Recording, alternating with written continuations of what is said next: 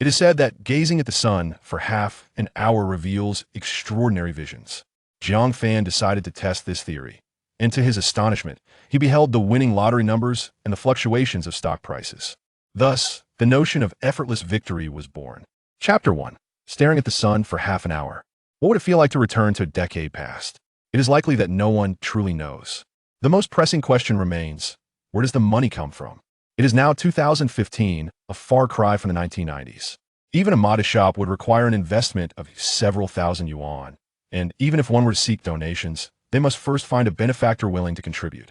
Hence, in this era, those who succeed are indeed exceptional individuals. After a flurry of idle thoughts, Zhou Fan's mind gradually settled. As he gazed at the sun overhead, a humorous anecdote from the internet resurfaced in his memory. Someone had claimed that staring at the sun for half an hour could unveil the mysteries of the universe. With time travel already a possibility, Zhou Fan felt compelled to give a try. What if he truly glimpsed the universe's secrets? Thus, a foolish time traveler reclined on a chair, fixated on the sun, unwavering in his gaze. Tears streamed down his face, blurring his vision, yet he persisted through the pain. It seemed as if sight had eluded him, inundated by an overwhelming brightness that filled his mind with a dizzying light. He wondered if perhaps he had damaged his eyesight. What a fool I am! Zhou Fan chastised himself for his reckless behavior, contemplating whether a visit to a hospital might be in order. Yet, it appeared he had indeed seen something. His spirits lifted slightly as he pondered the nature of this revelation. It seemed to be a vision of the future, though it manifested as mere lines. Straining to comprehend, he exerted considerable effort to discern the information he sought, the winning numbers for tomorrow's double chromosphere and the lottery. Zhou Fan felt a surge of optimism. Fate had not been unkind to him. Perhaps it was time to show gratitude through daily rituals. However, daily offerings felt excessive. Perhaps every 3 days would suffice. No, even that seemed too frequent. Once every 3 months would be ample. This plan hinged, of course, on the validity of those winning numbers. Otherwise, it would all be for naught. With a newfound enthusiasm, Zhou Fan ventured out to purchase tickets for the double chromosphere and the lottery. To avoid suspicion, he discreetly bought 5 tickets for each. He eagerly awaited the evening's draw, anticipating a life-altering transformation that would liberate him from poverty. He even went so far as to turn on the television, fiddling for a signal and waiting for nearly half an hour. However, when the results were announced, Zhou Fan felt a surge of frustration as he contemplated smashing the television. The jackpot had escaped him. The numbers drawn were not those he had envisioned. He wondered if the lottery held any promise for him. The next day marked the beginning of the work week. Ningbo Chemical, a state-owned enterprise with a modest scale and around 2,000 employees, produced chemical products. The company had faced hardships in recent years, often delaying wages, yet many still vied for employment. The job market in the magical city was notoriously challenging. Zhou Fan served as the office secretary. The general manager's office acted as the administrative hub of the company, facilitating communication and managing an array of tasks, including the distribution of documents and coordination of meetings. The office comprised 4 individuals: the office director, a senior secretary, and 2 junior secretaries. With the recent resignation of a junior secretary, Zhou Fan found himself shouldering an increased workload. He accessed the office system to check for any documents from the group or the company. If any existed, he would download and print them for the director's signature. The director would then assign specific vice presidents to approve the documents, which would subsequently be distributed to various departments for acknowledgement and implementation. Finally, he would register and archive the documents. There were 2 new documents awaiting attention. Each morning commenced with a production scheduling meeting, though only department heads and senior management were required to attend, sparing ordinary employees from participation. After organizing the documents, Zhou Fan jotted down a list of tasks to execute that day while enjoying his tea, adhering to a routine that prioritized diligence. In all honesty, the City of Magic was a place for struggle rather than leisure. Once one entered a state-owned enterprise, the prospect of striving for success seemed distant. Daily routines prevailed, and while salaries were modest, the lack of pressure provided a sense of stability. If one did not consider home ownership or marriage, remaining in a state-owned enterprise was quite favorable for retirement. Those unwilling to accept mediocrity often sought opportunities elsewhere, though the outside world proved challenging. Zhou Fan understood this well in his 20s. He carried the weight of a weary heart devoid of ambition. He believed that stability within the state-owned enterprise was preferable, especially considering that, for a time traveler, purchasing a home or a car should not pose significant obstacles. Even if luck eluded him in the lottery, it was still possible to invest in Bitcoin. Waiting a few years for retirement at 30 could still be a viable option. He casually searched online and discovered that Bitcoin had surged to 230. Reviewing his assets, he found his savings amounted to just over 30,000 yuan, enough to buy approximately 20 coins, though he felt insufficient. He resolved to acquire more. As June began, he pondered whether he would receive his April salary. Jiang Fan expressed a small complaint. The feeling of delayed wages was never pleasant. Amid his tasks, he noticed a commotion in the hallway, indicating that the meeting had concluded. He quickly minimized the screen and ascended to the third floor to locate the director. The office director worked on the third floor, facilitating the easy summons of company leadership. The senior secretary also shared this space, while the two junior secretaries remained on the first floor, managing the flow of documents and photocopying tasks. This arrangement was designed for convenience. After securing the director's signature, he would seek the approval of the relevant vice president before distributing the documents to the departments. The entire process took just 20 minutes. Once he completed his immediate responsibilities, Jiang Fan returned to his cryptocurrency endeavors. In the meantime, other departments arrived with documents to be copied, and he filled out a form for himself. By nearly 11 o'clock, he successfully purchased 20 coins and felt a sense of satisfaction as he gazed at the remaining balance of over 2,000 yuan. Nothing seemed more promising than this. Just as he reveled in his triumph, the phone on his desk rang. He picked it up to hear the director summon him. A new junior secretary had arrived, and he was to assist in her onboarding. After hanging up, Jiang Fan hurried to the third floor, his mind conjuring images of two lovely faces, momentarily lost in daydreams. Today marked the arrival of a pair of twin sisters at Mingbo Chemical, with the elder sister securing a position in the office. Chapter 2. Sisters in Bloom. On the third floor, at the staircase's left-hand side, the first office is furnished with two desks positioned by the window. The office director, Li Jiamin, occupies one side while his secretary, Lu Qingshan, sits opposite. A young woman in her early 20s stands beside them, answering Li Jiamin's inquiries. She is dressed in a dress, her hair cascading gracefully over her shoulders, and stands at approximately 1.60 meters. Her figure is slender, and her silhouette is quite charming. Director, Jiang Fan calls out as he approaches the door before stepping inside. Li Jiamin glances over, acknowledges with a sound, and once Jiang Fan reaches him, he states, "This is our new secretary, Pei Shishir, an undergraduate in chemical engineering from Shida. Please take her and help her settle in, expedite her onboarding process." Jiang Fan nods and turns his gaze towards the young woman. Her features are exquisitely refined, perfectly complemented, making her quite attractive. "Hello," Pei Shishir greets him, noticing his gaze. Jiang Fan nods in response without further words, leading her out. They head to the Human Resources Department to complete her onboarding. "Is the director still here?" asks Chen Yi, the HR supervisor, who is around 30, upon seeing them enter. Jiang Fan affirms, "He is still here. Brother Chen, please assist her with the onboarding." Chen Yi glances at Pei Shishir and hands her an employee registration form to fill out. Pei Shishir eagerly accepts it and begins to fill it out. Jiang Fan retrieves a chair for her, suggesting, "Please sit while you fill it out."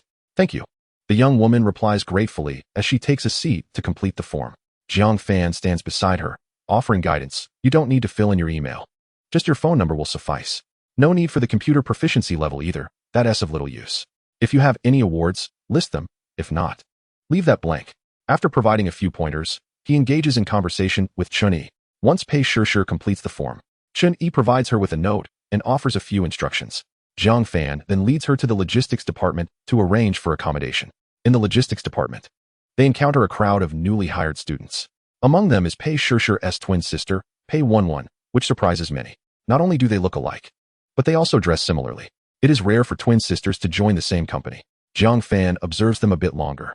He could not distinguish them years ago and still struggles with it now, unless they wear different outfits or style their hair differently. However, this young woman's fate is rather unfortunate. She was assigned to the workshop and left within a month for a real estate company. Not long after, she fell victim to a predatory superior, and ultimately, her life ended tragically. Soon after, Pei Shishir also resigned. They are both there to handle their accommodation paperwork. And with the increase in numbers, they must queue. Jiang Fan brings Pei Shishir to the front, directly cutting in line. "Brother Wang, this is our department's new hire. Please assist her with her accommodation." Supervisor Lao Wang willingly accommodates them, as the office is considered a close ally, while the logistics department is notorious for its volatility. He is keen to avoid offending anyone from the office, so without hesitation, he processes Pei Shishir's accommodation. Others may feel disgruntled, but they dare not voice their opinions and wait patiently. After sorting out the dormitory arrangements, Jiang Fan escorts Pei Shishir to the safety department. As they leave, Pei Shishir exchanges a glance with her sister. Without uttering a word, both feel a bit disoriented in this new and unfamiliar environment. At the safety department, another crowd awaits. New employees are undergoing a 3-day safety training course. They must pass an examination before reporting to their respective departments. However, this formality does not apply to the administrative offices. Jiang Fan requests a set of examination papers, hands over the onboarding documents to the safety supervisor, and receives a labor protection order. He then descends to the vehicle fleet, requesting a car to the warehouse, where he collects a variety of labor protection gear, including uniforms, safety shoes, helmets, and bedding. This is undoubtedly a case of personal use of public resources, a privilege not extended to other departments, owing to the fleet being managed by the office. On his return, he observes several new employees carrying a multitude of labor protection items from the warehouse to the dormitory. How arduous life can be. Upon reaching the dormitory, he first retrieves a key from the dormitory supervisor. The accommodations allotted by the logistics supervisor are in a modest 3-story building, housing female employees from various administrative departments. Dormitory 306 is shared by 2 individuals, one from the safety department and another from the finance department, and it is apparent that both women are rather untidy. With only 2 bunk beds available, the lower ones are already occupied, leaving only the upper bunks, which are cluttered with numerous belongings. Pei Shishir, holding her bedding, waits as Jiang Fan assists with the labor protection gear. Upon entering, he glances around and tosses the labor protection items onto the lower bunk by the window, saying, "Only the upper bunks are left. Choose one. You can set up your bed after the 2 women return at noon and clear their things." Pei Shishir promptly agrees, places her items down, and follows him out. They then make their way to the cafeteria, where they recharge their meal cards. As the end of the workday approaches, Jiang Fan calls out, "All right, let us eat." He has no intention of returning to the office. Pei Shishir quickly responds, "I want to wait for my sister." Jiang Fan nods and says, "Come to the office directly in the afternoon. My office is the first one on the right on the first floor of the office building." In the printing room, Pei Shishir acknowledges and watches him walk away before stepping outside the cafeteria to call her sister. Just as Jiang Fan finishes filling his plate, others begin to arrive. Mealtime often feels like a battlefield, but fortunately, he arrived early today. At the cafeteria entrance, Pei Shishir waits for quite some time before finally spotting Pei Wenwen. "Sister, have you completed your paperwork?" Pei Wenwen inquires. "Yes, I have. What about you?" "Still early." Pei Wenwen complains, "It took all morning just to sort out the dormitory. This afternoon, I have to collect bedding and report to the safety department. I heard there's a 3-day training and an exam before we can report to our units. It's such a hassle." Pei Shishir exclaims in surprise. "I didn't hear anything about a 3-day training. I just took a paper and left." Pei Wenwen responds indignantly, "Of course. The administrative staff don't have to endure such lengthy processes. You wouldn't understand since you didn't have to queue." Pei Shishir feels a weight in her heart. Let us eat first. The experience of job hunting is rarely pleasant. Once they step out of the school gates, the harsh realities of society become apparent. Only she has been fortunate enough to land in an administrative role, with seniors guiding her through the onboarding process, enjoying a smooth journey. Otherwise, she would be like her sister, waiting in line, feeling utterly exhausted. The factory dormitories come in 3 categories, the first type being suites for higher-level staff. The second is single rooms for mid-level employees, while the rest are 4-person rooms. However, accommodations for administrative staff are relatively better. Male employees from the administration have a separate building designated for them, with most rooms housing 2 or 3 individuals, as it would not be feasible for night shift workers from the production workshops to share a building with the administrative staff. Dormitory 103 is home to Jiang Fan and Wang Chong. Wang Chong, who is from the party office and a year older than Jiang Fan, is also a rather unremarkable individual. He joined the company just last year, 2 years after Jiang Fan, but he holds a Master's degree. "I heard a beautiful girl has joined your department?" "Yes. Does she have a boyfriend? Can you introduce her to me?" "Focus on your work and refrain from being inappropriate." "Come on, are you trying to guard the treasure for yourself?" Jiang Fan, wishing to ignore him, turns over to continue examining his eyes. His eyes have been troubling him. A little secret he keeps. He can see a myriad of colorful lines whenever he closes his eyes. By following a particular line, he can glimpse the winning lottery numbers. The issue is that the numbers he sees rarely match the actual winning ones. This is quite perplexing. Today is Monday, and while he can see tomorrow's winning numbers for the double chromosphere, he cannot see Wednesday's super lotto numbers. There seems to be a time constraint. He can only see numbers within a 48-hour window, beyond which he is powerless. With yesterday's double chromosphere yielding no results, Jiang Fan finds himself lacking motivation. He even holds little hope for tonight's Super Lotto. Let us wait and see. Perhaps luck will come his way with the Super Lotto. Engrossed in his thoughts, Zhang Fan gradually drifts into slumber. He has grown accustomed to napping. Without a midday rest, he struggles to stay awake at work in the afternoon. Chapter 3. Training. In the afternoon, when Zhang Fan arrived at the office, he found Pei Shishir waiting at the door, and he was not surprised. The scene felt oddly familiar. Despite the passage of a decade, there remained an undeniable sense of familiarity.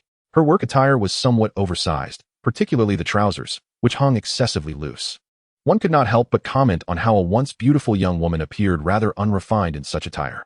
The factory uniforms were indeed quite unappealing, a standard that applied to all employees, from office staff to frontline workers, including the general manager, who was also subject to the same sartorial regulations. Even if one typically refrained from wearing such uniforms, it was mandatory for specific occasions.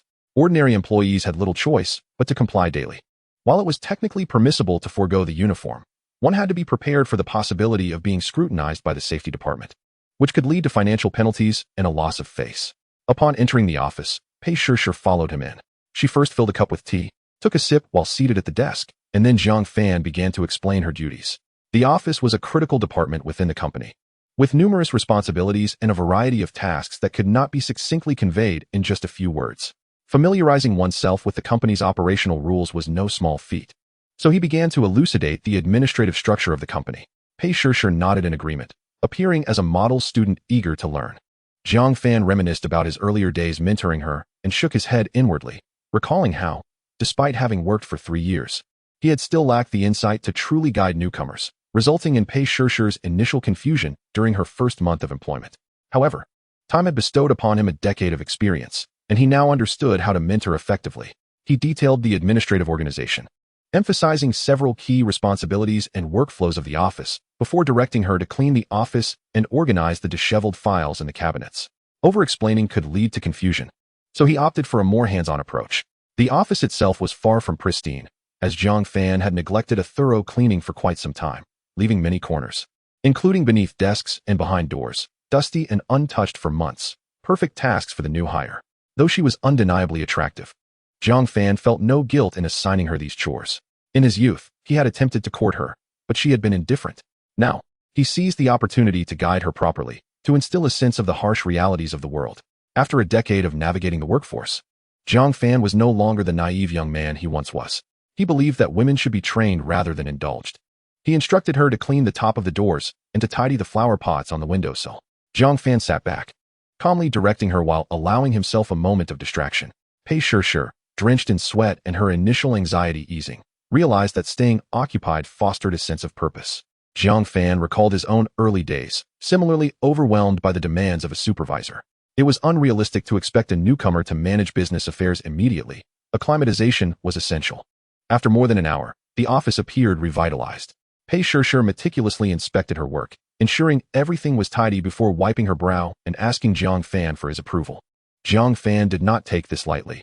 Dismissing her efforts with a cursory glance would convey a lack of respect. Although he had intended to be somewhat mischievous, he feigned seriousness and conducted a thorough inspection before nodding in satisfaction. He told her to drop the formalities. She was to call him Jiang Guo, as he was 3 years her senior. Pei Shishir hesitated before agreeing. He then smiled warmly, inviting her to discuss her next task. From behind the desk, he presented her with a small, palm-sized document. This is the photocopy request form used by various departments.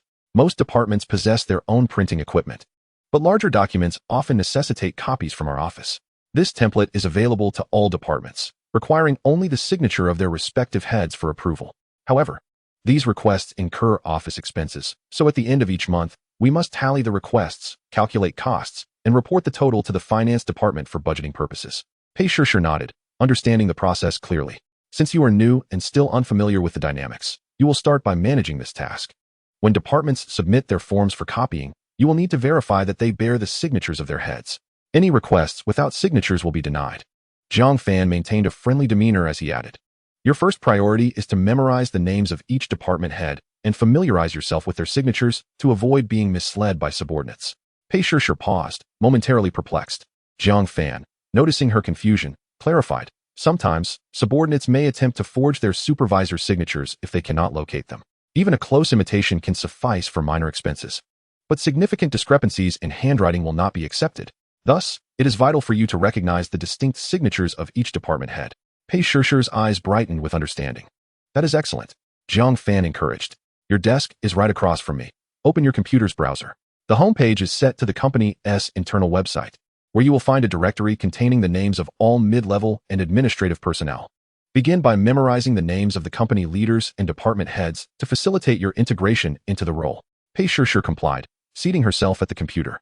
Upon opening the browser, she encountered a rather unremarkable homepage, but she swiftly located the directory on the left sidebar, revealing a clear layout. The first section listed company leaders, followed by departmental listings, serving as both a directory and an overview of the company's organizational structure. Pei Shirshi counted 20 departments, including the general office, party office, human resources, logistics, finance, legal, safety, quality, procurement, and sales, alongside several production units, which took her by surprise. The clarity of the leadership section, with names accompanied by their titles, was refreshing.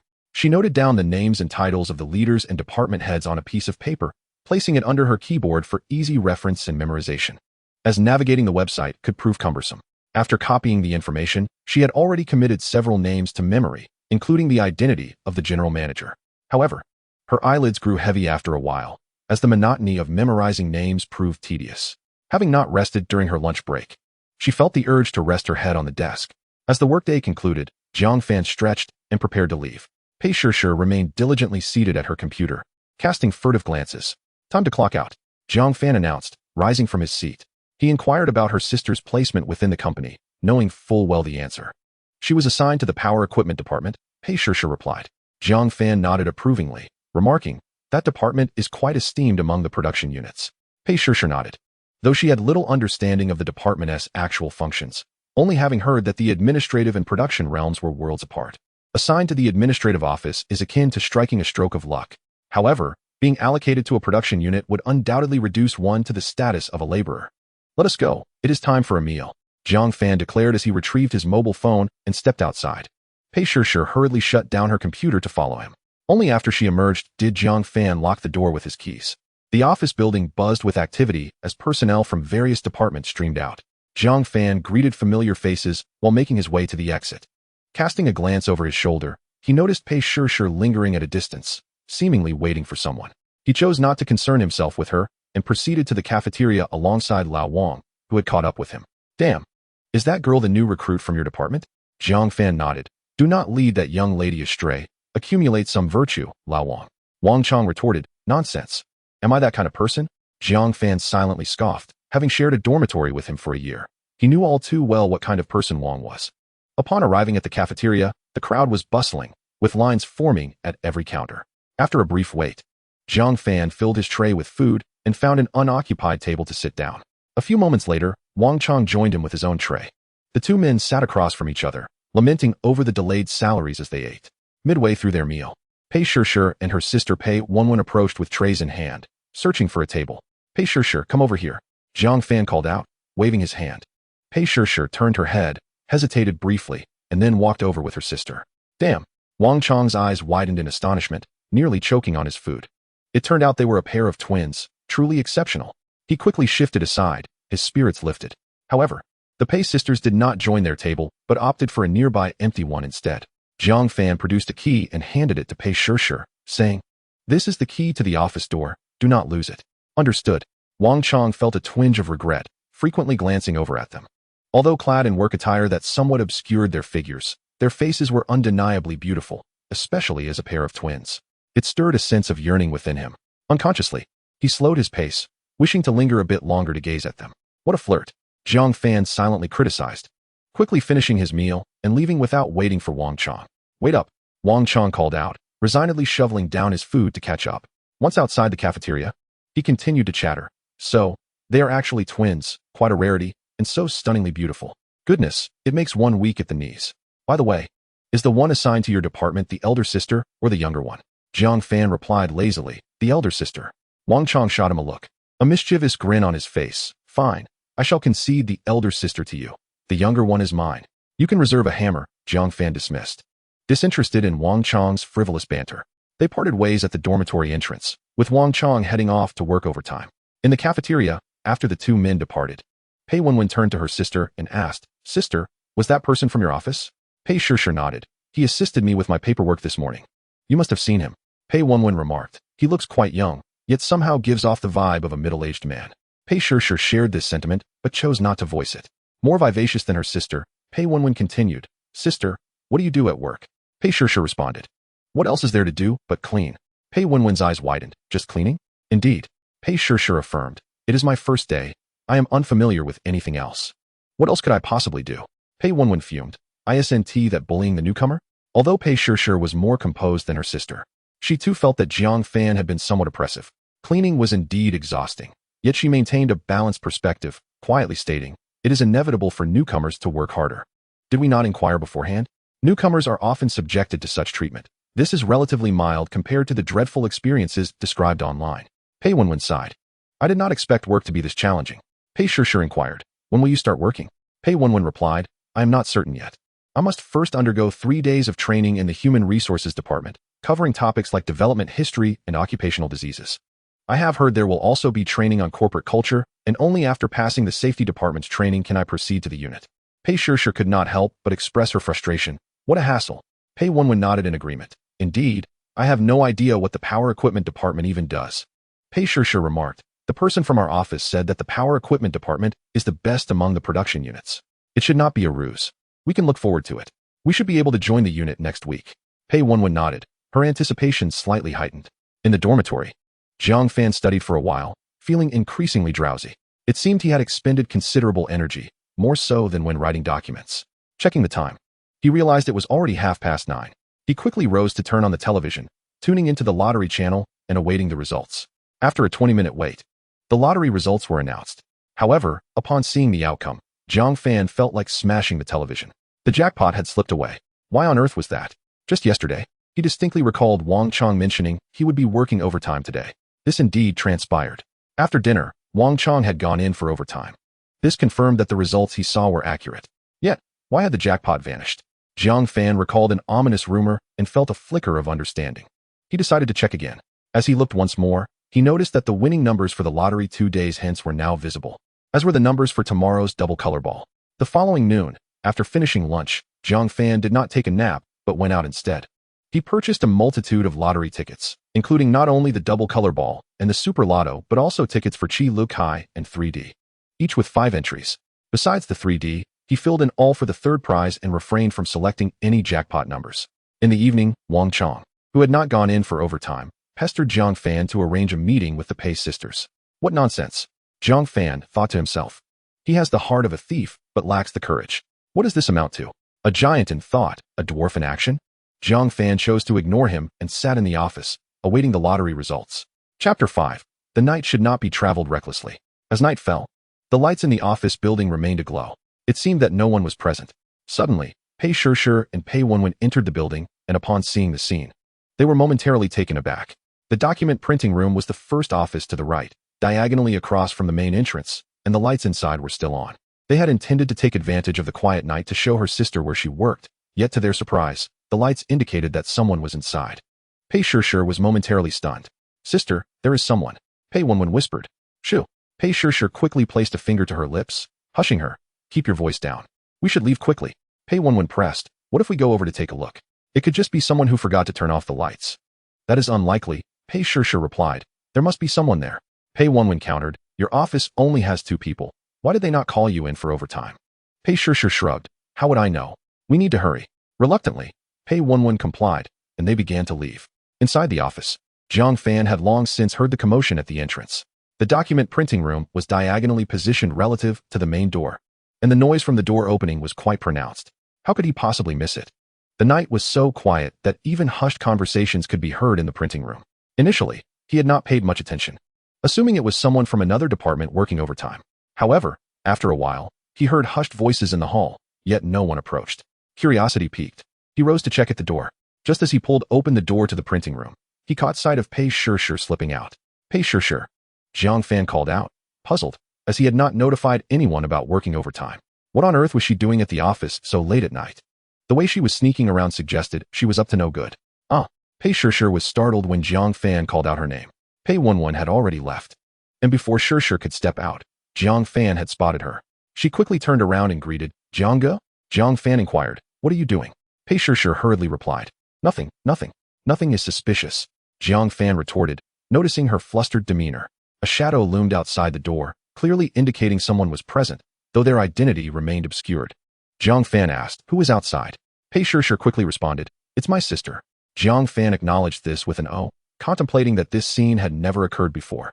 It must be a replica, a consequence of the butterfly effect. With a swift thought, he remarked, perfect, come over here, I have a task for you. Pei Shishir was taken aback, thinking, could it be this unfortunate? Let your sister in, no need to loiter at the door, Jiang Fan said before stepping inside. Pei Shishir stood frozen, unsure whether to follow, anxiously waiting. Pei Wenwen cracked the door open, peeking in, and asked, what should we do, sister? She quickly added, we can't do that. It's late at night, and there's no one around. What if it's a predator? I must accompany you. I can't let you go alone. Shoo, Pei Shishir whispered, her face paling with fear. The silence of the office building at night was overwhelming. Even the faint buzz of mosquitoes was audible. If Jiang Fan heard this, it would be disastrous. Shishir urged her sister to stay quiet, fearing further alarming remarks. Pei Wenwen insisted, no, I will go with you. As she spoke, she opened the door wider and stepped inside. Pei Shishir hesitated before conceding. All right, but you mustn't speak recklessly. Pei Wenwen replied, what is there to fear? Can he eat me? With no other option, Pei Shishir led her to the office. Inside, Jiang Fan was seated at the desk, fervently typing away at the computer screen. It was all an act. Hearing footsteps at the door, he turned to look. Pei Shishir entered, guiding Pei Wenwen, and they both greeted, Jiang. Pei Wenwen lagged slightly behind, curiously examining Jiang Fan. The sisters wore matching dresses. Even their hairstyles were identical. Jiang Fan, unable to distinguish between the two, recognized them upon hearing the greeting. Your sister is named Pei Wenwen, correct? Pour yourself some water and come over here to see this task you will undertake. Pei Shishir acknowledged and promptly approached the computer screen. Pei Wenwen followed suit, craning her neck to see. The screen displayed a semi-finished report, seemingly a compilation of materials. Jiang Fan asked, do you know how to do this? Pei Shishir replied, I know a little. Jiang Fan smiled, that's good enough.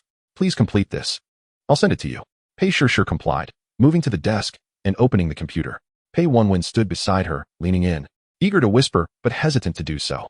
You should grab a chair, Pei Shishir suggested, noticing one nearby. Wenwen moved it closer, sneaking a glance at Jiang Fan. Their eyes met at that moment. Pei Shishir logged into the computer, her profile flashing, and opened the files Jiang Fan had sent. One was the original document. Jiang Fan stood up, and Pei Wenwen quickly moved aside. Realizing the chair was in the way, she hastily pulled it back. Jiang Fan's gaze swept over the computer screen as he instructed Pei Shishir to open the file, taking the mouse to click through a few pages. This page here. Continue from it. There are 16 pages in total, which should expand into a document of about 30 to 40 pages. Pay attention to the format, font, and layout. The text should not be overly abundant, and the size and proportions should be balanced to ensure an aesthetically pleasing appearance that is neither too extravagant nor overly simplistic. In short, remember these 6 words: concise, elegant, and refined. The more Pei Shishir listened, the more her scalp tingled with stress. Such numerous demands were overwhelming. What seemed like a simple task of copying and pasting had morphed into a complex assignment. Yet, she dared not voice her concerns and merely nodded in agreement. Pei Wenwen widened her eyes, feeling a twinge of sympathy for her sister. Jiang Fan, after explaining the requirements, returned to his desk, engrossed in refreshing the web page. The office had been quiet lately, so there was no need for overtime. However, with the two sisters willingly presenting themselves, he saw an opportunity to assign them some work and hone their skills. In such a department, a secretary without superior competence would be inadequate. As Jiang Fan continued refreshing the page, it was already past 9:15. Why was it still loading so slowly? What were the website staff doing? Jiang Fan grew increasingly anxious, refreshing until it was past 9:20 when the site finally loaded again. Fortunately, it had updated. He glanced at the numbers, quickly checking his lottery ticket, and felt a surge of excitement. Chapter 6: The Troubles of Winning. Pei Shishir had learned how to do these tasks in school, but her skills barely qualified as elementary. As she flipped through the previously completed pages, filled with various charts and illustrations, the complexity of the graphs and images made her head spin. The three-dimensional gradient shapes bewildered her. She had no idea how they were created. The sisters exchanged glances, silently questioning how to tackle this. I don't know, Pei Wenwen responded, her eyes wide, realizing the difficulty of the task. Pei Shishir stole a glance at Jiang Fan, wanting to ask, but refraining. Gritting her teeth, she copied and pasted a page, comparing it to the previous work, only to find it unsatisfactory. She decided to replicate the borders and shapes from the earlier pages. Piecing them together, Pei Wenwen stood by, offering quiet suggestions for corrections. As Shir adjusted the line spacing, she was suddenly startled by a loud bang. Both sisters jumped and looked up. Jiang Fan, thrilled by his lottery win, had unintentionally slammed his hand on the desk in a moment of exuberance, instantly regretting it as pain shot through his hand. Despite the discomfort, he could hardly contain his excitement. This was a golden opportunity. He had verified the winning numbers. Although he could not claim the grand prize for some reason, winning a smaller amount was still commendable. Every little bit adds up. With this win, he could secure a car and a house without the need for arduous toil. However, upon seeing the bewildered expressions on Pei Shir and her sister, Jiang Fan's joy diminished. "What are you looking at? Are you done?" he asked. Pei Shir quickly replied, "Not yet." Jiang Fan nodded with a smile, instructing, "Finish it tonight and show it to me in the morning." "All right," Pei Shir answered, forcing a smile, hiding her face behind the screen from Jiang Fan. Pei Wenwen rolled her eyes, feeling that Jiang Fan was deliberately causing trouble. "What a lunatic. Why slam the desk? You nearly scared us to death. Is he playing games or something?" She began to worry for her sister as well. Ignoring their expressions, Jiang Fan checked the winning numbers for another lottery game. Feeling elated as he had won again, even the number 3 had come up. The thrill was exhilarating. 2 third-place prizes meant 6,000 yuan, plus the 3, totaling 7,000. While not a fortune, it was a steady stream of income. Lotteries come in numerous varieties, with draws taking place every day of the week. Winning daily can lead to an overwhelming sense of euphoria. However, as Jiang Fan pondered, a life of unrestrained luck may be enchanting. Yet society is seldom so benevolent. Treating the lottery as an ATM is feasible, but it necessitates a well-thought-out strategy. One cannot simply rely on a single source. Diversifying is essential. After some contemplation, Jiang Fan devised a plan and briefly instructed Psh before making his exit. It is important to remain engaged. Idleness breeds discontent. Keeping busy is the antidote to wandering thoughts. He resolved to gradually mentor this new assistant, confident in her potential. Once he departed, the 2 young women felt a sense of relief. "Sister, we can't finish this tonight," Piwnwn exclaimed. "I believe he is intentionally making things difficult for you," she added. Psh remained silent, sensing an oddity in the situation. There was no prior notice of overtime. It was peculiar to be informed only upon arrival. Regret washed over her for coming to the office without reason. She expressed her frustration to her sister. "It's all your fault for insisting on visiting me at the office." Piwnwn retorted, "How was I to know he would still be here at night?" With a furrowed brow and a sigh, Psh pressed on with her work. Despite the complaints, they continued their tasks until the early hours of the morning, fatigue weighing heavily upon them. Exhausted, Piwnwn yawned repeatedly, her eyes growing heavy. Psh felt equally drained, her eyelids feeling as though they had been laden with lead. After a brief review of her work, she could no longer endure the fatigue. "I'm leaving. I can't take it anymore," she declared, shutting down her computer and yawning thrice in succession. On Wednesday, as Psh opened the office door, Jiang Fan arrived simultaneously. "Brother Jiang, I have finished," she announced eagerly. He nodded in acknowledgement. "Good, let me take a look." As she opened her computer and uploaded the files, Jiang Fan appeared to scrutinize them intently. Psh stood beside him, her hands clasped nervously. Jiang Fan glanced around and instructed, "I will review this. You should tidy up the space." Surprised, she quickly acquiesced, "All right," and busied herself with cleaning. Once she completed her tasks, Jiang Fan called her over. "Come and see. There are several issues. Firstly, the overall layout appears somewhat disjointed. This photo is excessively large, occupying more space than the text." He made a few adjustments and inquired, "Does this look more appealing?" Psh nodded in silence, feeling the weight of her responsibilities. "All right," she replied, though internally lamenting her burdens. Jiang Fan continued, "Let us tackle this task tonight. Today, I want you to familiarize yourself with the second assignment, managing all office correspondence. This task is relatively straightforward and easy to grasp, and I will assign it to you in the future." "Understood," she thought, feeling the additional weight of yet another evening of overtime. Jiang Fan guided her through the office platform, teaching her how to log in and save her credentials, and how to access the latest documents. There were 3 files requiring acknowledgement, 1 for the group and 2 for shares. After downloading and printing them, he personally delivered them. "Did you understand?" he asked after completing the process. "Yes, I got it," she replied, relieved at the simplicity of the task. Jiang Fan added her to several WeChat workgroups, explaining each detail in succession. They worked tirelessly until noon, at which point Jiang Fan filled her with an abundance of information. After lunch, he was invigorated and went to claim his lottery winnings. He first visited the welfare lottery shop, collecting his prizes from the double color ball and the 3, totaling 4,000. including a fixed third prize of 3,000. The shop's owner, a short and stout man in his 30s, congratulated him warmly. Zhou FN, contemplating the upcoming draws for the happy color and the super lotto that evening, decided to test his luck on the second prize, purchasing a ticket for the happy color before heading to the sports lottery shop. There, he secured another 3,000. The sports lottery shop offered higher redemption limits, allowing for claims below 20,000. After collecting his winnings, he also purchased a ticket for the super lotto. As night fell, the office was brightly lit, and PSH was still working, despite feeling that Zhou FN was deliberately creating obstacles. She had only recently begun working and felt hesitant to question the seasoned employees, choosing instead to diligently improve her presentation. PIWNWN arrived to keep her sister company during the extended hours, having been in human resources training for the past few days. She was eager to ensure her sister was not alone during the night shift, concerned about Zhou FN's demeanor. As PIWNWN wandered around the office, she suddenly heard footsteps outside and quickly turned to see Zhou FN at the door. Flustered, she stepped aside, feeling a twinge of unease. Zhou FN entered and acknowledged her with a nod. "You're here to keep your sister company?" he asked. "Yes," she replied, her hands clasped nervously in front of her. Zhou FN ignored her and approached PSH. "Let me see what you have," he requested. As she flipped through her work, the disparity between her section and the earlier parts was still glaring. After half a night's effort, only slight improvements were evident. The overall quality still required significant enhancement. Zhou FN moved aside, opened a browser, and logged into a website, instructing her to look at the available materials. "I have a paid membership, so I can download these," he explained. PSH felt a surge of excitement, as though she were being bestowed with secret knowledge. She wanted to ask why the burden fell solely on her, yet she hesitated, aware of the expectations set forth during her interview. Having only recently started, she lacked the courage to voice her concerns. PIWNWN, sensing her sister's struggle, returned to sit beside her and silently inquired, "What should we do?" The sisters, resigned to their situation, continued to explore the website's templates, marveling at their visual appeal.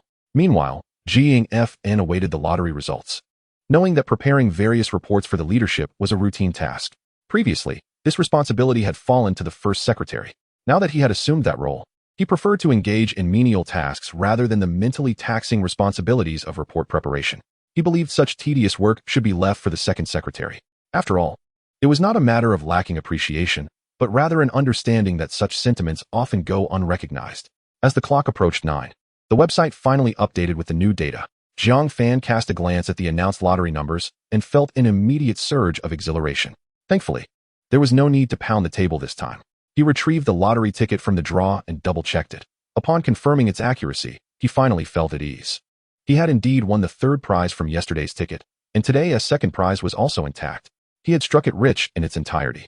The only slight annoyance was that the second prize of the 7-color lottery amounted to just over 20,000, and after-tax deductions, he estimated it would be less than 20,000 in hand, which was rather disappointing. Such a meager sum for the second prize of the 7-color lottery was quite absurd. On the brighter side, the Zhou 2 lottery was considerably more generous, with the second prize offering over 200,000. Even after a 20% tax, it would still net him around 200,000. It wasn't he so grim after all. Zhang Fan felt cheerful and was tempted to hum a little tune, but considering the two young ladies across from him, he restrained himself. Over 200,000 could buy him more than 100 coins. If he patiently waited a few years, it could amount to nearly $10 million, which would surely suffice for retirement. Even in a place like Mo, $10 million would be ample for a comfortable retirement. Of course, this was predicated on not having overly extravagant housing standards. If the house were to be benchmarked against luxurious residences like Tang Chinny Pin, it would still fall short.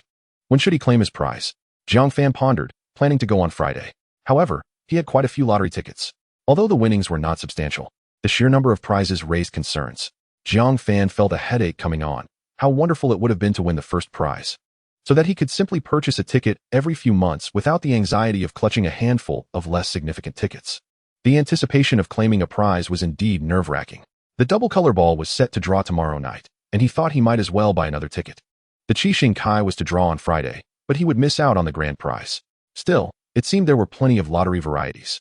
Zhang Fan had previously purchased Zhou 2, double color ball, and Qixing Kai, and he could also try his luck with the welfare lottery and those permutations of arrangements like Pi Li 3 and Pi Li 5, which he hadn't explored yet. He could experiment with a few tickets next time. The scratch cards were also quite appealing, and he could indulge in a few over the weekend. Perhaps he could even bring along the two young ladies. With a beaming smile, Jiang Fan made his exit, leaving the two young ladies to endure their grueling overtime. Pei Shi and Pei Wen could only complain in vain, dutifully working until midnight before departing. On Thursday, Jiang Fan reviewed the assignments. Upon noticing that Pei Shi had downloaded a template from the internet and redone her work, albeit with some adjustments still needing refinement, he acknowledged that at least this young lady had not been slacking off the previous night and offered her a few words of praise. Fortunately, there would be no need for overtime that evening. Jiang Fan, ever considerate of his colleagues, announced some good news. Pei Shi sighed in relief, almost breaking into a smile. Finally, no more overtime. Having already worked 2 consecutive days of overtime, often until past midnight, this was quite unreasonable. Just before lunchtime ended, Jiang Fan asked Pei Shi, "Could you do me a favor?" Pei Shi responded promptly, "Sure, Jiang Gu. What do you need?" Chapter 8. The young lady is not easily persuaded. Jiang Fan explained, "I have something to attend to at noon. Could you stop by the lottery shop at the factory entrance and buy a ticket for me?" With a warm smile and gentle tone, he was impossible to refuse. "What's wrong?" Jiang Fan inquired. "Nothing," Pei Shi replied. Jiang Fan's smile became even more inviting as he handed her a freshly printed paper. "Here. Let me explain. I've been holding on to these numbers for quite some time, and I'm confident this time I'll win. This number 3 is to be multiplied by 5, and 5 bets are on one ticket, you see? This ticket costs 50 yuan. And these 5 bets are also on one ticket. No need to multiply. This is 10 bets on the double color ball, all multiplied by 10, totaling 260. Pei Shi sighed in resignation, feeling speechless. What was this all about? Overtime was one thing, as it could be considered work. But running errands to buy lottery tickets was another matter entirely. She would endure this time, but next time, she would definitely refuse. Jiang Fan handed her 300 yuan bills, expressing his gratitude once more. Nowadays, young ladies are not easily persuaded. To get someone to run an errand, he truly had to make an effort. He recalled a time when he had asked Pei Shi to bring him a pack of cigarettes, only to receive a curt reply, "Buy it yourself." He realized he had to be more tactful and gradually guide her. It was always possible to train her to be more accommodating. The lottery shop at the entrance shouldn't be frequented too often. He could only enlist others to assist him. Jiang Fan then produced 2 more lottery tickets, saying, "This ticket one, could you also help me cash it?" Pei Shi was taken aback, taking the ticket and examining it. "How much did you win?" Jiang Fan smiled. "Over 4,000. Pei Shi was startled, momentarily hesitating. "Maybe you should cash it yourself?" "No worries." Jiang Fan waved his hand, projecting trust. "I believe in you. You wouldn't just take off with a few thousand yuan, would you?" "All right then." Pei Shi felt a wave of relief wash over her. The feeling of being trusted was always uplifting. Her dissatisfaction with being sent on errands faded somewhat. Sitting at the computer, she checked the 2 tickets.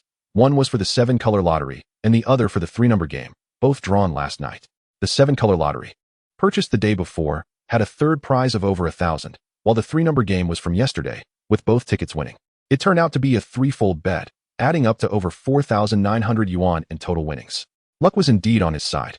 It appeared that this fellow was quite the gambler, spending over 200 yuan on a single lottery ticket and wagering rather heavily. Jiang Fan actually had several more tickets, but they were all from the sports lottery and needed to be claimed at the sports lottery center, which was rather inconvenient. He was contemplating whether to claim them. At noon, Pei Shi waited for her sister after work and shared Jiang Fan's lottery ticket story with Pei Wen on their way to the cafeteria. Pei Wen was quite indignant upon hearing it. "Why doesn't he just go buy it himself?" Pei Shi replied. "He said he had something to do and couldn't go." Pei Wen retorted, "That doesn't mean you have to run errands for him." "What kind of situation is this?" Pei Shi replied, "Just this once. I want to do it again." Pei Wen huffed, "Why didn't you refuse?" Pei Shi felt a headache coming on. He has such a friendly demeanor, it's hard to say no. After lunch, the sisters went to the factory entrance first to buy tickets, and then to cash in their winnings. The chubby boss was quite surprised, having never seen these twin sisters before, especially since they were cashing in tickets purchased just days prior. He couldn't recall when he had last seen them. And it was noteworthy that they had won a few thousand yuan, which was quite a stroke of luck. After collecting their winnings, the sisters exited the lottery shop, feeling pleasantly surprised. Winning felt so novel. Unfortunately, it wasn't their own ticket that had won. Although they had bought tickets before, it had only been on a whim, merely passing by the lottery shop and trying their luck, thinking of it as a way to support the welfare lottery. They had never actually won anything. And this was their first experience cashing in a ticket.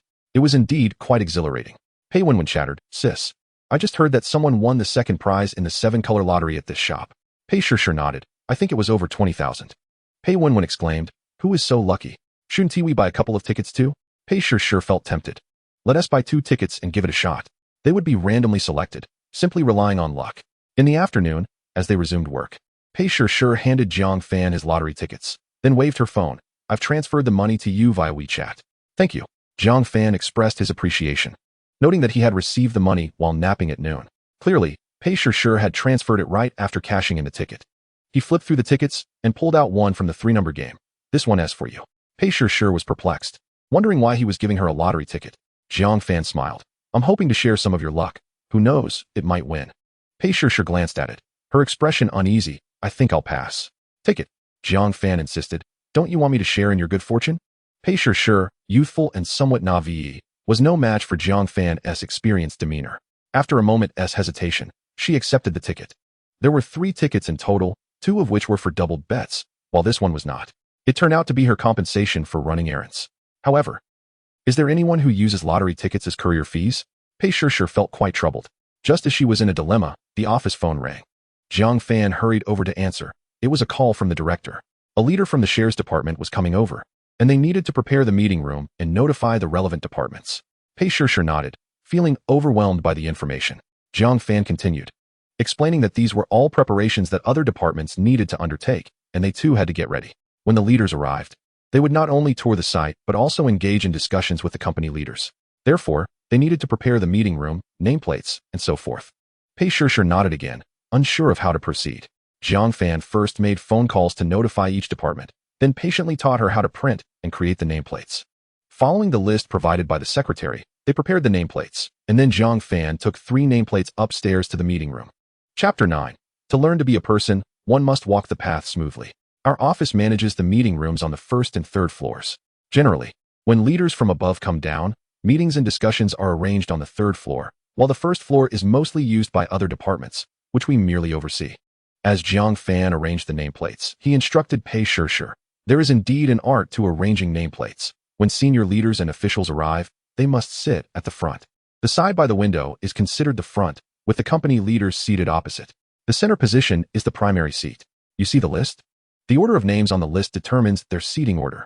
This cannot be confused. The first name is undoubtedly the highest ranking, so it must be placed in the center. Arranged according to the order of precedence, with the left side of the primary seat being the 2nd position and the right side being the 3rd. Pei Shishir nodded in agreement, thinking to herself that this was akin to seniority, similar to the student council's approach. After each meeting, the meeting room must be cleaned promptly. Jiang Fan remarked that if it had not been used for a long time, they should check it again before the meeting. Hygiene must be ensured. This type of meeting is not considered formal, so there is no need to set nameplates for the company leaders. However, if it were a more formal report meeting or discussion, nameplates would need to be arranged for the company leaders. You will gradually understand this. Finally, there is the tea service. The nearby lounge has water kettles and tea leaves. The water must be boiled in advance and the tea brewed. So when the leaders take their seats, the tea can be served. Some leaders prefer not to drink hot tea, so mineral water should also be prepared. Pei Shishir felt at a loss, perceiving the bureaucratic nature of it all. As preparations continued, Jiang Fan went downstairs to report to the director. Li Jiaming came up to take a look and found no issues, so it was settled. He then called Jiang Fan into the office and inquired about Pei Shishir. Jiang Fan readily praised her, stating that she was quite motivated and performing well. Jiang Fan then asked, Director, may I go to the bank tomorrow morning? After receiving approval, he asked, shall we host a welcome for me? Pei Shishir was momentarily taken aback, feeling unexpectedly honored. Jiang Fan nodded, seizing the opportunity to instill some thoughts. Although our company's salary is not high, it offers good benefits, a positive cultural environment, and decent leadership. Unlike private enterprises rife with intrigues and backstabbing, with far fewer trivial matters. If there is no urgent business, there is no need to work overtime every day. And the pressure is manageable. If you find yourself with no immediate prospects, just focus on your work. If you encounter difficulties in life, feel free to let me know. Okay. Pei Shishir nodded eagerly, finally feeling a touch of warmth. After waiting for a while, the company leaders arrived. Clearly, the shares department leaders were about to arrive as well. Jiang Fan took Pei Shishir outside. In such occasions, an office secretary must certainly be present, ready to respond to the leader's summons. In the past, this seemed rather bothersome, but now it appeared rather pleasant. Struggling is indeed exhausting. There is nothing wrong with living a laid-back life. Without pressure, one can live steadily and comfortably. Even though the upper echelons may harbor their own intrigues, they bear no relation to the ordinary employees at the bottom, as long as one does not involve themselves in the leader's matters. A regular employee in a state-owned enterprise can indeed enjoy a comfortable life, provided they perform their duties well and do not cause trouble for the leaders. Even if they occasionally slack off, the leaders would not mind. After assisting Pei Shishir with the reception, Jiang Fan felt quite fatigued. He just wanted to cultivate this second secretary quickly to ease his own burden. That evening, Wang Chong went to work overtime. Jiang Fan stayed in the dormitory, turning on the television to await the lottery results. After watching the draw, he called Pei Shishir. I have some business to attend to outside tomorrow morning, so I won't be going to the office. Please take care of things on your own. If you encounter anything unclear, just call me or go to the third floor to find the director or secretary Liu. Okay, Pei Shishir agreed. Jiang Fan did not elaborate further, hung up the phone, and checked online. He discovered that he had won second prize in the current double color ball lottery and had even multiplied his bet by 10 times. He hadn't lost. He had indeed won. He was uncertain about the total prize amount. After refreshing the page for a while, he finally saw the results. There were over 800 second prizes, each worth over 130,000, which seemed rather modest. Jiang Fan clicked his tongue. It seemed many people had good fortune. With over 800 prizes, each worth over 10,000, that added up to over $1 billion. Truly, it was the double color ball, with substantial sums involved. With the tenfold multiplier, he had over $1 million. He considered whether to invest in cryptocurrency for appreciation or to save up for a house. After pondering for half the night, he could not reach a decision. Early Friday morning, after breakfast, Jiang Fan went to the vehicle fleet. The company has a small fleet directly managed by the general office. Jiang Fan went straight to team leader Lao Han. Team Han, I need a car for a trip. Lao Han inquired, where's the request form? Vehicles are not available on a whim. Even for factory use, an official dispatch request is required for outings. Jiang Fan tossed a pack of cigarettes. I'll cover the fuel. Lao Han glanced at it, casually shouted, Xiao Zhou, go with Xiao Jiang for a trip. Someone responded from outside. Jiang Fan thanked Lao Han and cheerfully left. That is how things are done. Riding in Xiao Zhou's Camry, they arrived near the central building, where Jiang Fan got out at the entrance of the bank, watching the Camry drive away before heading to the prize redemption center. Both the welfare and sports lottery redemption are in one place, which is convenient, yet it took over an hour to complete. This was mainly because it wasn't a single entity. He had to run between both sides. He filled out forms, verified tickets, paid taxes, and then went to the bank to cash the check. The bank was conveniently located across the street. After waiting in line for over half an hour, he finally completed the transfer. By the time he came out, it was almost noon. After taxes, the Dilu was just over 200,000, the double color ball, with the tenfold multiplier, amounted to 1 million with some change. The 7-color lottery was the least, with the second prize only yielding over 10,000. Jiang Fan could not help but feel exasperated. In total, it amounted to over 130,000. He was now somewhat of a wealthy individual. Feeling elated, Jiang Fan made a phone call and waited a while before the Camry arrived. Brother Zhou, add a bit of fuel. As Jiang Fan got out of the car, he transferred 100 to Xiao Zhou via WeChat. Xiao Zhou accepted without hesitation, feeling justified. As for whether to add fuel or not, that was no longer Jiang Fan's concern. These drivers have their ways. One must give what is due. Understanding people is a profound art, and one learns throughout life. To learn how to navigate social interactions is crucial for a smoother journey. In retrospect, many of the losses he experienced in his youth stemmed from not understanding this. Chapter 10. Sealing Official Positions. When Jiang Fan was away, Pei Shishir felt a bit at a loss. She sat in the office not knowing what to do. The time was too short. She hadn't even gotten acquainted with the surroundings. Upon arriving at the office in the morning, she first tidied up the office and then sat in front of the computer browsing the intranet. After a while, feeling a bit bored, she began organizing the drawers, which had become cluttered with various items. Unsure of their usefulness, she hesitated to discard them. As she pulled open a drawer, she was momentarily taken aback upon spotting a lottery ticket.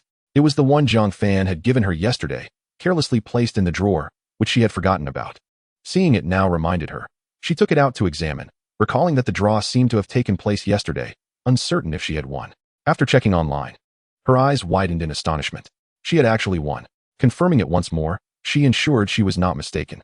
Indeed, she had won the direct selection of 3.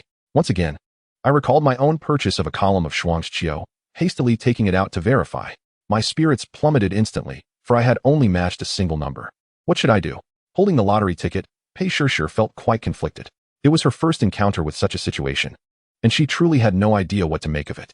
A colleague had gifted her a ticket, and it had turned out to be a winner. What should she do? She was anxiously awaiting guidance.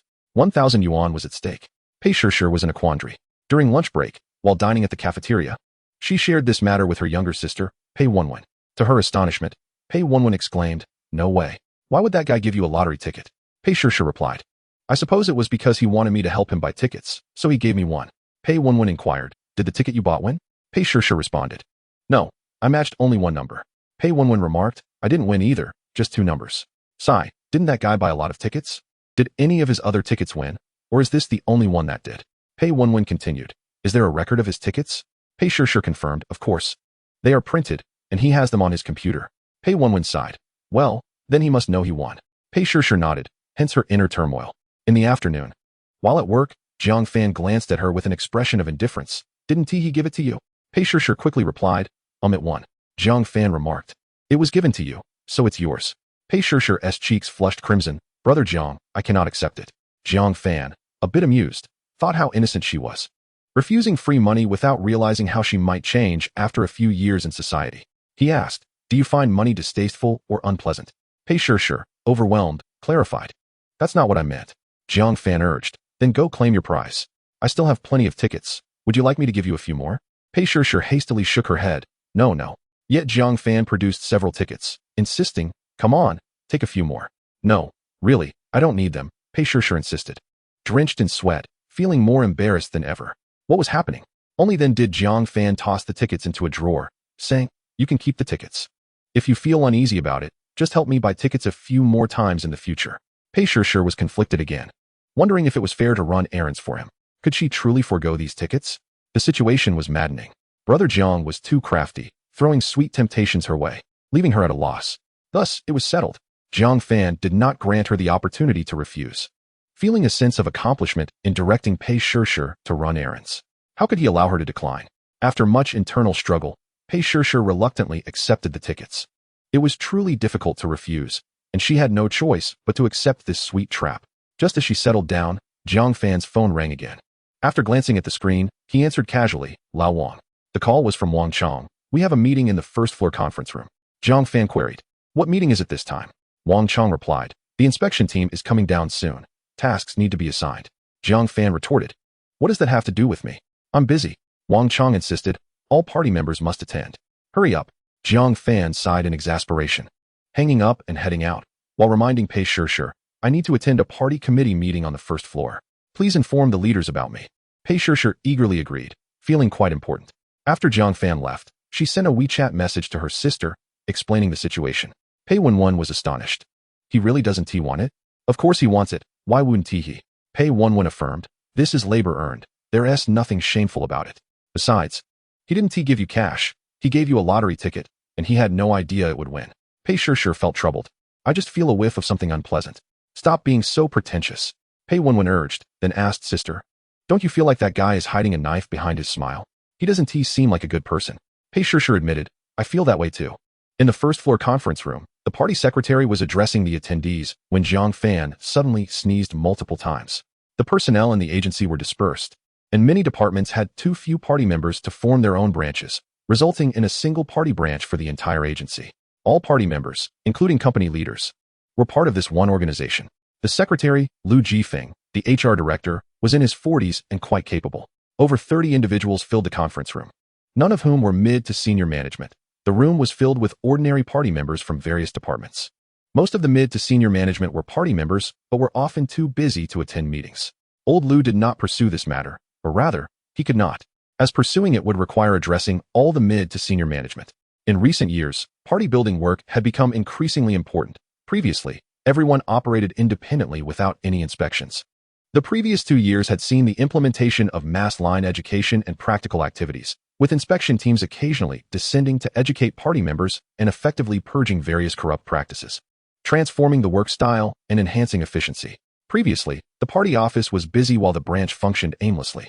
In the last 2 years, the construction of grassroots branches had become part of the daily routine, inevitably leading to busyness. The secretary had grievances, frequently being summoned by the party committee for discussions. He could only grit his teeth and carry on, lamenting that there was no one to do the work, making it essentially a hollow structure. During previous inspections, the focus had been on production units' party branches, but this time the agency was specifically named for inspection, making it unavoidable. A meeting had to be convened to make arrangements. It was bizarre that such a large branch had only a secretary without any committee members. Old Lu spoke for a while, mentally assessing the capabilities of the party members present, and realized that there were hardly any competent individuals. Departments such as finance, sales, procurement, engineering, equipment, production, quality, and logistics often struggled with notifications filled with grammatical errors. Relying on this group to handle party affairs was unrealistic. The only ones capable of doing any work were those in the party office and the general office. Hence, he directly appointed Wang Chong. You will be the organizational committee member, Jiang Fan. You will be the publicity committee member. Chapter 11. Washing socks for a month. While this seemed appealing at first glance, was this really a designated task? Wang Chong expressed his opinion. The party office is already the executing body of the committee. If I take on the branch committee member role, isn't that akin to being both player and referee? Moreover, every time the party committee comes for inspections, the tasks are heavier than those of the branch. I cannot manage both. Old Lu simply wanted someone to get work done and did not care for anything else. It's fine. If I say it's acceptable, then it is. Conducting matters in front of him without proper arrangement was nothing short of a joke. Could committee members be appointed arbitrarily? Jiang Fan also quickly voiced his concerns. I believe Lu should communicate with our director on this matter. The office has too much to handle, and with Zhou you just leaving, a mountain of work has fallen on my shoulders. I'm overwhelmed. Old Lu was displeased. This is the work of the party organization. I have no need to discuss it with your director. Jiang Fan kept silent, merely expressing his thoughts. Old Lu, wanting to grasp control, was unrealistic. No matter how powerful the HR department was, they could only assert control over those departments that lacked presence. Attempting to impose on the general office was a far cry. At most, they could check attendance and work discipline. That was hardly significant. After the meeting, Jiang Fan preemptively approached Old Li. Director, the higher-ups are coming to inspect the agency, and Minister Lu is making absurd arrangements, assigning me to be the publicity committee member and dumping a pile of work on me. With Zhao gone, I'm already swamped. Old Li was surprised. Is that so? Just ignore him. Let him find someone else to do the tasks. There is so much work in the office that I can hardly keep up with the company leader's matters. Who has the time to clean up his mess? If he wants to assign work, let him come to me. I won't indulge this behavior. Jiang Fan felt reassured, comfortably heading to the first floor. Old Li was indeed responsible and needed to be. A department is a team, and if the leader does not protect their subordinates, how can they lead the group? Unnecessary tasks should not be taken on. Otherwise, the subordinates will have grievances. Even if unspoken, there is a perception that a lenient leader makes it difficult to manage the team. Upon returning to the first floor, Jiang Fan first made a phone call to arrange the evening's gathering. Subsequently, they assembled at the entrance of the vehicle fleet, where 2 Camrys awaited. A benefit provided by the department. Jiang Fan arrived early and shared a cigarette with the driver, while others gradually arrived. After Lao Li's arrival, Pei Shishir had yet to appear, as young women often take their time changing clothes. Lao Li displayed no impatience and even shared a light-hearted joke, eliciting laughter from the group. After a while, Pei Shishir finally made her entrance, adorned in a dress that accentuated her youthful beauty, a stark contrast to the cumbersome work attire she had previously worn. However, noticing that everyone, including the leaders, had arrived while she was late, she felt a tinge of embarrassment. Lao Li called out, encouraging Xiao Qi to join the front seats, allowing Pei Shishir to sit in the back with Jiang Fan and Lao Qi. As the vehicle set off, Jiang Fan caught a whiff of a delightful fragrance and turned to steal a glance at Pei Shishir, whose slender figure and long hair tied back with a pink ribbon were strikingly beautiful. She had clearly put thought into her appearance. Her petite face featured delicate features, fine eyebrows, and large, expressive eyes. From the side, her long, lush eyelashes lent her an ethereal quality, making her look completely different from when she wore her work uniform. In the production unit, retaining talent had become a challenge. If things continued on their current trajectory, Pei Wenwen, who had transitioned to the power equipment department, would likely leave within a month, disillusioned after facing difficulties with her superior, ultimately leading her to an unfortunate fate. It was genuinely lamentable to see a life extinguished so prematurely. Should a rescue be attempted? After all, he had once pursued her sister. However, it was a complex situation, and he thought it best to observe the circumstances for now. Upon arriving at the restaurant's private room, once the wine and dishes were served, Lao Li raised his glass, prompting everyone to cease their conversations and sit attentively. He began, "It has been a while since we gathered like this, and with new members in the office. It is a perfect opportunity to welcome Comrade Pei Shishir into our family. We come from various corners of the world, and it is indeed a stroke of fate that we can work together. I hope our office can always embody mutual appreciation, respect, and support during difficult times. As our new colleague, Jiang Fan will assist you, and I encourage Lao Han and Lao Zheng to offer their support as well, ensuring our office remains a united and cohesive team capable of tackling challenges." This was the customary process, familiar to all. Everyone listened attentively, their expressions serious. Pei Shishir, though initially uncomfortable, forced herself to adapt. However, Lao Li's specific mention of her warmed her heart, alleviating some of her initial trepidation about entering the workforce. Once Lao Li concluded, everyone began to eat. As the evening progressed, approaching 8 o'clock, Lao Li reminded Pei Shishir, Zhang Fan tells me you are quite ambitious and skilled. Continue to strive to become independent in your role, and should you face any difficulties in life, feel free to reach out to Zhang Fan or me. Understood. Pei Shishir quickly set down her chopsticks and nodded, glancing at Zhang Fan with surprise that he had spoken kindly of her in front of the director. It was quite unexpected, leading her to believe he was not a bad person.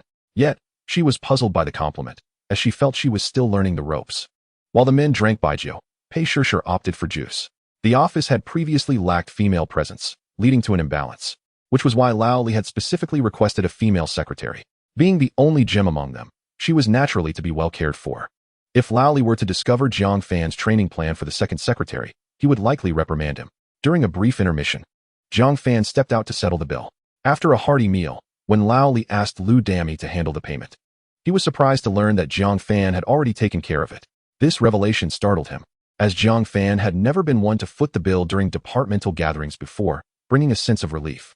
Zhang Fan nodded in acknowledgement, noting the current economic strain that had made salary disbursement challenging, leading to stringent cost-cutting measures, particularly regarding meal reimbursements. However, office-related expenses could still be claimed. This was a departmental gathering, not a personal treat, and legitimate expenses should be reimbursed. Upon reaching the factory entrance, Zhang Fan exited the vehicle and purchased a lottery ticket. Meanwhile, Wang Chong, in a rather carefree manner, inquired about their weekend plans and suggested inviting Pei Shishir and her sister for a barbecue at the forest park. Zhang Fan, lacking enthusiasm, declined the invitation. Wang Chong insisted, claiming he needed Zhang Fan's help to arrange the outing since he was unfamiliar with the sisters. Zhang Fan retorted that Wang Chong should take the initiative himself. Wang Chong, unperturbed, pleaded for assistance, promising to do anything Zhang Fan asked in return. Zhang Fan playfully proposed that Wang Chong wash his socks for a month in exchange for the favor, to which Wang Chong reacted with dismay. After some negotiation, they struck a deal. Chapter 12, Trouble Approaches. The weekend was technically a half-day off, limited to the administrative departments, while production units did not observe such breaks. Being a leader came with its own set of challenges, including mandatory weekly training sessions. The term Central Group originally referred to high-level officials, and the concept of Central Group learning was meant for them. However, it had become commonplace to extend these sessions to all mid-level management. Thus, every Saturday, mid to senior level staff were required to participate in theoretical training. While leaders were engaged in learning, employees still hoped for time off, an unrealistic expectation. Even idling in the office was expected to last the entire morning. Recalling Wang Chong's request, Zhang Fan asked Pei Shishir, Xiao Pei, do you have plans for the weekend? Pei Shishir replied, nothing in particular. Why do you ask? Zhang Fan responded, then come with me to handle some matters. Pei Shishir's heart raced at the thought of accompanying him. What kind of business could it be? It felt somewhat dubious. Is it company-related? She inquired. Zhang Fan affirmed, which left Pei Shishir feeling somewhat exasperated as her weekend plans evaporated. She had intended to go shopping with her sister for some everyday necessities. However, given that it was a work matter, she felt reluctant to refuse. After a moment's hesitation, she asked, can I bring my sister along? Zhang Fan smiled and replied, of course. Relieved, Pei Shishir felt more secure with her sister's presence. Having settled the arrangement, Zhang Fan headed upstairs to the second-floor party office. Upon his arrival, Wang Chong eagerly asked, did you sort it out? Zhang Fan smiled and confirmed, yes. Have you secured the location? Wang Chong, brimming with energy, announced, it's all set for the forest park. Zhang Fan reassured him, then we are good to go. Wang Chong envied, you guys have it easy. Using company vehicles for personal matters. That is truly fantastic. Zhang Fan retorted, let us not misinterpret this. We are going out to handle company business. Wang Chong was momentarily taken aback before he realized the implication of Zhang Fan's words. Are you seriously using that excuse to invite her?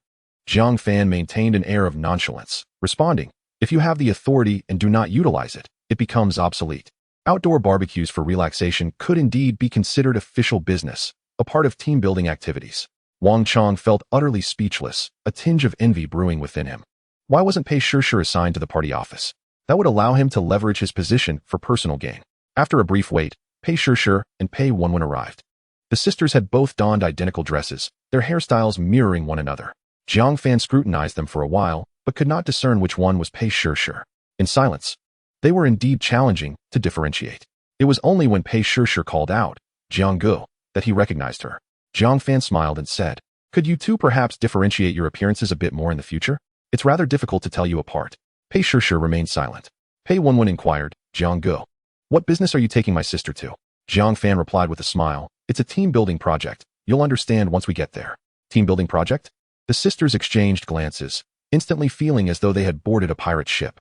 Wang Chong, eager to ingratiate himself, introduced himself with a grin. "Hello, beautiful ladies. I am Wang Chong from the party office."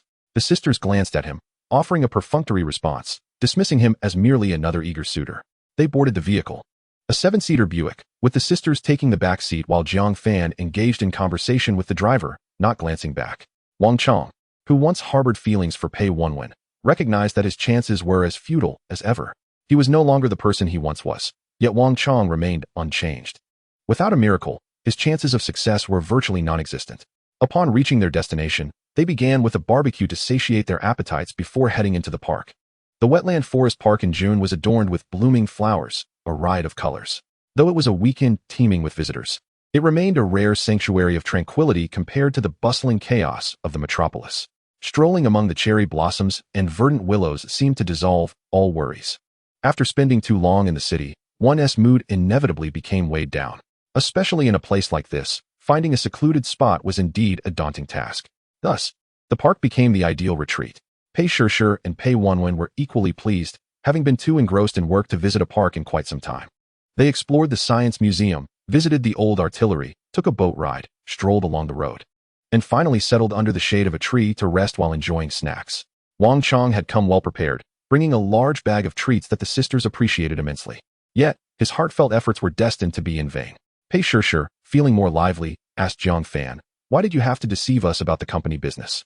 Jiang Fan, of course, denied it. "Did I lie? Engaging in team building falls under the realm of work." Pei Shishir retorted, "Then what about the content of this team building?"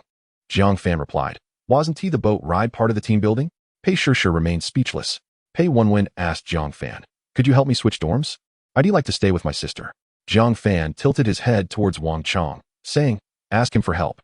Wang Chong perked up, "No problem. Leave it to me." His spirits lifted as he mentally applauded Jiang Fan for his thoughtfulness. Pei Wenwen glanced at Wang Chong and finally smiled at him. "Thank you." It was not the inconvenience that troubled him, but rather the fear of being unnecessary. As long as he could assist this young lady, many things would fall into place. Jiang Fan observed this with a tinge of sympathy. The scene felt oddly familiar. Years ago, he had experienced something similar, albeit not in a forest park. While the logistics department may be a middleman, the party office was not a department that could afford to be careless with logistics. Those individuals were not naive. And without a proper approach, one could very well meet with disaster. Once again, he found himself in a similar situation, watching the unfolding drama. It might serve as a reality check for Wang Chong. Pursuing romantic interests required genuine capability. Jiang Fan maintained a tranquil demeanor, seemingly at ease, neither flirting nor overly eager, contrasting sharply with Wang Chong's anxiousness, leaving the sisters puzzled about his true intentions in luring them out. After all, they were not yet close enough to casually wander a park together. Of course, he didn't forget to send out red envelopes. The four of them then took a bicycle each, leisurely meandering along the road. Jiang Fan rode ahead, while Wang Chong positioned himself beside the Pei sisters, seizing the opportunity to initiate conversation. As they cycled, the number of pedestrians suddenly surged. It appeared that school had just let out. A group of students dashed by, their bicycles flying past. One boy sped up, brushing past Wang Chong, who instinctively recoiled, inadvertently nudging Pei Wenwen to the right. This slight movement resulted in her colliding with a parked car on the roadside. What kind of car was it? He pondered all night without arriving at a conclusion, anxiously awaiting a recommendation for votes and collections. Chapter 13, A Life at Stake. After cycling for a while, they suddenly noticed an unusual quietness. Turning around, they discovered that the group had vanished, leaving them momentarily bewildered. How could this happen? Someone truly had a talent for disappearing. Looking back, they spotted a crowd gathered over 100 meters away, seemingly engrossed in some commotion. Jiang Fan, uninterested in the spectacle, leaned against the roadside to wait. After a while, without any sign of them returning, he called Pei Shishir. "What is happening? Are you not coming?" Pei Shishir was on the verge of tears. "My sister hit someone's car." Jiang Fan was taken aback. "What is going on?" Pei Shishir explained briefly, revealing that Pei Wenwen had been forced to swerve and accidentally scraped another car. Jiang Fan listened, realizing that this was not just a minor inconvenience. It was a legitimate trouble. "I'm truly sorry. It wasn't intentional." Pei Shishir added hastily, "Stop with the excuses. I've already called the police. So prepare to compensate. The bald man's expression was grim, clearly displeased. Wang Chang's face grew increasingly pale, while the sisters' complexions turned ashen, especially Pei Wenwen, who looked ready to cry. The onlookers murmured and pointed, eager to witness the unfolding drama. Jiang Fan pressed through the crowd. What is the situation? Whose car was hit? Pei Wenwen helplessly gestured toward the vehicle, that one. Wang Chang was on the verge of tears, wiping cold sweat from his brow, a Rolls-Royce. Jiang Fan was momentarily stunned. What incredible luck! He approached to take a look, indeed confirming it was a Rolls-Royce. It was the only one parked on the roadside, and they had the misfortune to scrape it. They could have bumped into the Mercedes in front, which, while expensive, could have been manageable. But they had to scrape this unmanageable beast. What a stroke of bad luck. After inquiring about the details, Jiang Fan found himself speechless. Wang Chang, lacking even basic cycling skills, had inadvertently forced Pei Wenwen into a precarious position. It was as though fate had conspired against them, presenting unavoidable calamity. Upon examining the damage, there was a nearly 1-meter-long mark on the left door. Jiang Fan asked, how much is the compensation? The bald man shot him a glance, clearly annoyed. 500,000. Stunned, Jiang Fan's heart raced. He realized that a Rolls-Royce was beyond their means. He had initially thought that the damage might amount to a few thousand. But here they were, faced with the staggering sum of 500,000, which was outright extortion. Unfazed, he remarked, it was merely a light scrape. How can it cost 50,000 to repaint? The bald man dismissed him. I've called the police. Let them handle it. A kind bystander chimed in. Young man, do you see that waistline on the car? It's hand-painted by Rolls-Royce technicians. Just drawing that line costs 10,000. Repairs can only be done at the factory, and tens of thousands is quite reasonable. Jiang Fan's eyelids twitched. Was it really that outrageous? The sisters turned even paler. Wang Chang was sweating profusely. We truly didn't mean to. Can't you let it slide? Wang Chang was nearly on his knees, for he was indeed one of the principal culprits. Had he not pressured her, Pei Wenwen would not have scratched another's car. Pei Shishir and Pei Wenwen hastily spoke in his favor, as at such a moment. Dignity was of little concern. This was a matter of 500,000, not merely 50. It could cost someone their life. The bald man was equally distressed. I understand that your actions were unintentional, but must I bear the consequences of your negligence? I, too, am driving for my boss. And how can I explain such a significant loss to him? Let's wait for the police to arrive. Wang Chang's face was ashen, filled with regret. Why did he even ride a bicycle? The Pei sisters were pale with fear. Jiang Fan approached to negotiate. Could we possibly reduce the amount? The bald man looked exasperated. We'll discuss it further once the insurance and police arrive. Jiang Fan nodded, offering reassurance to Pei Wenwen. Do not worry. I am here for you. Pei Wenwen appeared dazed and lost. 500,000. For a factory girl just graduated and yet to officially start working. It was indeed a life-altering sum. The police arrived first, inquiring about the situation. The facts were clear, the responsibility obvious, and there was little to debate. Pei Wenwen was fully liable for all damages incurred. The question now was how much she would have to pay. The insurance company also sent representatives who assessed the scene, contacted the authorities, and took photographs for verification. Ultimately, the repair costs did not amount to 500,000, yet 30,000 was still a hefty sum. Sir, we did not mean to cause this. We implore you to show mercy.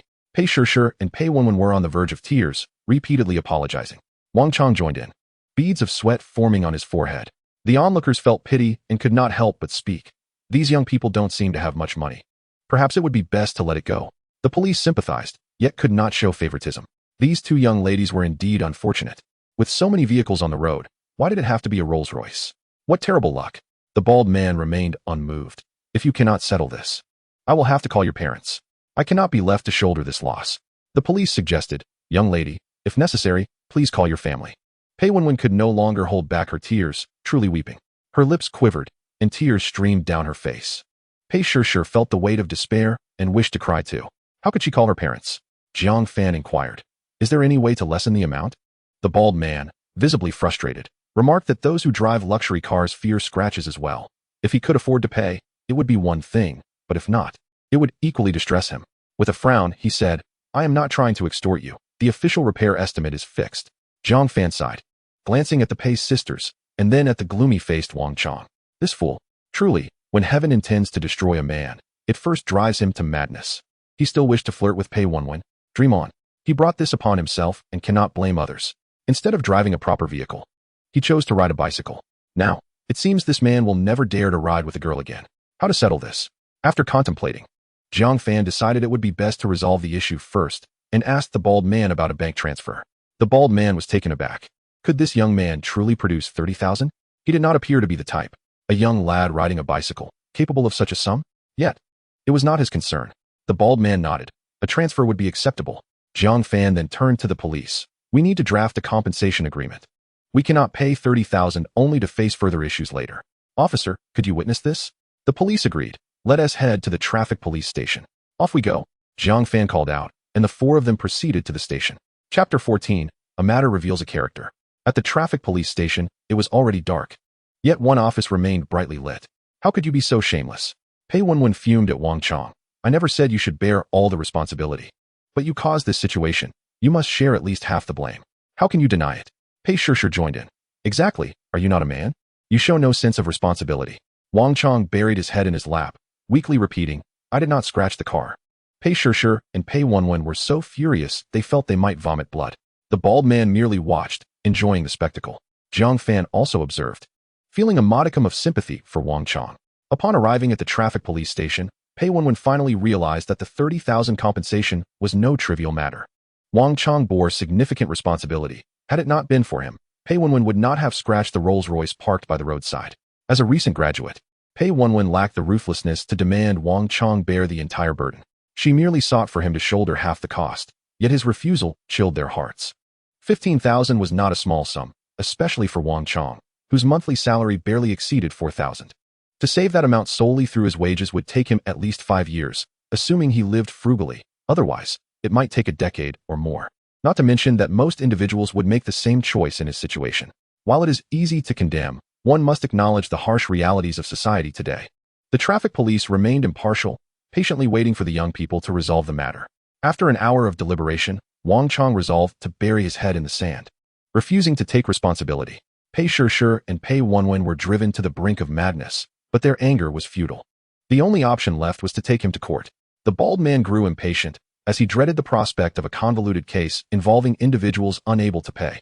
Zhang Fan, however, was unbothered, finding the unfolding drama quite entertaining. Such spectacles were rare.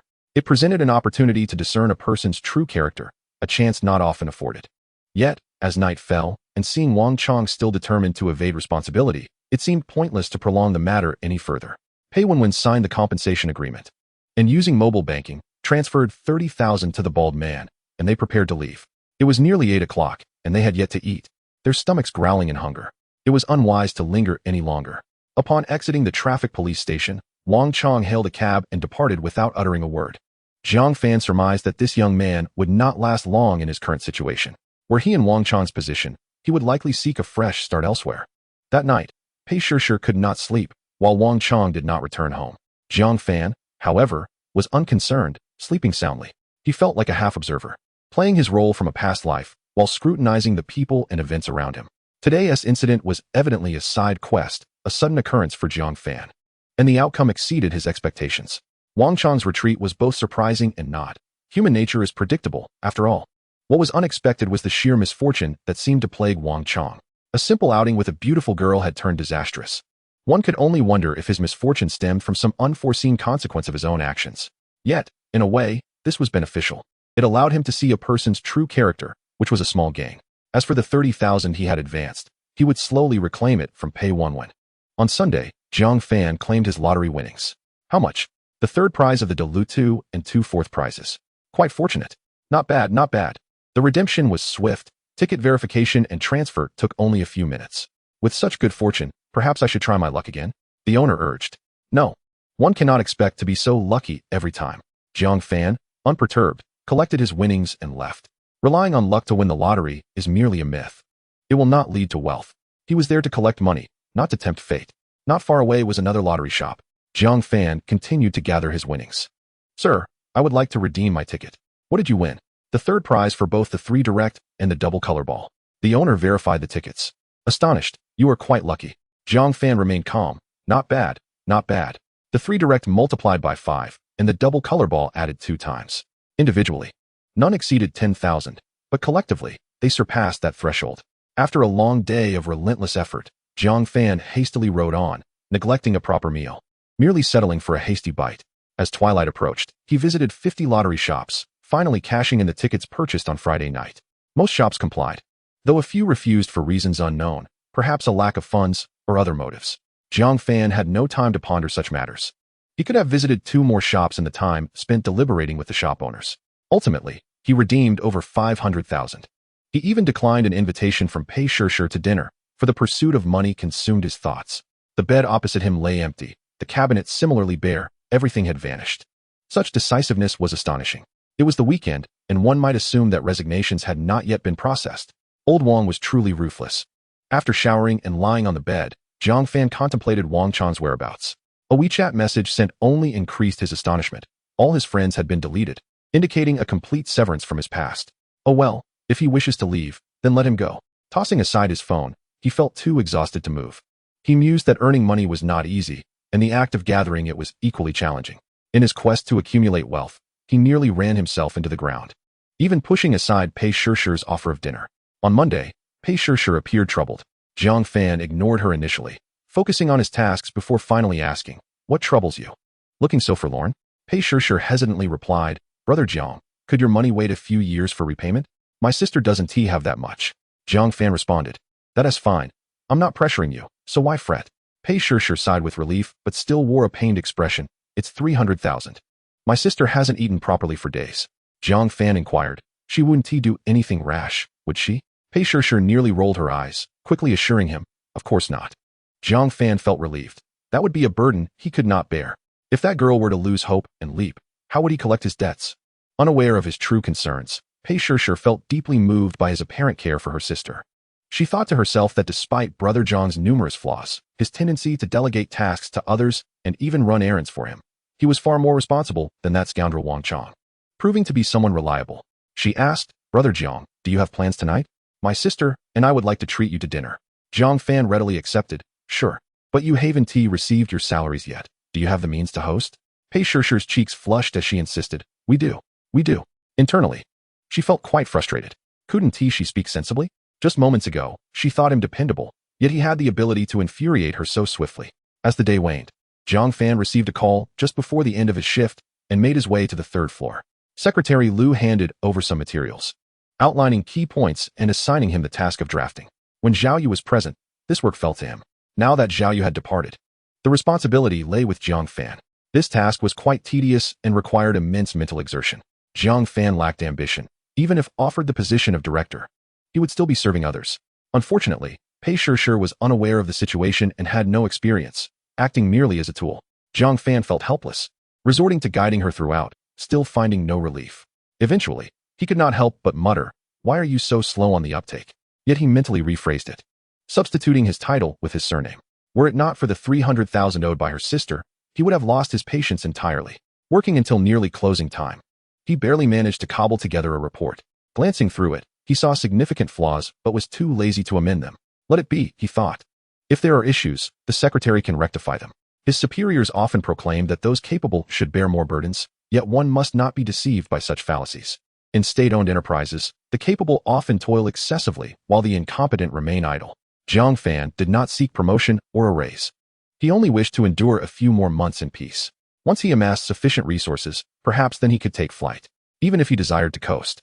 A chemical plant was certainly not a place for retirement. That evening, Pei Shishir and her sister treated Jiang Fan to dinner. After changing his attire, he waited in the office for half an hour before the sisters finally arrived. Dressed in identical skirts and hairstyles, white short sleeves, pale blue plaid skirts, and white casual shoes, their long, slender legs were indeed eye-catching. Without speaking, it was difficult to distinguish who was the elder and who was the younger. Brother Jiang. Upon their greeting, Jiang Fan recognized them. There were subtle differences in their personalities, distinguishable through their expressions. Jiang Fan shut down his computer, rising while grumbling. "You invite me for dinner and make me wait half an hour." Pei Shishir replied, "Girls take longer to change clothes. You should understand." Pei Wenwen remained silent, markedly quieter than before. Jiang Fan asked, "How does it feel on your first day at work?" Pei Wenwen replied, "I haven't started yet. I still have to undergo training for another 2 weeks." Jiang Fan then recalled that after training in the safety department, further training awaited at the production unit. Starting a job was truly not easy.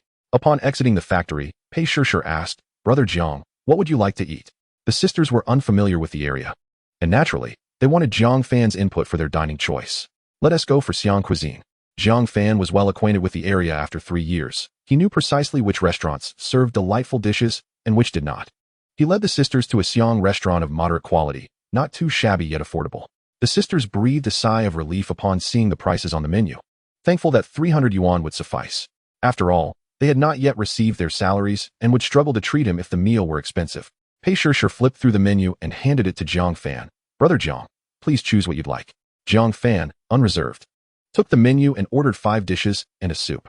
Pei Shishir calculated in her mind and felt embarrassed. All the items were inexpensive, and the total would likely not exceed 200 yuan. After a while, Jiang Fan realized he might have made an error in choosing the location. The patrons dining nearby were predominantly employees from the factory. Having mingled for 3 years, he recognized nearly everyone in the office. Even if he did not know the production unit's employees well, most were familiar faces. Dining with Pei Shishir and her sister felt overly conspicuous, as someone at a nearby table threw him a rude gesture. Pretending not to notice, he calmly engaged in conversation with the sisters. The restaurant was bustling at dinner time, and it took half an hour for the dishes to arrive. As they ate, Jiang Fan asked, "How did you end up at the chemical plant?" Pei Shishir replied, "It's said that state-owned enterprises are the best. Isn't our company good?" Jiang Fan had no counterargument, merely nodding. Indeed, state-owned enterprises are quite good, stable, and with little pressure, akin to civil service. Just follow the routine. If girls do not consider buying a house, state-owned enterprises are truly a great option. Pei Wenwen grumbled, "I've heard the salaries are low. I wonder when I can repay you the 300,000. Jiang Fan chuckled. Salaries are indeed modest. Those of us in the office take home just over 3,000, while production unit employees fare a bit better at around 4,000. The 300,000 isn't insurmountable. If you and your sister refrain from spending, your combined salaries over 3 years would nearly cover it." Pei Wenwen stared wide-eyed. "Can we really survive without eating?" Jiang Fan replied, "Let me break it down for you. Each person's monthly living expense should be around 1,000. Just ensure you're fed and avoid splurging on fancy clothes, designer bags, or cosmetics. If you save 6,000 each month, that adds up to over 70,000 a year, which would equate to nearly 4 years' salaries." The sisters exchanged glances, feeling despondent.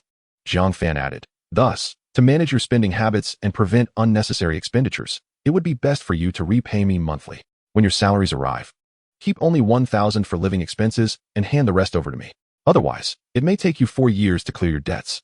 Ideally, you should entrust me with your salary cards. I can then provide each of you with 1,000 for living expenses, which would be the most secure approach." The sisters were left astounded, their expressions frozen in disbelief.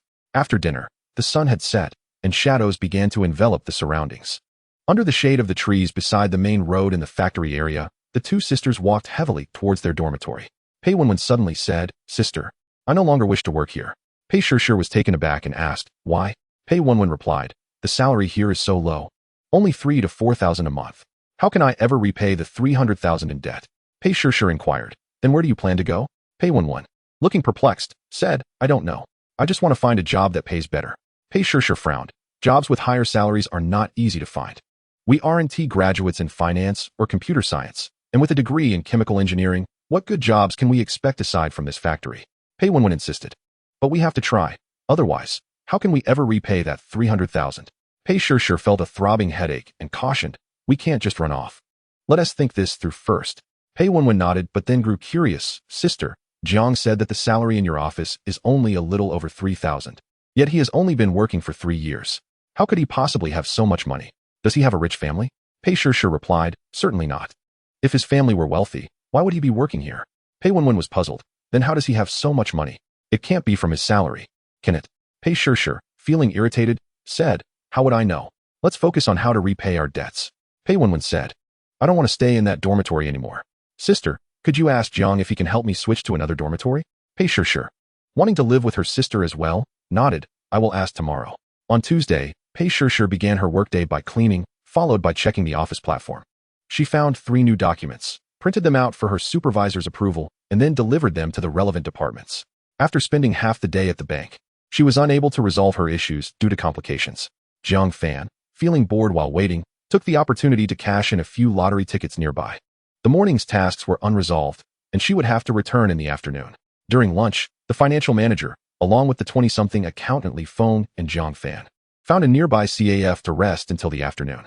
Jiang Fan, filled with grievances, realized he would not be able to take a nap. After a while, Li Feng opened his phone and sighed. "It's been 2 months, and the stock has only risen by 3. Why did I pick such a terrible stock?" The financial manager asked, "Which stock did you buy?" Li Feng replied, "Suji Electrical." The manager inquired. The market index is over 5,000. How much have you earned? Li Feng vented. I haven't made any money. I've barely managed to break even. What stock did you buy? The manager said, I sold everything. The current situation seems rather precarious. Li Feng was surprised. Really? The market is still booming. The manager explained, what you see as booming is merely an illusion. Over the past 2 years, the stock market has risen significantly, attracting a lot of capital. It is now grossly overvalued, with substantial leverage and profit-taking at play. Since last month, capital inflows and outflows have been abnormal. It's better to liquidate and observe for a while to avoid being trapped. Li Feng questioned, that seems unlikely, right? The manager replied, who knows? I'm not planning to enter the market again anytime soon. Zhang Fan listened intently, his thoughts shifting. He recalled the soaring gold prices breaking historical records. Previously, he had not considered this aspect. Hearing their conversation sparked an interest in him. He pretended to be sleepy, rubbed his eyes, and attempted to switch perspectives. After considerable effort, he finally deciphered some stock information amidst the myriad colorful lines, having never researched it before. The dense numbers made his eyes blur. He casually checked one stock, which initially rose, then fell, ultimately resulting in no change. The second stock experienced a significant rise followed by a steep decline, resembling a roller coaster. After a while, feeling drowsy, he hurriedly stopped. Zhang Fan asked, what is up? Pei Shishir replied, I want to live in the same dormitory as my sister. Could you help me talk to the logistics department? Zhang Fan nodded, sure. It will cost you 200 yuan. Pei Shishir, taken aback, was momentarily confused. Zhang Fan urged, why are you in a daze? Hurry up. Pei Shishir stammered. Do I really need to pay? Zhang Fan replied, what did you think? Pei Shishir felt speechless, struggling to accept this. Zhang Fan patiently explained, silly girl. Is there such a thing as a free lunch? Why would someone do you a favor without compensation? Alternatively, you could wait a year, get familiar with the logistics staff, and they might help you out. Pei Shishir, feeling dejected, reluctantly handed him 200 yuan. Zhang Fan accepted it, flipping it in his hand with a clattering sound. Then pulled out a pack of cigarettes, emptied it before her eyes, stuffed a pink watermarked paper inside the box, and finally added a few cigarettes. See? I even had to give you half a pack of cigarettes. Pei Shishir blushed. Then I'll buy you a pack of cigarettes. Zhang Fan waved his hand dismissively. I'm not short on cigarettes. If you can quickly advance and take on more of my workload, I will consider it a blessing. Pei Shishir felt disheartened again. Could he not be so discouraging? After dinner, Zhang Fan visited the dormitory supervisor, Lao Wang, and chatted for a bit before leaving. Lao Wang pondered, wondering why Jiang, who never visited, had come to chat with him. After a few thoughts, he noticed some cigarettes on the table that Jiang had forgotten. He picked them up to toss them into a drawer, but realized something was off. Upon opening the pack, he began to understand. After some contemplation, he called Zhang Fan. Xiao Jiang, you left your cigarettes here. Zhang Fan replied, Brother Wang, go ahead and smoke them. I'm not short a half pack. Lao Wang hesitated. Is that really okay? Zhang Fan said. Then could I trouble Brother Wang for a small favor? You know Pei Shishir from our office.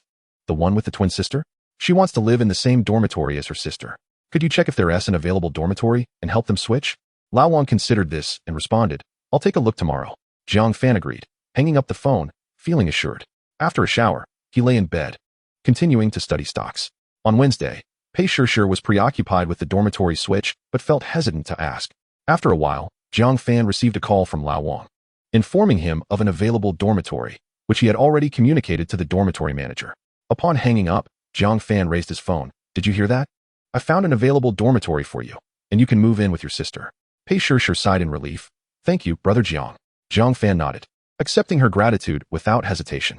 Pei Shishir felt joy for a moment, but was soon disheartened again. Even switching dormitories required money. Why were there obstacles everywhere in society? Could it not be a bit more pleasant? Zhang Fan ignored her, opening his computer to continue researching stocks. Both stocks and lottery tickets were good sources of income. But trading stocks was far more complex than the lottery. One must first understand the principles of stock trading. Fortunately, grasping the basic concepts was not difficult, but the operations were challenging. After 9:30, Zhang Fan searched for the stocks he had reviewed yesterday on Baidu, confirming that the results matched what he had seen. The only difficulty lay in the fact that he had never traded before and was unsure how to proceed. He needed to open an account and arrange for capital management, which was somewhat complicated. Zhang Fan felt a headache coming on and planned to seek advice from the finance department's Li Feng. After a while, the secretary called again. Have you finished writing the materials? Zhang Fan replied, not yet. Hurry up. I need it before you leave this afternoon. All right. Zhang Fan casually agreed, intending to postpone the task. He had consistently delayed until the last minute. He decided not to volunteer for material writing in the future. Pei Shishir exclaimed, all right. 5 minutes before the end of the workday, Jiang Fan finally sent the materials he had prepared yesterday to Lu Dami. After work, he invitedly phoned to dine out, simultaneously continuing his inquiries into the fundamentals of stock trading. While enjoying their meal, he received a call from Lu Dami, requesting him to come to the office after dinner. Jiang Fan agreed, remaining unperturbed. He leisurely finished his dinner before heading to Lu Dami's office, where he received a plethora of instructions and subsequently guided Pei Shishir through a series of revisions to enable this second secretary to swiftly become self-sufficient. He often encouraged her to think independently, only intervening when absolutely necessary. Although this approach was somewhat time-consuming and labor-intensive, true potential is often unearthed through challenge. Without a little pressure, how could one's capabilities be unleashed? They worked until the early hours of the morning before finally managing to revise the materials, though numerous issues remained. Yet, one cannot expect to finalize documents in a single draft.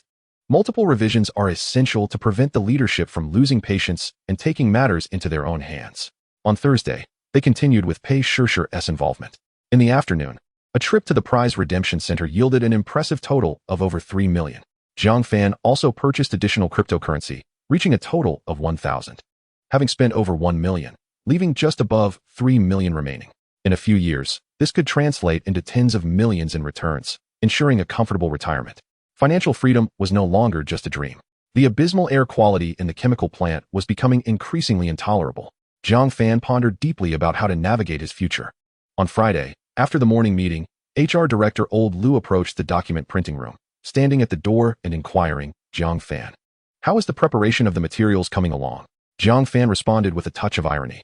"Our director believes my ideological awareness is insufficient to bear the responsibilities of the party branch." Old Lu was visibly displeased, remarking, "If you're not engaging in branch work, are you still a party member?" Jiang Fan quickly replied, "I admit my awareness is lacking. Please remove me from the organization." Old Lu nearly choked on his indignation and left with a scowl. Pei Shishir felt she had gained new insights and could not resist asking, "Brother Jiang, isn't there a problem with what you just said?" Jiang Fan chuckled. "What could possibly be the issue? You still have much to learn. Pay attention." Pei Shishir pouted, finding his demeanor tiresome. Jiang Fan inquired, "Do you have any plans for the weekend?" He thought to himself, having learned to find excuses in advance. He quickly added, "Let us postpone. I'll need to work overtime this weekend to finalize those 2 documents. The leadership requires them by Monday, so we'll go next week." Pei Shishir responded with a subdued "oh," instantly losing her enthusiasm. She felt that Jiang Fan was being deliberately obstructive, though she had no evidence to support that suspicion. As the weekend arrived, Jiang Fan spent time collecting money while also scouting for a place to live. He couldn't help but criticize the housing purchase restrictions in Mo. Even with wealth, one could not buy a house without a local residency permit. Leaving out-of-town singles to purchase only small property apartments or pre-sale units, or resorting to second-hand homes. He dismissed the idea of pre-sale units and firmly ruled out second-hand apartments. Patience was key when it came to purchasing a home. Finding a place to settle down was the priority.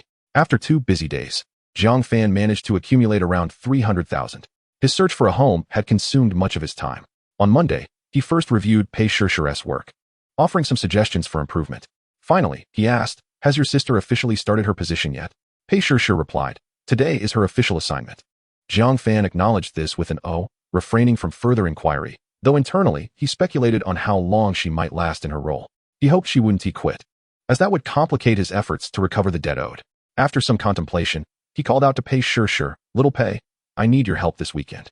Pei Shishir felt a sense of frustration. The first weekend had led to her sister accumulating a debt of 300,000 due to a park outing, and the subsequent weekend had involved additional workdays. Now, Jiang Fan was about to encroach on her precious weekend once more. "Brother Jiang, I have plans this weekend." "What plans?" "Personal." "What kind of personal plans?" Pei Shishir gritted her teeth. "I can't disclose that." Jiang Fan didn't press further, then never mind. Pei Shishir sighed in relief, but soon became curious again. "What exactly do you need my help with?" Jiang Fan replied, "If you don't have time, forget it." Pei Shishir was torn. She truly did not want to be at Jiang Fan's beck and call, especially on the weekend. Yet, considering his previous willingness to take responsibility during the car incident and the significant debt her sister still owed, she felt somewhat obligated. Thus, she said, "I'm free Saturday afternoon. What do you need me to help with?"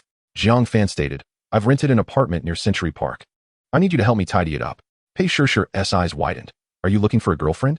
Jiang Fan, exasperated, replied, "If I had a girlfriend, would I ask for your help?"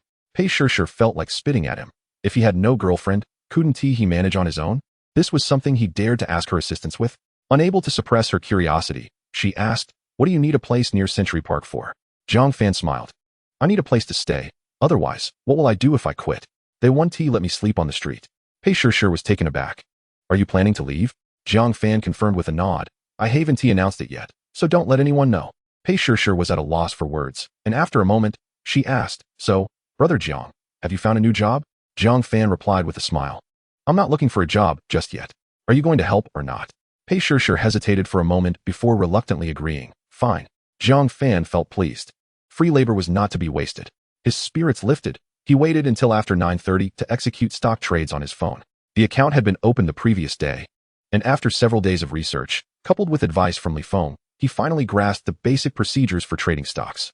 Although he was still somewhat unfamiliar with the process and needed more practice, he was ready to proceed. After transferring funds into his securities account, he encountered a notification stating that transfers could only be completed during business hours.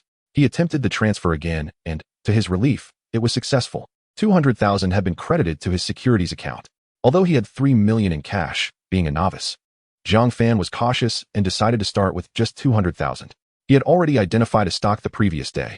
Zhang Fan selected Shining Special Steel, which had remarkably risen to its daily limit, standing out amidst a sea of green stocks.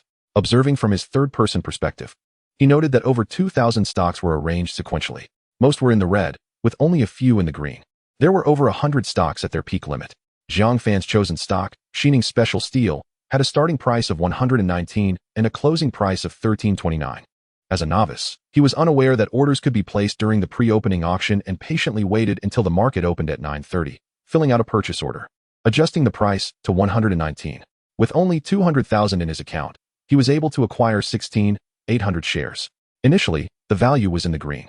However, by 9:36, it turned white, and by 9:37, it had turned red. Zhang Fan understood that red indicated a rise and green a drop. By 9:38, the stock price had dipped to 119.2, and he was comfortably awaiting further declines, only to see the numbers fluctuate wildly, causing the price to rise again, quickly shifting from green to white and then to red. What was happening? Zhang Fan was baffled and checked his holdings, only to find them empty. He had not successfully purchased any shares. This was unexpected. It couldn't be a mistake. The lowest price was clearly 119. Why was it showing as 119.2? After pondering for a moment, Zhang Fan assumed it might dip again, so he decided to wait patiently. Chapter 18. The freshest harvest of new investors. The experience of trading stocks for the first time was disheartening for Zhang Fan. He watched in disbelief as the stock price soared like an airplane, never to decline again. And shortly after the afternoon market opened, it shot straight up to the limit, leaving him with no opportunities. Found himself rather perplexed and decided to post an inquiry in the stock forum. The original message read, "Esteemed experts, I seek your wisdom. Today, the lowest price for Shining Special Steel was 119. I placed my order at 9:30 a.m. with a buying price of 119. Yet I did not manage to acquire any shares. Please enlighten me." The responses were amusing, with one stating, "Haha, this is undoubtedly the freshest I have ever encountered. I can't help but laugh. Is the original poster here to entertain us?" Wiping his brow, reminded himself that he was there to make money, not to amuse. Fortunately, not all responses were mocking. It was explained that time priority governs the order of transactions. During verbal auction bidding, orders are arranged according to the sequence heard by the intermediary manager. In computerized bidding, they are arranged by the sequence received by the mainframe, and in board bidding, according to the sequence seen by the intermediary. When the order cannot be distinguished, the intermediary will organize a draw. Higher prices are prioritized for transactions. If a stock experiences a sudden influx of purchases and you are optimistic about it, you can place an order at the stock ceiling price.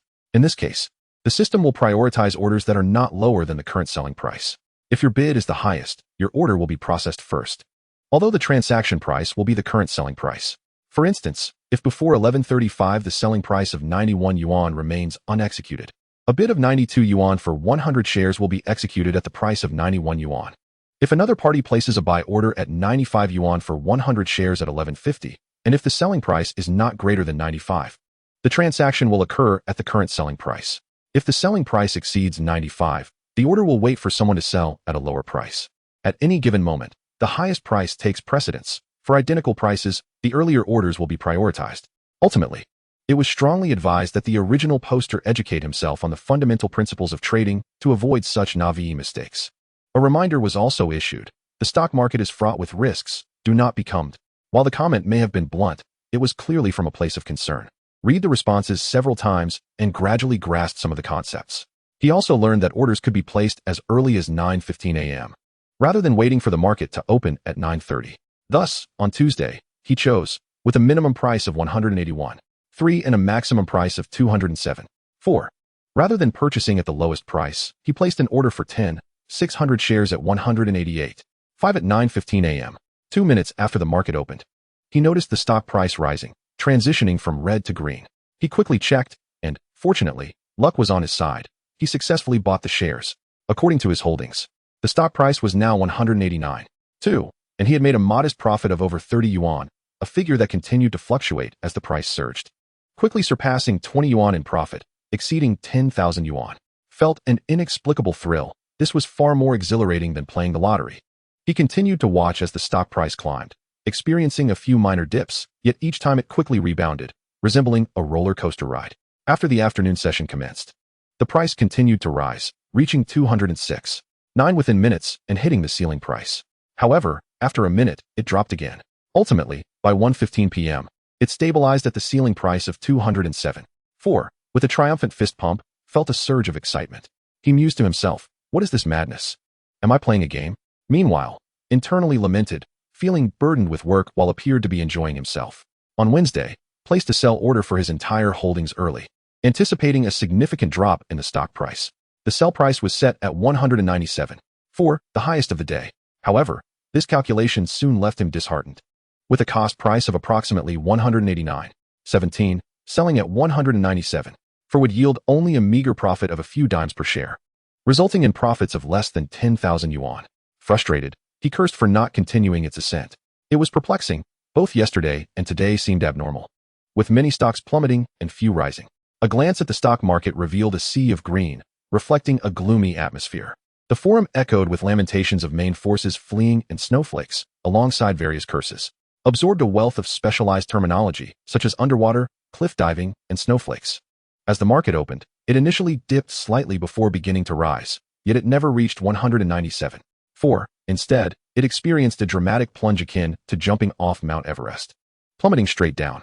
Even, usually composed, felt his patience tested as he silently cursed at the computer screen.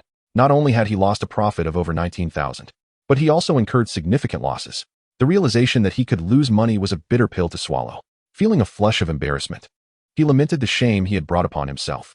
Fortunately, after sinking to 186.7, the stock began to recover, reflected on his earlier mistakes, and decided against placing a bid at the peak again. He canceled his order and placed a sell order at 195. After waiting until around 9:50 a.m., he managed to sell, pocketing over 3,000 yuan, a rather lonely profit. He realized that earning money in the stock market was no easy feat. Even with a super cheat code, the gains were still modest. However, he was relieved to have exited the trade successfully, especially as the stock continued to decline in the afternoon, preventing further losses. Silently thanked his lucky stars for his timely exit. Otherwise, tomorrow would likely bring further declines, which would have been devastating. Chapter 19. When the internet celebrity becomes a sugar daddy. After selling, selected another promising stock. There were few stocks rising today, and even fewer reached their ceiling prices. Most of those that did were ones that had surged immediately upon opening, making them unwise purchases. Fortunately, after searching diligently, he found a rather unusual stock. This stock had reached its lower limit today, but was expected to rise tomorrow. Without any difficulty, purchased 400 shares at 83.66 per share at the lower limit. He eagerly awaited the opportunity to count his earnings the next day. After completing the purchase, he felt something was amiss. After pondering for a while, he realized the issue. What a blunder. He had wasted the time today, as this was effectively tomorrow's ceiling price, rendering his purchase a futile endeavor. Having already bought the shares, it was too late for regrets. Life in the factory was monotonous and drab, with little entertainment unless one ventured outside. After work in the afternoon, invited and a friend to play cards. The location was the lawn in front of the dormitory, where many idlers gathered to unwind. He couldn't help but admire women's affection for beautiful attire, as long as it wasn't working hours, and her sister never donned their work uniforms. The three of them played, typically with and her sister teaming up against. It seemed that most female players preferred games that did not require much thought, showing little interest in winning or losing unless stakes were involved. As they played, shared her various grievances from her 3 days of formal employment. She had been assigned to the central control room, with a month of training during which she would only work day shifts. After a month, she would officially take on her role, which required shift work as production could not halt, placing her in the ranks of production staff. The work schedule consists of 3 shifts in a day, each lasting 8 hours. Although the job is relatively easy, I believe that placing a robot in that position would be more efficient than employing a human. The tasks primarily involve staring blankly at a series of electronic screens and recording data, which, over time, can dull the mind of any normal individual. There is a complete lack of intellectual challenge, Pei Wenwen lamented, stating that she must arrive half an hour early for a pre-shift meeting and stay after work for a post-shift meeting. Although advertised as an 8-hour shift, it effectively consumes at least 9 hours of her day, which is a veiled form of overtime and a clear violation of labor laws. Pei Shirsha responded, suggesting that she should continue working, as she finds the central control position quite appealing. Pei Wenwen, however, expressed her reluctance to continue, asserting that she cannot possibly spend her entire life as a mere robot. Pei Shirsha, with a serious expression, remarked that securing a job nowadays is quite challenging, so it's better to endure for the time being. Pei Wenwen, feeling dejected, countered that Pei Shirsha, who sits comfortably in an office, cannot possibly understand her frustrations. Pei Shirsha urged her to stick it out for at least a month. Jiang Fan remained detached from the sisters' quarrel, lost in contemplation about his own path. He mused that even the act of idling requires a certain approach. The lives of significant figures are distinct from those of ordinary individuals. Much like how everyone in a company is simply navigating their own existence. Leaders may be idling, but so too are their subordinates, albeit at different levels and contexts. Ultimately, everyone is merely striving for their paycheck. Jiang Fan did not wish to lead an overly burdensome life and lacked a fervent desire for fame or success. He simply sought a more relaxed existence. He envied Principal Wang for living a truly carefree life, yet lamented that without a billionaire father, such aspirations remained unattainable. Nevertheless, the era of internet celebrities had arrived, which was indeed an exhilarating time. While he did not aspire to dominate the influencer sphere like Principal Wang, he found the idea of nurturing a few internet celebrity sisters quite enticing. The thought of being surrounded by beautiful internet celebrity girls calling him daddy filled Jiang Fan with a sense of longing.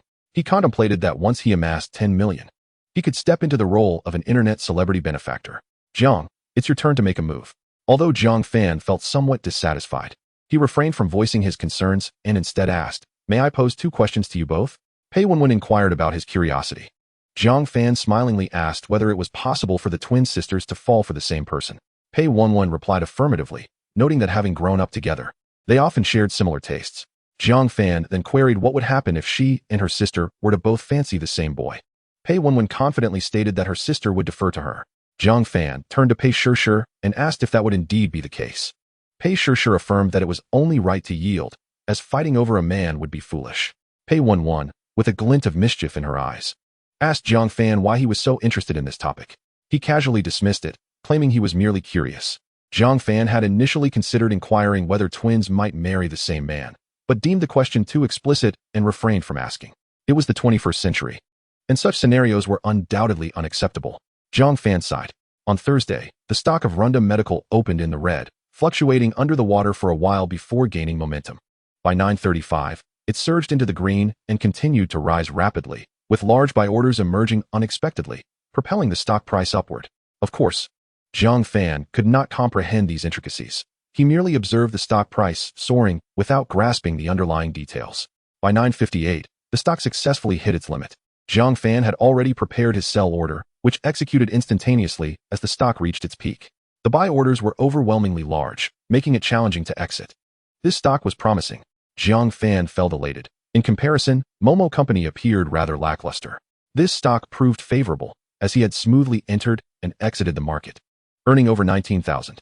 This was far more gratifying than playing the lottery, essentially a guaranteed win. Had he invested 3 million, the transaction would have netted nearly 30,000. Over a month, that could equate to a jackpot in the lottery.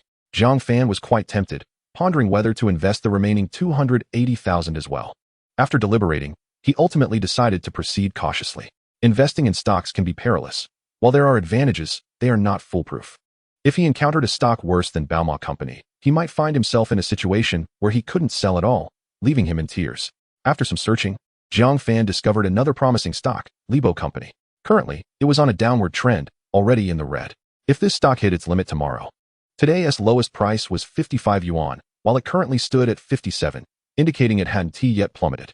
After much contemplation, he placed a buy order at 55, although he hesitated to set it at the floor price, believing it was a reasonable entry point. However, as he waited, the stock price did not decline. By the end of the morning session, it had even turned red again, not dropping below 56, indicating it was not yet time. In the afternoon, the stock fluctuated briefly before finally beginning to fall. Zhang Fan's spirits lifted as he eagerly awaited the decline. However, by 14:15, the stock had turned red again. And with only about 40 minutes left until the market closed, he felt a twinge of impatience, silently cursing the stock for not dropping further. Fortunately, the price soon began to decline again.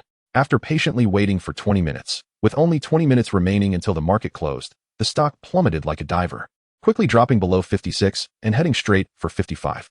When the price fell below 55, Zhang Fan promptly checked his holdings. He had successfully bought in. Chapter 20. If you can't find a wife, you too are responsible. On Friday, the stock market opened, and Libo Company initially displayed a green opening. It lingered in the red for most of the morning, only slowly climbing after the afternoon session began. Even though he was aware of the outcome, Zhang Fan still felt a twinge of discomfort.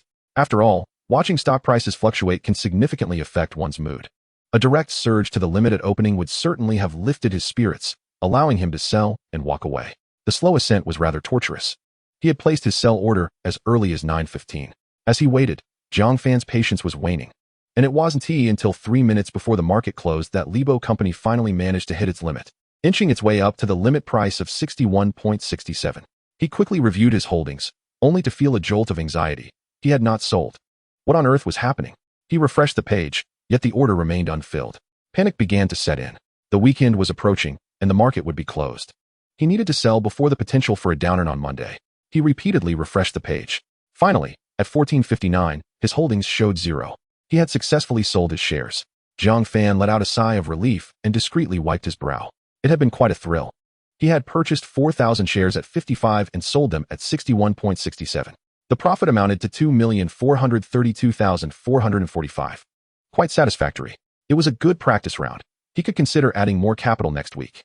With a current capital of 1 million, this transaction netted him over 100,000. Even with the weekend break, he could still make 300,000 to 400,000 over the week, which was far more relaxing than the exhausting lottery grind. It was mentally taxing, yet the advantage was that he no longer had to worry incessantly. Profits and losses depended solely on skill.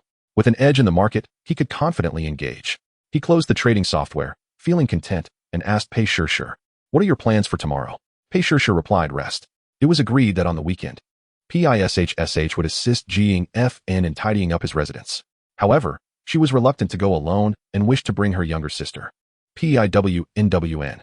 Unfortunately, PIWNWN had to work on Saturday, only having one day off during the week, so they could only go on Sunday.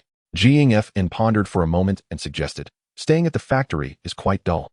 Why don't we visit the car market tomorrow?" PISHSH was somewhat exasperated and replied, "Jiang, that might lead to misunderstandings." Jiang FN was taken aback, asking, "Misunderstandings about what?" PISHSH gritted her teeth and said, "You should take your girlfriend shopping instead." Realization dawned on Jiang FN as he responded, "If I had a girlfriend, I wouldn't be calling you. It's fine. I am not afraid of misunderstandings." PISHSH retorted, "I am." Jiang FN hesitated, "Then forget it. You can work overtime."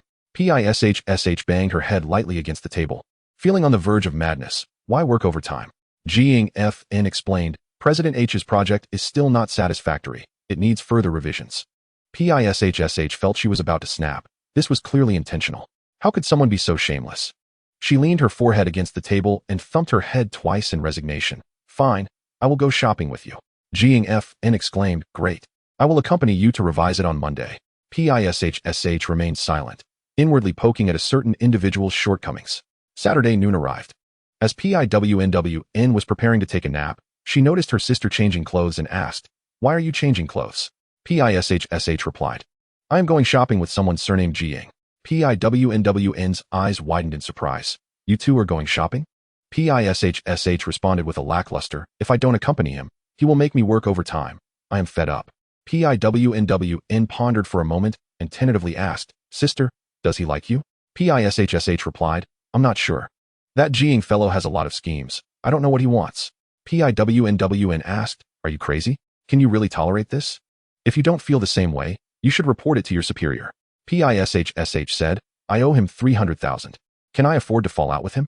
PIWNWN fell silent, realizing the burden was still her own. After contemplating a few thoughts, She ventured, "Sister, what do you think of Jing FN?" Without a moment's hesitation, PISHSH said, "That guy is full of tricks. He is not a good person." PIWNWN responded with a soft "oh," feeling somewhat deflated. In the office building, Jing FN was unaware that he had been labeled as devious by PISHSH.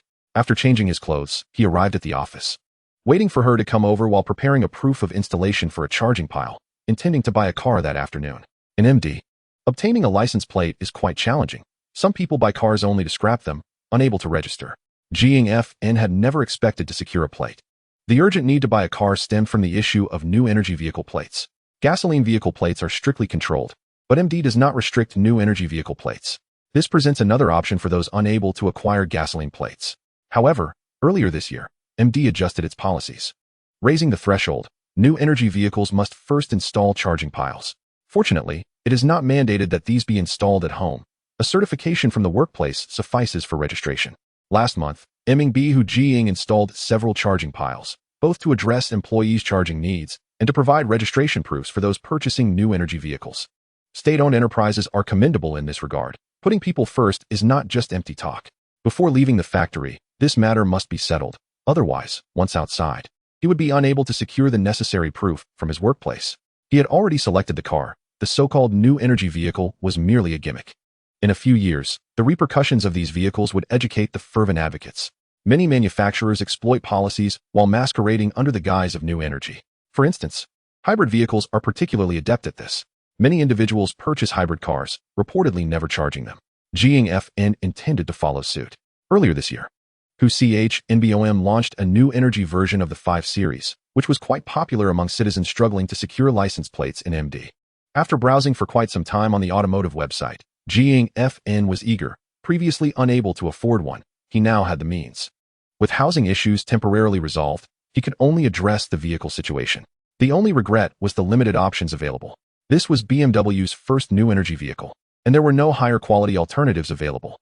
After waiting for half an hour, PISHSH finally arrived, appearing somewhat disinterested and reluctant.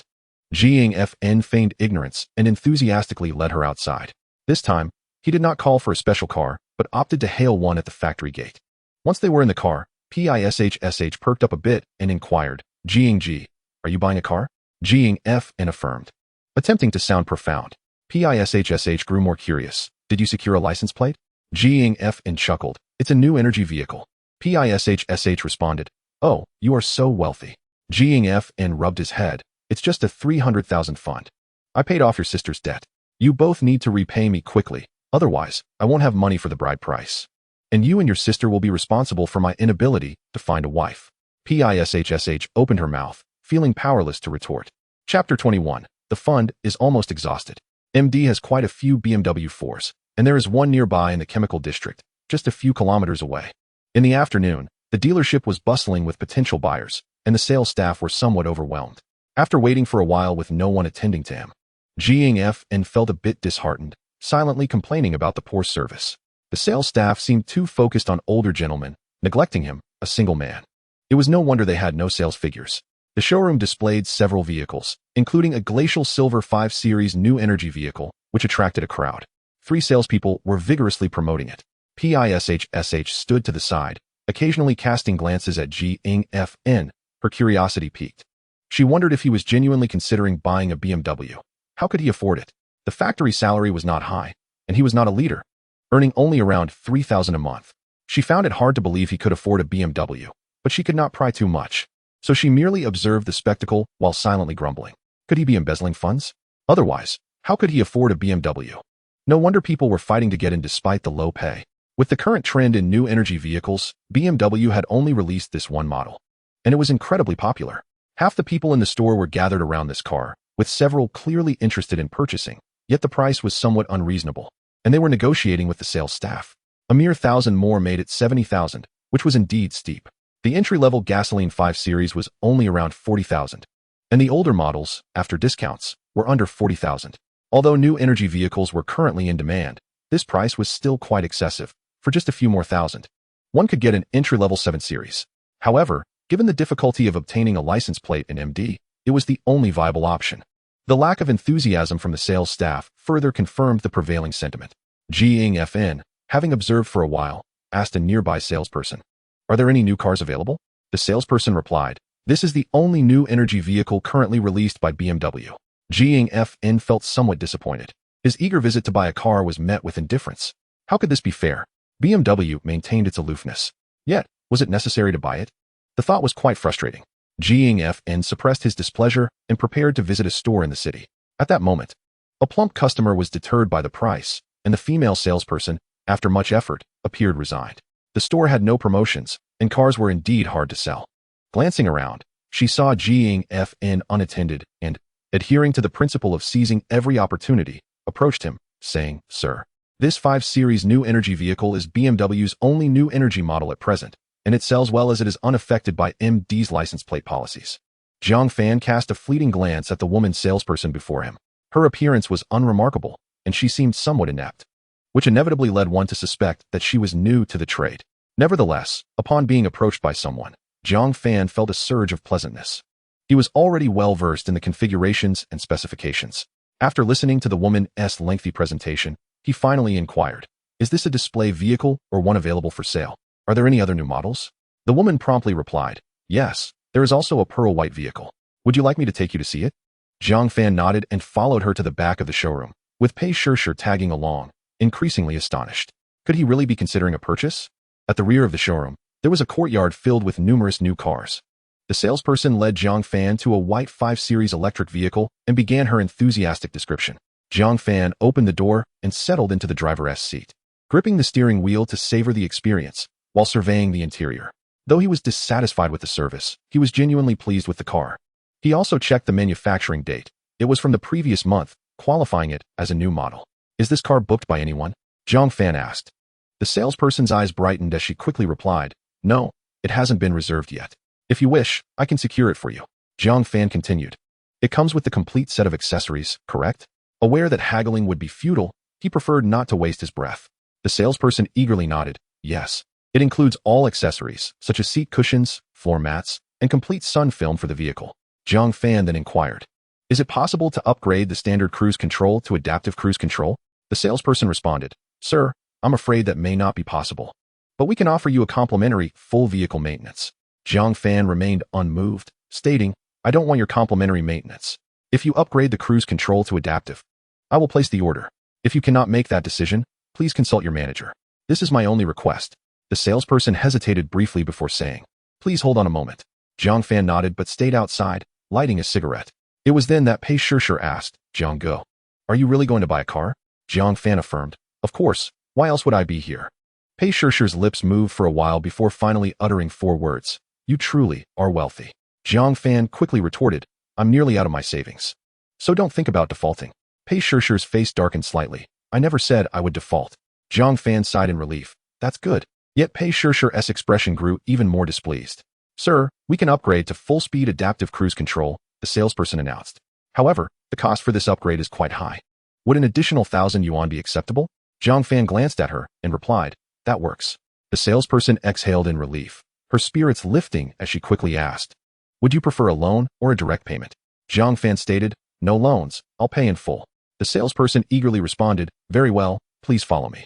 Zhang Fan followed her inside, where they were directed to a small table to sit. Pei Shishir sat beside him, continuing her observations of Zhang Fan with curiosity. The salesperson, seemingly buoyed by the prospect of a sale, walked briskly, pouring 2 cups of water before sitting down with paper and a calculator. She began calculating various fees, jotting everything down on paper. "Xiao-chun, has the customer placed an order yet?" The male salesperson who had previously ignored Zhang Fan approached, inquiring. The female salesperson nodded. "We are preparing to finalize the order." The male salesperson glanced at Zhang Fan and suddenly felt a sense of familiarity. Upon further reflection, he nearly slapped himself for not recognizing him sooner. Wasn't he this the young man who had just asked about new cars?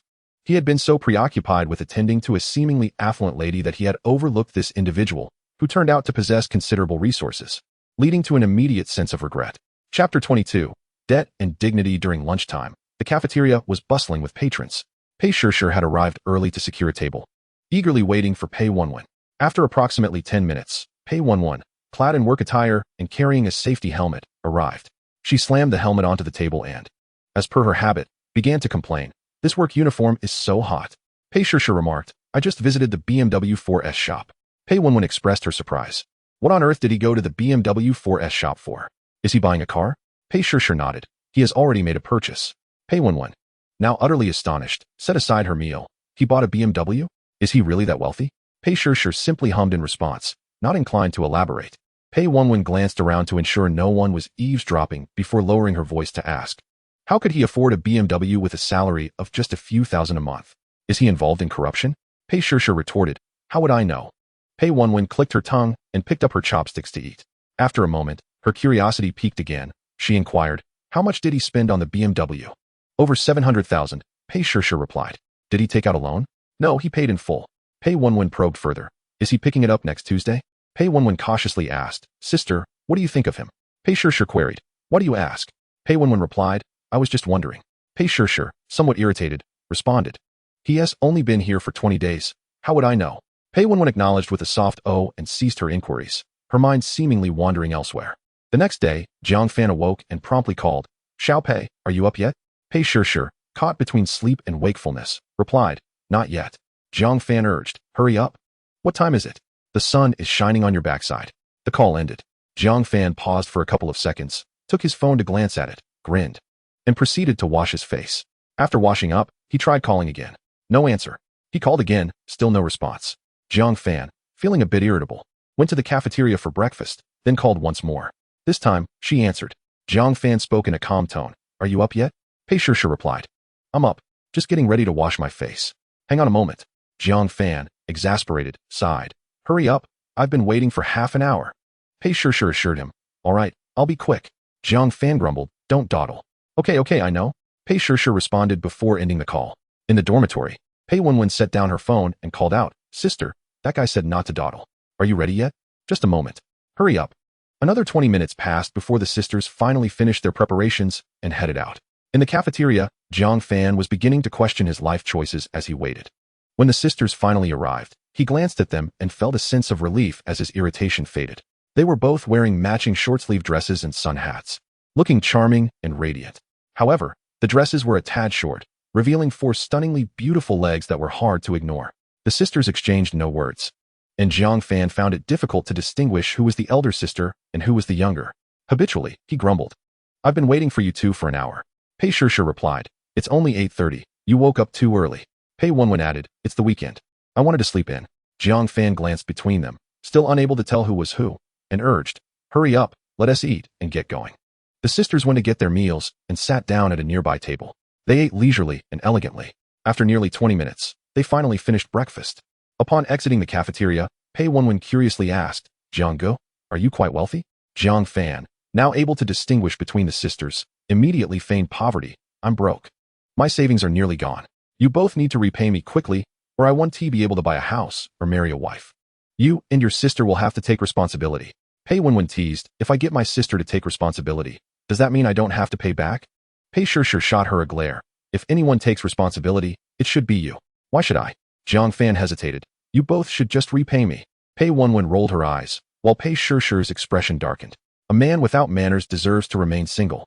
Upon arriving at Minjia Garden, they first stopped at the supermarket at the entrance to purchase a multitude of daily necessities, bedding, and sheets. The sisters each carried 2 large bags. Once upstairs and inside the apartment, they were met with surprise. Pei Wenwen asked, Jiang Ge, how much do you pay for this rental each month? Jiang Fan smiled and replied, 8,000. The 2 sisters exchanged a glance, filled with uncertainty.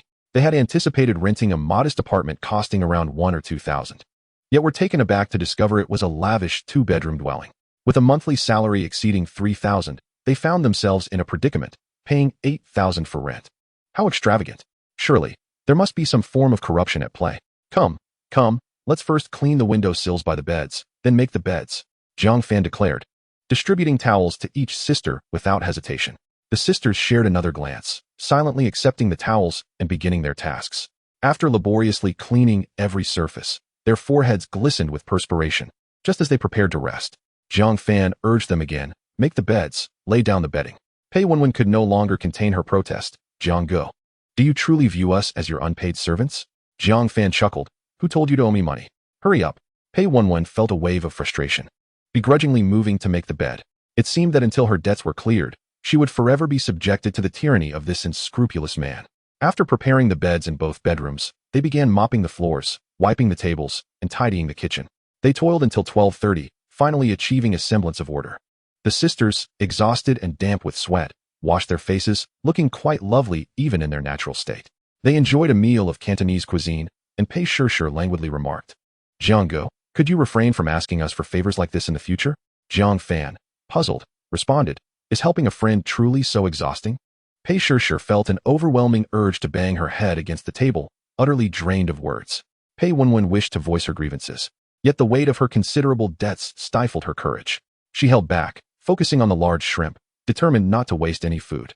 After lunch, as they strolled towards the roadside, an elderly lady approached, tripping over an unseen obstacle and falling to the ground. Pei Shishir, only a few steps away, paused momentarily before rushing over to assist her. Pei Wenwen followed suit. "Auntie, are you all right?"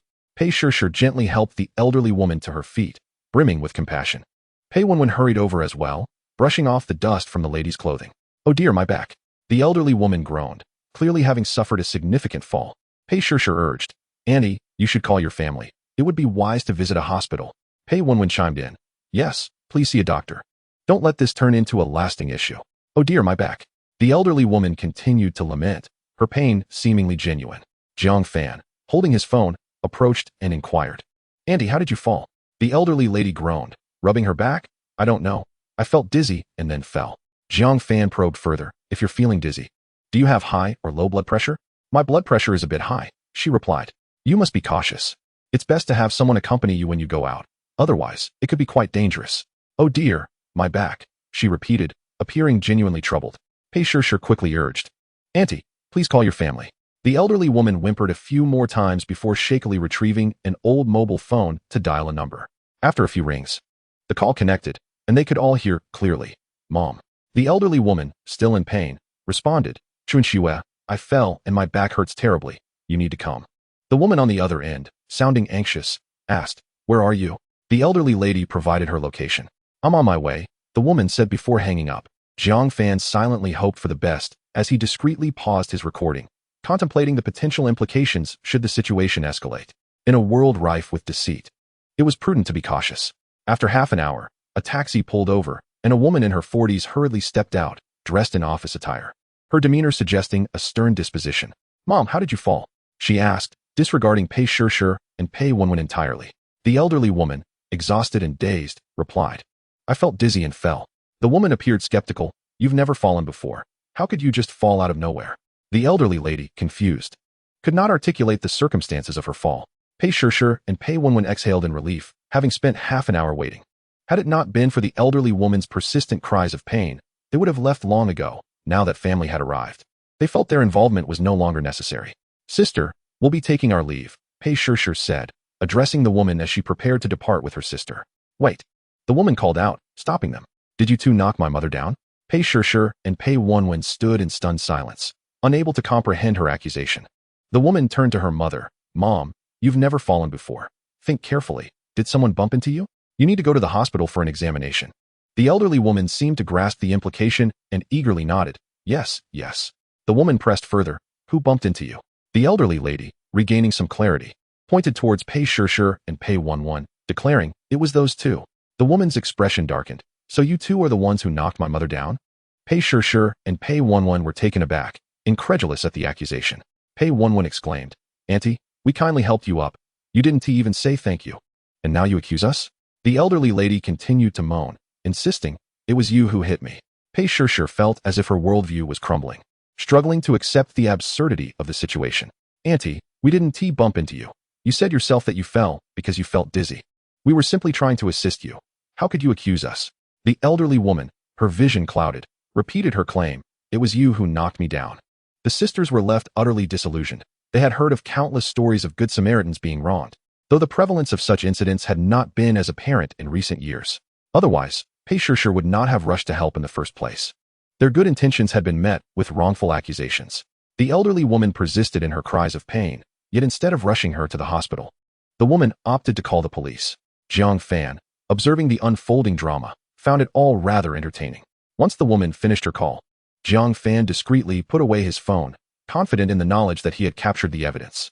He approached the woman. "Sister, my friend was merely trying to help. It's rather unfair to accuse her. The woman countered, if you weren't the ones who knocked her down, why would you help her?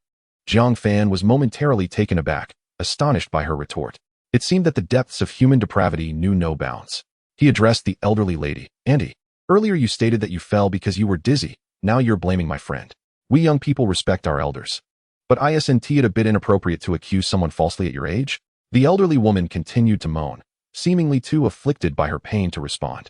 Zhang Fan glanced at the woman, choosing to remain silent, recognizing that if she didn't care about her own mother, there was little point in him intervening further. After a while, the police arrived and began to gather information, clearly overwhelmed by the complexities of the situation. Observing the elderly woman's persistent complaints of pain, they recommended taking her to the hospital. They knocked her down. The woman pointed accusingly at Pei Shishir and Pei Wenwen, directing the officers to have them call for an ambulance. Pei Shishir's face flushed with indignation as she exclaimed, "How can you act this way? It was clearly her own fault for falling. She herself stated she was dizzy when she fell. We were merely trying to assist her. And you are blatantly attempting to extort us. Have you no shame?" The woman countered, "If you didn't collide with her, why did you even help?" Zhang Fan chuckled. "My dear sister, being helpful is a cherished virtue of our Chinese culture. When one sees an elderly person fall on the street, anyone with a conscience would lend a hand. Your question baffles me. Do you believe that if we didn't collide with her, we should simply ignore her fall? Is it your stance that witnessing someone fall and doing nothing is the right course of action? You seem educated. How can your words lack the depth of a street vendor? I am curious if you truly possess an education and if you harbor any sense of civic duty or conscience." The woman, enraged, retorted, "You collided with her. And you dare claim to be in the right?" Zhang Fan refrained from further argument and inquired of the officer, "Is there any surveillance in this vicinity?" The officer shook his head. "There is no surveillance here. Call 120 and have her taken to the hospital." Zhang Fan questioned, "Why should I make the call?" The officer frowned and shot him a sidelong glance, thinking this young man was rather audacious. Chapter 24. Are you still a man? 120 arrived promptly. Zhang Fan did not make the call. The officer assisted in doing so. However, once they lifted the woman into the vehicle, another issue arose. The woman pointed at the three of them, insisting they should all go. The officer looked to Zhang Fan, who asked, "Why should we go to the hospital?" Pei Shishir and Pei Wenwen were too furious to speak, simply listening to Zhang Fan's retort. The woman claimed with a sense of entitlement, "You were the ones who hit her. Who will pay for her medical expenses if you do not?" Zhang Fan replied with a smirk, "Then let's not go. You can take us to court after your mother passes." The woman erupted in fury, "Watch your mouth." The officer frowned, sensing the situation was becoming increasingly complicated. Such incidents were not uncommon. Typically, one side would choose to settle by paying some medical expenses, but if neither party was willing to yield, resolving the matter became challenging, especially without sufficient evidence to prove one side's innocence. Yet, this was not a main road, lacking surveillance, and witnesses had long since departed, complicating evidence collection. Zhang Fan refused to admit fault or offer compensation, and the officer had no grounds to show favoritism. Meanwhile, the Pei sisters felt somewhat relieved, surprised by the venom in Zhang Fan's words. Ultimately, the officer mediated, and the woman agreed to first take her mother to the hospital for examination. Zhang Fan and the Pei sisters proceeded to the police station. In the span of a month, they had visited the police station twice. Their luck was truly unfortunate, as it seemed they were always accompanying the Pei sisters. Upon arrival at the station, the officer took statements from the three of them. In truth, it was primarily the Pei sisters who were being questioned, with Zhang Fan merely accompanying them. He recounted the events in detail, and the officer eventually asked, "If you did not hit her, why did you help?" Zhang Fan responded, "Is there a fault in being helpful?" The officer shot him a disapproving glance, but remained silent. He then asked, "You claim you did not hit her. What evidence do you have to prove your innocence?" Zhang Fan replied, "I have the phone numbers of several witnesses." The officer was taken aback. "You obtained the contact information of the victim?" Zhang Fan nodded. The officer requested the numbers and called one directly. When the call connected, a woman's voice answered, "Hello, who is this?" The officer introduced himself and politely greeted her before asking, "Did you witness the elderly woman fall at the west entrance of Shiji Huayuan, assisted by two twin sisters?" The woman confirmed, "Yes. I happened to be passing by and saw it." She continued, "I assure you that what I say is the truth. The elderly woman fell on her own, and the twin sisters were about 2 meters away when they rushed over to help her. I never expected they would be falsely accused."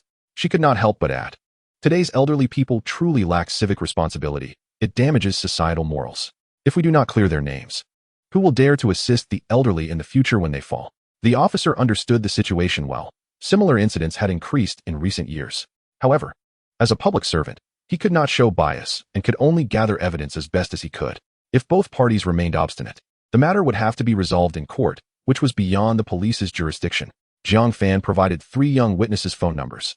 Knowing that older individuals might shy away from potential trouble, the outcome was not surprising. After the officer made the calls, all 3 witnesses provided identical testimonies. Once the statements were recorded, Zhang Fan and the Pei sisters were no longer involved. The officer even commended Zhang Fan, saying, "It seems you possess quite a strong sense of self-protection." Zhang Fan chuckled. "I had seen similar cases online before. While we young people are eager to help, we do not wish to be victims of fraud.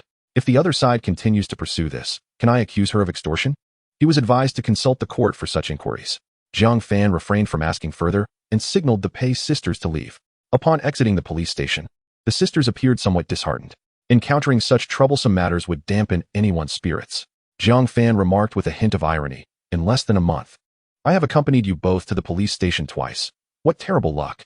Pei Shishir's eyes glimmered with indignation. "Zhang Ge, how can you say that?"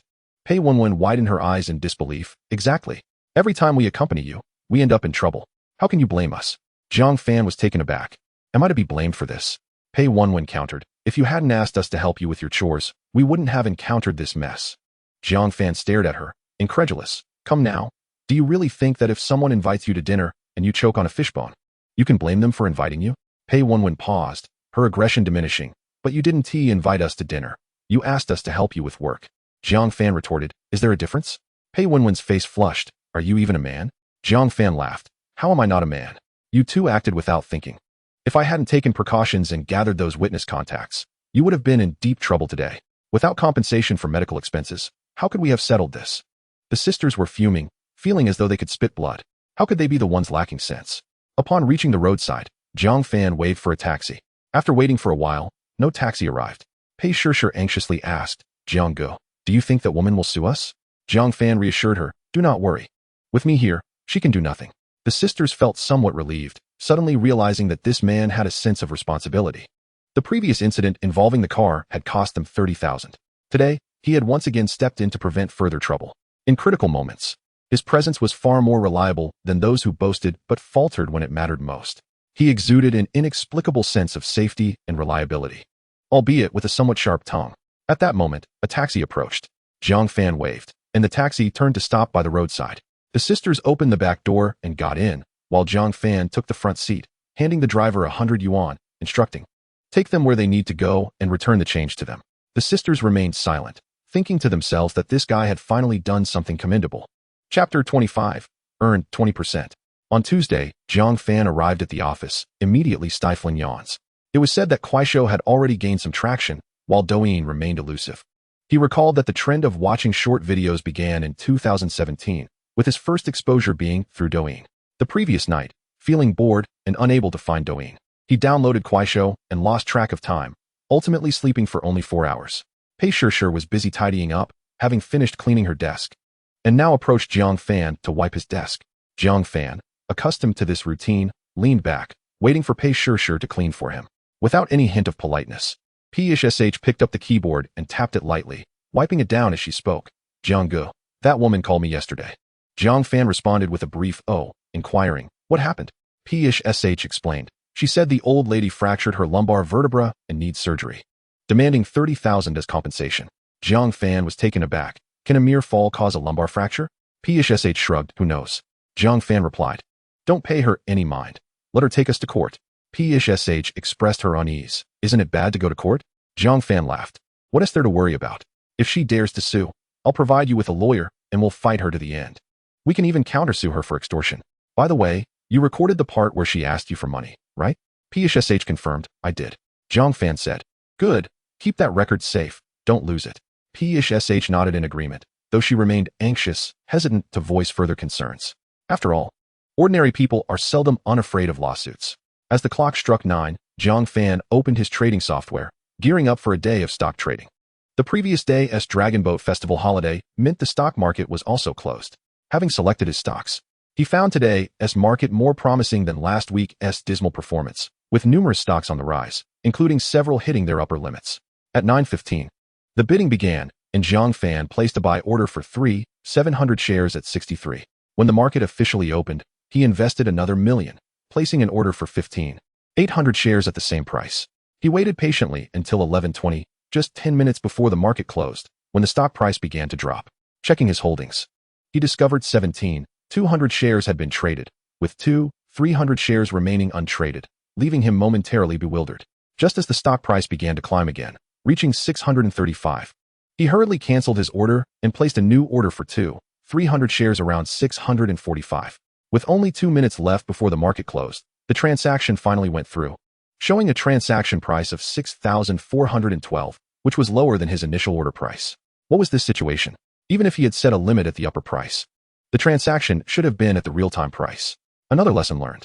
The displayed cost price was 63,152, and if sold at the upper limit tomorrow, he could earn over 8 yuan per share.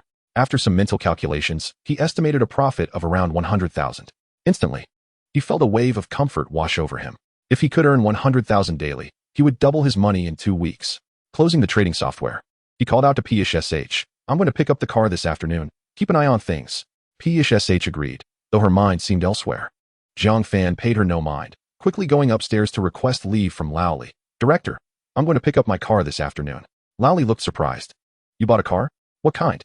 "A BMW," Zhang Fan replied. Laoli was even more astonished. "Do you have the money for a BMW?" Zhang Fan chuckled.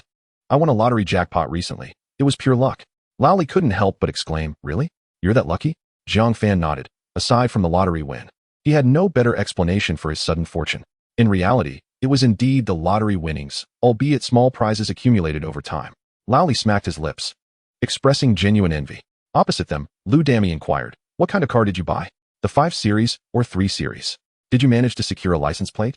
Zhang Fan smiled. "The 5 Series new energy model. The license plate was hard to get." Laoli praised him a few times. "If you have nothing else to do this afternoon, go ahead." Zhang Fan left, giving PSH a brief rundown without further ado, and then departed.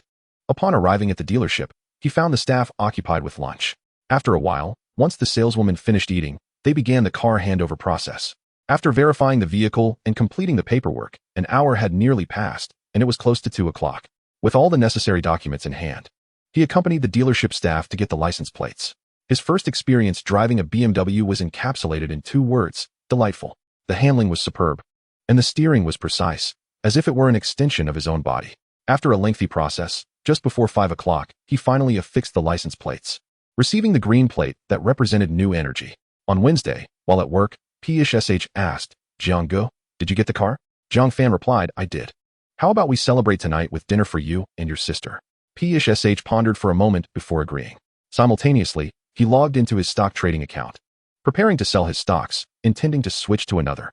Today's highest price was 765, and as the bidding began, Zhang Fan placed a selling order at the round number of 76. Checking his profits, he found he had netted over 25, which made him feel even happier. This trend was promising. He had bought when the price dipped yesterday, earning a full limit increase, and today he gained over half of that, effectively earning 2 limit increases. If he could make one more today and then half again tomorrow when he sold, he would double his investment within the week. He checked again and purchased 15,000 shares at 1,005, anticipating a limit increase today and planning to sell quickly tomorrow, aware that the stock would likely drop after an initial rise. But he hoped to secure a few more points in profit. As the workday came to a close, the once quiet residential area quickly buzzed with activity. The vicinity was filled with chemical factories, perpetually saturated with an unpleasant odor. However, over time, workers accustomed to the environment found it tolerable, while those newer to the job gradually acclimated. Those who could not adapt had no choice but to seek employment elsewhere. Yet, in the bustling metropolis of Magic City, changing jobs was not an ideal option, especially for chemical factory workers, as the odds of finding a better position were slim. Thus, most chose to endure their current jobs, living a life of moderate comfort. In these times, merely surviving was a feat in itself. Of course, those who owned homes tended to be long-serving, older employees. Years ago, housing was still affordable, but in recent years, prices had skyrocketed. Young individuals found it increasingly difficult to remain in the city with meager salaries. Buying a home seemed an insurmountable challenge. Consequently, the factory faced a disheartening lack of youthful workers. Government departments fared better, but production units suffered. Many positions remained unfilled as younger individuals were unwilling to take them, forcing older employees to shoulder the burden. This situation could not continue indefinitely, and leadership was troubled. Yet, despite their concerns, the exorbitant housing prices left them powerless. With prices around 30,000 per square meter, A 100 square meter 3-bedroom apartment would require young workers to labor tirelessly for 50 to 60 years without respite, and this was without accounting for future price increases. Thus, it was imperative to seize the opportunity while young and strive for more, lest despair take hold. Zhang Fan sat quietly in his BMW, reflecting on his past and present. Years ago, he too felt hopeless, which drove him to leave. Now, gazing down from a height, he realized that living joyfully and easily was far more important than anything else. If he had 2 or 3 properties, life would be even more comfortable. His BMW sparked curiosity among passers-by, wondering which affluent individual was behind the wheel. Contrary to the belief that Magic City was filled with Rolls-Royces and Maybachs, those who could afford a BMW typically wouldn't work in a chemical factory, especially not in an older establishment like Mingbo Chemical, where most employees drove cars worth around 100,000. Very few drove BMWs. As he parked in front of the girls' dormitory, Zhang Fan remained seated in the car, waiting. After about 20 minutes, PSH and her sister finally emerged, having changed their clothes. They glanced at the windshield before opening the back door and getting in. Female employees entering and exiting the dormitory whispered among themselves, envious of the beautiful girls who effortlessly attracted wealthy suitors. The BMW soon drove away, leaving behind a trail of speculation and jealousy. Zhang Fan focused on the road, preferring silence and refraining from initiating conversation. PSH's sister, PIWNWN, asked, "Zhang Go, what are you treating us to eat?" Zhang Fan inquired, "What do you want to eat?" PIWNWN replied, "I want Western cuisine." "Will you treat us?" Zhang Fan smiled. "All right then, we'll have Western food tonight." PIWNWN paused for a moment before quickly adding, "I was just joking." "Anything is fine." Zhang Fan waved his hand dismissively, remaining silent. Pei Wenwen glanced at his profile, wanting to say something, but ultimately refrained. Her eyes darted about as she began to complain about the various annoyances encountered at work over the past few days. Lazy colleagues, a class monitor with ulterior motives, and a married man attempting to invite her to dinner. After listening for a while, Zhang Fan suddenly inquired, "Why didn't you two date during university?" Pei Wenwen chuckled. "Guess." Zhang Fan refused to guess, stating, "If you want to say, then forget it." Pei Wenwen replied, "No one pursued us." Zhang Fan chose not to press further, immediately sensing it was merely an excuse. Pei Wenwen was waiting for him to ask more, but after a long pause, she noticed they were now on Yinchuan Road. Was it really necessary to travel so far just to have a meal? She hurriedly asked, "Brother Jiang, where are we going to eat?" Pei Wenwen was even more astonished. Isn't it excessive to go to the Bund just for dinner? Pei Shishir was also somewhat surprised, feeling that the meal had lost its allure. Zhang Fan remarked, "Didn't you say you wanted Western cuisine?" Pei Wenwen was speechless. "I was joking." Zhang Fan countered, "The thing is, I also want to eat Western food." The two sisters exchanged glances, at a loss for words. Dinner was at number 6 Bund, where Zhang Fan consumed 3 portions of sirloin steak and a ham pizza, and only felt satisfied after ordering a portion of Australian veal shank. He also ordered lobster risotto, black cod with citrus cream, foie gras, and tiramisu for the sisters, amounting to 2,000, neither exorbitant nor particularly cheap. After dinner, darkness had descended. They ventured out to stroll along the Bund. Zhang Fan ambled ahead, savoring the riverside scenery under the night sky, while Pei Shishir and her sister trailed behind, quietly chatting. The meal had not been particularly enjoyable. They had anticipated a casual dinner, but instead, they had traveled to the Bund for an expensive Western meal, consuming a significant portion of their salary for the month. They had expected something noteworthy to occur, yet nothing transpired. The man in front did not even wait for them, leaving the sisters somewhat bewildered. They murmured amongst themselves for a while, unable to reach any conclusion, which was rather perplexing. After walking for a while, Zhang Fan paused to wait for them to catch up. Pei Wenwen inquired, "Brother Jiang, what is the point of shopping?" Zhang Fan replied, "Is there a need for a reason to shop? Isn't it wonderful to admire the Bund's night view?" Pei Wenwen fell silent. Pei Shishir had nothing to say either. They had strolled the Bund countless times, finding little of interest. Something felt amiss, yet they could not pinpoint what it was. Zhang Fan subtly pointed to a couple embracing by the railing not far away, saying, "Look at those two. Doesn't it evoke a sense of seasons gone awry and age disrupted by wealth?" The sisters burst into laughter. The age gap was quite noticeable, at least 20 years apart. This phenomenon was rather common in the vibrant metropolis, hardly surprising. However, Zhang's observation was indeed accurate. Many individuals today are indeed misled by wealth regarding their age. Pei Wenwen widened her eyes. Pei Shishir, with a teasing tone, asked, "Brother Jiang, what are you planning?" "What am I planning?" Zhang Fan responded. "Are you too worried I might harm you?" Pei Wenwen asserted, "You have ulterior motives." Zhang Fan queried, "How do you know I have ulterior motives?" "Isn't it obvious?" "It's instinct," Pei Wenwen replied. "You clearly have ulterior motives." Pei Shishir nodded in agreement. Sharing her sentiment, the sisters began to doubt their judgment. Was there truly no ill intent? Regardless, it was clear they would not be spending the night at a man's home.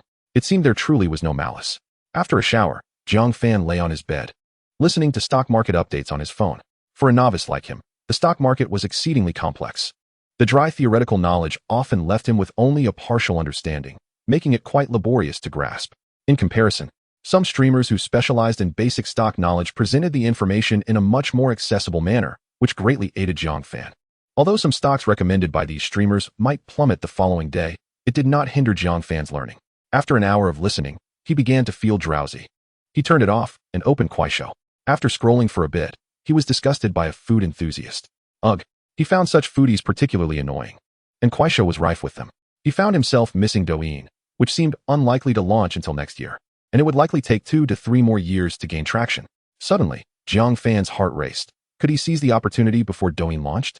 He envisioned creating Douyin and cultivating a legion of internet celebrities to call him Daddy daily.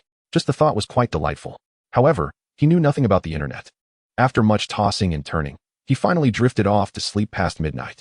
On Thursday, Jiang Fan rose early, departing at 6:30, only to encounter heavy traffic. After nearly an hour and a half, he arrived at the factory just before 8, feeling quite frustrated. The city's size came with its drawbacks. Living a bit farther meant wasting several hours on the road. With that hour, he could have enjoyed a refreshing sleep. Upon reaching the office, he found Pei Shishir diligently cleaning. Jiang Fan settled at his computer, unashamedly enjoying his breakfast. The front was slightly flat, likely due to lack of development. A faint, pleasant aroma wafted through the air. As Pei Shishir wiped the table, she asked, "Brother Jiang, why haven't you bought lottery tickets lately?" Jiang Fan thought to himself that he had indeed bought some, but replied, "I'm saving money for gas. I can barely afford meals." Pei Shishir silently scoffed, recalling that he had spent 2,000 the previous day. What did that imply? Did he expect her to treat him? Absolutely not. Pei Shishir retorted, "Can your car be charged?" Jiang Fan sighed. "There are only a few charging stations. Just look for available spots. I'd have to wait in line at night to get a space." Pei Shishir suggested, "Then just go at night." Jiang Fan nonchalantly replied, "I'm lazy." Pei Shishir was speechless, noting his unapologetic rationale.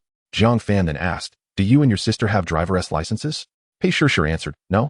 Jiang Fan was puzzled. "Why didn't you get a license in college?" Pei Shishir explained, "We didn't have the money." Now it was Jiang Fan's turn to be speechless. She was indeed an honest child.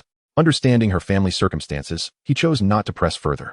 With ordinary working-class parents supporting 3 university students, it was undoubtedly a challenge. By 9:30, the stock market finally opened. Sichuan Electronics surged initially but quickly plummeted, dropping beneath the waterline in under 2 minutes. At 9:36, it turned red again, only to dive down again by 9:40, proving more thrilling than a roller coaster. It remained submerged until 10:12, when it finally turned red once more, followed by several more dramatic swings. At 10:30, it turned red and began to break through, exceeding 115. Jiang Fan had placed a sell order at exactly 115 during the pre-market session. After checking his holdings, he confirmed a successful transaction. The stock could potentially rise to 116 that day, but he was content. It would be difficult to maintain that momentum on Mount Everest, and a significant drop was expected in the afternoon. Earning 230,000 left little room for dissatisfaction. Glancing at his total assets, he noted just over 1,700,000. With an initial capital of 1,200,000, he had earned over 500,000. Jiang Fan felt quite satisfied, and after reviewing, he bought 132,300 shares of Fenglin Group at a price of 131. The stock was performing well, currently in a downturn but expected to rise by closing, with a potential peak of 1506, promising an additional profit of over 200,000. Selling it tomorrow would bring him close to 2 million. The thrill of earning was exhilarating. At this rate, he could easily purchase a luxurious apartment in Lujiazui within a year. However, he suspected it might not be enough for his Douyin aspirations. The internet was notoriously expensive. His capital still felt insufficient. Perhaps he should transfer another 2 million next week. Nonetheless, the stock market seemed to be exhibiting troubling signs recently. Tomorrow will be even more dreadful. There are only 35 stocks hitting the daily limit up, while a staggering 2,000 have plummeted to the lower limit. Observing the stock market, one can hear a cacophony of curses. Some are hurling insults at the village chief, others are berating the major shareholders. And there are those lamenting thoughts of suicide or expressing their desire to cut their hands off. Some who have suffered losses are questioning the meaning of life, while others assert that the roots of the leeks are on the verge of being uprooted. There are whispers of yet another stock market crash. and others speculate that short sellers are ruthlessly cleansing the margin trading accounts. The myriad of opinions is utterly chaotic, leaving one uncertain about what is true.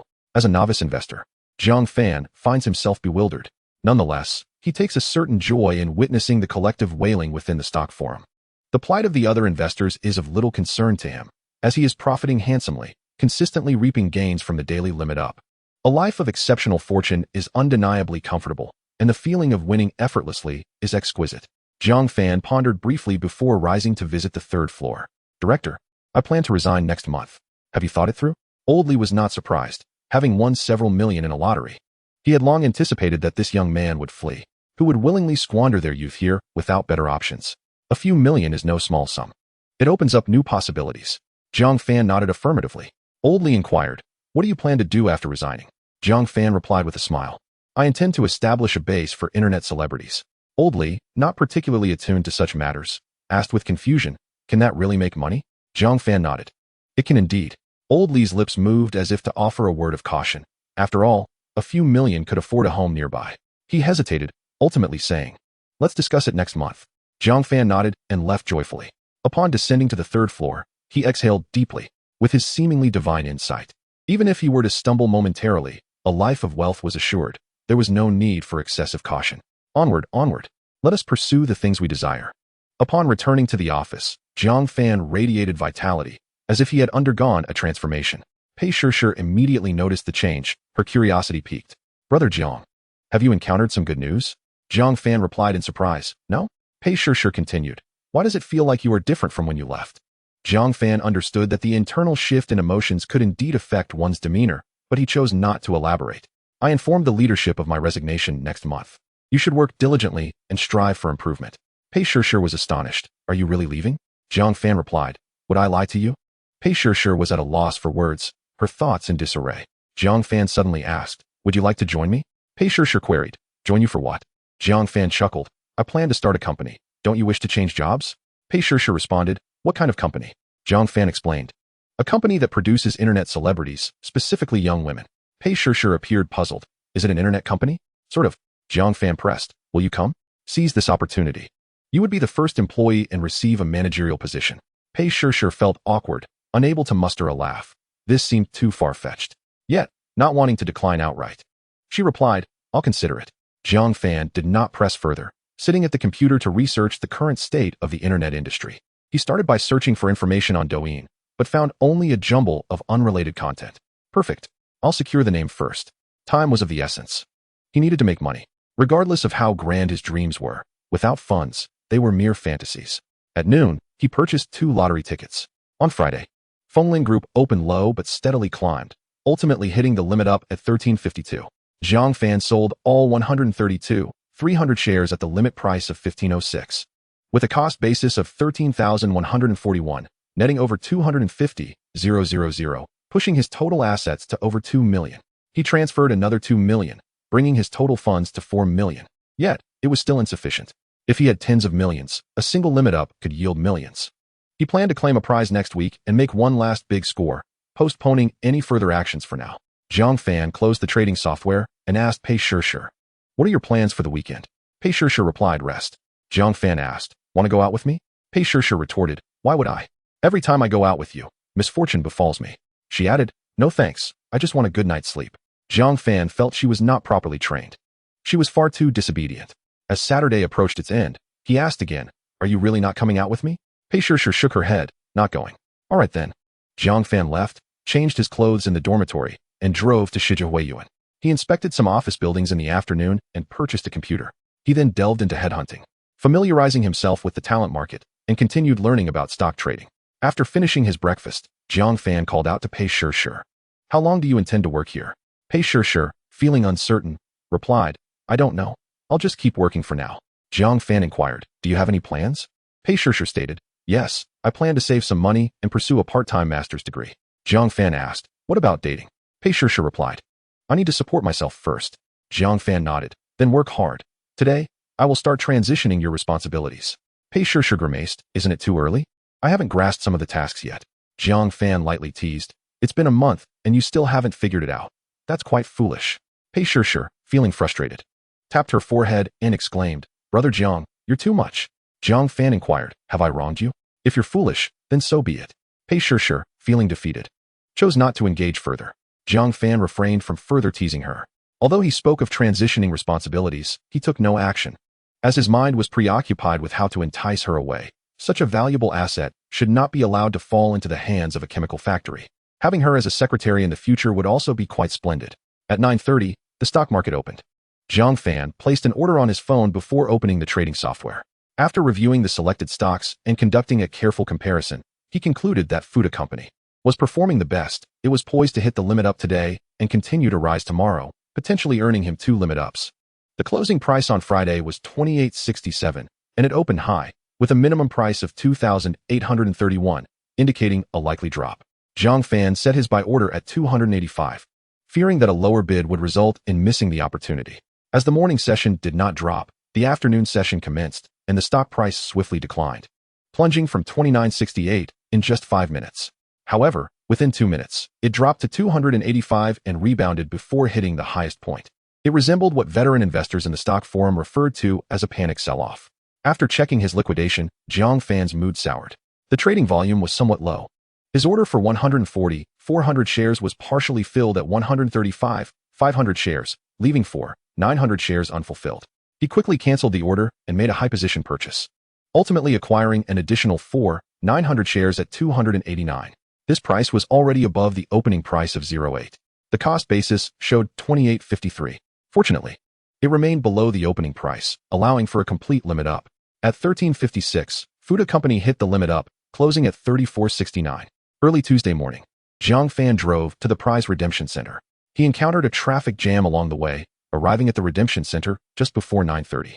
Jiang Fan was in no rush to enter. Instead, he opened his mobile trading software and logged into his securities account.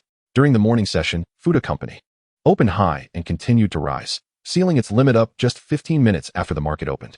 Jiang Fan calculated that holding onto the stock was no longer beneficial. Selling today would allow him to find another stock for additional profit. He decisively sold all his shares at the limit price of $3,469, netting over $860,000 in profit. Jiang Fan was greatly inspired. After comparing several carefully selected stocks, he ultimately decided on Pisces Gufen. This stock is poised to hit the daily limit today and is expected to do so again tomorrow. It closed yesterday at $75.34 and is currently navigating through the depths. He decisively invested $67,500 at the whole number of 72, as well as at 725 and 732, averaging his cost down to $72.89. Even underwater, he stands to gain a profit of $325. Once the stock hits the limit today, he could secure a profit of $13.25. Quite splendid. If only such stocks would appear more frequently, ideally on a daily basis. When Pisces Gufen reaches its limit today, his total assets will smoothly surpass 5 million. Happiness is indeed this simple. Witnessing wealth rise swiftly is unparalleled joy. Soon, he plans to head to the prize redemption center for a substantial win, potentially reaching tens of millions. Earning a daily limit translates to over 1 million, and this kind of money comes swiftly. With a light heart, Jiang Fan exited his vehicle and made his way to the redemption center. I remember you. You've won again? The receptionist recognized Jiang Fan, her astonishment palpable. Perhaps it was Jiang Fan's handsome appearance or his frequent wins that caught her attention. Luck is on his side. Jiang Fan wore a smile, but internally felt somewhat resigned. This was only the 3rd time he had been remembered. It seemed time to rein it in. Otherwise, if the media suddenly took an interest in him, it would become bothersome. Being trending due to wealth is never a good thing. Having redeemed his prize twice already, he was quite familiar with the process. Jiang Fan navigated expertly, ensuring his account was credited before the lunch break. This time, he had been quite bold, winning the second prize in 2 lottery draws and the second prize in 2 super lotto draws, all at 10 times the amount. The total from the lottery was slightly less than 3 million, while the super lotto brought in nearly 5 million, summing up to approximately 8 million. That was sufficient. With over 10 million, compounded interest could multiply it several times in a month. In the afternoon, he checked again. Pisces Gufen had indeed hit its limit, showing a profit exceeding 670,000. His total asset value was just over 4.5 million. He transferred over 700,000 into the account, rounding it to an even 13.5 million. Tomorrow, he would continue to harvest those unsuspecting investors. Jiang Fan felt elated and called out to Pei Shishir, Xiao Pei, let us invite your sister for dinner tonight. Pei Shishir replied, is that necessary? Jiang Fan chuckled, I've made some money. Let us treat you both to a better meal. Pei Shishir was astonished. Did you win the lottery again? Jiang Fan replied, somewhat exasperated. Is there nothing else I can do besides buying lottery tickets? To avoid any negative influence on their mood, Jiang Fan deliberately chose a distant location for dinner with the sisters. He found a modest restaurant and reserved a small private room. Ordering 6 dishes at once brought an extra smile to the waitress's face. Sister, I can't take it anymore, Pei Wenwen vented to her sister. I can't stand it. He's over 30, married, yet still chasing young girls. It's disgusting. I can't help but want to spit in his face. He really thinks he's in charge. Pei Shishir asked, if you don't want to work, what do you want to do? Pei Wenwen looked lost. I don't know, but I don't want to be there another day. I'll figure it out once I leave. Pei Shishir advised, you still need to find a new job. It's tough out there now. Pei Wenwen frowned. But I can't endure it another day. Seeing that creep makes me furious. Jiang Fan sipped his tea and listened, thinking that if she left, she would be jumping into a fire pit. Ultimately, he could not stop her, so he asked, would you take a job if I found you one? Pei Wenwen responded. What kind of job would you find for me, Jianggo? Pei Shishir also looked over, her expression filled with skepticism. There was a lingering doubt about Jiang Fan's reliability. Jiang Fan replied, I plan to start a company, and I need you to handle the paperwork. Pei Wenwen's eyes widened in surprise. Did I hear you correctly? Jianggo, you're starting a company? Jiang Fan felt slightly displeased. Is that really such a shocking expression? Can I start a company? No. Pei Wenwen quickly shook her head, realizing her expression was inappropriate. I just didn't expect it. Jiang Fan asked again, so are you in? Pei Wenwen frowned. But I've never done that before. How do you register a company? Jiang Fan replied calmly, just look it up online. Surely you can manage that? Pei Wenwen stuttered, unsure of how to respond. Pei Shishir kicked her under the table. Pei Wenwen glared at her. Why did you kick me, sister? Pei Shishir nearly lost her temper. Use your brain. Jiang Fan glanced at Pei Shishir, his expression inscrutable. At the charging station, Jiang Fan parked his car to charge. Pei Shishir cautioned, Jiang Fan is unreliable. Don't let him fool you. Pei Wenwen asked, what makes him unreliable? Pei Shishir explained, he hasn't even established a company yet, and you really believe him? Pei Wenwen retorted, who said I believe him? I think it sounds dubious, but I'm curious. He.s. quite mysterious. He lost 30,000 before, and now has a BMW worth over 70,000. That's over 100,000. Where did he get all that money? Surely he can't make that much at your office? If he could make so much money, why would he resign? Is he a rich second generation trying out life? Pei Shishir replied, which rich second generation would come to a chemical factory and work for 3 years? Pei Wenwen pondered, then where did he get that much money? Pei Shishir shrugged, don't ask me. If you want to know, ask him yourself. Pei Wenwen leaped up, sister, do you think he is really going to quit and start a business? Pei Shishir hesitated but replied, I don't know. It's possible. Pei Wenwen inquired, what kind of company is he planning to start? Pei Shishir said, he mentioned something about producing influencers. I have no idea what that entails. It doesn't sound like a serious venture. Pei Wenwen's eyes widened. Influencers can earn a lot. Some make tens of thousands a month. How does he plan to produce them? The term produce sounds so unprofessional. Pei Shishir concluded, I have no clue. It just sounds unprofessional. Pei Wenwen rolled her eyes and said, sister, could you ask him what position he could offer me and the salary? If the pay is good, working for him might be worth it. After all, it's just a job. Pei Shishir stared wide-eyed. Are you really going to believe his nonsense? Pei Wenwen shrugged, it might not be nonsense. He seems serious about starting a business. As long as he pays, it doesn't matter who I work for. I've had enough of this horrible factory. Pei Shishir began to waver, realizing her lack of experience. Pei Wenwen urged, sister, just ask him once more. Pei Shishir replied, I don't want to ask anymore. You can go and ask him tomorrow at lunch. Pei Wenwen nodded in agreement. On Wednesday, shortly after the morning meeting, Sister Zhou from the party office approached Jiang Fan in the printing room. Xiao Jiang, what happened to Manager Cheng? Jiang Fan, puzzled, replied, Manager Cheng? I have no idea. Sister Zhou, seemingly well-informed, remarked, you don't know? I heard Manager Cheng is in trouble. Jiang Fan was taken aback. I haven't heard anything. Sister Zhou scrutinized his expression, sensing no deceit, and wondered, how could you possibly not know? Jiang Fan was equally perplexed. Sister Zhou worked in the discipline inspection office and should have been among the first to know. However, given the peculiar dynamics of the office, such information likely circulated there first, yet he had heard nothing. A high-ranking official in trouble? This was no joke. Such incidents had not occurred in the past. Unable to extract any more information, Sister Zhou left in disappointment. Jiang Fan felt restless and went upstairs to inquire with Old Li, director. I heard something happened to Manager Cheng? Old Li's expression darkened. Don't spread rumors. Just focus on your work. Judging by Old Li's reaction, it seemed highly probable that Manager Cheng was indeed in trouble. It is no wonder that after a week of absence, I thought there might have been a business trip. It is peculiar that I did not hear any news, and my instincts suggest something is amiss. Zhang Fan pondered for quite some time, but could not discern where the mistake lay. As the stock market was about to open, he decided to set this matter aside. Whether or not Boss Chung encountered any trouble was of little concern to him. Making money was paramount. This year's stock market has been increasingly dismal, with anguished cries echoing in the stock forums, curses flying left and right. Some lamented their desire to leap from heights, while others spoke of severing their hands. And some even threatened to send razor blades. Zhang Fan felt an urge to join in the cursing. The situation indeed appeared grave. Among over 2,000 stocks, there were hardly a few that had risen. It was even worse than the previous day. Only a handful had reached their upper limits, and shockingly, half of those were new stocks. A small portion of the remaining stocks had a minimum price within a mere 3 units of the upper limit, clearly manipulated to open high and directly hit the ceiling, making it utterly challenging to buy. Very few stocks opened low and reached their upper limits. After scrutinizing the options, he finally selected Zhonggong Jiaoyu and Shengaosu. Zhonggong Jiaoyu's closing price yesterday was 106.1, and today it opened at a minimum of 109.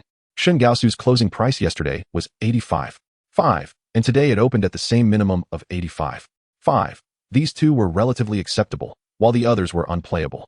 With substantial capital, it was inevitable to be divided among 2 or more stocks, yet he was unsure if he could purchase all today.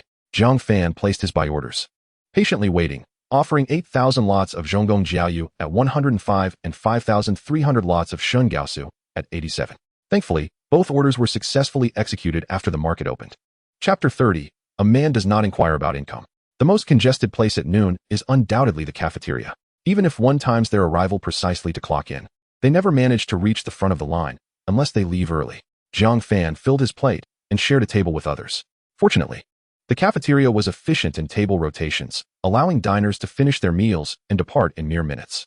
After a while, Pei Shishir and Pei Wenwen, the two sisters, also arrived and sat at a nearby table. As soon as the personnel from the security department across from Zhang Fan finished their meal and left, he promptly moved over with his plate. Zhang Fan felt perplexed, observing the two sisters and sensing something was afoot. They would not have approached him otherwise. Indeed, Pei Wenwen inquired, "Brother Jiang, if I work for you, how much salary would you offer me?" This was straightforward. Zhang Fan replied, "What do you think is appropriate?" Pei Wenwen hesitated. "How could I possibly say? You tell me." Zhang Fan asked, "How about 10,000? Pei Wenwen's eyes lit up instantly. "Really?" Zhang Fan nodded. "Indeed. It's settled." Pei Wenwen felt relieved and more invigorated. Pei Shishir asked, "Where will you live?" Zhang Fan readily responded, "You can rent your own place, and I will cover the rent." Pei Shishir felt reassured. Pei Wenwen inquired, "What exactly will I be doing, Brother Jiang? Please tell me first." Zhang Fan, while eating, explained, "First, register a company for me. Then investigate which companies are engaged in short video production, gathering information on internet companies similar to Meipai or Miaopai." Pei Wenwen was bewildered. "Why investigate this?" Zhang Fan asked. "Will you do it or not?" Pei Wenwen nodded. "I will." Zhang Fan replied. "Then that's settled. No need to ask so many questions." The two sisters were left speechless, feeling frustrated that they weren't allowed to ask questions. Pei Wenwen, frowning, said, "But I've never done this before." Zhang Fan retorted sharply, "Then you might as well be foolish." Pei Wenwen was genuinely exasperated, wishing he could be less acerbic. Such a man, devoid of charm, truly deserved to be single. The sisters mentally jabbed at him. Pei Wenwen suppressed her anger. "So, should I go look for a place tomorrow?" Zhang Fan nodded. "Yes, quickly handle your resignation." Pei Shishir added, "But you must find a place first, or where will you live?" Zhang Fan replied, "You can stay with me until you find a place and then move." The sisters exchanged glances, sensing something was off. Pei Shishir asked, "Are you really going to do this?" Pei Wenwen said, "Of course, otherwise I would be a factory worker for life." Pei Shishir felt uncertain. The company is still uncertain. Who knows if he is reliable? Pei Wenwen declared, "Who cares if he is reliable? As long as I get paid." Pei Shishir remained anxious, feeling it was all rather dubious. On Thursday, Shengaosu opened high at 95 before plummeting sharply. Zhonggong Jiaoyu opened beneath the waterline, marked in red. The highest price for Shengaosu today was its opening price, and it would not rise again. At 9:25, when the opening price was revealed, Zhang Fan felt the urge to curse, for 95 was indeed the highest price of the day, and it would not rise further, with the opening price marking the peak. How could one escape? Thus, he placed a sell order for a limit down, clearing his holdings in one swift action. The stop price was smashed to 89.1 within 2 minutes. By the time he cleared everything, the final transaction price was 91.2. The previous day's transaction price had been higher, and today he lost a portion of his profit. Ultimately, the profit from this stock was less than 5 yielding just over 200,000. Zhang Fan felt exasperated, realizing he had merely earned a hollow victory, echoing the sentiments of the retail investors in the forums. Nonetheless, given the recent appalling state of the stock market, with numerous stocks hitting limit downs daily and only a few rising, it was hard to blame him. After clearing the stock, he casually placed an order for 1,500 lots of Zhou technology at 331, which was performing well today. Following its opening, the price dipped below the waterline. Yesterday's closing price was 345.3, and today's minimum hit 328. 1. Buying at 331 could yield a significant profit from a limit up. Unfortunately, Zhonggong Jiaoyu had not yet sold, and he was uncertain if he would have the chance. Once the 1,500 lots were purchased, Zhou Technology's stock price was swiftly driven up and did not decline again.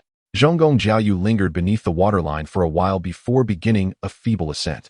It struggled until 10:49, when it finally turned positive. Zhang Fan gradually sold off his holdings in batches of 500, successfully liquidating all his shares by 11:16. The final transaction price was 118.6, yielding a profit exceeding a limit up, totaling 1.06 million. Overall, he had not even reached a limit up yesterday. Zhang Fan sighed, quickly checking that Zhou Technology had successfully sealed its limit up, bringing in profits of over 700,000, which was quite commendable. After observing for a while, seizing the final minutes before the market closed, he also purchased 1,750 lots of Contai Pharmaceuticals around 542.6. This stock's closing price yesterday was 536.8, with a rise of 1.08. Although it could not reach its limit up today, tomorrow's potential peak was projected to soar to 63. Even selling at 62 could yield around 14 in profit. Zhang Fan realized that one cannot solely focus on the day's performance, but must also consider the following day. Shin Gaosu was a vivid example of this. Brother Jiang, are you trading stocks? Pei Shishir finally uncovered Zhang Fan's little secret, her surprise evident. Unable to curb her curiosity, she asked, have you made any money? Zhang Fan replied, a woman does not inquire about age, and a man does not ask about income. How would I know? Pei Shishir was left speechless. I didn't ask about your income. Zhang Fan thought for a moment and inquired, how are your sister's resignation procedures coming along? At 10 o'clock, Pei Wenwen had come by, scurrying around to gather signatures for her resignation. Since she had not yet completed her 1-month probation, she could resign immediately without waiting a month. Pei Wenwen was efficient, just as she had been when leaving her previous job without hesitation. She did not go to work today and directly began the resignation process. Pei Shishir noted, there are still 2 signatures pending. She will finish signing in the afternoon. Zhang Fan asked, are you not reconsidering? Are you really not going to work with me? Pei Shishir seemed conflicted. Let me think it over a bit more. All right then. Take your time, Zhang Fan replied. There is still time. He did not pressure her. Women should be allowed to come to their own conclusions. Just before 4 in the afternoon, Pei Wenwen rushed in. Brother Jiang, I have completed my paperwork. The young lady exuded an enchanting charm, having chosen to forego her work attire for a delightful pink mini skirt, a whimsical white cartoon t-shirt, and casual white sneakers. She stood gracefully, embodying a vibrant youthfulness tinged with an innocent naivety towards the harsh realities of the world. Come, allow me to brief you on the matters at hand, Zhang Fan said as he gestured for her to take a seat. Pei Shishir sat opposite him, leaning in attentively, her mind awash with conflicting thoughts. A monthly income of 10,000 yuan weighed heavily on her mind. Should she resign? In Chapter 31, Pei Shishir conversed with her sister Pei Wenwen as they lay sprawled on the bed that evening. Although Pei Wenwen had resigned, the 2 sisters shared a dormitory and could continue living together. She had no intention of moving her belongings just yet, opting to leave them behind until they found a suitable place. We should look for housing tomorrow, Pei Shishir suggested, and try to avoid staying with Zhang Fan. Once we find a place, we can move in swiftly. Pei Wenwen sighed, but I lack the funds for rent. Pei Shishir reassured her. Zhang Fan said he would cover the rent. Pei Wenwen replied, then you should get the money from him for the rental. Pei Shishir widened her eyes in disbelief. Why don't you ask him? Pei Wenwen protested. I feel too embarrassed to do so. Pei Shishir laughed in frustration. If you're too shy to ask, why should I? The 2 sisters exchanged incredulous glances, both feeling their pride was too thin-skinned. After a moment, Pei Shishir suggested, you should first find a place, and then he can handle the rent. Pei Wenwen nodded and turned over. Sister, have you really considered coming with me? Pei Shishir expressed her worries. The company is still uncertain. Who knows if it's reliable? You should test the waters first. If it's trustworthy, I'll think about it. If not, I wouldn't want you to venture out and struggle to find a suitable job. Just then, her phone rang again. Upon checking, it was Zhang Fan calling.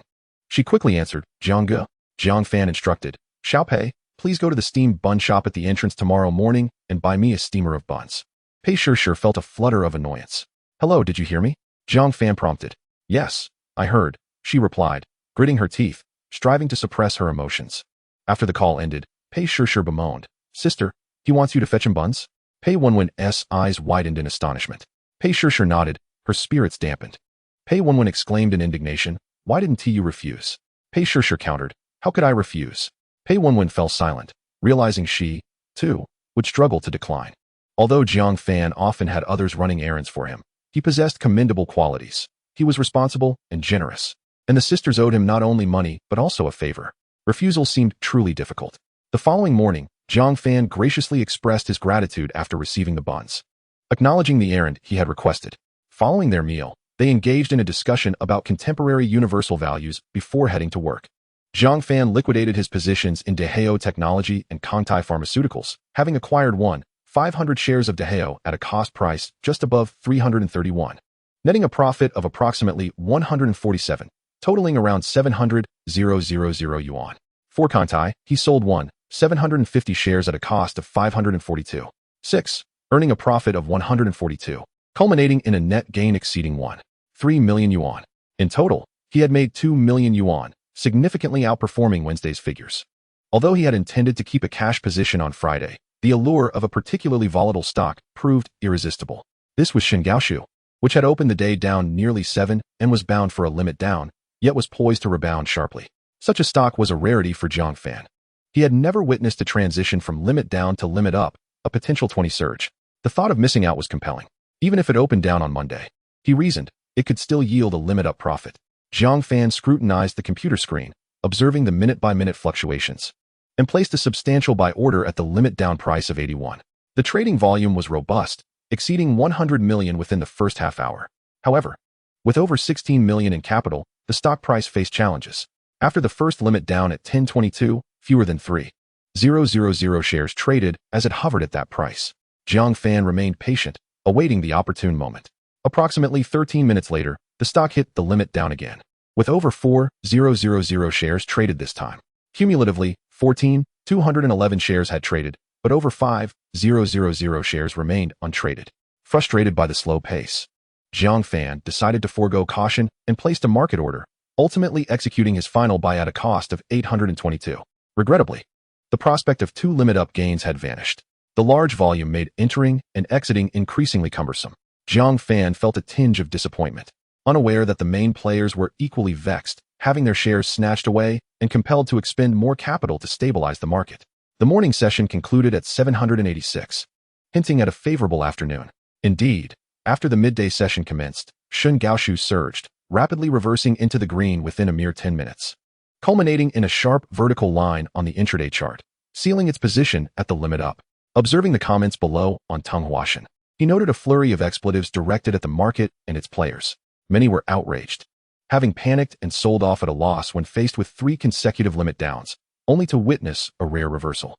Jiang Fan pondered over the capital market's ruthless nature, recognizing that the fate of the retail investors was beyond their control, subject to relentless cycles of loss. Yet, while the disgruntled investors contemplated retaliation, Jiang Fan felt a burgeoning gratitude towards the main players. Without their orchestrations, he would not have reaped such handsome profits.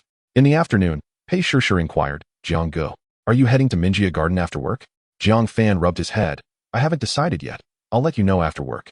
Pei Shishir bit her tongue, restraining herself from pressing further. It was only as the workday drew to a close that she asked again, "Jiang Go, where are you going after work?" Jiang Fan replied, "I'm thinking of unwinding at a bar. Would you like to join?" Pei Shishir felt a dark line forming on her fair forehead, suppressing the urge to express her thoughts. Chapter 32, United in Progress. Pei Shishir's concern for Jiang Fan's plans stemmed from a deeper reason, which he was acutely aware of. Nevertheless, after work, he eventually shared his itinerary, inviting her along. After waiting nearly half an hour at the girl's dormitory, Pei Shishir finally emerged, looking poised and graceful. She chose the back seat instead of the front. Jiang Fan turned to her, "Come sit in the front." Pei Shishir insisted, "I'm fine in the back." Jiang Fan patiently explained, "The back seat isn't appropriate for you. There are many unspoken rules in the workplace regarding seating arrangements, and with just the two of us. Does it seem that I am your chauffeur?"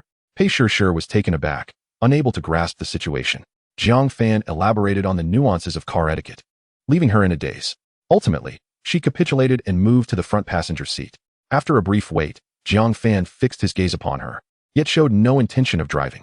Is there still a problem? Pei Shishir felt a tinge of anxiety, realizing the workplace was indeed challenging. Jiang Fan remained silent, turning slightly to fasten her seatbelt. Pei Shishir, flustered, felt her cheeks flush. It was only when Jiang Fan started the car that she finally exhaled in relief. One must accompany the other, standing united with her sister, and never grant anyone an opportunity to take advantage. Upon arriving at Shijigongyuan, it was already 7:30, the sun poised to set. They encountered the evening rush hour, leading to considerable traffic congestion. Pei Wenwen, feeling famished, pressed her stomach against her back and suggested they stop at a small restaurant for a meal. Afterward, Jiang Fan took the two sisters shopping, as they needed to procure kitchen essentials. They had previously purchased some pots and pans, but staples like rice, flour, oil, and condiments were still lacking. Pei Shishir, perplexed, inquired, "Jiang Gu, are you planning to cook for yourself?" The sisters exchanged glances, finding his behavior rather peculiar. When dining out, he would always choose the most expensive items and showed no hesitation when footing the bill. Now, however, he exhibited a frugality that was hard to comprehend. After hauling a plethora of items upstairs, the sisters struggled with heavy bags of oil and rice, while Jiang Fan only carried 2 lightweight bags containing some packaged condiments. Although they appeared substantial, they were not heavy at all. The burden fell entirely upon the sisters. Pei Shishir and Pei Wenwen exchanged meaningful glances, finding his demeanor lacking in grace. They occasionally cast furtive glances at him, their expressions laden with significance. Yet Jiang Fan, with an impenetrable defense, showed no signs of embarrassment and remarked casually, "You both need to exercise more. Carrying a 10-kilogram bag of rice should not feel like lifting a mountain. After all, health is the foundation of all endeavors." Pei Wenwen, unable to contain her frustration, retorted, "Jiang Gu, you are a man." Jiang Fan, puzzled, responded, "What does your need for exercise have to do with my being a man?" Pei Wenwen wished she could thump her head, but her hands were occupied, so she could only grumble, "Which man makes women carry the heavy loads while he takes the light ones? This is truly lacking in chivalry." Jiang Fan, astonished, countered, "Is manual labor synonymous with chivalry? Perhaps you have misunderstood. A man's grace lies in whether he can protect a woman at crucial moments. If merely doing hard labor equates to grace, then laborers must be the most graceful of all." The sisters' foreheads throbbed, utterly exasperated by his arguments. Upon entering the main bedroom, Jiang Fan carelessly tossed the items aside and retreated into the master suite, leaving the sisters to tidy up. The two exchanged glances, unsure of what to say. "Sister, does he consider us his maids or servants? Who told you to impulsively work for him? My job description does not include being his caretaker. Then you should clarify it with him."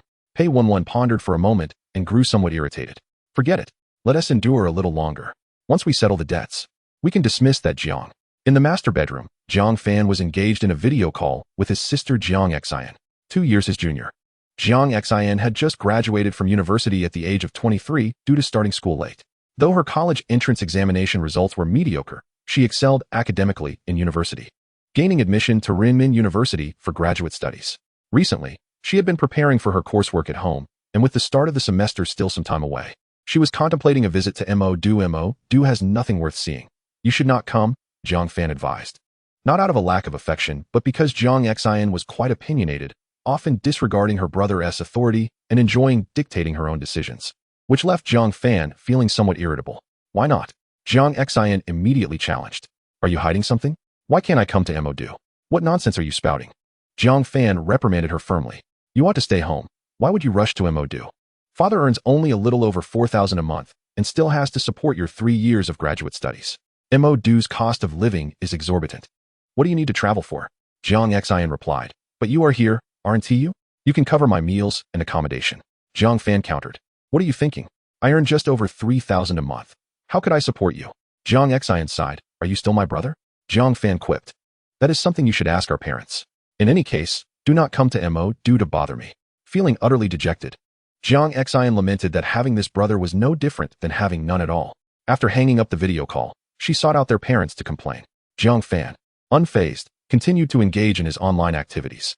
He remained indoors until bedtime, only stepping out to use the restroom. He was obedient, composed, and conducted himself with integrity, refraining from any mischief. Pei Shishir and Pei Wenwen felt reassured, believing he was not as bad as they had initially thought. The following day, Jiang Fan woke early. Rising at 6:30, after washing his face and brushing his teeth, he noted the second bedroom was still quiet. He knocked on the door. "Hurry up and get up. Why are you still sleeping, you two lazy pigs? Pei Wenwen, displeased, retorted, what time is it? Can't you let us have a moment? Jiang Fan, equally dissatisfied, insisted, why are you so lethargic? Get up and accompany me for research. After a flurry of sounds, the sisters finally emerged from their room, yawning after nearly 20 minutes. Pei Wenwen quietly grumbled, it's not even 7. You are too harsh. Pei Shishir nodded in agreement, expressing her strong concurrence. After all, it's the weekend. Can't we at least sleep in a little? Jiang Fan urged, quickly wash your faces. 10 hours of sleep from 9 to 7 should suffice. Why are you still drowsy? Pei Wenwen quickly protested, we only fell asleep not long ago. Jiang Fan questioned, what were you doing staying up late? Pei Wenwen replied nonchalantly, playing on our phones. Jiang Fan asked, did I allow you to play on your phones? The sisters could only sigh in exasperation as they trudged off to wash their faces. Chapter 33, The Breakthrough. Establishing a company is no simple feat, fraught with numerous challenges. The most efficient and convenient solution is to acquire a small startup. In today's thriving internet landscape, startups proliferate like wildflowers. Not only is it rare for a startup to ultimately succeed, but even fewer manage to secure funding from the capital markets. Every day, countless struggling startups collapse, while dreamers continue to join the entrepreneurial ranks. Jiang Fan and the Pei sisters spent 2 days exploring several entrepreneurial incubation centers. The startups varied in size, some comprising only 3 to 5 individuals, while larger ones boasted a dozen or so. Those with 20 to 30 employees were considered relatively sizable. After conversing with several entrepreneurial teams, it became evident that they were quite resolute. Those daring enough to embark on entrepreneurship often possessed grand ambitions and were reluctant to sell themselves into labor unless they reached a dead end. Jianggu, are you considering investing in a startup? Pei Wenwen inquired curiously as they made their way back to Minjia Garden. Both sisters sat in the back seat, with no one occupying the passenger seat. Pei Wenwen paused, contemplating acquisition. Pei Shishir's eyes widened slightly, leaning in to listen. Indeed, Jiang Fan replied nonchalantly. Is there an issue? Pei Wenwen questioned, what do those startups have to offer, and why would you want to acquire them? Jiang Fan countered, do you think it's easier to recruit and build a team from scratch, or to simply purchase an existing one? Pei Wenwen realized, it's definitely easier to buy an existing team. Exactly, Jiang Fan noted, feeling somewhat disheartened as he realized explaining entrepreneurship to these inexperienced novices was akin to teaching a cow to sing. Pei Wenwen, full of enthusiasm, asked, what exactly are you planning to do? Jiang Fan posed the question, have you heard of Kuaishou? Pei Wenwen replied, I haven't used it. I prefer Meipai. Are you planning to delve into short videos? Pei Wenwen's expression turned sour. I have to think this through. Jiang Fan remained unhurried, advising, take your time. On Monday, go register a company for me. Pei Shishir was taken aback. Aren't you planning to acquire a startup? Why register a company? Jiang Fan casually replied, just Google it. Pei Shishir let out a sound of acknowledgement and indeed took out her phone to search on Baidu. On Monday, upon arriving at the factory gate, she was asked to buy breakfast. Pei Shishir seemed resigned to her fate, as running errands had become a habit. After having breakfast in the office, Jiang Fan continued to browse through materials while Pei Shishir busied herself with cleaning, all proceeding in an orderly manner. By around 8 o'clock, the hallway became lively, clearly indicating that the morning meeting had concluded.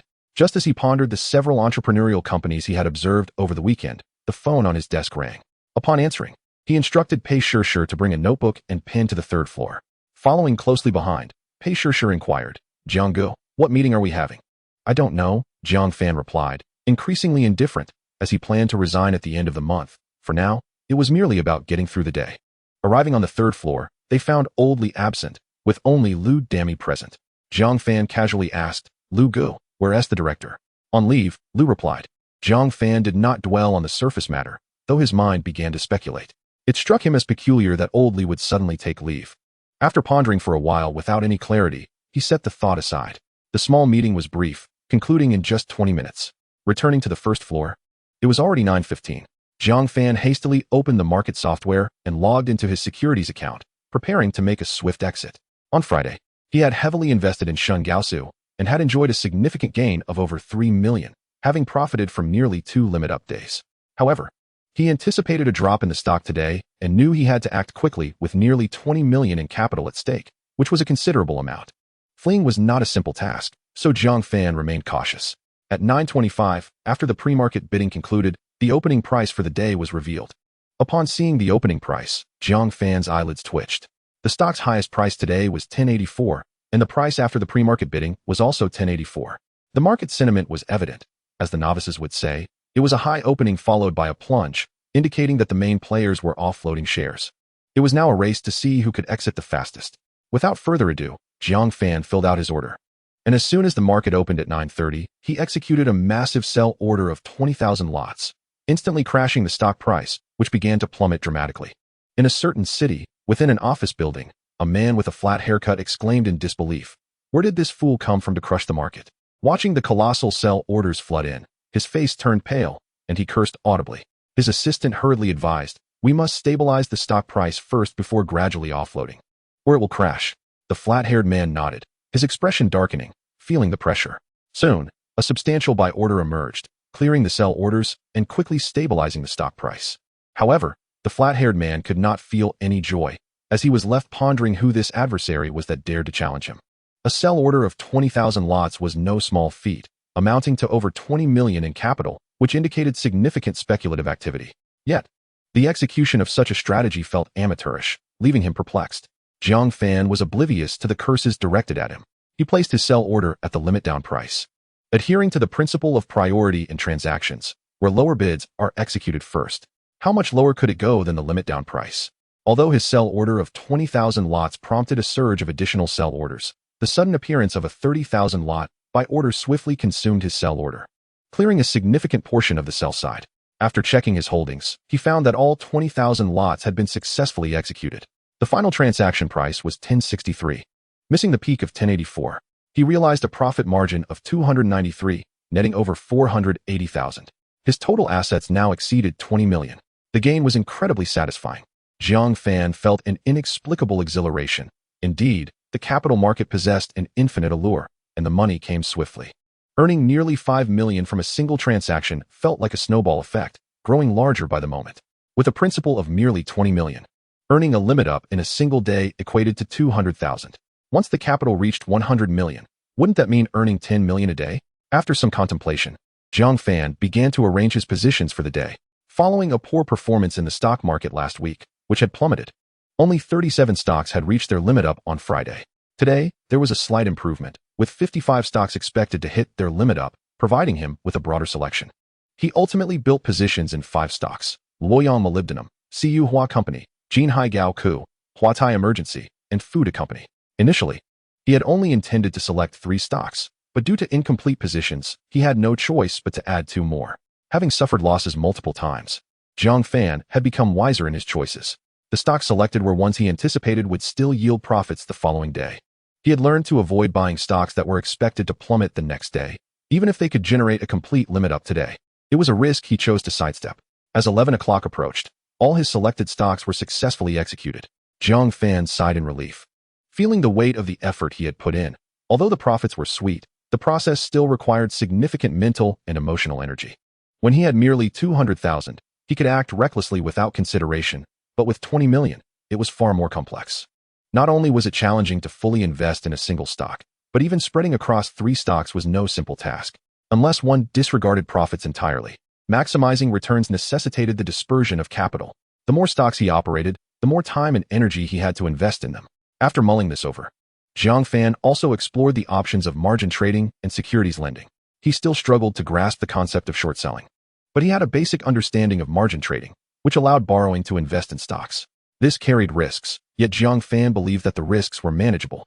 If he were to lose while operating with such a margin, it would be a disservice to his acumen. The larger the principal, the faster the snowball effect. Damn the chi next. Chapter 34. Accustomed to setbacks. In the afternoon, while Zhang Fan contemplated how to take a leave of absence, the finance department presented another issue. This was fortuitous, as he had just begun to doze off when someone came to deliver an opportunity.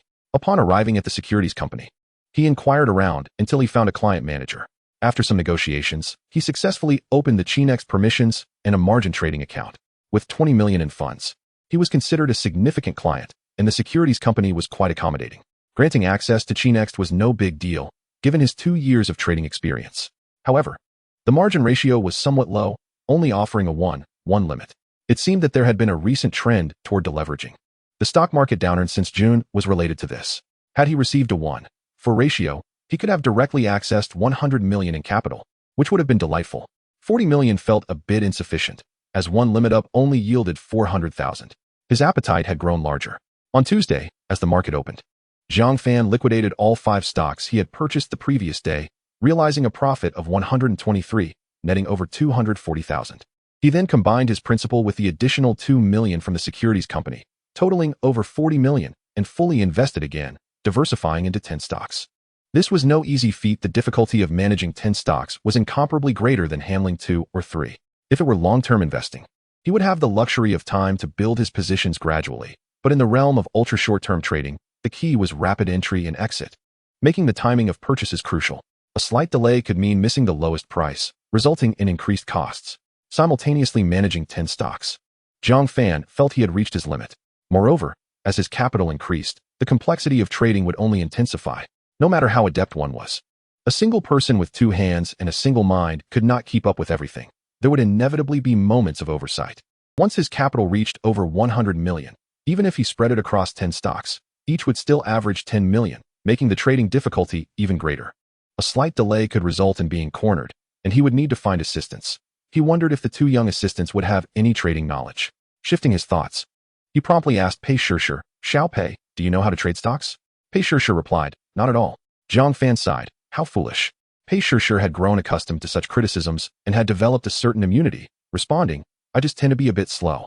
Zhang Fan found himself speechless. Had she resigned to her fate so quickly? After some contemplation, I decided to wait a while before making a decision. Just as I was preparing to take a nap at noon, PIWNWN called to inform me about a property she had found.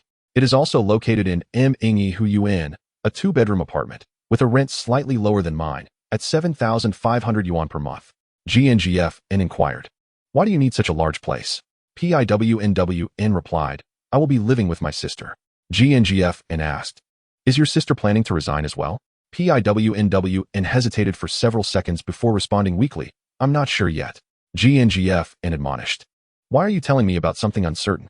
PIWNWN felt aggrieved and replied, "I need to secure the apartment first. What if my sister does resign?" GNGFN suggested, "Confirm with your sister whether she intends to resign. If she does, then rent a 2-bedroom place. If not, just rent a bedroom. Do you truly think my money grows on trees?" Feeling unjustly treated, PIWNWN hung up the phone, deeply frustrated. She sent a WeChat message to her sister. "Sister, are you planning to resign or not?" PSH replied, puzzled, "Why are you asking this all of a sudden?" PIWNWN complained, "I found a 2-bedroom apartment, but GNGFN1T let me rent it until I consult you first. If you plan to resign, I should rent the 2-bedroom. If you don't, I can just rent a bedroom." PSH felt a headache coming on. Such a significant decision requires careful consideration. "I can't make a decision that quickly." PIWNWN was distressed. "If you can't make up your mind, I want to be able to rent the apartment." PSH hesitated. "Why don't you rent a 1-bedroom for now?" PIWNWN countered, "What if you also decide to resign?" PSH replied, "We can still live in a 1-bedroom together." PIWNWN sighed, "Fine. But what are you still hesitating for? GNGFN is about to acquire the company. He mentioned you would earn 10,000 a month. Hurry up and quit to keep me company. The wages at the chemical plant are so low." PSH responded, "Stop pushing me. I need more time to think." PIWNWN said, "Then I want to look for an apartment for now. I'll wait a few days." PSH acknowledged her response, feeling somewhat conflicted. Should she accept GNGFN's offer? It was quite challenging to make a decision. Before she knew it, the weekend had arrived again. PIWNWN was busy registering her company. What should have been a straightforward process left her questioning her life choices, requiring at least 3 trips to accomplish what should have been simple. This struggle was a natural result of her lack of experience. Fortunately, she finally completed the process and would receive her business license next week. GNGFN was also preoccupied with making money. The stock market seemed to be cursed lately, continuously declining, with a sea of red. The major indexes were in a downward spiral, and most of the over 2,000 stocks were falling, with only a small fraction showing any gains. On a good day, there might be 50 stocks reaching their limits, but typically only 30 or 40 would gain. Such market conditions made it exceedingly difficult to profit. GNGFN followed the news and learned that the downturn was due to deleveraging, with substantial funds fleeing the stock market. There were also claims of investors being taken advantage of, reminiscent of the situation in 2007. The stock forums were filled with gloom. Many investors were suffering significant losses. It was said to be the worst stock market crash since 2008. In a poor market, making a profit became quite arduous. GNGFN had to invest a considerable amount of energy into selecting stocks wisely to ensure profitability. Under the compounding interest, he earned 20 million over 4 trading days. with profits exceeding 40%, bringing his total assets to 60 million. The benefits of a substantial principal were evident. Had he not secured 20 million in funding, his profits would have been halved. As the challenges of trading grew, GNGFN had to seek out stocks with large market caps and active trading volumes. Otherwise, even with dispersed capital, it would be difficult to enter and exit stocks with only a few tens of millions in volume. On Thursday, he was unable to acquire shares in a stock at the anticipated price, leading him to chase higher prices. The day's trading volume barely exceeded 60 million, with GNGFN accounting for a tenth of that volume, making it nearly impossible to secure shares at the bottom. To engage in quick transactions, he had to select stocks with large market caps and high trading volumes. On Saturday afternoon, after finishing work and having lunch, GNGFN went to M-Ing-Hu-Un to pick up PIWNWN and then proceeded to a CAF and KJDSH. They were scheduled to meet with a founding team from a startup in the afternoon. Chapter 35. A girl must be able to entertain guests and manage the kitchen. This CAF features an American retro countryside style. GNGFN brought the P.I. sisters along, while XF-ing accompanied two partners. The six of them settled into a six-person booth by the window, forming three pairs. XF-ing, in his 30s, had a somewhat reserved personality and was not adept at socializing. He appeared honest and somewhat dull, a typical male. His two partners were similar. All three were engineers from Penguin, who had ventured out to start a short video platform, but after 2 years, it was still struggling to survive. They had exhausted their seed and angel funding, with no further rounds in sight, and they were not viewed favorably by investors. GNGFN had experienced this firsthand and noted that it resembled Kuaishou, lacking a unique identity. It could be said they were just a hodgepodge, without any distinguishing features. If they remained unheard of in a few years, it would surely indicate their demise. Such internet startups were numerous, with many dissolving daily due to financial strain. Predictably, this startup team would likely face a similar fate. GNGFN wasted no time and directly stated his intentions, as we have previously discussed. I trust you understand my purpose. I need a technical team. You possess the technology, and I can help you realize your dreams. XF-ing remained silent. Having interacted several times before, he understood GNGFN's intentions. His presence today suggested they were open to negotiations, a reluctant choice born from desperation. If they were wholly uninterested, they would not have come to this meeting. After some contemplation, he said, I have sufficient confidence in our product. You can invest. GNGFN smiled and asked, let me inquire about one thing. How do you position your niche market? XF-ing replied, the future trend of short videos is towards refinement and verticalization. GNGFN pressed further. What is your entry point? This is not 3 years ago. We are no longer in the era of 1,000 ships racing. You should understand the challenges of breaking through without a strong entry point. XF-ing fell silent, clearly contemplating the question. The co-founder, HNXP-ing, interjected, using life as an entry point is certainly a valid approach. GNGFN countered bluntly. Kuaishou has traveled far down this path. Where does your competitive edge lie? HNXP-ing also fell silent. GNGFN continued. In an era of fragmented reading, how do you enhance user engagement, and how do you segment content? I see none of this in your product. To be frank, your product lacks a clear market positioning. The expressions of the three men darkened. The P.I. sisters, observing the exchange, were astonished. They had not realized GNGFN was so articulate. He sounded quite knowledgeable and even understood the internet, discussing niche markets that the sisters themselves did not comprehend, leaving them feeling impressed by GNGFN's aura of mystery. After a few seconds of silence, XF-ing asked, how do you envision our collaboration? GNGFN replied with a smile, I have two proposals. The first is a full acquisition of your company, wherein I will guide you while you focus on achieving your goals, and upon product realization, you will receive a certain percentage of equity. The second proposal involves my investment as a shareholder, but I must hold at least 70 of the shares. And any capital increase by the major shareholder must be proportionately funded by you to avoid dilution of equity. XF-ing pondered for a long time before responding.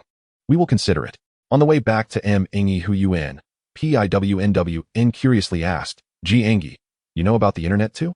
PIWNWN added, wait a minute, what you just said sounded impressive. PSH nodded, equally curious. This was truly a matter of knowledge. However, it was not something that could be easily explained. One cannot simply claim to have traversed time. In a few years, anyone could articulate the elements of the zodiac. Zhang Fan acknowledged with a sound, suggesting that they should assume his understanding suffices. The sisters exchanged glances, their expressions revealing their astonishment. Is there truly such a thing? Pei Wenwen inquired. How much would it cost to acquire their company? What? Pei Wenwen exclaimed in surprise. I can't negotiate. Zhang Fan, feeling exasperated, thought, how can one be so dim-witted? The sisters pouted, as if to say that a little constructive criticism wouldn't be lethal. A man devoid of grace. No wonder he remains unattached. Upon returning to Minjia Huayuan, it was already 5 o'clock. Jiang Fan commanded, we shall not dine out tonight. You two will prepare the meal. Pei Wenwen protested, why must it be us cooking? Jiang Fan retorted in astonishment, do you expect me to do it? Pei Shishir, unable to contain herself, interjected. You can't cook? Jiang Fan asserted matter-of-factly, I cannot cook. The sisters fell silent, gazing at each other, at a loss for words. Ultimately, they complied and went grocery shopping, fortunate that Jiang, the boss, was generous enough to provide the funds. By 6 o'clock, the meal was ready. The sisters prepared 4 dishes. 2 meat and 2 vegetable. Jiang Fan took a few bites, but winced at the spiciness. Isn't Anhui province known for its aversion to spice? How can you two tolerate such heat? Pei Shishir replied, our family enjoys spicy food. Pei Wenwen seemed to realize something. Jiang Go, you don't eat spicy anymore? Jiang Fan responded, in the future, please use less chili in the cooking. The sisters exchanged glances, internally scoffing. In the future indeed. Does he truly consider us his servants? Pei Wenwen, with a glint in her eye, asked, Jiang Go, if we cook, who will wash the dishes? Jiang Fan, puzzled, replied, is that even a question? Of course. It will be you two. The sisters nearly fainted at his audacity. Pei Shishir was somewhat accustomed to his laziness, but Pei Wenwen was not, challenging him. Why can't you wash the dishes if we cook? Jiang Fan smiled at her. Are you truly suggesting I wash them? Pei Wenwen, suddenly feeling a bit guilty, murmured.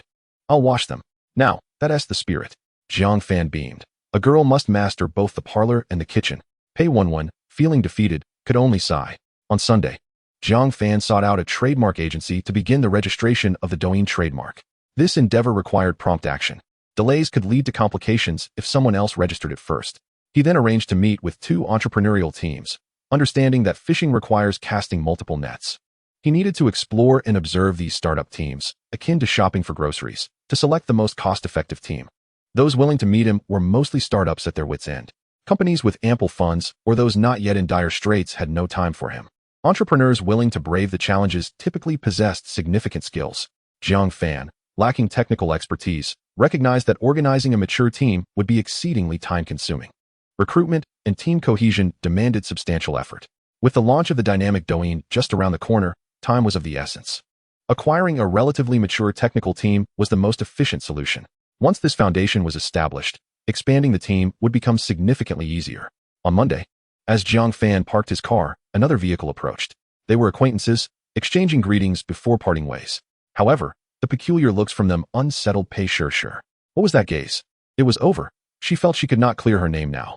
Upon arriving at the office, she lost her appetite for breakfast, and even for tidying up.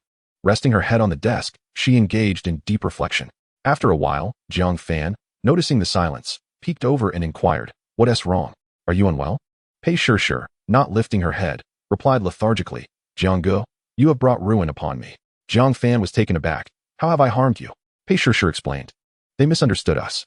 Jiang Fan, confused, asked, "Misunderstood what?" Pei Shishir, frustrated, wondered if he was feigning ignorance. After a moment, she clarified. "People saw us when we got out of the car." "Oh, you mean that?" Jiang Fan finally understood, dismissing the concern. "It's fine. The innocent will clear their names. Don't worry about others' opinions." Pei Shishir felt exasperated.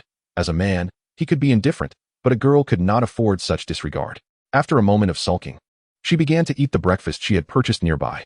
As she ate, she logged onto the office platform to check for any new documents. By 8:30, the corridor buzzed with activity. The morning meeting had concluded. Just 2 minutes later, the phone rang again. After answering, Jiang Fan stood and announced, "Let us head to the 3rd floor for a meeting." Pei Shishir, still sulking, followed him silently with her notebook in hand. Jiang Fan pretended not to notice her childish demeanor. Upon reaching the 3rd floor, they found Lu Dami presiding over the meeting. Just as they settled in, Lu Dami dropped a bombshell. The director was resigning, and a new director would be arriving in a few days. Be cautious in the next few days. Ensure your work is in order to avoid any issues, Lu Dami advised. Jiang Fan was taken aback. Why would the director resign so suddenly? "I don't know," Lu Dami replied. "Just focus on your work and refrain from asking too many questions." Jiang Fan's mind raced. Deducing the source of the problem, a higher-up had encountered an issue. How fortuitous that this occurred just when Lao Li stepped down. No wonder he felt suspicious about Lao Li's leave last week. Another unexpected event had unfolded, something that had not happened in previous years. He pondered whether this was a butterfly effect. It shouldn't have impacted him, having only affected Wang Chong and Pei Shishir. Zhang Fan asked, "Is Lu Ge not taking over?" Lu Dami responded, "I'm not qualified. Let us not discuss that." Zhang Fan chose to remain silent. He had no stake in this as he was leaving at the end of the month.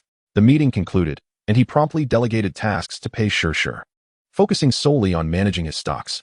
Last week, he had invested in 10 stocks, with the smallest amount being 5 million and the largest exceeding 10 million. The most profitable had hit the limit, while the least had yielded a modest profit of 5. With Friday's market conditions still uncertain, he was pleasantly surprised today as over 1,000 stocks surged. 7 of Zhang Fan's 10 stocks reached their limits, while the remaining 3 had at least gained 4. His total assets soared beyond 70 million, netting over 10 million in profit. This was exceptionally gratifying. As he sold off shares, he simultaneously rebuilt his portfolio. Selling during a market surge was significantly easier, while accumulating stocks proved challenging. He toiled until 11 o'clock to complete his acquisitions for the day. Tomorrow promised another profitable market, with over 900 stocks hitting their limits. Although his acquisition costs had risen, he could still expect a 5% profit today. Fortunately, tomorrow promised more gains, as all 10 selected stocks were poised for limit increases, potentially yielding another 10 million. With a bit more effort, his funds could exceed 100 million this week. The market was essential. He hoped it wouldn't falter like last week. On the second floor, Pei Shishir delivered documents to the finance department. Exiting the manager's office, she encountered accountant Wang. "Sister Wang," Pei Shishir called out, waving. "Is that you, Xiao Pei, delivering documents?" Wang replied with a smile. Pei Shishir nodded yes. Wang then asked, "Are you and Zhang Fan dating?" Pei Shishir felt on the verge of tears, hastily clarifying, "No." Wang responded with an "O," but did not press further. Entering the manager's office, Pei Shishir felt overwhelmed, wanting to cry without tears. What could she do? There was no way to clarify the situation. Any attempt would only complicate matters further. Upon returning to her office, she lost all motivation to work. She messaged her sister, Pei 11. "I am nearly at my wit's end because of you." Pei 11, puzzled, replied, "How have I harmed you?" "What?" Pei 11 exclaimed in shock. "How could this happen?" Pei Shishir was truly infuriated, declaring, "It is all your fault." Pei 11, feeling unjustly accused, replied, "I cannot bear this burden. It is Zhang Fan who should take responsibility." Pei Shishir, on the verge of a breakdown, lamented, "The news will spread throughout the office building. How will I face others in the future?" Pei 11 suggested, "Why not just quit and join me in earning a salary from Boss Zhang?" Pei Shishir expressed her discontent. "I have not received a single penny in salary, and you want to drag me into this mess?" Pei 11, filled with confidence, remarked, "He is so wealthy. Surely he wouldn't default on our salaries." Pei Shishir felt conflicted, pondering why life had to be so arduous. On Tuesday, Zhang Fan was in high spirits as all 10 of his stocks surged, with his total assets exceeding 80 million. Even after repaying the 20 million owed to the brokerage firm, he still had 60 million, wealth that was entirely his own, bringing him closer to becoming a billionaire. He was both selling and accumulating stocks, noting that 3 stocks were poised to rise again the next day. However, selling and then buying back could yield even more profits, for maximizing gains was paramount. Just before the morning market closed, he successfully completed his accumulation. Today was similar to yesterday. The accumulation cost remained high, which was unavoidable. The larger the capital, the more challenging it became to acquire shares at lower prices, especially in a rising market where obtaining inexpensive shares was indeed difficult. If he could manage to make 6 million, and if the stocks surged again the next day, he could reach 90 million. While he was deep in thought, Lu Dami called again. After finishing the call, Zhang Fan called out to Pei Shishir, "Check if there are any new documents on the stock platform." Pei Shishir agreed and logged in, saying, "There was nothing earlier, but a new document just appeared." "Oh, it's an appointment and dismissal notice. General Manager Chung has been dismissed, and General Manager Tian has been appointed in his place. Who needs to sign this?"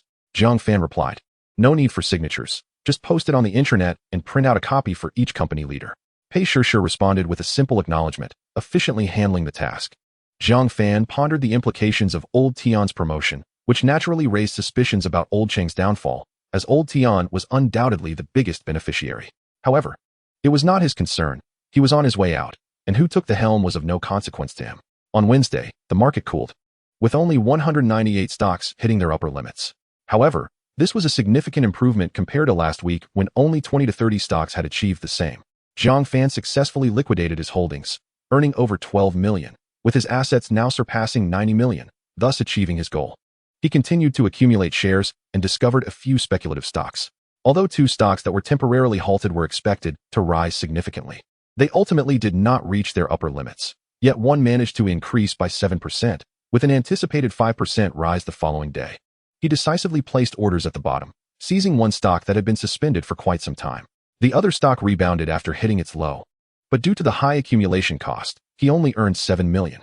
On Thursday, the market continued to decline, with only 133 stocks reaching their upper limits. Zhang Fan gained a new insight.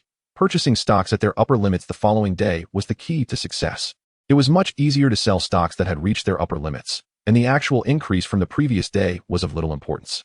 While earning more was certainly appealing, the primary focus should be on seizing the upper limit of the next day, especially now that his capital was growing larger. Only stocks sealed at their upper limits would allow for smooth liquidation. Otherwise, even if he profited from the upper limit the previous day, he would still be unable to liquidate his holdings the next day, rendering his efforts futile. He successfully liquidated his assets, earning $158 million and netting over $14 million in profit, pushing his capital past the $1 billion mark.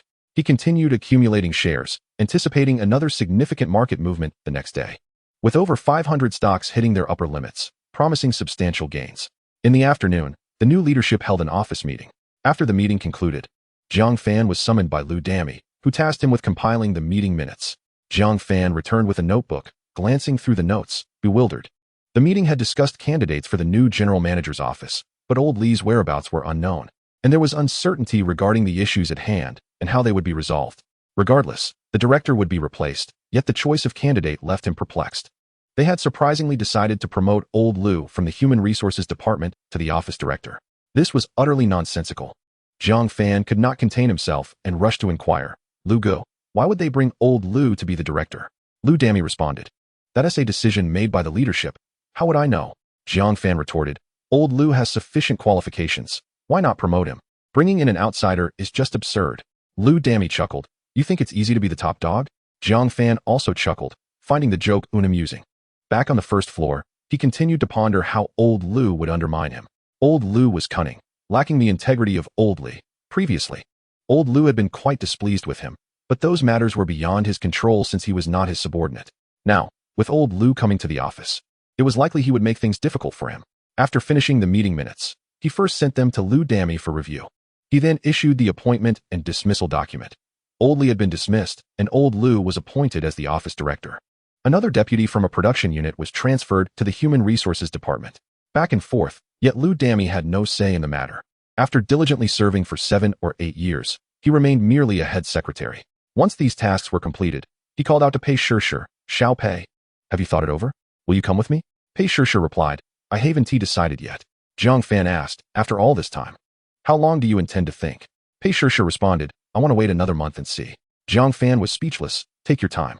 I'll tell you this. If you don't decide soon, I'll hand all my work over to you in the next couple of days. Old Lu has an issue with me, and I suspect that once he arrives, I won't have an easy time. I might leave next week." Pei Shishir was astonished. "So soon?" Zhang Fan affirmed. "Think carefully about whether you want to leave with me." On Friday, the stock market reversed course. With over 300 stocks hitting their upper limits, Zhang Fan continued to thrive, generating over $15 million in revenue. His total assets now exceeded $1.2 billion. And even after repaying the $20 million owed to the brokerage firm, he was firmly a billionaire. The wealth arrived so swiftly that he scarcely had time to rejoice. Zhang Fan resolved to repay the brokerage firm on Monday, not wanting to use the funds anymore. Compared to $1 billion in capital, $20 million was hardly significant. It felt somewhat redundant.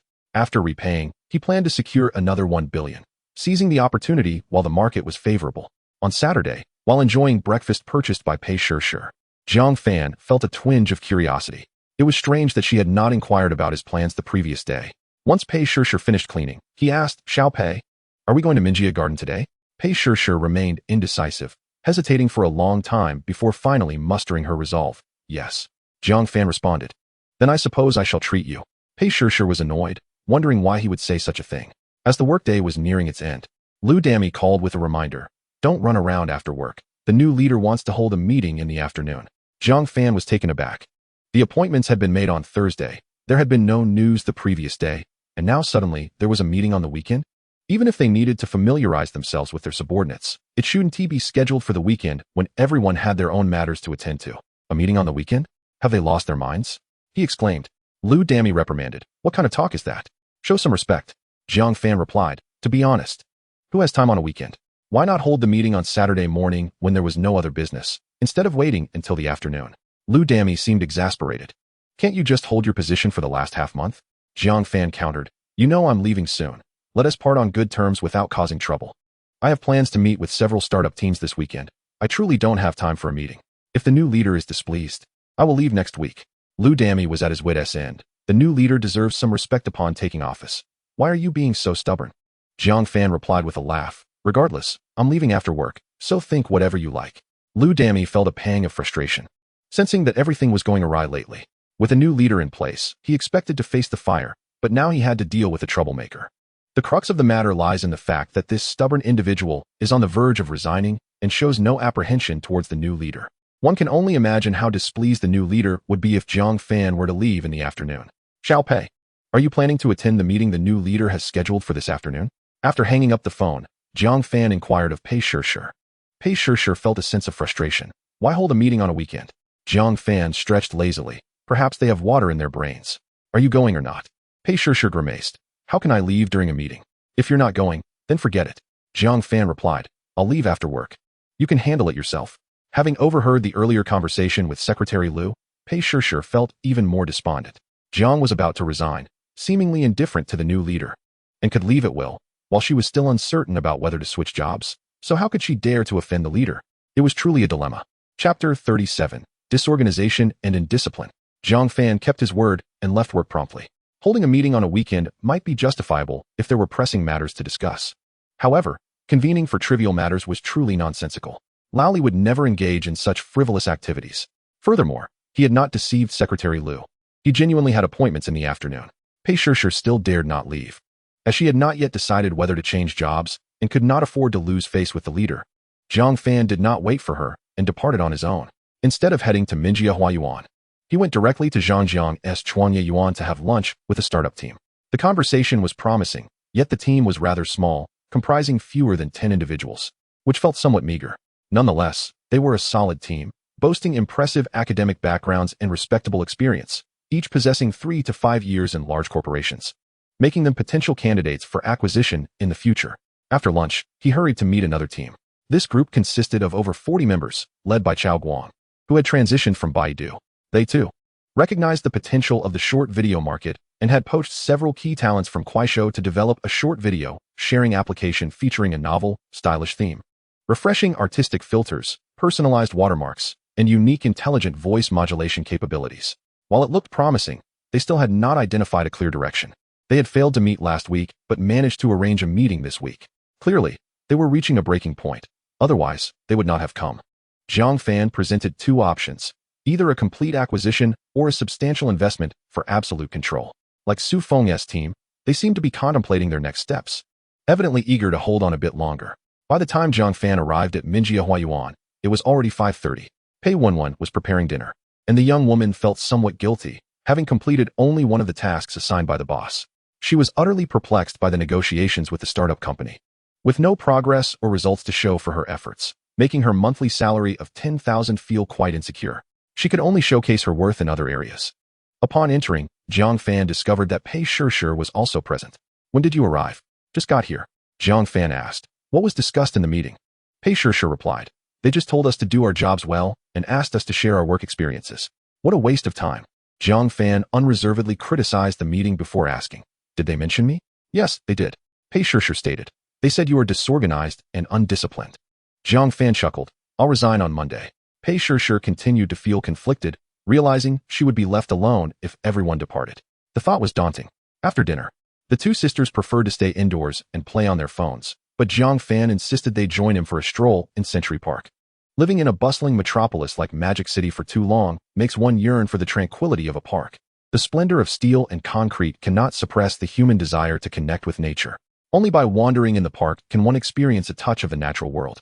Consequently, the real estate prices near Century Park are exorbitantly high, with rents not being affordable for the average person. Those who reside here are typically high-earning elite professionals or gold-collar workers. Renting a 2-bedroom apartment for $8,000 per month is beyond the means of most. In the evening, the park was crowded with people out for a post-dinner stroll.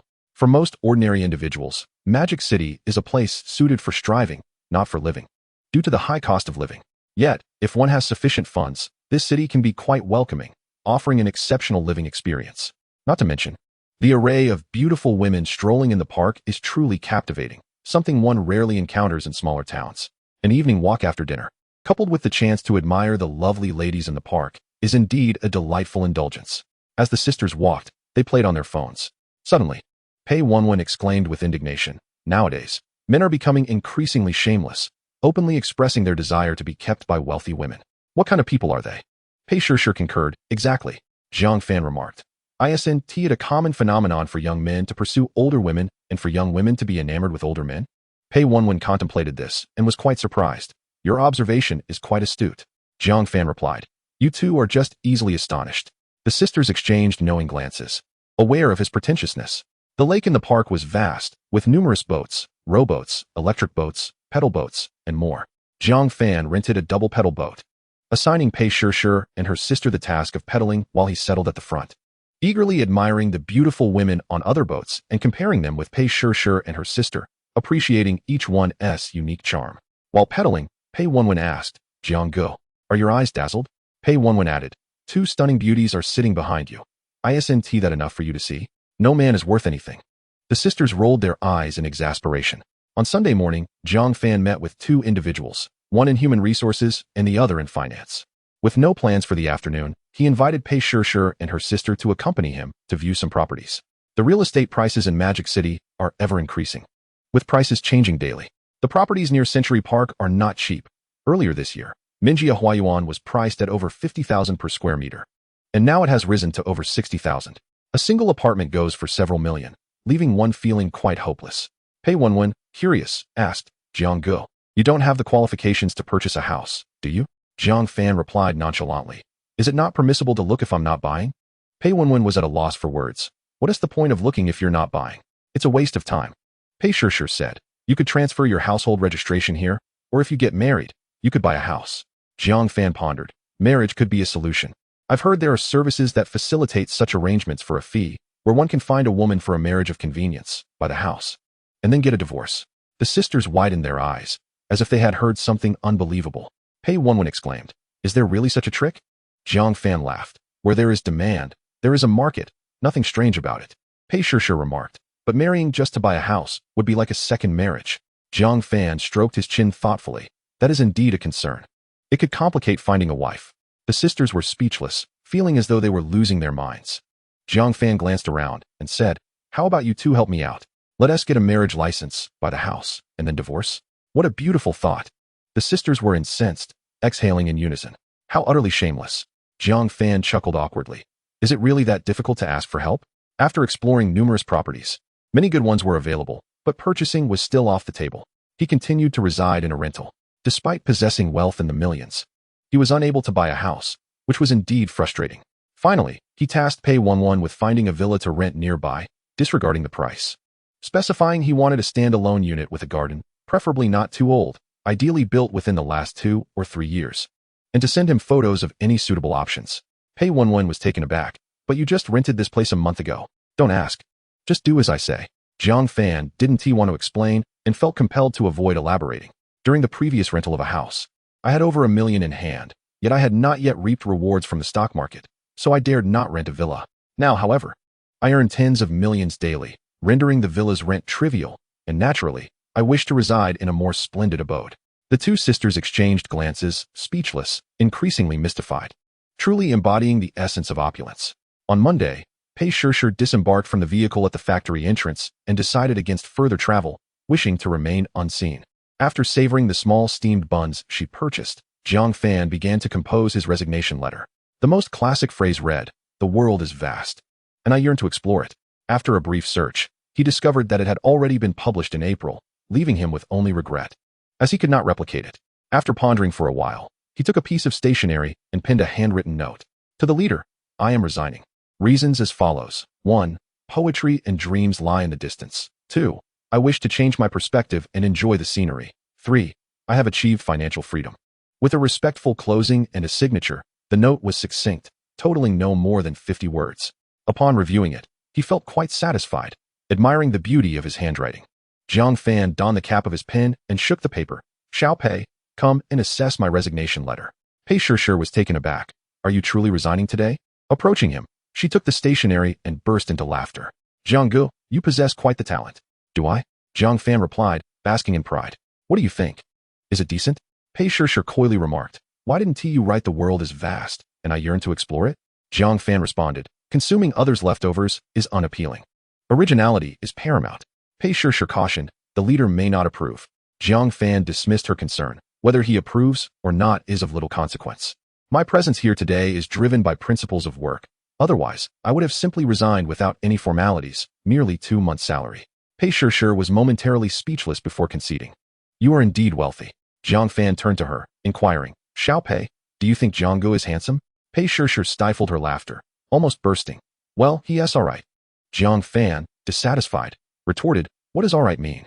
Handsome is handsome, not handsome is not handsome. Pei Shishir appeared troubled, reluctant to utter falsehoods. Zhang Fan pressed, so, is he handsome or not? Pei Shishir reluctantly replied, quite handsome. Zhang Fan felt a wave of contentment. See, I think so too. Pei Shishir's lips twitched. His self-admiration was unparalleled. Such narcissism was indeed a first encounter for her. At that moment, the corridor grew noisy. The morning meeting had concluded. Sure enough, within minutes, the call from the secretary arrived. After answering, Zhang Fan tucked the resignation letter into his notebook and called Pei Shishir to ascend the stairs. Another meeting awaited on Saturday. It seemed they held meetings daily, leaving little room for actual work. Upon reaching the 3rd floor, Lao Lu occupied the seat previously held by Lao Li. Facing Lu Demi greeting one another, Zhang Fan and Pei Shishir settled onto the sofa near the door. Lao Lu asked, why is there no meeting this weekend? Zhang Fan replied, I have matters to attend to. Lao Lu, displeased, retorted, what of organizational discipline? Zhang Fan, unfazed, replied, taking a break on weekends is my right. Do not cast aspersions.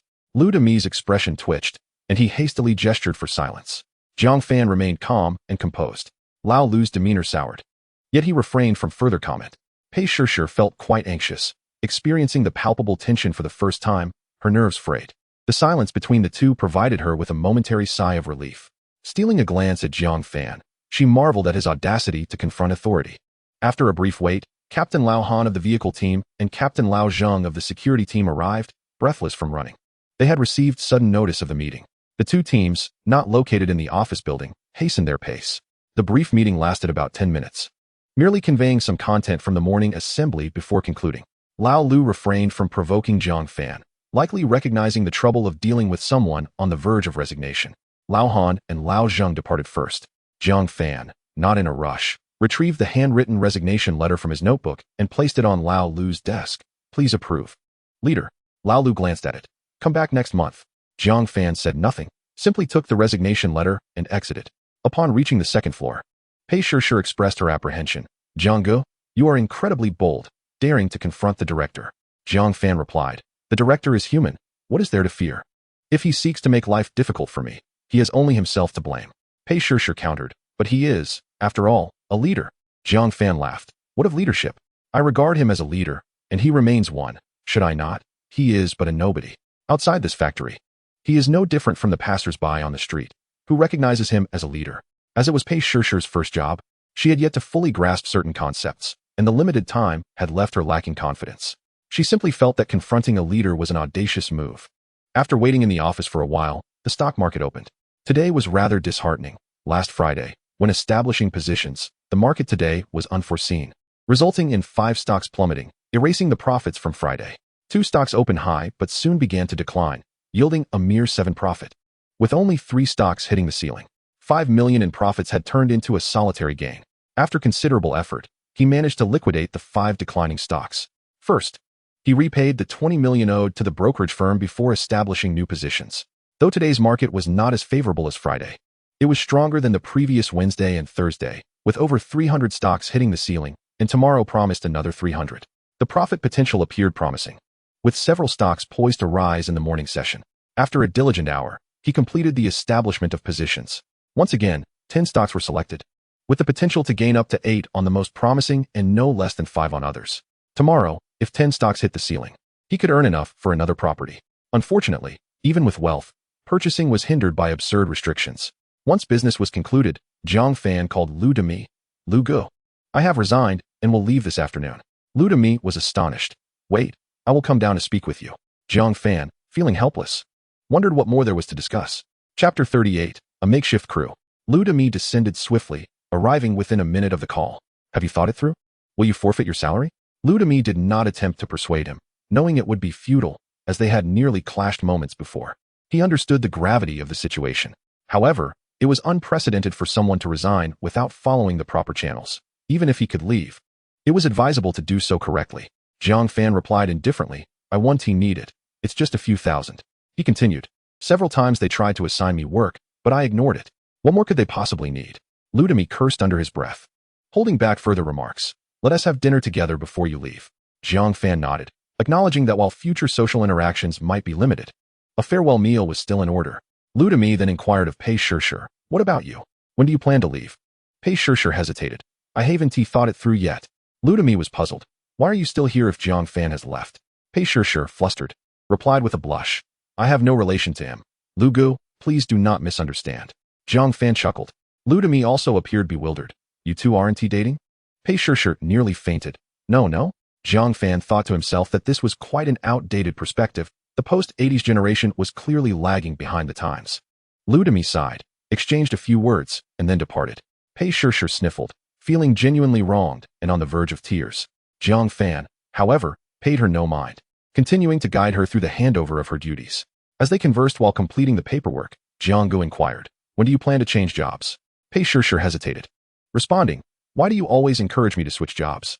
Zhang Fan was taken aback. So, do you intend to work at the chemical plant for a lifetime? Pei Shishir retorted, I never said that. Zhang Fan, puzzled, continued, if you don't plan to work there forever, then why not seek a new opportunity? Pei Shishir replied, I've only been working for a month. I should at least stay a few more months to assess the situation. Zhang Fan, disinterested, concluded, fine, then continue working. After finishing their tasks, he began to pack his belongings. Having spent 3 years there, he had accumulated quite a few personal items, only to find that most were simply junk.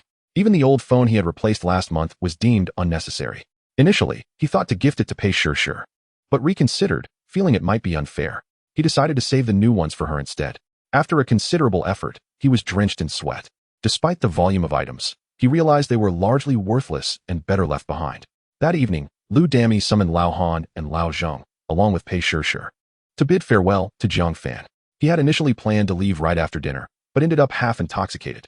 Departing was no longer an option. He had to stay for another night. The following day, he indulged in a leisurely morning, waking up at 9. Checking his phone, he noted 3 missed calls, 1 from Ludemy and 2 from Pei Shishir. Last night, he had switched his phone to silent for the first time, resulting in a truly restful sleep. He sold off his stocks from the previous day, netting a profit of 17 million, which brought his total assets back over 1.2 billion. The 20 million he owed to the brokerage was already settled, leaving him with entirely his own funds. He transferred an additional 20 million, investing the remainder back into the market. Today, over 200 stocks were poised for a surge, and the market was exceptionally promising. Achieving a double return before August seemed feasible. By the time he completed his final stock purchase, it was already 10:30. Zhang Fan rose to tidy up, finishing within a few minutes. He glanced back at the dormitory he had inhabited for 2.5 years, feeling no particular attachment. Grabbing his suitcase, he exited, parked in the back lot, and set off cheerfully in his car. Before departing, he made a phone call, and upon arriving at the office building, Pei Shishir was already waiting at the entrance. Zhang Fan parked and rolled down the window to greet her. Jiang Gu is leaving. Pei Shishir stared at him, unsure of what to say. Zhang Fan beckoned, come over here. As she approached cautiously, Zhang Fan called her closer, and sensing her apprehension, she stepped forward tentatively. He reached out to ruffle her hair, saying, if you ever feel like quitting, just give me a call, and I'll come pick you up. Pei Shishir's eyes widened in surprise just as the BMW roared to life. Watching it drive away, an inexplicable sense of reluctance washed over her. Upon returning to his office, Zhang Fan found himself lacking the motivation to work. Alone, he was still grappling with many unfamiliar aspects. Upon arriving at Minjia Huayuan, it was just noon. He managed to avoid the rush hour, and the drive was swift. Pei Wenwen, having received news from her sister, was aware that Zhang Boss had left without notice. She received a call from Zhang Fan on the way and was waiting to have lunch with him. Upon seeing Zhang Fan with a single box of belongings, she expressed her surprise. Is this all you have, Zhang Gu? Zhang Fan replied nonchalantly, what else should I have? Pei Wenwen remarked, that can't be right. You've worked at that factory for 3 years. How can you only have this much? After a moment of thought, she added, I saw a villa yesterday. Would you like to check it out this afternoon? Zhang Fan inquired, where is it? Pei Wenwen explained, at CG Huayuan. It's a duplex, with a monthly rent of 40,000. It's well decorated. Jiang Fan asked, is there no standalone option? Pei Wenwen answered, I couldn't find any standalone rentals. Jiang Fan expressed his dissatisfaction. We'll see this afternoon. Pei Wenwen, with a playful tone, said, Jiang Go, if you rent the villa, can I stay there? Jiang Fan responded, if you want to live there, I want to cover the rent. Pei Wenwen retorted, you promised to help me with housing. Jiang Fan chuckled, once I rent the villa, I can give you a bedroom. Pei Wenwen's eyes widened. Are you up to no good? Jiang Fan glanced her over, smirking. Your chest isn't even as big as a peach. We can discuss it when you mature. Pei Wenwen nearly fainted with indignation, wishing to retaliate against him. Ignoring her, Jiang Fan went to the restroom and then called for her to come down. Pei Wenwen, still fuming, refused to talk to him even during lunch. Feeling disgruntled about his remarks regarding her figure, after lunch, they proceeded to view the villa. CG Hua Yuan was nearby, and as they exited the restaurant, they called ahead. They waited briefly at the villa's entrance until a professional-looking real estate agent arrived, a woman in her 30s who could only be addressed as Big Sister. The four-bedroom layout spanned over 300 square meters and included a garden. The house was indeed appealing, relatively new, and furnished with all necessary appliances, ready for immediate occupancy. Jiang Fan was satisfied and signed the lease with the agency. The villa community was quite pleasant, free from towering buildings that could obstruct the view, with charming 3- or 4-story houses nestled among dense trees, creating a serene atmosphere that shielded one from the city's hustle and bustle. However, the garden had been neglected, with uneven grass growth that appeared rather untidy. The garden lacked flowers, only featuring some lawns. There were ample parking spaces, alleviating worries about finding a spot. It was a lovely house, yet unfortunately not his own. If it were, he would have tidied up the garden beautifully for a comfortable living experience. Pei Wenwen pondered aloud. Jiang Gu, are you planning on having me be your maid? Jiang Fan queried. What do you mean by that? Pei Wenwen insisted, of course not. How could I be someone else's maid? Jiang Fan pressed, what about being my secretary? Pei Wenwen hesitated. I've heard that secretaries often face unwanted advances from their bosses. Jiang Fan chuckled. You're overthinking it. Just focus on your work. Pei Wenwen glared at him, her eyes fixated on his hand, as if she wanted to bite him. Jiang Fan added, in the coming days, enroll in a driving school and get your license as soon as possible. Pei Wenwen huffed, but I don't have any money. Jiang Fan remarked, didn't I give you 30,000? Pei Wenwen replied, that's not my money. I still need to reimburse you. Jiang Fan laughed. I'll lend it to you for now. Just pay me back later. Pei Wenwen grumbled, feeling burdened by the 30,000 she already owed. Accumulating more would be a lifelong debt. In the afternoon, Jiang Fan met with two individuals, Chun Yunfang from administration and Yang Jiaqing from legal. After offering a lucrative annual salary of 500,000, he successfully recruited both. Pei Wenwen accompanied him, but afterward, she seemed sullen and uncommunicative. Noticing her demeanor, Jiang Fan asked, why so quiet? Pei Wenwen mumbled, Jiang Gu, why is my salary only 10,000 a month?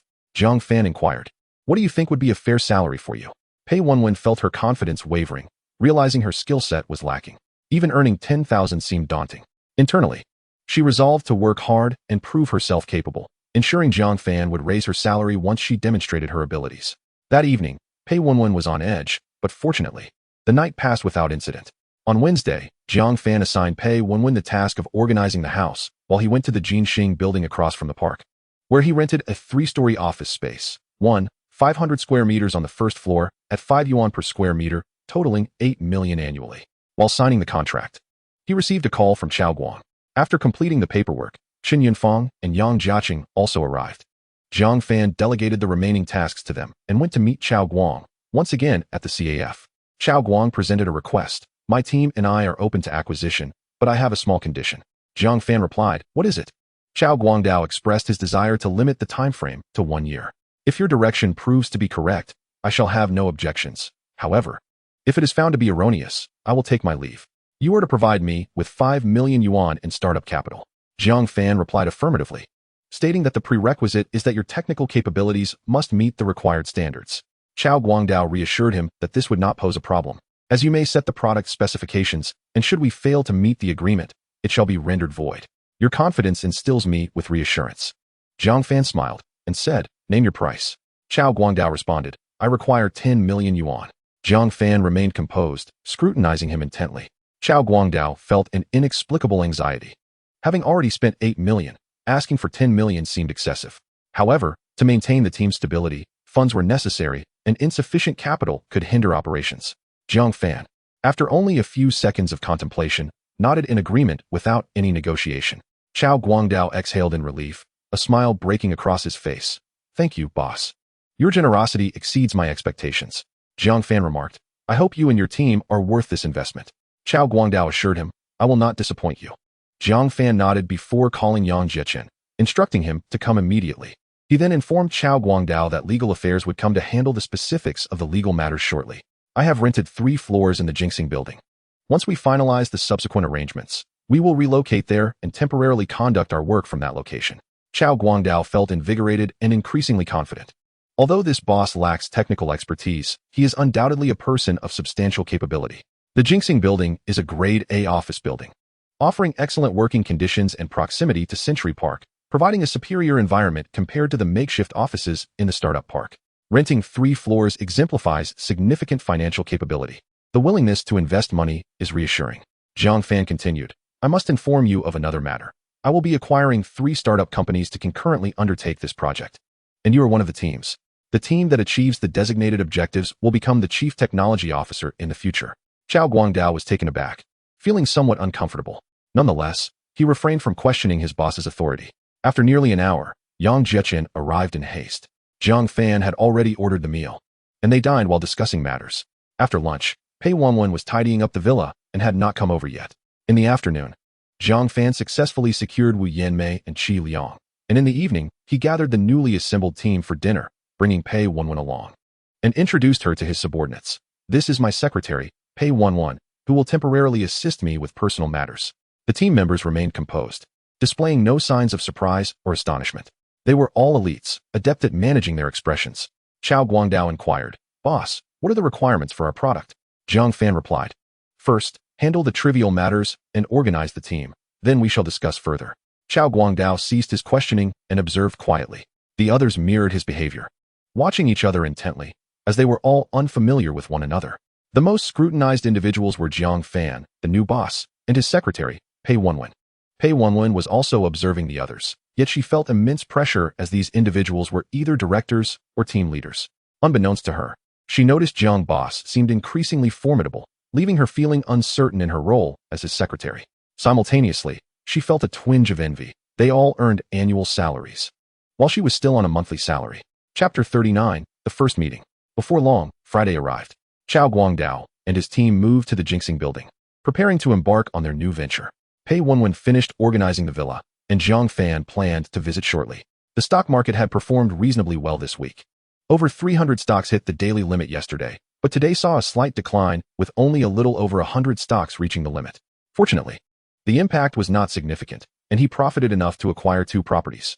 Jiang Fan organized his trades as usual, clearing and building positions in batches. After securing 100 million yuan from the brokerage on Wednesday, coupled with his own funds, he executed 2 transactions, bringing his total asset value to 26.3 billion yuan. However, managing the trades became increasingly arduous, with the aspiration of swiftly seizing profits becoming a luxury. Handling tens of millions of yuan in transactions was no trivial matter. Stocks with a market cap below 20 billion yuan were no longer on his radar. To maintain trading frequency, he expanded his stock holdings to 15. He withdrew 13 million yuan, retaining 2.5 billion for investments. Recently, expenses had been flowing like water, and the 20 million yuan withdrawn on Monday had nearly been depleted. Just before the morning trading session concluded, he finally managed to fill his positions. At that moment, he received another phone call, compelling him to temporarily set aside his plans for the villa and meet with another startup team. Su Feng, indecisive by nature, was still contemplating. After a brief meeting, Jiang Fan successfully recruited the 3rd team. The team leader, Gu Feng, oversaw around 20 technical personnel. This startup team consisted predominantly of technical staff, lacking dedicated administrative, financial, or legal personnel, as their limited funding precluded the maintenance of full-time administrative or financial staff. Jiang Fan brought along legal and financial advisors. After finalizing the agreement, he entrusted the subsequent matters to Yang Jiechen and Qi Liang. Among Su Feng, Chao Guangdao, and Gu Feng, Chao Guangdao exhibited the most adaptability, being both a programmer and possessing administrative traits, making him quite versatile. Conversely, Su Feng and Gu Feng were pure technical experts, speaking little and remaining rather reserved. Yet, Su Feng's indecisiveness contrasted sharply with Gu Feng's decisiveness, which pleasantly surprised Jiang Fan. Gu Feng, who had only met Jiang Fan 2 days prior, made a firm decision in a remarkably short period, showcasing a level of decisiveness that starkly contrasted with Su Feng. In the afternoon, Jiang Fan inspected the villa. It was indeed well prepared, with broadband connectivity established, an Apple all-in-one computer purchased, and household items such as bedding and kitchenware fully stocked, even including toiletries. The only remaining task was to buy clothes. However, Jiang Fan refrained from offering any praise, as Pei Wenwen, in her absent-mindedness, had even asked him which brand of toothpaste to purchase. Her ability to manage tasks clearly required improvement. The villa spanned 3 levels, featuring 2 bedrooms on both the second and third floors. However, apart from the master bedroom on the 3rd floor, the other room had been converted into a study. The first floor included a maid's room. After inspecting the house, Jiang Fan inquired, "Have you enrolled in driving school?" "Yes," Pei Wenwen replied, bouncing with excitement. Jiang Fan questioned, "What is you so cheerful?" "Oh, nothing." Pei Wenwen enthusiastically responded, "Jiang Go, the house is ready. Am I starting work with you on Monday?" Jiang Fan asked, "Are you eager to begin working?" "Of course. I can't just keep doing chores that only a maid would do, can I?" Jiang Fan was speechless, realizing how oblivious the silly girl was to her fortunate circumstances. Nodding, he replied, "Then you may start work." "Yay." Pei Wenwen hopped with joy, visibly elated. After a while, she presented a stack of receipts to Jiang Fan, along with a notebook meticulously detailing each expenditure. Jiang Fan glanced at it while listening to Pei Wenwen's itemized report. Upon seeing the expenses for bedding, he noticed a discrepancy and asked, "Aren't the quantities for the bedding incorrect?" Pei Wenwen explained, "Oh, those are my own purchases. I didn't include them in this list." Jiang Fan ruffled his hair, saying, "Just include one of each." She truly is a Navi girl. Pei Wenwen widened her eyes, staring at his hand, feeling an urge to bite him. On Saturday afternoon, Pei Shishir arrived. Jiang Fan was not home, having arranged to dine with the startup team. The sisters, not wishing to go out, opted to eat at the villa, where Pei Wenwen prepared a meal. Pei Shishir toured the villa, marveling at the opulence, exclaiming, "A wealthy person's residence is truly exceptional." "Isn't it?" Pei Wenwen said. "You should promptly resign from that dreadful factory and come join me in being a secretary for Boss Jiang. Besides, we could enjoy his villa. He has already established his company and acquired 2 startups, and many people are expected to come soon." Pei Shishir responded, "Have you considered our relationship with him? How would others perceive us living there?" Pei Wenwen appeared troubled. "I don't know. We'll just take it one day at a time." Pei Shishir inquired, "Does he have any intentions?" Pei Wenwen replied, "None." He even remarked that my chest is smaller than a peach, which infuriated me. Pei Shishir gasped, "What happened?" Pei Wenwen recounted the situation, and Pei Shishir finally sighed in relief. The sisters enjoyed their meal in the comfort of air conditioning, relishing the moment. Pei Wenwen remarked, "Living in this villa is far superior to that unit in Minjia Garden. I no longer have to share a bathroom with Jiang Fan, which made me hesitant to shower at night. Here, we have private bathrooms. It's very convenient." Pei Shishir asked, "What does a secretary do?" Pei Wenwen responded, "I have no idea. I'll find out when I start work next Monday." Pei Shishir acknowledged with a heavy heart. "Shishir is here." Upon entering, she greeted naturally. Jiang Gu. Pei Shishir, graceful and composed, stood tall. Jiang Fan scrutinized her briefly before settling onto the sofa, asking, "I heard Lao Lu transferred someone from HR?" Pei Shishir nodded. "Zhang Jiansong has taken your place." Jiang Fan continued, "I also heard Lao Lu wants to place you in the production unit?" Pei Shishir remained silent, her expression slightly troubled. "What? Is that true?" Pei Wenwen exclaimed, "Sister, why didn't you tell me?" "That is utterly unfair." Jiang Fan inquired, "Do you know why?" Pei Shishir replied gloomily, "No, I don't." Jiang Fan added, "Check if there are any women in the HR department." Pei Shishir thought for a moment. "It seems there aren't any." "Exactly," Jiang Fan stated. "Lao Lu often says that women bring too much trouble. Therefore, he doesn't want any women in HR and insists you stick around with me. Now you understand, right?" Pei Shishir felt quite wronged. "You never mentioned this." Jiang Fan rubbed his forehead. "Would you believe me if I had?" Pei Shishir pouted, her eyes brimming with tears. On a sunny Sunday, Jiang Fan ceased his busy work and took the sisters to Shi Mountain Forest Park for relaxation. On Monday, Jiang Fan headed to the Jinxing building, while Pei Wenwen eagerly accompanied him to work.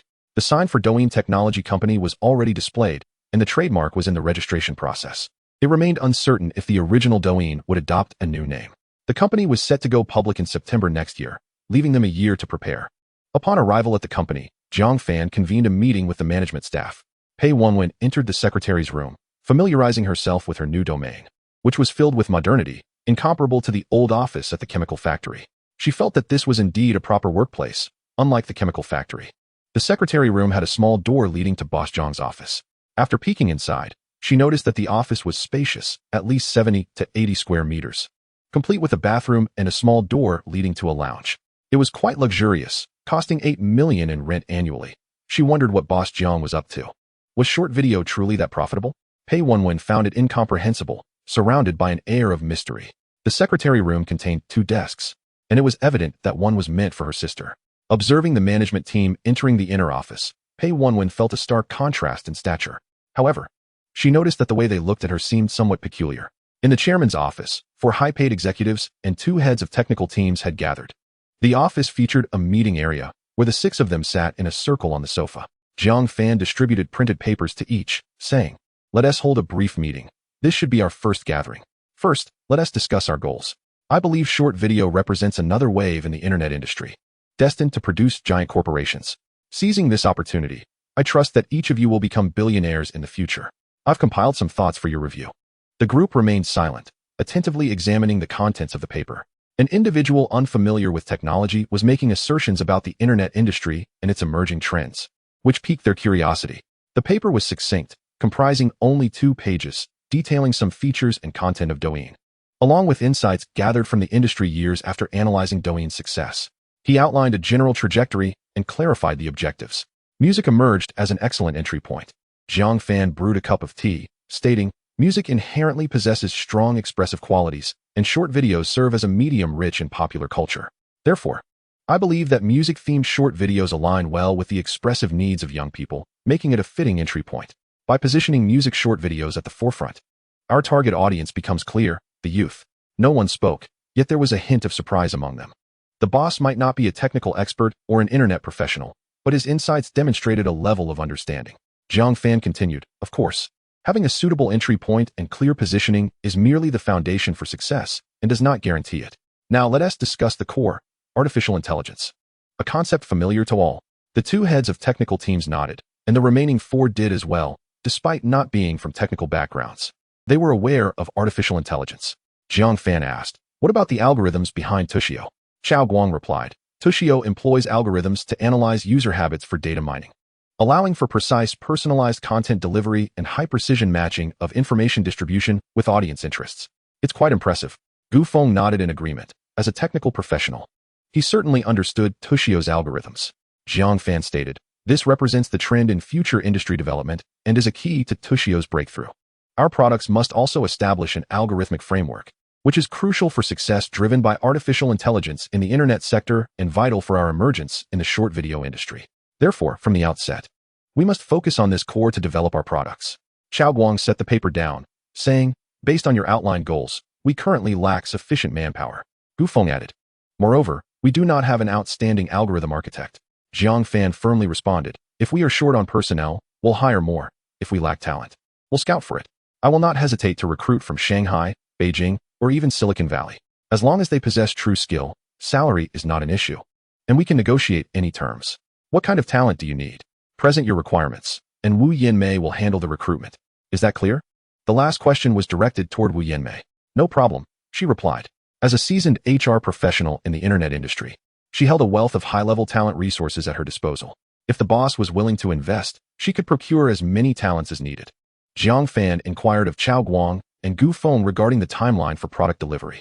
After a moment of contemplation, Chao Guang responded, "According to your specifications, I will require 6 months." Gu Feng considered for a brief moment before stating, "I can manage it in 4 months." Chao Guang cast a sidelong glance at him, thinking to himself, "Well played, Gu Feng. Are you trying to undermine me?" Jiang Fan calculated the timeline and declared, "I will grant you 3 months, during which you must produce version 10. The 2 men felt an immense burden. Under normal circumstances, a couple of months would suffice for a standard short video. However, the target set by Boss Jiang was exceedingly ambitious, not to mention the complexities involved in developing the core algorithm for precise content delivery. There were additional requirements, such as utilizing filters to ensure that no woman would be deemed unattractive. While beautifying filters may seem simple, meeting Boss Jiang's standards was no easy feat. The technical challenges were numerous and would require time to overcome. Nevertheless, with Boss Jiang having established a time frame, they had no choice but to accept the challenge. Qi Liang, however, did not depart. Once the others had left, he reported to Boss Jiang, general manager. "The company's funds are running low." Qi Liang then inquired, "Should we seek angel investment? I know a few angel investors." "No need," Jiang Fan replied. "The company's finances will remain stable in the short term. We can address that when the time comes to go public." Qi Liang raised an eyebrow, astonished by the considerable capital strength of his young boss. It was somewhat perplexing. He did not appear to be from a wealthy background. Where did such abundant resources originate? He suddenly felt that his role as the chief financial officer might be of limited utility. Chapter 40. The responsibilities of a secretary once everyone had exited. Zhang Fan instructed Pei Wenwen briefly before shutting the door to attend to his work. Unless it's a matter of life and death, do not disturb me. The stock market is about to open. Dreams require capital to materialize. Nothing is more pressing than the pursuit of wealth. After nearly an hour of meetings, it was past 9 o'clock. Zhang Fan poured himself another cup of tea, opened the brand new Apple all-in-one computer on his desk, and waited. By 9:15, he found operating on his phone cumbersome. He had already downloaded the stock trading software and logged in. However, today as stock market conditions made him want to curse. It was dismal. The market had plummeted, dropping below 4,000 points, with nearly 2,000 stocks hitting their daily limit down. The entire market was awash in red, with only about 100 stocks rising and fewer than 50 reaching their daily limit up. The situation was truly disheartening for Zhang Fan. Of the 15 stocks he had purchased on Friday, 12 had declined today, leaving only 3 with gains. Only one stock had reached its daily limit up. The declining stocks posed a significant problem, as they involved substantial capital, making it challenging to liquidate. Frustrated, he opted to use the one-click sell option, instantly driving down the stock price by several points. The 12 stocks that had already been on a downward trajectory suffered a swift and severe decline. Initially, his investments from Friday had yielded a profit of approximately 6, but upon liquidating, he found that he had forfeited 80% of that profit, ultimately netting just over 2 million, which felt rather disappointing. The market was engulfed in a cloud of despair. The cursed 48 hours had left Zhang Fan feeling defeated as he began to rebuild his portfolio. Tomorrow, over 60 stocks were set to hit their daily limit up. Yet they remained in a lackluster state. A glance revealed a sea of red, scarcely different from the previous week, which had enjoyed a brief respite. Nevertheless, there was a silver lining. Acquiring shares during a downturn was relatively easy, which helped control costs. However, locating large-cap stocks that were hitting their daily limits proved difficult, and he could only take what was available. After considerable effort, he finally filled his position. Today, he could only manage a 2 profit, and making money was becoming increasingly challenging. Zhang Fan pondered the stock market's viability. If 2 billion was proving so difficult to navigate, how would he fare with larger sums? After some research into foreign exchange, he felt optimistic. The trading volume was immense, reaching trillions of dollars daily. With just a couple of billion yuan converted into dollars, it would likely make no significant impact. More importantly, there were no restrictions. One could buy or sell at any time, profiting from both rising and falling markets, unlike stocks, which had numerous limitations. Zhang Fan felt intrigued, though he still needed to familiarize himself with the trading mechanisms. "Head, take a look at this," a bespectacled man in his 30s said as he handed a document to his superior. "What is it?" the leader asked, casually taking the document and flipping through it. The man replied, "It's information on a retail investor, and I find it somewhat perplexing." The leader glanced through it and expressed surprise. "This can't be real, can it? It is not a fabrication," the man assured. "It has been verified. There was no prior account information. In less than 2 months in the market, this individual has made 4 deposits totaling just over 10 million, financed 2 million and 1 billion from the market, engaged in ultra-short trading, and achieved net gains exceeding 10 on nearly every transaction. With leverage, their principal has multiplied over 20 times in just over a month." The leader was astonished. "Is there really such a person?" The man nodded. "Their trading skills are quite immature, even juvenile.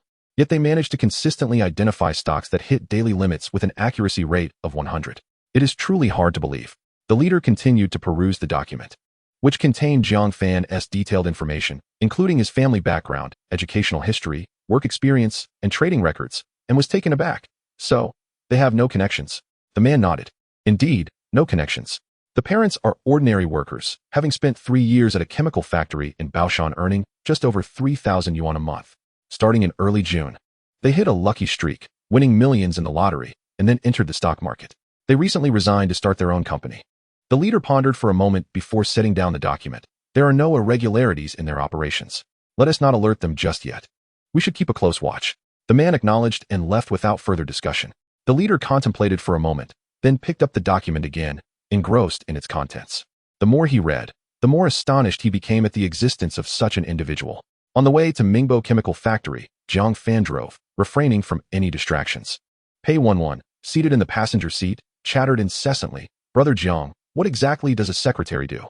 Zhang Fan casually replied, "Serving tea and water, doing laundry and cooking, massaging shoulders and legs, and yes, making the bed and folding blankets." Pei Wenwen's eyes widened in disbelief. You're joking. Doing laundry and cooking are clearly the responsibilities of a housekeeper. And what is this about massages? I had no idea secretaries had such duties, nor would they ever make beds. Jiang Fan retorted, somewhat exasperated. Then why ask me? Pei Wenwen, feeling frustrated, said, if you don't tell me what I'm supposed to do, how can I be your secretary? Jiang Fan leisurely replied, you'll have to figure it out yourself. Pei Wenwen frowned, pondering how to navigate this new role. She had never encountered such a boss before. It was now 2:30 in the afternoon. Pei Shishir sent a WeChat message to Pei Wenwen, informing her that she had resigned and asking if Jiang boss had time to pick her up, as she had many belongings and public transport would be inconvenient. Pei Wenwen inquired, and Jiang Fan readily agreed to drive to collect her sister. Upon arriving at the factory, he retained his pass and entered smoothly. The place looked unchanged since his last visit, just a few days prior. He parked the car beneath the female workers' dormitory. During work hours, there were few people visible in the dormitories. Jiang Fan exited the vehicle, and he and Pei Wenwen ascended the stairs to assist with the belongings. Pei Shishir awaited them in the dormitory, and upon seeing Jiang Fan, she felt a twinge of emotion. Brother Jiang. Jiang Fan surveyed her briefly and nodded. At last, I made a correct decision. Pei Shishir felt a bit awkward, recalling the circumstances that led to her departure, which certainly dampened her spirits. Let us go. Jiang Fan called out. Hurry up, there's nothing worth lingering for here. The two sisters hurriedly gathered their belongings, which were quite numerous. A pile of bedding, clothes, bags, and suitcases left them wondering what purpose all these items served. Jiang Fan carried a suitcase, clutching a quilt with one hand as he descended the stairs. The sisters grabbed the remaining bags, their hands filled to the brim, and stuffed everything into the trunk before driving away, bidding a definitive farewell to the chemical plant. As they passed by the office building, Pei Shishir stole several glances, her emotions complex, for this was her first job after graduation, and she had not anticipated leaving after less than 2 months. Upon returning to Sijihua Garden, Jiang Fan ascended to the 3rd floor, disregarding the sisters.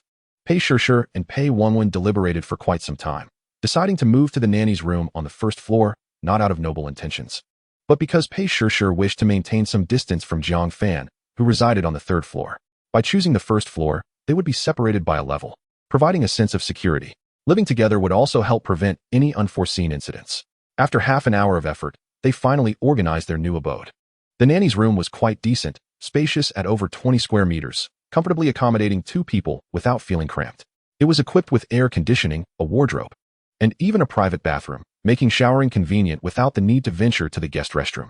The safety aspect was significantly enhanced. Exiting the nanny's room, they found a small door at the end of the hallway that led to the garden. They could even see from the window that such favorable conditions were once only a distant dream.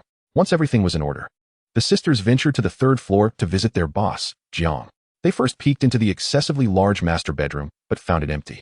They then proceeded to the study, where Jiang Fan sat before the computer, seemingly engrossed in some task.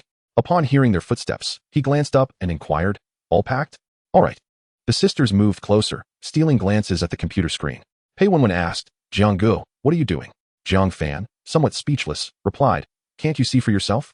Pei Shishir secretly rolled her eyes, thinking him rather uncouth. Pei Wenwen feigned surprise. Oh, you're trading stocks, aren't you?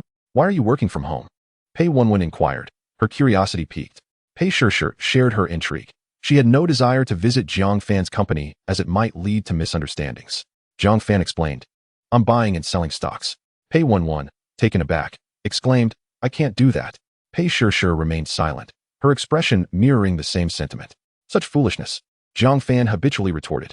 Before the sisters could protest, he rubbed his temples and said, first, buy a computer. Study quickly, operating at ISNT complicated. Just place orders as I instruct.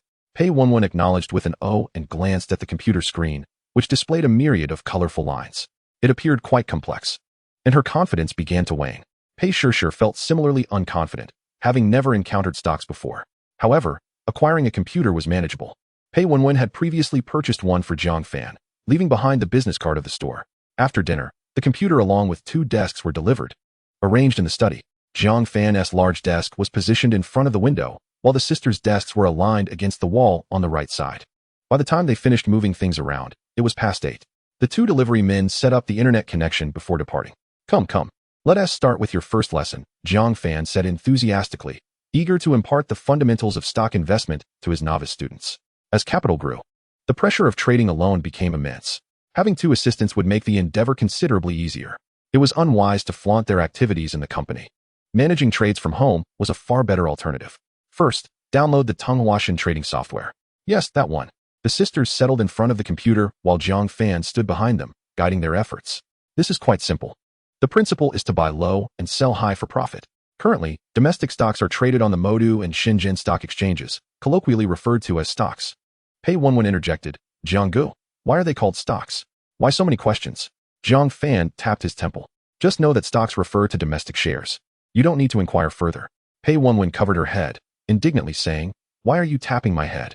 If I go dumb, it's on you. Chapter 41, Still Must Study Diligently. On Tuesday, Zhou Fan awoke just before 9.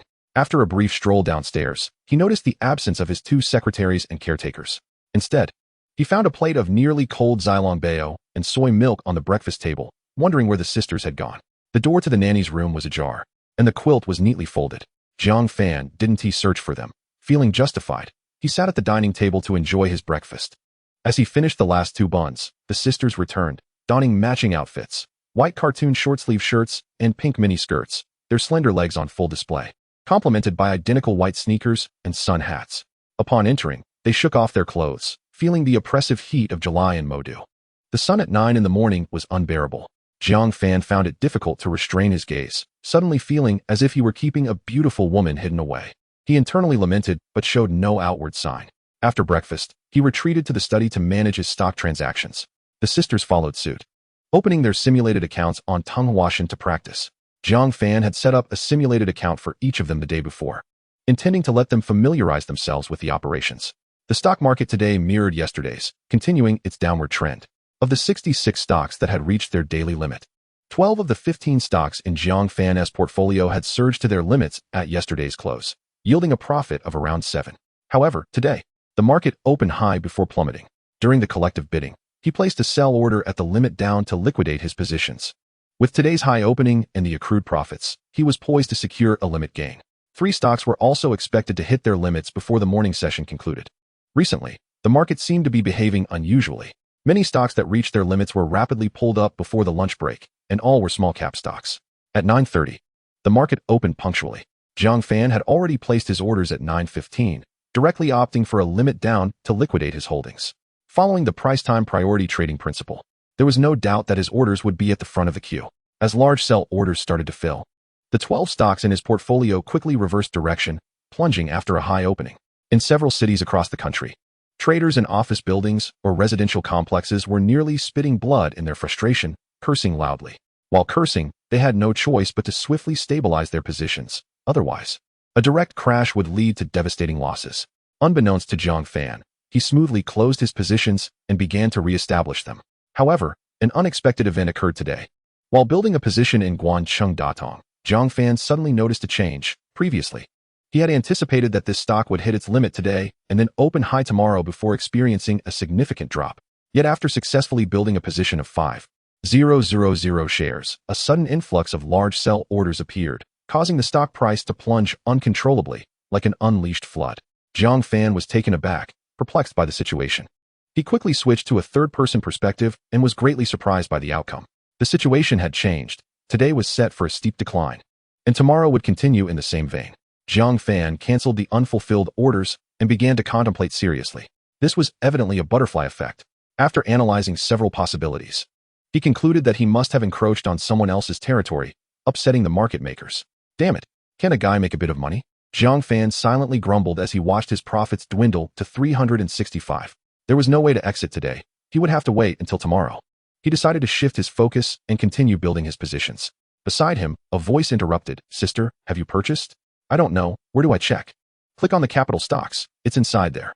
Upon observing the situation, I noticed that I had purchased stocks with a balance of 16,000, an available balance of 0, and a frozen quantity of 16,000. The cost price was 12,462. The market price stood at 1,225, and I faced a loss of 3,392, translating to a loss ratio of 17. Why is it in the red? Am I incurring losses? It seems that red indicates a loss. Why is my available balance 0? I am uncertain. Have you made your purchases? Yes, and I've already lost over 1,000. How could it drop right after buying? The sisters, Pei Shi and Pei Wenwen, whispered to each other while occasionally glancing at Boss Jiang, who was intently focused on his computer. They hesitated to inquire since Boss Jiang had previously instructed them not to disturb him, thus they spoke in hushed tones. Before the morning session concluded, Jiang Fan liquidated 3 other stocks that had reached their peak. There was no time to establish new positions, so they would have to wait until the afternoon. Jiang Fan stretched and turned to the bored sisters tapping away at their computer screens, asking, "What is going on with you two? You look so bored." Pei Wenwen sighed dramatically before quickly asking, "Jiang Gu, are you finished with your work?" Jiang Fan replied with an affirmative grunt, "How is your simulated trading going?" Pei Wenwen lamented, "It has dropped. I lost over 1,000 right after buying. And now it's close to 5,000. Pei Shishir chimed in, "I've lost over 7,000. "Let me see," Jiang Fan said as he approached them, urging them to open their simulated accounts for a quick glance, finding their situation quite disheartening. They had plunged in headfirst, just as he had during his initial foray into the stock market. Jiang Fan inquired, "How did you two make your purchases?" Pei Wenwen replied, "I just randomly selected one to try buying, and it worked." Pei Shishir nodded in agreement, indicating they had followed the same approach. "Well then," Jiang Fan remarked, at a loss for words. One could hardly expect 2 novices to select stocks wisely. In truth, he himself would not have fared better without assistance. He was merely a tool, and as long as he could execute orders, practice would eventually lead to proficiency in the basics. The midday heat made it unbearable to venture outside, so Jiang Fan sent the sisters to prepare lunch while he continued his study of foreign exchange.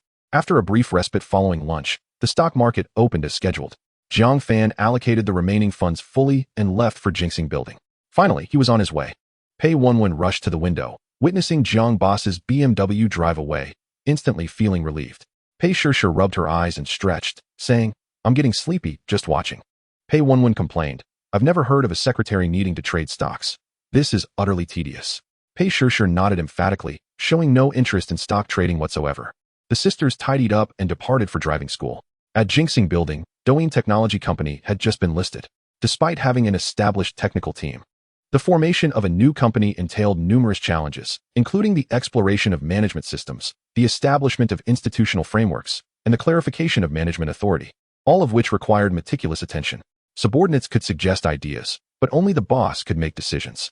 During a meeting, Chun Yunfang entered and inquired, "Jiang Zong, where is your secretary?" Jiang Fan responded, "I'm hiring a new one." Chun Yunfang did not press further and acknowledged with a brief reply. The afternoon swiftly passed. After sitting for 3 hours, Jiang Fan had only reviewed 5 or 6 documents. However, certain policies, such as financial management and talent hiring and compensation systems, required thorough scrutiny.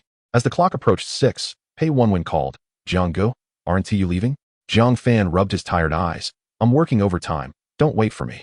After hanging up, he felt a pleasant sense of being remembered, although Pei Wenwen's call was primarily a fulfillment of her duties as a secretary. The office was remarkably quiet. Even as the workday ended, it did not resemble a factory where everyone was anxiously counting down to departure. Instead, everyone remained engrossed in their tasks, perhaps out of respect for their boss's presence. Stretching his neck, Jiang Fan stepped outside to see Wu Yanmei still working late. So he called her over for a discussion. "Do you think attendance management is necessary?" Jiang Fan asked straightforwardly, as he had always felt it lacked significance. Just like in a factory, being late or forgetting to clock in resulted in merely filling out a form. After pondering, Jiang Fan recognized the validity of her perspective and agreed, "That's a thoughtful consideration. Let us proceed with it." He then raised the subject of the compensation management system. "Are you familiar with the compensation structures in enterprises?" After much reflection, Jiang Fan conceded that her insights were indeed reasonable. He remained open to her ideas. They worked diligently until 9, at which point Jiang Fan treated the management team to dinner. As he descended, he glanced at the office area and saw all the technical staff still working, some with takeout on their desks, others with fruits or snacks, all absorbed in their tasks, with the only sound being the incessant clattering of keyboards. Even Gu Feng was personally writing code. These technical personnel exhibited a commendable work ethic. Transitioning from a warehouse to an office building, each displayed great enthusiasm for their work. It was said they often worked late into the night. Reflecting on their salaries made Jiang Fan regret not heeding his parents' advice during his studies, resulting in a meager salary of just over 3,000 at the factory, with little prospect for advancement. No matter how hard he worked, he earned only that amount, while the technicians at the company earned at least 10,000. A team aiming to achieve success must possess synergy. A newly formed team lacks this cohesion. Employees observe their boss, and the boss equally observes the employees. If tasks are approached with reservations, how can there be synergy? The ability to foster collaboration hinges upon the leader. Jiang Fan, having been a boss himself, understood this principle. Whether he could swiftly unite this new team and instill a sense of purpose depended entirely on his leadership. When everyone shared a common goal, their efforts would naturally gain momentum. Inviting subordinates to meals serves as an excellent channel for communication. In a corporate environment, regardless of how approachable a boss may be, the differences in status remain evident. A boss is a boss, and an employee is an employee. This psychological divide cannot be erased, and thus conversations and actions are often restrained. However, at the dining table, these distinctions can be softened, temporarily transcending the unspoken rules of the workplace. The boss ceases to be the boss, and the employees are no longer merely employees. They are ordinary individuals striving for their respective goals. Conversations that may be challenging in the office can be openly discussed over a meal, and lighthearted jokes that might be inappropriate in the workplace can be shared in a casual setting. This psychological shift is subtle. Dining in different environments creates different atmospheres. If one wishes to impress and showcase strength, upscale restaurants and five-star hotels are natural choices. But if the goal is to genuinely connect with employees, street stalls and night market barbecues are the ideal venues. Thus, Zhang Fan took several executives to the night market for street food. Among the 7, only Chun Yunfang owned a car, a Red 3 Series. The others relied on public transportation. This observation alone indicated that everyone was struggling. It wasn't due to a lack of effort. In the bustling metropolis of Shanghai, most individuals, no matter how hard they worked, could still find themselves with nothing to show for it. Whether one could own a car or a home and join the ranks of the wealthy often depended on luck. In reality, those who lack ambition and capability cannot survive in Shanghai. The 7 gathered 2 tables, ordered a variety of snacks, and shared a few beers, creating a lively atmosphere. No one objected to drinking, except for Gu Feng, who appeared a bit hesitant, while the others were quite enthusiastic, including the 2 ladies. Aside from the owner Zhang Fan, the others were all in their early 30s. Even the youngest, Gu Feng, had reached the age of 30. As they savored local delicacies and sipped on a few beers, the atmosphere relaxed, and topics that might be inappropriate in a formal setting began to surface. For instance, Zhang Fan inquired of Qi Liang, "Have you bought a house yet?" Such inquiries would typically be deemed too personal in other contexts, potentially bruising one's pride. Only in a casual setting like a roadside stall, where social status and identity hold little weight, could such questions be posed without causing offense. Qi Liang chuckled. "I purchased a small apartment, but the mortgage is suffocating me." Zhang Fan gave a thumbs up. "You're doing better than me. I still don't own a place. I'm renting." The group was astonished. Zhang Boss hardly seemed like someone who couldn't afford a home, having invested tens of millions in acquiring 2 startup teams and establishing a company. "I truly haven't bought one," Zhang Fan confessed, gripping his beer glass. "This city, Mo isn't particularly welcoming to us outsiders, especially for someone like me, without a spouse and not registered locally. I don't even qualify to purchase property." "That's fine. Whether I can buy a house depends on you." Zhang Fan smiled and nodded at Chen Yunfang, choosing not to pursue the subject further. Society tends to favor women. Among the 4 executives and 2 technical team leaders, both ladies were married, while Chao Guang and Gu Feng were preoccupied with their startups, leaving them little time for personal matters. Qi Liang and Yang Zhechen were both preparing for marriage. Generally speaking, the pressures faced by men were considerably greater than those experienced by women. They refrained from discussing work, ideals, or life. Instead, they indulged in food and drink, gradually dissolving the barriers of unfamiliarity. The purpose of their gathering was achieved. Chen Yunfang had arranged for a designated driver, and she also secured one for Zhang Fan. The rule of abstaining from driving after drinking had become firmly established. Life in Mo was challenging. Ordinary individuals had little time or energy to squander, so no one would dare to flout the law. Upon returning to see Ji Hua Yuan, Pei Shishir and her sister were still awake. One lay at the east end of the sofa, while the other rested at the west end, both engrossed in their phones. Only when they heard the door creak open did they stir. "Zhang, have you been drinking?" Pei Wenwen wrinkled her nose at the scent of alcohol, an inexplicable worry creeping in. Pei Shishir felt a bit uneasy as well. Men who drank could be unpredictable. Zhang Fan acknowledged with a grunt, glancing at the 2. "Why are you still awake?" "It's nearly 11. Pei Wenwen yawned. "We were planning to sleep by 11. If you hadn't come back, we would have already turned in." Zhang Fan then scrutinized Pei Shishir, assessing her from head to toe. Pei Shishir, feeling perplexed, looked down at herself and asked, "What's wrong?" Zhang Fan queried, "What are you 2 so engrossed in on your phones?" Pei Shishir replied, "Reading ebooks." Zhang Fan turned to Pei Wenwen. "You too?" Pei Wenwen nodded eagerly. Yes. Zhang Fan slipped into his slippers and settled down on the sofa between them. As he walked past Pei Shishir, she quickly crossed her legs, hiding her feet beneath her. Once he had settled, she hastily placed her feet back into her slippers, looking as if she were ready to flee at any moment. Zhang Fan sat down, surveying the surroundings, and clapped his hands on the sofa. "Come over and tell me what novels you're reading." The sisters remained where they were, their expressions wary. Jiang Fan, puzzled, urged, "Come on, don't just sit there." Pei Shishir sweetly replied, "It's getting late, Jianggu. You should go to bed early." With that, she exchanged glances with Pei Wenwen, and both sisters quickly scurried off to the maid's room, locking the door behind them. Jiang Fan rubbed his head, feeling a bit disgruntled as he ascended the stairs. Having drunk, he lost interest in studying and decided to sleep early. He awoke the next morning at 8, and the Pei sisters were already up, preparing to head out. Jiang Fan, yawning at the stairwell, asked, "Where are you going?" Pei Wenwen replied, "We're going for breakfast. Jianggu, are you coming?" The sisters stepped out with umbrellas. The weather appeared gloomy, hinting at impending rain. Jiang Fan opted not to join them for breakfast, choosing instead to sit at his computer, eating while perusing the news. The sisters also sat at their computers, eagerly discussing the upcoming release of the 6th model, planning to save their salaries to purchase one once it launched, and each hoped to send home 10,000 yuan for the spring festival. By 9 o'clock, the rain began to patter softly. After finishing his breakfast, Jiang Fan commenced another day of work. The stock market remained lackluster, prompting him to liquidate 10 stocks that had surged the previous day, and he continued to build his portfolio. After the afternoon market opened, he sold off the remaining 5 shares, netting a profit of 124, barely earning 30 million. And his capital had finally exceeded 300 million. He continued to build his holdings, but it was becoming increasingly arduous. Noticing the sisters' lackluster demeanor, Jiang Fan felt compelled to change his approach and methods for their training. If they continued practicing in their current manner, they might not grasp the basics by next year. Before leaving, he mentioned, "I'll tidy up the house." The sisters exchanged glances, and once he exited, they promptly shut down their computers, eager to reclaim their freedom. Not wanting to see another stock for even a minute, they entered the master bedroom, where the bed was in disarray, the thin comforter twisted into a ball. Clothes were strewn carelessly over the chair by the window. They first folded the comforter, each grabbing an end, rolling it into a rectangle, and placing it at the head of the bed, carelessly tossing the pillow on top. Pei Wenwen spotted a stray hair and picked it up. Puzzled, "This doesn't look like a hair. Where did it come from?" Pei Shishir glanced over. "Hair is straight. It wouldn't curl like that." Pei Wenwen asked in confusion, "Then whose hair is this?" Suddenly, they both widened their eyes, simultaneously realizing something. "EW, EW, EW." Pei Wenwen exclaimed, as if jolted, quickly discarding the hair and spitting several times. Pei Shishir shot her a glare. "You're so fussy." Pei Wenwen, indignant, replied, "How was I supposed to know?" Words failed them. The sisters exchanged flustered glances, both feeling a bit embarrassed.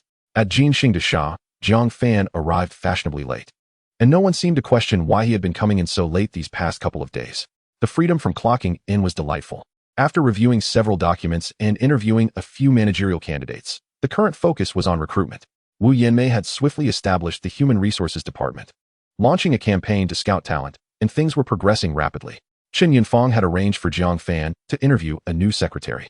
As the clock approached 5, Wu Yanmei returned. "Jiang Zong, there's a Ph.D. I'd like you to interview." Jiang Fan inquired, "Is she particularly exceptional?" Wu Yanmei replied, "She's a recent mathematics Ph.D. from Fudan University, with a high salary expectation. Previously, she had offers from Alibaba, Tencent, and ByteDance, with ByteDance offering a salary of 600,000 per year. She initially showed no interest in us, but after much persuasion, I've managed to bring her in for an interview. I've spoken with her in depth. She has innovative ideas in algorithms and data modeling, but my authority is limited, so you need to interview her yourself." Jiang Fan's heart raced. A salary of 600,000 was substantial, especially in 2015. Newly minted Ph.D.s typically earned around 200,000 to 300,000, even in the high-paying internet sector, where salaries peaked at 300,000 to 400,000. Although companies like Huawei and Alibaba offered salaries exceeding $1 million, those figures were reserved for seasoned professionals. It was rare to find a fresh graduate commanding a salary of 600,000. After contemplating for a moment, Jiang Fan said, "Bring her in. I'd like to meet her." Wu Yanmei acknowledged and departed. Chapter 43, The Standard for Secretaries. The location of Jinxing Dasha is exceptionally advantageous. Merely a street's distance from Shiji Gongyuan. Whenever feelings of melancholy arise, standing before the floor-to-ceiling windows and gazing down at the verdant oasis below significantly uplifts one's spirit. A leisurely stroll in the park during lunch breaks is also quite convenient, as footsteps echoed at the entrance. Jiang Fan turned to find Wu Yanmei leading a lady into the room. The woman, a 30-year-old Ph.D. named Hu Min, possessed an unremarkable appearance, aligning perfectly with Jiang Fan's assumptions. It is often the case that the more attractive students are preoccupied with romance, while only those of average looks can focus on their studies, persisting through to doctoral degrees. This phenomenon accounts for the scarcity of beauties among female PhDs. Zhang Fan did not sit behind his desk, but rather engaged Hu Min in conversation in the reception area. Hu Min displayed clarity of thought and was quite conversational. Surprisingly, her hobbies were varied. Many perceive female PhDs in STEM fields as disheveled and chaotic, conforming to common stereotypes, which is utterly unfounded. A female PhD is still a woman. And aside from her academic accolades, Hu Min is an ordinary woman with shared interests and aspirations, albeit with a higher intellect and educational attainment. Zhang Fan inquired about her expected salary. Hu Min responded, not less than 500,000. A glance at Wu Yanmei revealed her slight nod, providing Zhang Fan with assurance. As a mediocre student from a second-tier university, lacking technical expertise, he found it challenging to accurately assess talent value. However, Wu Yanmei understood. Her nod signified Hu Min's worth of 500,000 annually, simplifying matters considerably. Zhang Fan asked, what annual salary do you expect if you join our team? Hu Min hesitated, having never heard of Douyin Technology, a nascent company without its own product. Although she initially had no intention of considering it, she could not resist Wu Yanmei's earnest invitation to come and take a look. When it came to similar salaries and benefits, without question, she would prefer a large, established company. The uncertain future of a newly established firm without products raised concerns. After contemplating, Hu Min replied, let me think it over. Zhang Fan glanced at Wu Yanmei, who understood his unspoken query and continued to nod. While pouring tea, she discreetly made a gesture to indicate an increased offer. Truly, she was a shrewd woman. Thus, Zhang Fan proposed, how does an annual salary of 800,000 sound? Our company is eager to have someone of your caliber join us. Hu Min's heart raced. Though she remained hesitant, could I have some time to consider? Zhang Fan persisted, 1 million annually, along with anticipated stock options. Hu Min found it hard to resist. Regardless of the platform's potential, salary and benefits were paramount. The offer of 1 million annual salary plus stock options was indeed irresistible. Even if this small company lacked a clear future, it was worth the risk. After a moment's thought, Hu Min said, thank you for your confidence. I would be honored to join your team. Zhang Fan rose, extended his hand, and smiled. I am equally delighted to welcome someone of your talent to our ranks. Hu Min promptly stood to shake his hand, exchanging humble remarks. Zhang Fan continued, our ambition is to create a groundbreaking product that will lead a new trend in the internet sphere. We possess ample funding, yet we lack formidable technical talents like yourself. If you encounter suitable individuals, please consider introducing them to our company. Compensation is not an issue. With a top-tier talent pool, I am confident we will achieve our goals. Hu Min nodded, certainly, I will keep an eye out. Zhang Fan added, I am not well versed in technology, so I will leave the specifics of work arrangements to Wu Zong. Wu Yanmei timely returned, escorting Hu Min out. These elite professionals possess keen insight, having been tempered through extensive experience. A female PhD with an annual salary of 1 million marks a significant milestone since the inception of Douyin Technology. To be frank, it is challenging for a small firm to attract top talent. The internet sector is rife with competition for skilled individuals, and the allure of major corporations is undeniable. Many would rather accept a monthly salary of 10,000 from a large firm than 20,000 from a smaller one. However, this is not an absolute truth, as evidenced by Hu Min's decision to stay. Nevertheless, it highlights the substantial costs small companies face in competing for talent. Yet, competition is unavoidable, especially in the internet industry, which thrives on innovation driven by talent. The future will hinge on this competition for skilled individuals. Years down the line, major corporations will offer salaries of 1 million or even several millions to attract talent, underscoring the significance of human resources in the realm of internet companies. I recall individuals boasting online about salaries from Ziji Tiaodong that surpassed those of Alibaba and Tencent, illustrating how exorbitant labor costs have become in the internet sector. After a while, Wu Yanmei returned. Jiang Zong, arrangements have been made, she announced. Hu Min will be joining Gu Feng's team, but I have a suggestion. Wu Yanmei seated herself across from Zhang Fan, and the dinner from the previous night had evidently yielded positive results. As the executives were now more engaged and proactive during discussions, I believe our current organizational model presents challenges. As a new company, dividing into 2 teams working independently seems to waste human resources. Given the complexity of our product development, I propose we organize by function, grouping together technical personnel skilled in various fields to expedite progress and maximize efficiency. Zhang Fan pondered this, stating, your considerations are valid. Yet I remain uncertain about the technical proficiency of our existing teams. Without evaluating their capabilities, it is impossible to ascertain who among Gu Feng and Chao Guang can lead the technical team effectively. Wu Yanmei understood and nodded. Dividing into 2 teams is feasible, but it will incur high labor costs. Jiang Fan replied, let it be high. We shall proceed with recruitment as if building a talent reserve. Wu Yinmei questioned, but what about funding? Can the company's finances accommodate this? Jiang Fan assured her, there is no need for concern regarding funding. It will not be an issue. Just focus on recruiting. Have you noticed that companies like Alibaba and Tencent are aggressively poaching talent? Is it because they lack skilled individuals?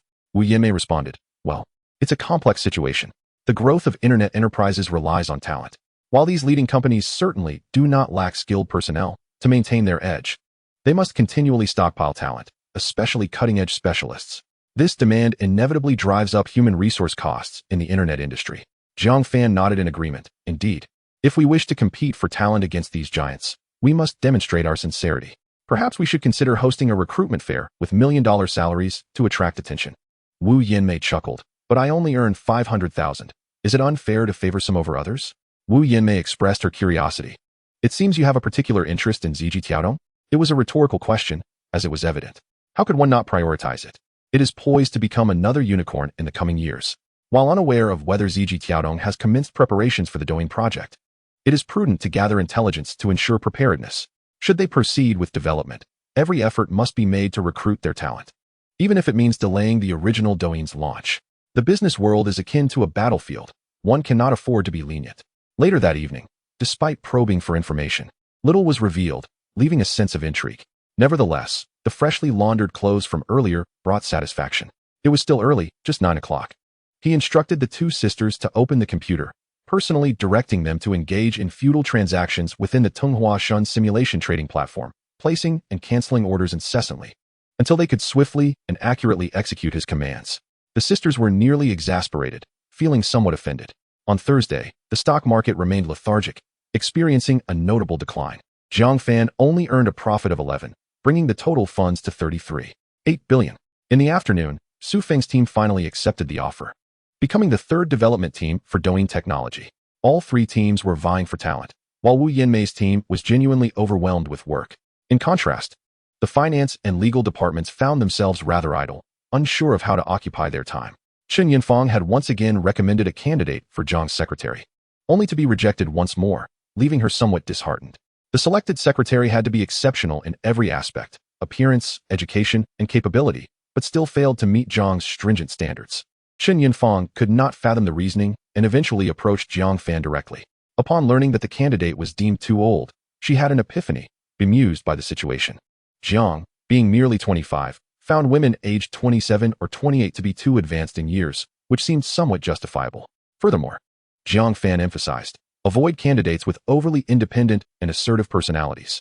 Chen Yinfang agreed, pondering this directive. Was he suggesting she find someone more submissive? Men indeed. Chapter 44, Setting Sail. Working overtime is the norm in internet companies. Employees were burning the midnight oil, and so was Jiang Fan, the boss. The notion that becoming a boss allows one to rest comfortably is utterly fallacious. The silver lining, however, is that whether or not the boss works late is a matter of personal choice, unlike employees who often have no option but to stay late, resulting in differing levels of motivation and, consequently, outcomes. A wise boss would not impose mandatory overtime, but rather encourage employees to choose it willingly. The difference here lies in efficiency. Jiang Fan perceived himself as a unique entity in this world, not wishing to be a foolish employer. In the realm of internet enterprises, efficiency is paramount. If he could foster a stronger willingness among employees to voluntarily work overtime, productivity would undoubtedly increase. There are countless methods to achieve this, well articulated by numerous self-media outlets over the years. The most effective approach, naturally, involves appropriate financial incentives. After reviewing several documents, it was nearly 9:30. Having eaten takeout for lunch, he had no intention of seeking late-night snacks. Jiang Fan made a round through the office area. Both development teams were diligently working late, quietly writing code or huddled in small groups discussing matters, glancing at the boss as he passed by, but lacking interest in flattery. Nevertheless, many employees were quite curious about Jiang, especially the women, as he was notably young.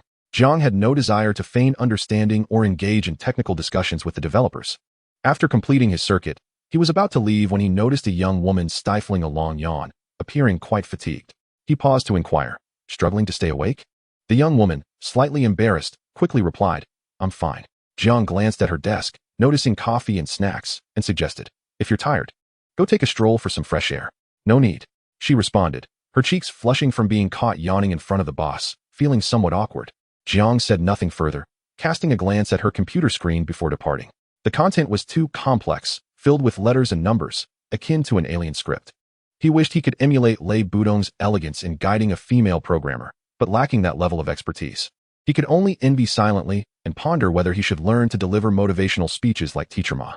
Ultimately, he dismissed the thought, recognizing it would likely invite disdain. Practicality was preferable. On Friday, Jiang Fan convened a meeting with the executives upon arriving at the company. Chao Guang, Gu Feng, and Su Feng were also summoned. Curiosity etched on their faces, they pondered what the boss had in store this time, given the formality of the gathering. I've given it some thought. Jiang Fan cleared his throat and announced, innovation and efficiency stem from motivation, and motivation arises from rewards. To incentivize the technical team, I intend to allocate 100 million for substantial bonuses to the project development team, ensuring that everyone is rewarded for their efforts. What are your thoughts? The executives exchanged glances, somewhat surprised by the boss's generosity. This was undeniably a positive development. However, Qi Liang was the first to voice a concern. Jiang, can the company's finances accommodate this? The issue of funding was always at the forefront of his considerations. Jiang assured him, there's no need for concern regarding finances. Let me clarify, any expenditures within 200 million do not require your worry. Your focus should be on enhancing efficiency to achieve our goals. Qi Liang found this reassuring. If the boss had no financial qualms, there was little more to say. Chen Yunfang interjected, will this bonus be exclusive to the project development team? The hierarchy of thought was not derogatory. It simply reflected the responsibilities tied to one's position. Chen Yunfang's reminder was astute, as it was not solely the technical personnel in the project development team who toiled hard. Those in logistics also faced significant challenges. Having experience in administration, Jiang understood this well. After some contemplation, he declared, I have not considered this comprehensively enough. All employees should be included in the 100 million reward. Chen Yunfang replied, I have no objections. The others, including Chao Guang, Gu Feng, and Su Feng, expressed their agreement. Dissent was unthinkable. Jiang continued, let us deliberate on how to distribute this 100 million. Nods of agreement followed, acknowledging the rationale. Jiang affirmed, let's expedite the proposal. Wu Yinmei suggested, I'll draft the proposal, but specific technical issues will require collaboration from the development team, as some aspects are beyond my expertise. We need input from the skilled technical personnel to set our objectives. Jiang looked at the three team leaders, ensure effective collaboration. Chao Guang and the others nodded in affirmation, having no qualms. This was a beneficial initiative, and they were eager to contribute. Jiang clapped the armrest of the sofa. Well, I've provided the funds. Whether you can secure them depends on your efforts. If you can create the cake, we will all thrive together in wealth. If the cake fails to materialize, my investment will be for naught, and we may find ourselves seeking new employment. Whether we achieve financial freedom or continue to work for others lies in your hands. Laughter erupted, as everyone recognized Jiang's astuteness. A lack of technical knowledge was not a hindrance. Even Ma Yun was not a technical expert. What mattered was the ability to lead a team. Despite Jiang's youth, he was clearly not an ordinary individual, as few could amass such wealth. Jiang displayed considerable merit. And slowly but surely, everyone began to sense a promising outlook. Working for Jiang was indeed quite manageable. The weekend arrived, and Jiang Fan wished to escape the hustle and bustle, for life devoid of joy and happiness is not worth living. During dinner, he sought the opinions of the Pei sisters. Where shall we go for our outing tomorrow? Pei Shirsha responded, we plan to practice driving at the driving school. Pei Wenwen nodded in agreement. With daily stock trading, we hardly have time to practice. Jiang waved his hand bureaucratically. Take your time with the driving test. Weekends should be enjoyed. No need to practice driving tomorrow. Let's rent a yacht and set sail. Think about whether we want to drift at sea for a whole day or just half a day. The sisters exchanged glances, both intrigued. They had yet to experience a yacht, and it would be delightful to do so. Thus, while the sky was still bright, they finished dinner and began researching plans for their outing. On Saturday, Jiang Fan drove a BMW, taking the two sisters to the yacht club. Many luxurious sports cars were present, and the green-plated 5 Series still stood out. However, the expressions of those around them often conveyed an air of disdain. Jiang Fan pondered that perhaps it was his own insecurities, deciding not to seek out negativity. Pei Wenwen, on the other hand, felt a sense of offense. Though the woman's glance was fleeting, it left her with an impression of being looked down upon, as if mocking her poor judgment. She couldn't help but mutter, what's so impressive about being with an older man? Pei Shirsha nodded in agreement, sharing the sentiment. Jiang Fan lightly patted her head. Noting that the young lady was quite sensitive, Pei Wenwen exclaimed in frustration, Jiang Go, could you not pat my head? I'm not a child in kindergarten. Jiang Fan chuckled, leading the sisters to the yacht dock. It was their first visit to such a place, and the sisters curiously gazed around, clearly lacking experience. It was no wonder that others regarded them with condescension. Although it was also Jiang Fan's first visit, his considerable wealth endowed him with a confidence that distinguished him from any impoverished individual. After all, having lived 2 lifetimes, he possessed a certain depth of character. Upon reaching the dock, he found it quite serendipitous. The couple he had noticed earlier was boarding a nearby vessel. Jiang Fan had rented a luxurious yacht over 20 meters long, while the couple boarded a mid-sized yacht, noticeably shorter. The tall, young woman glanced back at Jiang Fan's yacht, appearing surprised by its grandeur. Pei Wenwen also cast a glance, dismissively flipping her hair. Boarding the yacht required the removal of shoes, a minor inconvenience that made her feel as if she had come to broaden her horizons at a cost. However, the yacht belonged to someone else, and thus, one must adhere to their rules. Following the steward, they toured the yacht, inside and out. It was challenging to articulate the experience except to say it was splendid, truly splendid. The allure of wealth indeed brought forth extraordinary pleasures, which explained why so many coveted it. Pei Shishir and her sister were enthralled, unbothered by the possibility of being judged for their lack of experience. They observed everything with wide eyes, asking questions about things they had never encountered before.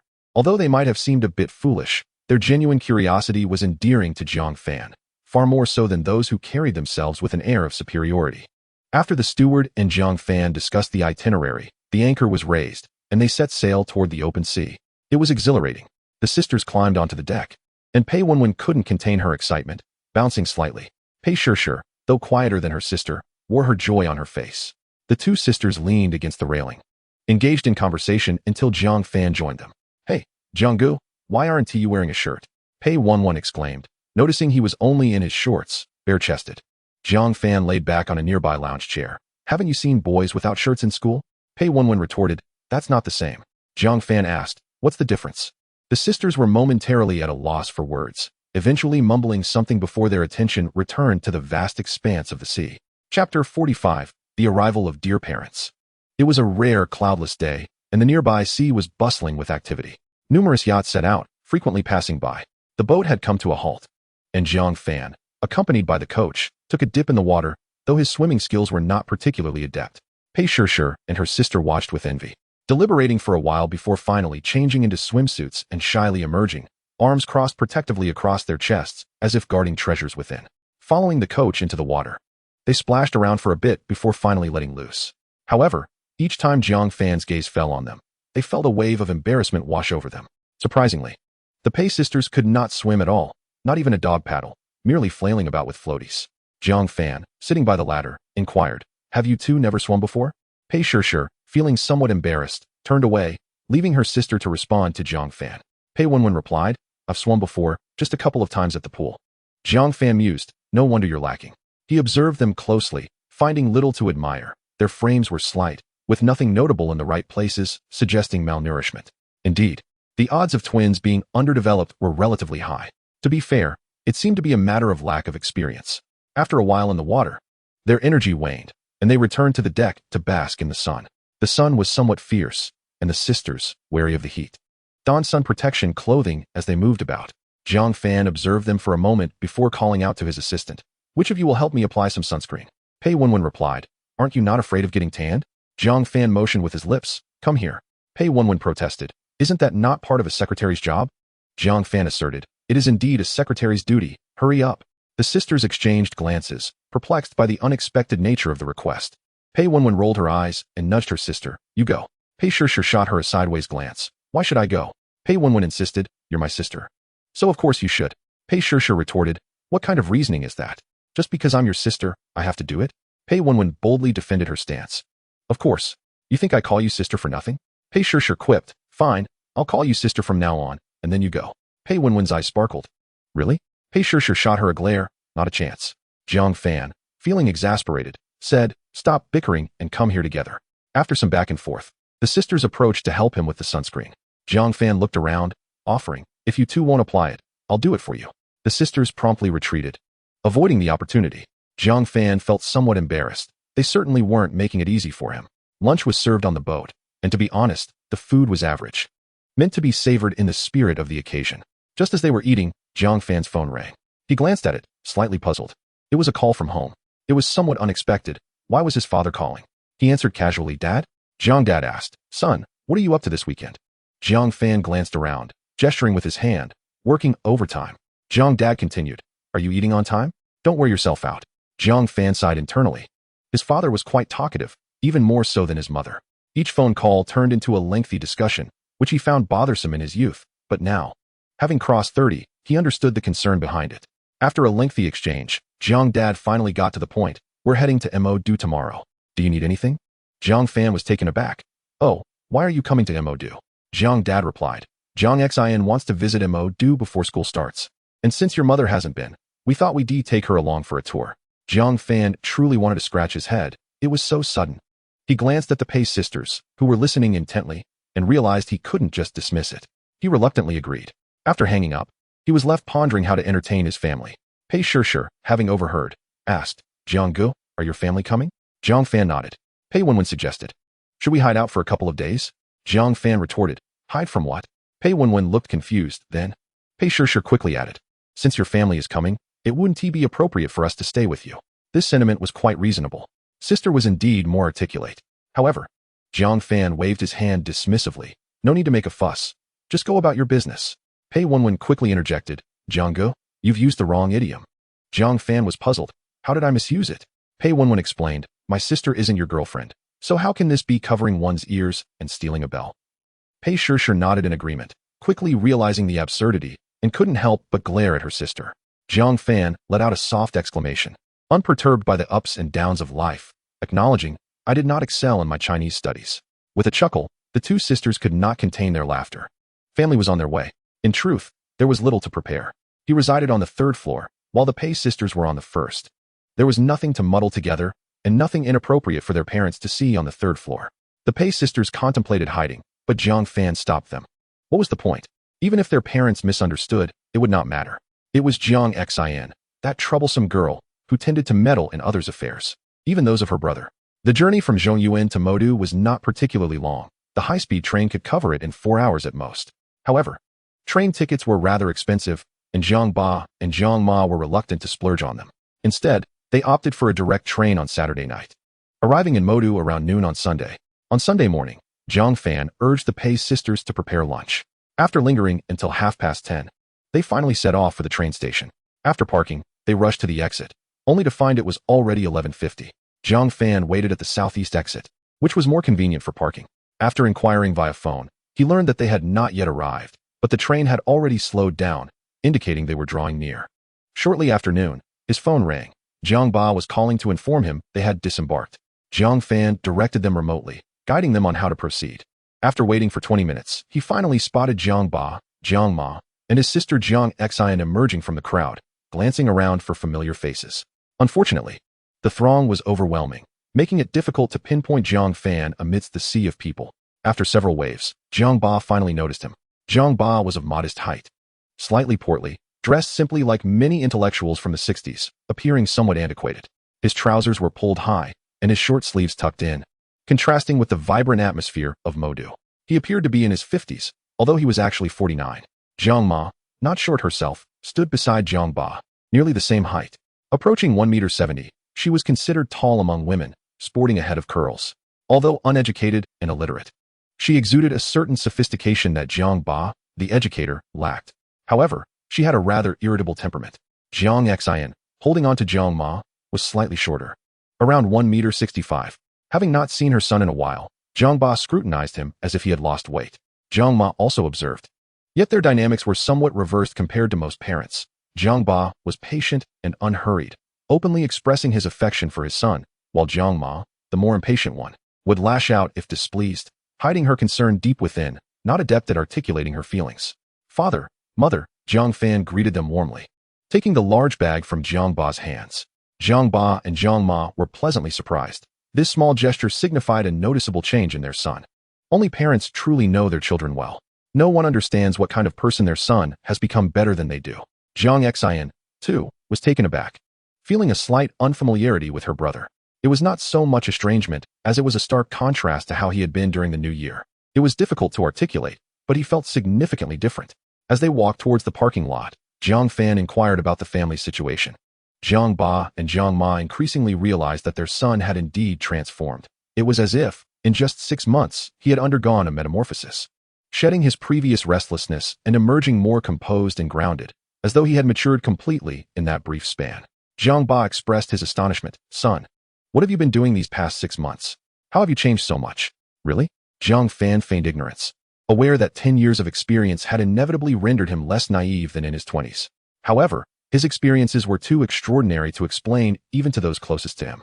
So he chose to remain vague, saying, perhaps it's just an illusion? Zhang Ma remarked, you were never this perceptive before. Zhang Fan was left speechless. Mother, are you praising me or scolding me? Zhang Ma was taken aback, increasingly finding this new demeanor of her son unfamiliar. He had never spoken in such a manner before, either boasting or retorting. The current tone was something she had never witnessed in him. Zhang Ma was increasingly aware of the significant change in her son. Zhang Ba was similarly taken aback, continuously studying Zhang Fan. You've indeed grown up. Zhang Fan felt a bit embarrassed. It was unusual to receive such praise from his father at his age. Zhang Xian asked, brother, where are you taking us? Zhang Fan replied, to the parking lot. The car is over there. Zhang Xian exclaimed in surprise, you drove here? Zhang Fan nodded affirmatively. Zhang Ba was aware that his son occasionally used his work vehicle, so he was not overly shocked. However, Zhang Ma was quite concerned. Do you know how to drive? Zhang Fan felt a sense of helplessness. His mother was too blunt and lacked subtlety in her words. Even as her own son, her comments sometimes made him want to roll his eyes. Yet, there was no choice but to endure. When he was younger, he could have retorted, but now, he felt it best to let it go. It was clear that his mother bore the brunt of the challenges at home. As they approached the car, Zhang Ba assumed his son was driving a work vehicle. But upon arrival, he quickly realized something was amiss. Public institutions did not provide BMWs, at best an Audi. This vehicle was clearly not a company car. Zhang Ba inquired, whose car is this? With a composed demeanor, Zhang Fan replied, it's mine. Where did you get the money to buy a car? Zhang Ba was taken aback. He knew his son earned only around $3,000 a month. While affording a modest car might be feasible, a BMW was far beyond his means. Even without being a car enthusiast, he understood that a BMW would cost no less than several $100,000. Zhang Ma and Zhang Xian shared his astonishment, scrutinizing Zhang Fan closely, feeling an even greater sense of unfamiliarity. Zhang Fan calmly explained, I resigned to start my own business. You quit your job? Zhang Ba was even more astonished. When did this happen? Zhang Fan replied, last month. Zhang Ba was at a loss for words. The news was far too sudden, and he needed time to process it. His son had quietly stepped into entrepreneurship without even informing the family. It seemed he had truly spread his wings. Moreover, where did he find the funds to start a business? That was the crux of the matter. After placing their luggage in the trunk, Zhang Ba fastened his seatbelt and asked, son, where did you find the money to start a business? Zhang Fan, starting the engine, replied, I sought investors. Zhang Ba was baffled. What do you mean? Zhang Xian, studying finance, understood and explained it to Zhang Ba, before asking Zhang Fan, brother, where did you find investors? Zhang Ba felt a growing sense of unfamiliarity with his son, continually stealing glances at him. Zhang Fan maintained his calm. In the age of the internet, as long as you have a good project and a sound business model, finding capital is not difficult. While this was true, he was no Lei Jun. His appearance was not particularly remarkable, and it was unlikely that investors would be eager to fund him. Zhang Xian thought this to herself but refrained from voicing it, wanting to maintain some decorum as his sister. Instead, she curiously asked, you have no entrepreneurial experience. How did you manage to secure investment? What kind of project are you working on? Zhang Ba and Zhang Ma leaned in, eager to hear more. Zhang Fan replied curtly, the internet, specifically mobile short videos and the like. Zhang Xian perked up again. Is it similar to Meipai and Kuaishou? Zhang Fan did not tease her this time and responded, pretty much, but with a different positioning. Zhang Xian was filled with curiosity. What are the differences? How do you position it? Is there anything? Zhang Fan adjusted the steering wheel and replied, the application is still under development, targeting young people. Zhang Ba and Zhang Ma were completely at a loss, as this was truly beyond their comprehension. Zhang Xian inquired further, what distinguishes it from Meipai and Kuaishou? Zhang Fan had no choice but to explain patiently, as his parents were all ears, and he had to elaborate. Of course, there are differences. My product focuses on content quality, driven by artificial intelligence algorithms, accurately distributing and pushing short video content to users. Having just graduated with a bachelor's degree, Zhang Xian understood only a limited amount of theory. Her knowledge of the internet industry was superficial, and she was entirely ignorant of artificial intelligence algorithms. She felt as though she were in a fog, unsure of how to articulate her thoughts. It all seemed so sophisticated. What was most astonishing was that her older brother had acquired such knowledge. Zhang Ba and Zhang Ma shared the same confusion, feeling increasingly estranged from their son. After a mere 6 months apart, how could he have changed so drastically? Jiang Ba could not help but ask, "Son, when did you learn all this?" Jiang Fan responded with a look of nonchalance. Magic City is the fastest in the country for updating trends and concepts, also serving as the economic and financial center that sets fashion and industry trends. Having spent considerable time here, I encounter the latest developments from various sectors daily. Many entrepreneurs are flocking to the internet industry, so it is only natural for me to study it as well. Is that so strange? Jiang Ba was at a loss for words. Indeed, it was not strange. Yet it was also sudden. How had he not noticed his son's understanding of such matters before? Knowledge accumulation is a process, after all. However, it was not a topic worth delving into deeply. Jiang Ba then asked, "Will your short video venture be successful?" "Absolutely," Jiang Fan replied confidently. "Mobile short videos represent the next wave of the mobile internet." Didn't T-Mom also watch Kuaishou? Have you not noticed that people are increasingly chatting less on WeChat and scrolling through moments less frequently, while viewing short videos more? User demands are changing. Many large companies are venturing into short videos. This is akin to the cicada sensing the autumn wind before it stirs. Jiang Ba was utterly bewildered, while Jiang Ma remained silent throughout, unable to comprehend, as she recognized few characters. Jiang Xin exclaimed in astonishment, "This is not scientific." Jiang Fan probed, "How is it not scientific?" Jiang Xin, perplexed, replied, "How could you have changed so much? You don't even seem like my brother anymore." Jiang Fan, feeling disgruntled, remarked, "I was planning to buy you an iPhone for school, now that's off the table." "What?" Jiang Xin was momentarily speechless, on the verge of tears. Jiang Ma finally interjected, "How much did this car cost you?" Jiang Fan hesitated before responding honestly, "About 70,000. Jiang Ba was taken aback. "So expensive?" Jiang Xin's eyes sparkled. "Has my brother become wealthy? This is all so sudden. Just the other day, he wouldn't allow me to come to Magic City. Suddenly." Jiang Ma was incensed. "You bought a car worth over 70,000, but Haven Tea contributed a penny to the family.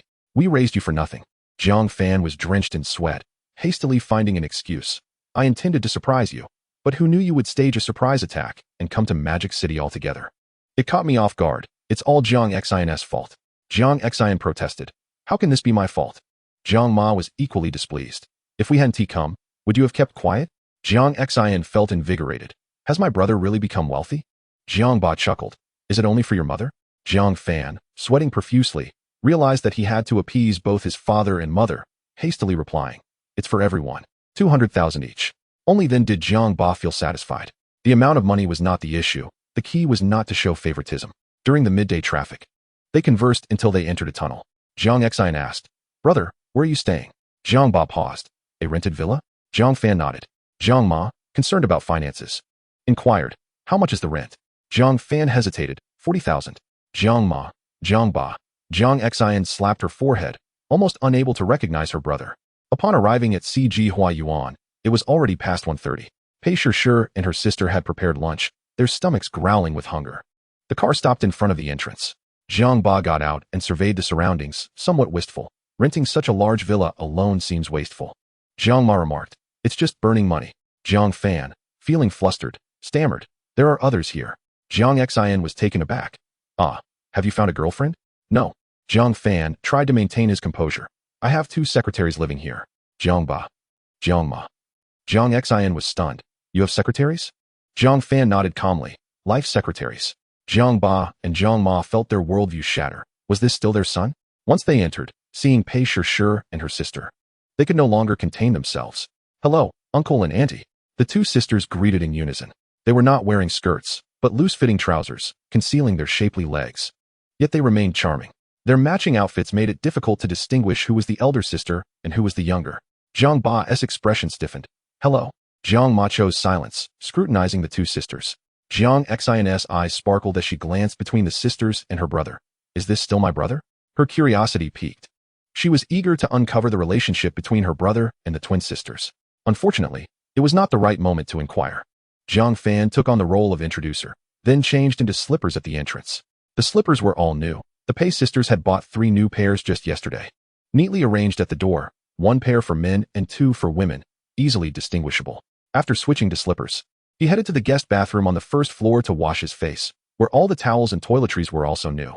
Jiang Ba and Jiang Ma were filled with questions. Seeing that the Pei sisters had not followed, they prepared to seize the moment to inquire about their son's situation. However, Jiang Fan followed them into the kitchen, forcing them to suppress their questions for now, waiting for dinner to find an opportunity to ask. In the kitchen, Jiang Fan. What if your parents misunderstand? Pei Shih asked anxiously while busying herself. Jiang Fan reassured her. Don't worry, I've explained everything to them. There won't be any misunderstandings. Pei Shih remained uneasy. How did you explain it to your parents? Jiang Fan chuckled. I told them I found 2 daughters-in-law for them. Pei Shih nearly fainted, exclaiming in exasperation, Jiang Fan, how could you say that? Pei Wenwen widened her eyes. Your true colors are showing. Jiang Fan patted their heads. I'm just joking. Hurry and serve the dishes. I told them you are my secretaries. The sisters finally sighed in relief, rolling their eyes in unison. How could such jokes be made so casually? Truly mischievous. The sisters grumbled internally as they brought the stir-fried dishes to the dining table. Jiang Ba and Jiang Ma, having washed their faces, did not sit down but instead went to help in the kitchen. However, the dishes were already cooked, leaving little for them to do but sit down for dinner. Chapter 47. Son, your conduct should be proper. The Pei sisters prepared 8 dishes, 4 meat and 4 vegetables, 4 cold and 4 hot. The steamed stone chicken, braised fish, drunken crabs from Tungsi, and braised civet were 4 hot meat dishes, complemented by 4 cold vegetable dishes, creating a sumptuous spread. The drunken crabs were ample enough for each person to have one. Quite delightful, Jiang Fan thought. Nowadays, it's increasingly rare to find girls who can cook such a variety of dishes. Jiang Ba and Jiang Ma were also quite pleased. The 2 girls cooked well. Though it was a bit spicy, typical of Anhui cuisine, they were surprised that not a single dish was mild, as few from Anhui could handle spicy food. With 2 outsiders present, the meal felt somewhat awkward.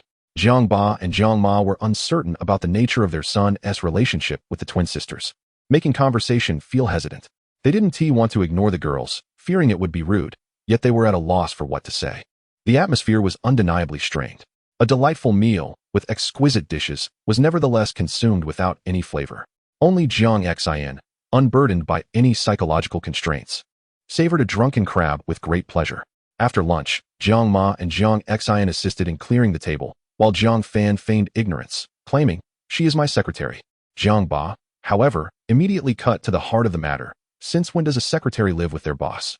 Jiang Fan found this explanation somewhat taxing, but realized he had no choice but to provide a justification. Father, please don't be overly suspicious. In such a vast city as Mo, housing is scarce, and cohabitation between men and women is not uncommon. I assure you, there is nothing between us. Jiang Ba, with a serious tone, advised, son, you must maintain decorum. Jiang Fan, feeling baffled, thought, how am I lacking in decorum? After a brief stroll outside, Jiang Ma and Jiang Xin joined them, leading to yet another round of inquiries. Jiang Fan calmly navigated the questions, guiding his parents upstairs to show them their accommodations. The second floor had 2 vacant bedrooms, perfectly suited for their stay. Jiang Ba and Jiang Ma in the master bedroom, and Jiang Xin in the second bedroom. The spacious rooms, each with their own bathroom, had been freshly equipped with daily necessities by the Pei sisters, who had anticipated that their parents would need hotel accommodations and brought an array of items, rendering their efforts unnecessary. On the first floor, the Pei sisters hid in the maids' quarters, whispering among themselves. Sister, surely their parents have misunderstood. Let us avoid going out and minimize encounters with his family. But hiding isn't a solution, we still need to cook. We'll just step out during mealtimes. Sister, you're not developing feelings for Jianggu, are you? Nonsense. Of course not. Are you perhaps smitten with him? Ridiculous, I am not. The sisters exchanged knowing glances, instinctively steering clear of the topic without further discussion. On the second floor, after inspecting the rooms, Jiang Xin continued to press. Brother, how could you allow her to live with you? Have you considered her reputation? If word gets out, how will she find a boyfriend in the future? Jiang Fan, exasperated, retorted, I am not your brother, so please refrain from calling me that. Jiang Xin immediately reported to their mother. Mother, did you hear what my brother just said? Jiang Ma responded with irritation, don't bring this up with me. This is all you're doing. Jiang Ba chuckled, choosing not to intervene in their sibling squabble. Jiang Xin pouted, feeling as though she was adopted, with her biological brother neglecting her and her parents not supporting her. Jiang Ba perceived his son as somewhat extravagant, renting such a large villa at a monthly rate of 40,000, which could have purchased a house outright in their hometown after a year. Having lived comfortably all their lives, he felt that his son was challenging their ingrained values. Unable to restrain himself, he admonished, rent a 2 or 3 bedroom apartment. This villa is a waste. Jiang Ma, however, remained silent. As long as he could afford it, she had no objections to where he chose to live. Jiang Fan chose not to argue, letting the words flow in one ear and out the other. He initially hoped his parents would take a nap, as their journey likely left them weary, but they had no intention of sleeping, worried that they would be restless at night and eager to visit his company. Clearly, they remained skeptical, concerned about being misled by their son. Zhang Fan did not resist their curiosity, leading his family across the street on foot, through Century Park, and over another road to Jinxing Square, where his workplace was located, a walk that typically took 20 minutes, a distance that was neither too far nor too near. On weekends, many employees were working overtime, while departments like finance and legal took the weekend off. All three technical development teams were busy, and the HR department was still actively recruiting. It was Zhang Ba's first time visiting his son's workplace, and the employees expressed their astonishment upon learning the reason for his visit. Family had come. Hearing numerous people address Zhang Fan as General Manager Zhang made Zhang Ma uncomfortable, as did Zhang Xin. It was all too sudden and unfamiliar. Only Zhang Ba beamed with pride, feeling uplifted by his son's success, which was a testament to his effective parenting, a lifetime of pride indeed. After a brief tour, Zhang Fan escorted his parents to his office. Zhang Xin, unable to contain her curiosity, asked, "Brother, aren't startup companies usually based in shabby warehouses or converted residential buildings, with dozens of people crammed together? Is this really a startup?" Zhang Fan waved his hand dismissively. Money is not an issue. Zhang Xin was utterly speechless, questioning whether her brother had somehow become the protagonist of a web novel, endowed with some miraculous advantage. Zhang Ba inquired, "What is the annual rent for this place?" As Zhang Fan prepared tea for his parents, he replied, 8 million. Zhang Ba and Zhang Ma could only blink in disbelief. Zhang Xin gasped, "So establishing this company must cost you several million. What kind of venture are you involved in that allows for such expenditure?" Zhang Fan waved his hand again. "Focus on your studies and refrain from asking too many questions." Zhang Xin was nearly exasperated. "Are you not my brother anymore?" Zhang Fan smiled. "Ask our parents." Zhang Ba and Zhang Ma exchanged bemused glances, realizing their son had indeed changed. After enjoying tea in the office, they headed downstairs. Zhang Fan did not want to drive, finding parking too troublesome unless they reached a destination that allowed them to stay put. Instead, he opted to rent a 7-seat Buick for convenience. Following their company visit, he took his parents to the Bund. After 2 hours of exploration and a boat ride, it was time for dinner. Upon leaving, Zhang Ba and Zhang Ma lamented the expense of their meal, which cost 3,000, an unfathomable sum for them. Zhang Ma worked in a restaurant, earning just over 1,000 a month, making it hard not to feel the pinch. In reality, the cost of living in Mo was quite high, and such expenses were somewhat normal. They recognized the need for broader horizons. The following morning, the sisters felt slightly embarrassed. Zhang Ma was up early, while only Zhang Fan and Zhang Xin indulged in a late slumber. Zhang Fan rose at 8:30, having stayed up late the previous night watching videos. After washing his face, he went downstairs to find Zhang Xin just waking up and having breakfast. The only complication was that Zhang Ma had only taken 4 days off from work. "Why work at all?" Zhang Ma retorted, "I prefer to earn my own money and spend it freely rather than owe you both." Zhang Fan scratched his head, realizing that his mother was not easy to please. "This isn't right. That won't work," he thought, pondering how to be a good son. He glanced at Zhang Xin, who seemed oblivious to the conversation, as if filtering it out entirely. Zhang Ba asked, "When will your company start turning a profit?" Zhang Fan replied, "It's still early. We'll see how things unfold in a few years." Zhang Ba and Zhang Ma felt uneasy, questioning how he could afford such extravagance without any profits. What if the venture failed? However, they refrained from voicing their concerns, as they were unfamiliar with his business. After finishing a youtiao, Zhang Fan said, "I have errands to run this morning, and won't be able to accompany you. I've arranged for Pei Shishir and Pei Wenwen to show you around, and I'll join you in the afternoon." Zhang Ba said, "No need to trouble them. We can manage on our own." Zhang Fan grabbed a napkin, wiping his mouth as he replied, "You don't know where to go." Suddenly, Zhang Xin asked in a hushed tone, "Brother, how much do you pay her?" Zhang Fan tossed the napkin into the trash, 10,000 a month. Zhang Ba and Zhang Ma were stunned. Is it really that easy to make money in Mo? Zhang Ma felt a twinge of resentment. She worked tirelessly day and night, earning just over 1,000 a month, while he paid 2 secretaries 10,000 each. What have I raised? She wondered. Had I known, I wouldn't have had a son at all. Chapter 48, Testing the Waters in Foreign Exchange. After breakfast, Zhang Fan went to the maid's room to call for Pei Shishir and her sister, while also arranging tasks. Pei Wenwen inquired, "Brother Zhang, when will the salary be disbursed?" Taken aback, Zhang Fan responded, "Salary?" Pei Wenwen confidently asserted, "Indeed, it's the 3rd today. It's time for the July wages." She continued, "I've calculated it. I worked 27 days in July, which amounts to 9,000, based on a monthly salary of 10,000 divided by 30 and multiplied by 27. My sister worked 5 days, totaling 1,670, which is the base salary. I haven't even included the overtime pay for weekends. Zhang Fan was astonished. There's overtime pay? Pay Wenwen insisted, of course. How could there be overtime without pay? But I won't count that against you. Zhang Fan remarked. So I still have to owe you 2 favors? Certainly. Pei Wenwen urged. When will the salary be issued? Zhang Fan nodded. Once my family leaves. You two can take them out for a tour. Pei Shishir asked. Can we not go? Zhang Fan chuckled. No, hurry and get ready. I will be busy by 9. So you should set off early. Pei Shishir sighed, realizing that being a secretary was no easy task. Not only did she have to attend to Boss Jiang, but also his family. When would she ever be served in return? After tidying up, the Pei sisters set off with Jiang's father, mother, and sister. Zhang Fan provided 50,000 for activities and instructed Pei Shishir that at those attractions requiring tickets, they should not consult Jiang's parents but buy tickets directly. Otherwise, adhering to Jiang's parents' usual reluctance to spend, they likely wouldn't enter at all. Having come this far, it would be a pity not to explore. A few ticket fees were inconsequential. At 9:10, the collective bidding commenced. Zhang Fan was already seated at his computer, prepared for the day's stock dealings, which was an essential daily task that could not be delayed, lest he incur losses amounting to millions within minutes. The market showed a slight uptick today, with over 100 stocks reaching their upper limits, a modest improvement from the previous week. Tomorrow promised significant movement, with over 500 stocks expected to hit their upper limits. Over the past month, he had seized several hundred million from the capital market. And Zhang Fan was no longer oblivious. He had gained some understanding of the economic landscape. The impending stock market crash next month was rather opportune, coinciding precisely with his entry into the market. While the reasons behind the crash were manifold, they need not be analyzed here. The aftermath was rather grim, with countless retail investors suffering devastating losses. Zhang Fan, however, harbored little sympathy. He was satisfied as long as he profited. Nevertheless, as his capital grew exponentially, the pressure of managing it became increasingly daunting, escalating day by day. Stocks with smaller capitalizations could be directly crushed with 10 million, while even larger stocks could create significant gaps when subjected to tens of millions or over 100 million. Evasion was indeed challenging.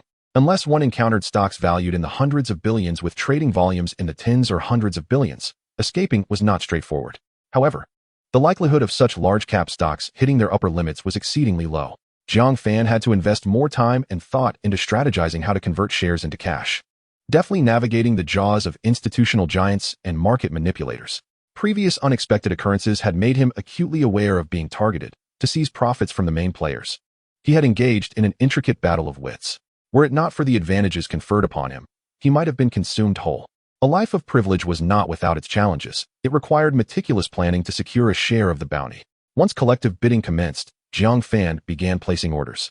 3 stocks were set to directly hit their upper limits at the opening, allowing him to place orders during the collective bidding at the lower limit prices with substantial volumes, ensuring priority placement. As expected, within 3 minutes of the market opening, a total of 80 million in funds was successfully transacted. Due to the sheer size of the transactions and the principle of price priority in trading, higher selling prices would result in delayed sales. Thus, he waited until the stock prices reached his anticipated levels before placing orders at the lower limit, thus securing priority in transactions. Absent this strategy, it would be exceedingly difficult to escape with tens of millions in funds. Tomorrow promised large fluctuations, with 3 super large cap stocks expected to reach their limits. After liquidating his positions, Zhang Fan began to build his portfolio in stages. He remained busy until nearly the close of the morning session, finally clearing all 10 stocks and gradually accumulating a position worth 28 billion in 3 super large cap stocks. These stocks were immensely appealing, boasting astonishing trading volumes, making it relatively easy to establish positions. Investing tens of millions would barely make a ripple. In contrast, smaller stocks required investments of several hundred million to achieve similar effects. At noon, Zhang Fan ordered takeout. Life without the Pei sisters' assistance was quite chaotic. He felt exasperated as the delivery took far too long, leaving the food cold. The thoughtful little secretaries would have ensured the food was hot. As the afternoon market opened, Zhang Fan waited a while before liquidating the remaining 5 stocks that had reached their upper limits. His total assets now stood at just over 4 billion. After some contemplation, he reserved 20 million for contingencies and invested the rest fully. He closed the market software and opened the foreign exchange trading platform. After a week of study, Zhang Fan was ready to test the waters today. He had registered an account last week with the trading platform, which he had verified to be one of the largest forex brokers globally, thus ensuring safety and credibility. However, the all-English interface posed a challenge, consuming considerable time and effort to navigate. Currently, the Asian market was active at the tail end of trading. Zhang Fan focused on the most heavily traded currency pairs. The number of forex varieties was not as overwhelming as stocks, and being a global market, the capital was concentrated, resulting in massive trading volumes, often exceeding $100 million in transactions within minutes. A true capital blue ocean, albeit one tinged with blood. According to foreign exchange trading principles, the risks involved were considerably higher than those in large-cap stocks. The absence of price limits in forex trading, compounded by leverage, magnified risks immeasurably. Of course, the potential for commensurate gains accompanied these risks. If one possessed the acumen, overnight wealth was not merely a myth. The financial industry has long propagated tales of sudden wealth, often stemming from two scenarios: exploiting legal loopholes or engaging in illicit activities, with many classic cases exemplifying this. Neither path is virtuous. The difficulty of achieving wealth legally has driven some to take risks. Forex trading, while capable of generating wealth, equally holds the potential for catastrophic losses overnight. Zhang Fan believed himself fortunate, estimating a low probability of losses. Converting funds offshore was cumbersome. Personal currency exchange limits capped at 50,000 US dollars. Zhang Fan had no channels, acquaintances in underground banking, nor intentions of engaging in illegal activities. If he could achieve wealth legally, why take risks? Thus, he limited himself to 50,000 US dollars, intending to test the waters cautiously. Currently, the market was oscillating around 123, 270, fluctuating by only 4 or 5 points. A single contract was worth 100,000 US dollars, with a mere point yielding $10 in profit, seemingly modest. Yet, one must not forget the leverage. With a net value exceeding 20,000, the default leverage was 100 times. According to margin trading principles, a contract valued at 100,000 US dollars required only $1,000 to purchase. A minor fluctuation in exchange rates could yield profits of 4 to 5%, with no restrictions on trading. Additionally, short selling was possible. One could profit regardless of price movements. Zhang Fan glanced at the market, noting the day's low at 123, 140, and a high at 123, 680, with a fluctuation exceeding 50 points. If one were to purchase at the lowest point and sell at the highest, a profit of over 50 points could be realized, amounting to more than $500. This seemed somewhat exaggerated. The profit margin exceeded 50, which is not typically the case for large stocks. Of course, risk is commensurate. The amount one can gain is often mirrored by potential losses. Currently priced at 123, 260. Buying at this level and selling at the peak could yield a profit of 40 points, or $400 per contract. However, one must wait until after 10 o'clock in the evening. After some contemplation, Zhang Fan placed an order for 10 contracts at 123, 260, which was executed promptly. He then began to wait. As the exchange rate fluctuated, his capital's net value also wavered. Zhang Fan remained as calm as a seasoned veteran. Such minor fluctuations did not disturb his equanimity. He waited until the European markets opened, at which point trading became more active, with volumes rapidly increasing and vigorous fluctuations occurring, often jumping 3 to 4 points at a time, leading to significant changes in his account's net value. After some consideration, Zhang Fan placed a sell order at 123, 370. After about 7 or 8 minutes, the price successfully reached that level, and he quickly checked to confirm, completing the transaction successfully and netting $1,000. With nimble fingers, Zhang Fan then placed an order for 10 contracts to short at 123, 380. The volume was so small that amidst billions of dollars in transactions, it barely made a ripple. Nevertheless, the order was executed smoothly. Upon reaching 123, 400, the price began to reverse and decline. Watching his position shift from a floating loss to a floating gain brought him great joy. This was far more pleasurable than trading stocks. Observing his account's net worth continuously ascend, Zhang Fan became so absorbed that he lost track of time. It was not until his phone rang that he realized it was already 6 in the evening. He inwardly cursed. Having said he would finish in the morning and accompany his parents shopping in the afternoon, yet he had lost track of time until 6. Chapter 49. The experience of a $30,000 meal. Dining is paramount. Even when not hungry, one must ensure the comfort of one's parents. Zhang Fan hung up the phone and stepped out, reserving a private room at a nearby Lu Cuisine restaurant. After a 30-minute wait, Pei Shishir arrived with Zhang's father, mother, and sister Zhang Xin. The 5 appeared lively and seemed to have enjoyed themselves. With transportation provided, there was no need to calculate costs, allowing for a more relaxed outing. As the saying goes, as long as money is not a concern, the city of Mo is exceedingly hospitable. However, the August heat was still present, as evidenced by the beads of sweat on their foreheads. After sitting down, Zhang's father asked his son, "What have you been busy with?" "Not at the company. Jiang Fan replied nonchalantly, engaging with various financial magnates in the capital markets. Pei Shishir and her sister burst into laughter, quickly lowering their heads. Jiang Xian, caught off guard by a sip of tea, began to cough violently. Jiang's mother, perplexed, understood none of it. Only Jiang's father, unfazed, smiled and inquired, "Are you trading stocks?" Jiang Fan nodded, "I'm dabbling in foreign exchange." Jiang's father expressed surprise, "You understand foreign exchange?" Jiang Fan modestly replied, "I know only a little." Jiang's father struggled to formulate further questions, as this was a realm he did not comprehend. Jiang Xian chimed in, "When did you become knowledgeable about finance?" Jiang Fan shot her a glance. "Do I need to report my understanding to you?" Jiang Xian, infuriated, exclaimed, "Mom, please discipline your son." Jiang's mother lightly admonished, "Don't bully Jiang Xian." Jiang Xian haughtily tossed her hair, still fuming. Jiang Fan ignored her, taking the menu to order. After dinner, it was already past 8. Jiang's parents noticed that their son had gone upstairs and had not returned, prompting their curiosity to check on what he was doing. Jiang Xian, equally intrigued, followed suit, while Pei Shishir showed no interest and retreated to the nanny's room. "Dad, Mom, what brings you up here?" Jiang Fan, busy with his tasks, felt a slight headache upon seeing his parents. "I just wanted to see what you were up to."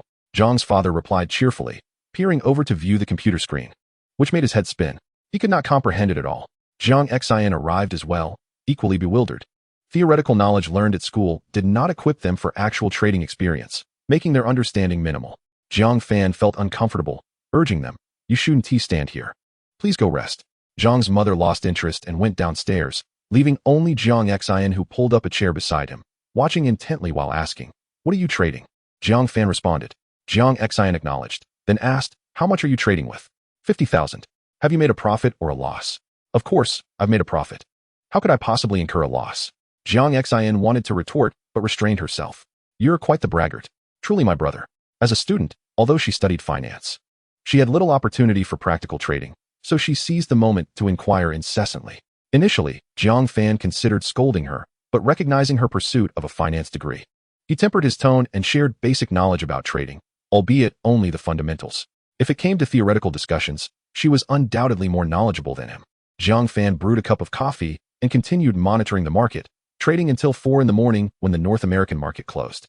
Then yawningly shut down his computer and went to sleep. Yet, his spirit was exceptionally high. Within a single day, he transformed $50,000 into $150,000. Who would believe such a tale? The foreign exchange market was akin to an unguarded ATM, simply requiring one to open their pockets to receive cash. In contrast, the struggles and complexities of the stock market seemed trivial. Besides various restrictions, one must also be wary of major players and market manipulators. It is impossible to place all funds overseas. A portion must remain domestically, as it is prudent to avoid putting all eggs in one basket. The only inconvenience was that with such a large amount of capital, executing short-term trades became increasingly challenging. Engaging in mid to long-term trading yielded little immediate gratification. And with his novice level, long-term losses were almost inevitable. Which stocks are worth holding for the long term? Jiang Fan pondered, trying to recall from memory. Alibaba and Tencent appeared to have market capitalizations reaching trillions, but they were not listed domestically. Companies like Apple and Amazon seemed promising. Investing now could lead to wealth. But being outside the domestic market rendered it somewhat futile. With limited dollars in hand, profiting from the foreign exchange market was far more expedient than waiting for the stocks of such companies to appreciate. The urgent task at hand was to find a suitable investment for the domestic funds. Otherwise, once the capital reached 7 or 800 million, it would languish idly in the bank.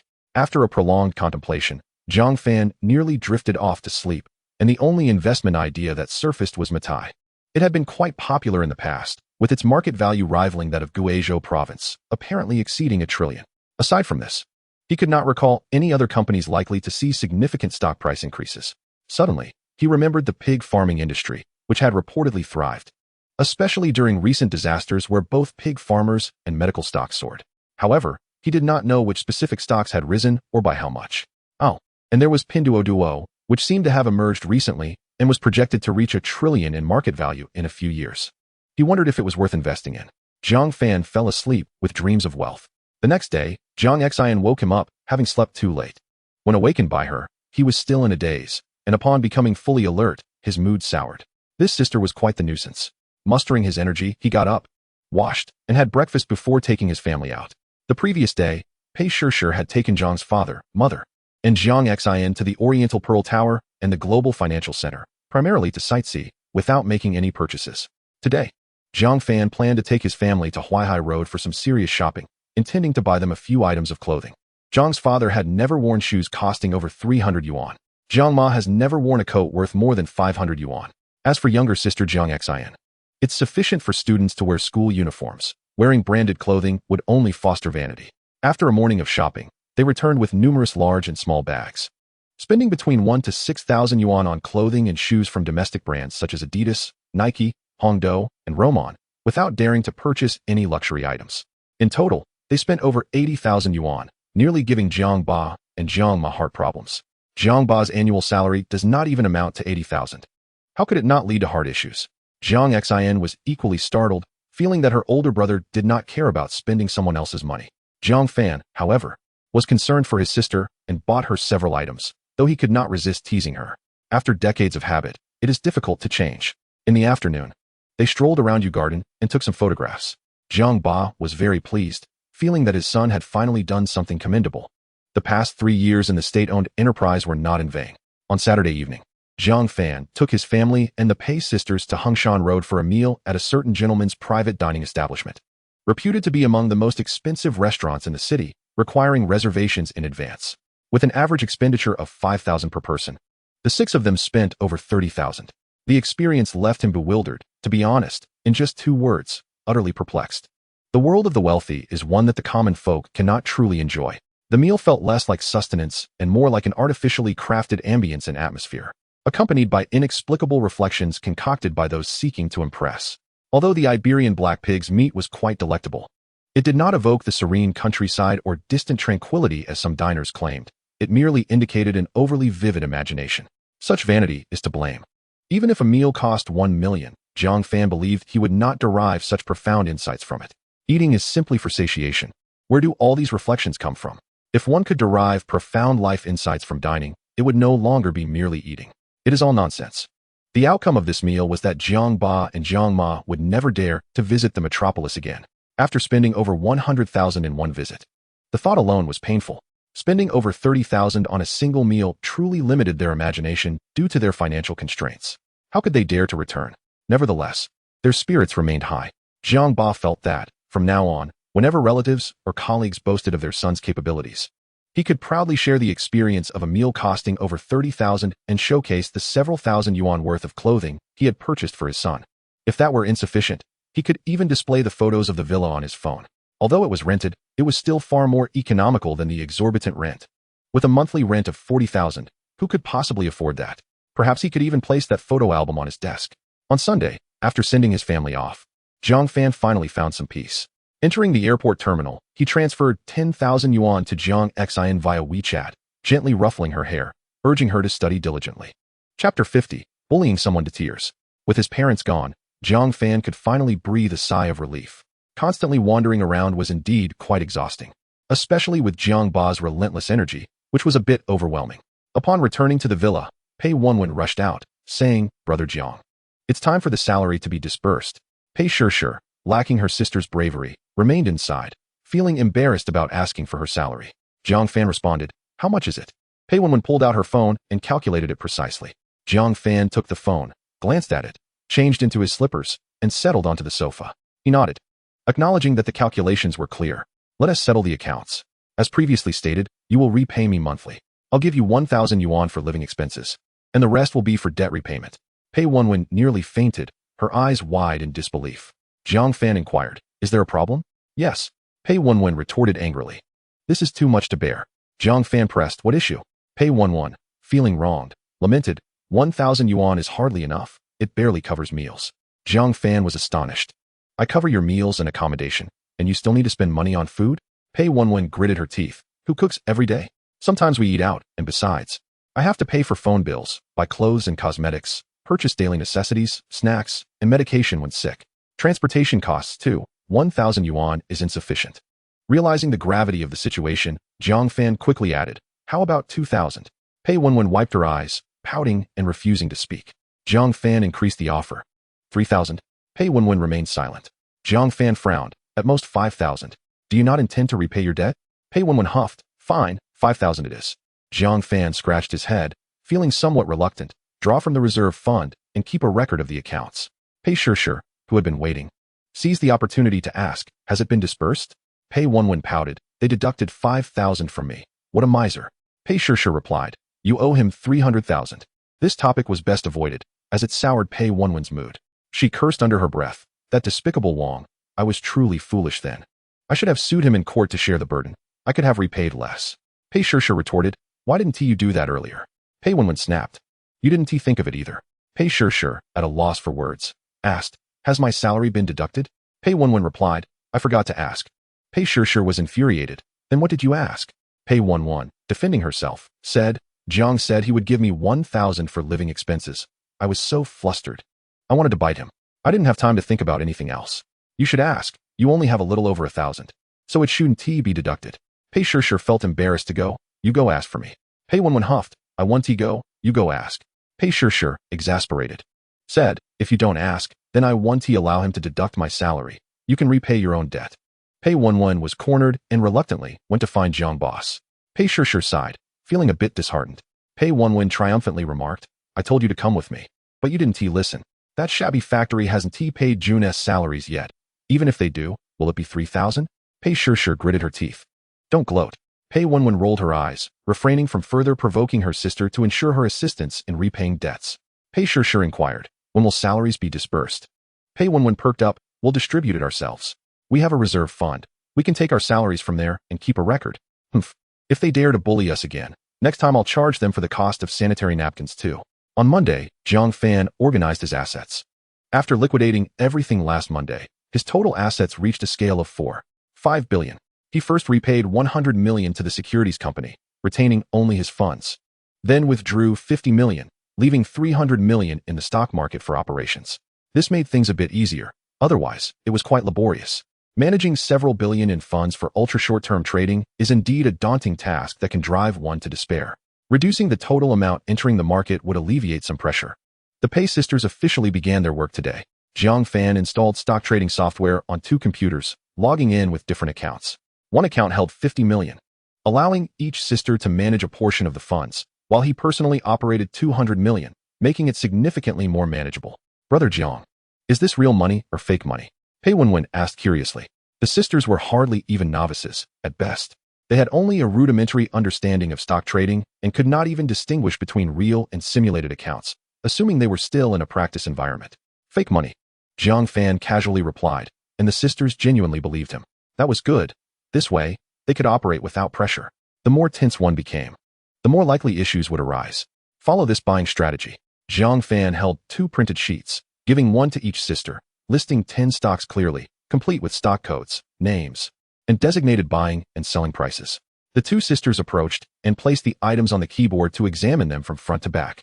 Pei Shishir inquired, Jiang Gu, what does this purchase quantity of 50,000 mean? Is it 50,000 shares? Indeed.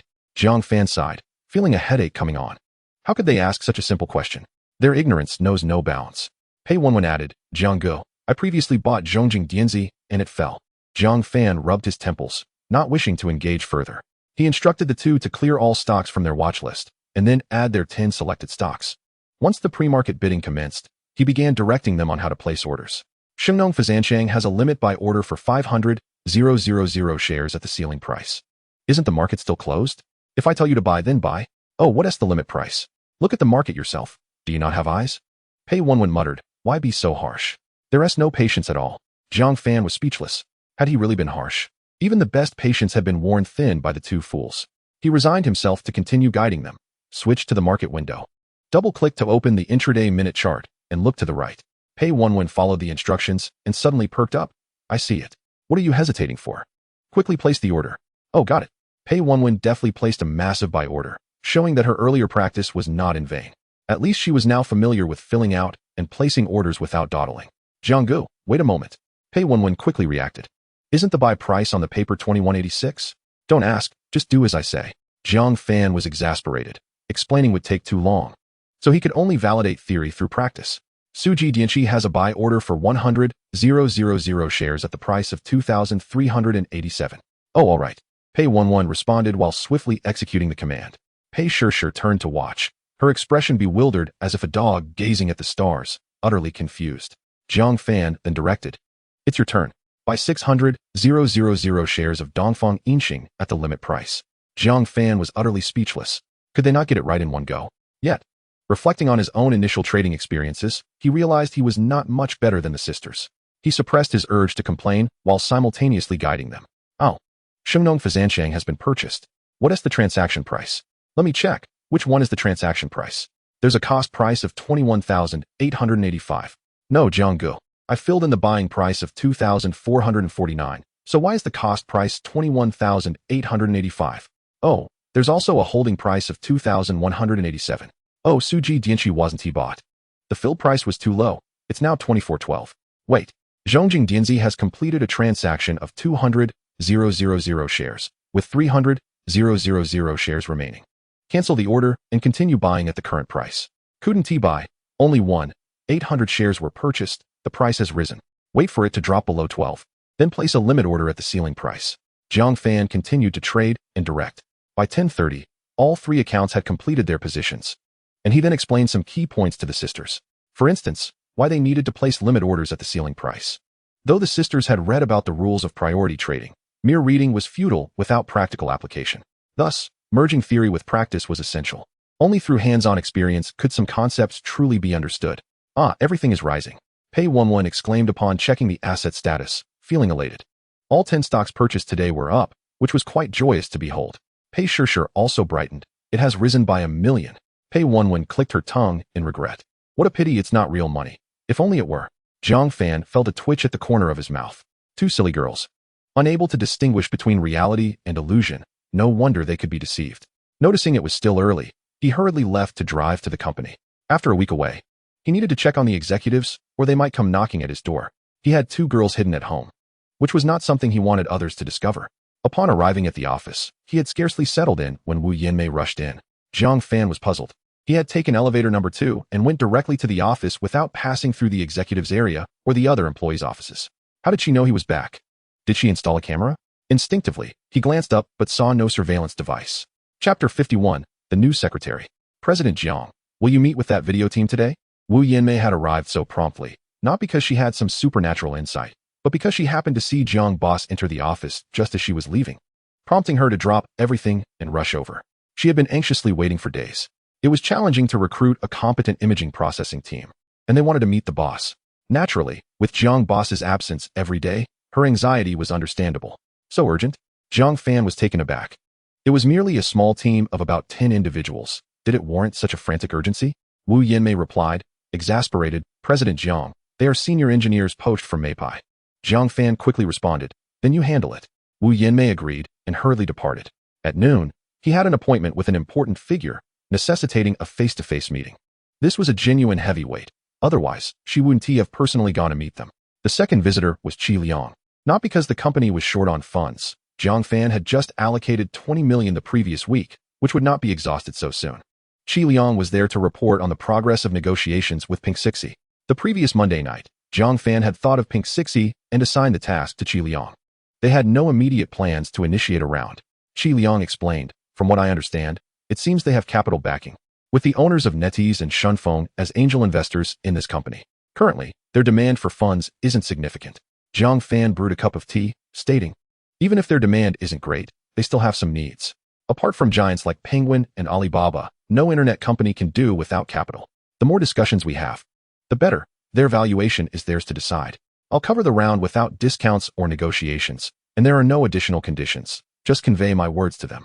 Qi Liang couldn't help but ask, is President Jiang quite optimistic about Pink Sixie? It was indeed puzzling. He couldn't fathom why Jiang Boss was so invested in a relatively obscure startup. Jiang Fan nodded but offered no explanation. Arrange a meeting with Boss Huang for me. I'll take him out for a meal. Qi Liang agreed and soon left after a brief stay.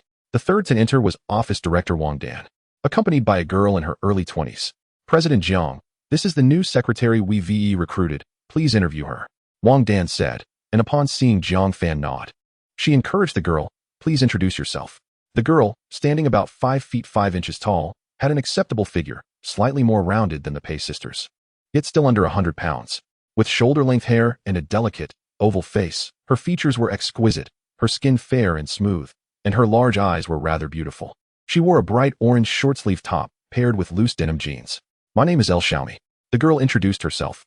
"I graduated in 2011 from the public administration program at Modu Kaijing University, and after graduating last year, I worked for half a year as a secretary in an information consulting company. My second job was at an internet company." Zhang Fan listened attentively, sizing her up with a discerning gaze. She wasn't a fresh graduate.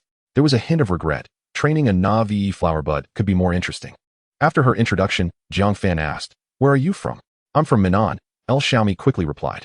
Zhang Fan followed up, "Have you ever been in a relationship?" Xiaomi felt a bit embarrassed and somewhat annoyed, wondering how this related to the job.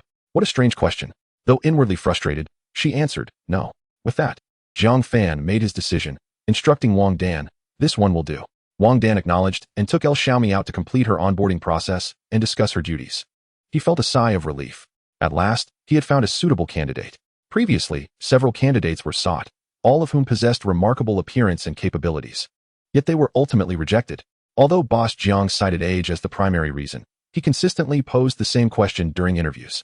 After some deliberation, Chen Yunfang and Wang Dan concluded that the crux of the matter lay in this recurring inquiry, leading them to painstakingly find a single individual with no romantic history. Indeed, this candidate passed the interview. As for the veracity of her romantic past, this remains unverifiable. Wang Dan speculated that Boss Zhang's intentions were not entirely pure. However, such thoughts should remain unspoken, as the personal affairs of the boss ought not to be discussed. Lunchtime arrived, and the head of the Human Resources Department came to report that the meeting had been arranged. Zhang Fan accompanied him to meet Wu Yanmei, the head of the image processing team, and they shared a meal, engaging in light conversation. Zhang Fan felt somewhat disheartened, as if he were the one being interviewed. Yet he concealed his feelings and proceeded smoothly. Though they were a ragtag group, they could eventually be organized into a formal unit. After returning to the office and taking a brief nap, Wu Yanmei returned, not to report on the outcome of the lunch with the expert, but to discuss another matter. Hu Min and Gu Feng had some ideological differences.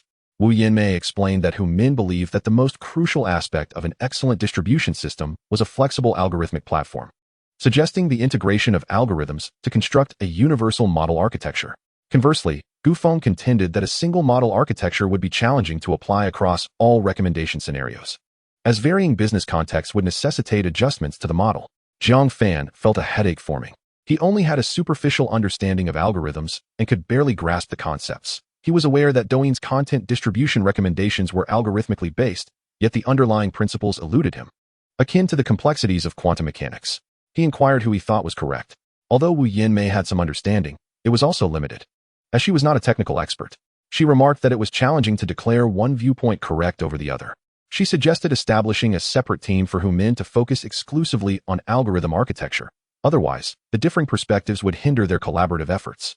Zhang Fan nodded in agreement. A few minutes later, in Wu Yanmei's office, Hu Min appeared somewhat dazed by the news of her new team. Wu Yanmei affirmed that keeping her within Gu Feng's team was not a sustainable solution, as their differing opinions would only impede her subsequent development work. Jiang Zong had also approved of this decision, encouraging her to strive for notable achievements. Hu Min nodded, feeling a sense of importance. Although she had succumbed to Zhang Fan's charm and was tied down by a lucrative salary, she remained cautiously optimistic about the products that Douyin technology was set to develop, harboring thoughts of seeking new opportunities should the situation deteriorate. Little did she expect that only a few days later, she would be tasked with leading her own team. This was indeed a significant recognition, a testament to her capabilities. In the chairman's office, Xiaomi arrived, standing before Boss Zhang's desk. Zhang Fan asked if she understood her responsibilities. Xiaomi responded affirmatively, having been briefed by Director Wang. Zhang Fan pondered what tasks to assign her now that she had assumed the role of the new secretary. An idea struck him. She should draft a letter to all employees, encouraging them to focus their intellect and creativity on enhancing the products, aligning their personal aspirations with the company's objectives. Xiaomi, slightly perplexed, took on the challenging task on her first day. Unsure of how to approach it, she returned to her office, opened her computer, and rubbed her temples in frustration. After much contemplation, she struggled to find a starting point. Ultimately, she resorted to Baidu, searching for examples of letters from bosses to employees. A plethora of results appeared, and she began sifting through them to find suitable references. Meanwhile, Zhang Fan was troubled by a pile of reimbursement forms, each reflecting the company's excessive expenditures. As a nascent enterprise with no income, the costs for office supplies, meals, transportation, and recruitment were substantial, primarily attributed to the human resources and office departments. He meticulously reviewed each form, realizing many were unrealistic. It was unlikely he would discern whether any expenses pertained to personal indulgences, as only department managers might be aware of such details, and Zhang Fan, as the owner, was even less likely to know. As he signed each form, he contemplated the necessity of his approval. Overly centralized authority could render executives mere figureheads, leading to a lack of accountability and responsibility among them. The signature of an executive often became a mere formality, while efficiency remained a concern. During his time at Ningbo Chemical, it was common for reimbursements to take 10 days to a month, with delays often resulting from the absence of the general manager. A single signature was a core power of the general manager, symbolizing their authority, while the signatures of subordinates held little real weight. Many private enterprises operated similarly, requiring the owner's signature for any financial matters to prevent potential misappropriation or corruption. Yet, this practice often proved ineffective, as employees could easily find ways to exploit the system. Zhang Fan recognized this deeply, understanding that those wishing to claim reimbursements would always find justifications. While it was prudent to maintain some skepticism, the balance of authority must be preserved. Retaining a questioning attitude was essential, but power should also be delegated. Otherwise, it would foster a culture of evasion and complacency among the staff.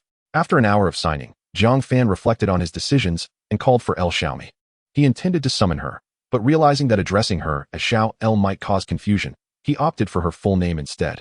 Upon her arrival, he asked her to invite the 4 directors for a brief meeting. El Xiaomi complied and hurried to make the calls. As the meeting approached, 2 out of the 4 directors were absent. Only Wu Yanmei and Chen Yunfang were engaged in other matters. Zhang Fan postponed the meeting to the following afternoon, as it was unlikely he would be available in the morning. Near the end of the workday, El Xiaomi returned, presenting a page of notes. Zhang Fan was surprised by her efficiency, noting that it far exceeded what he experienced at Ningbo Chemical, where tasks often went uncompleted without strict deadlines. He took the document, quickly reviewing it. El Xiaomi stood nervously behind the desk, anxious about the content. Zhang Fan could tell it was sourced from the internet, as he himself was familiar with writing materials. However, he maintained a neutral expression, aware that it was her first day and he did not wish to discourage her. After a brief glance, I returned the paper to her, instructing her to let Wang Dan and Director Chen review it before it came back to me. All right, she replied. Lu Xiaomi hurriedly accepted it with a puzzled expression and exited. Would it be feasible or not? No definitive answer was provided. Returning to the secretary's office, she pondered her next move and decided to seek out Wang Dan. Upon reviewing the draft, Wang Dan remarked, "This won't do. It appears to be directly copied from the internet, doesn't it?" Lu Xiaomi felt a flush of embarrassment and smiled awkwardly, unsure of how to respond.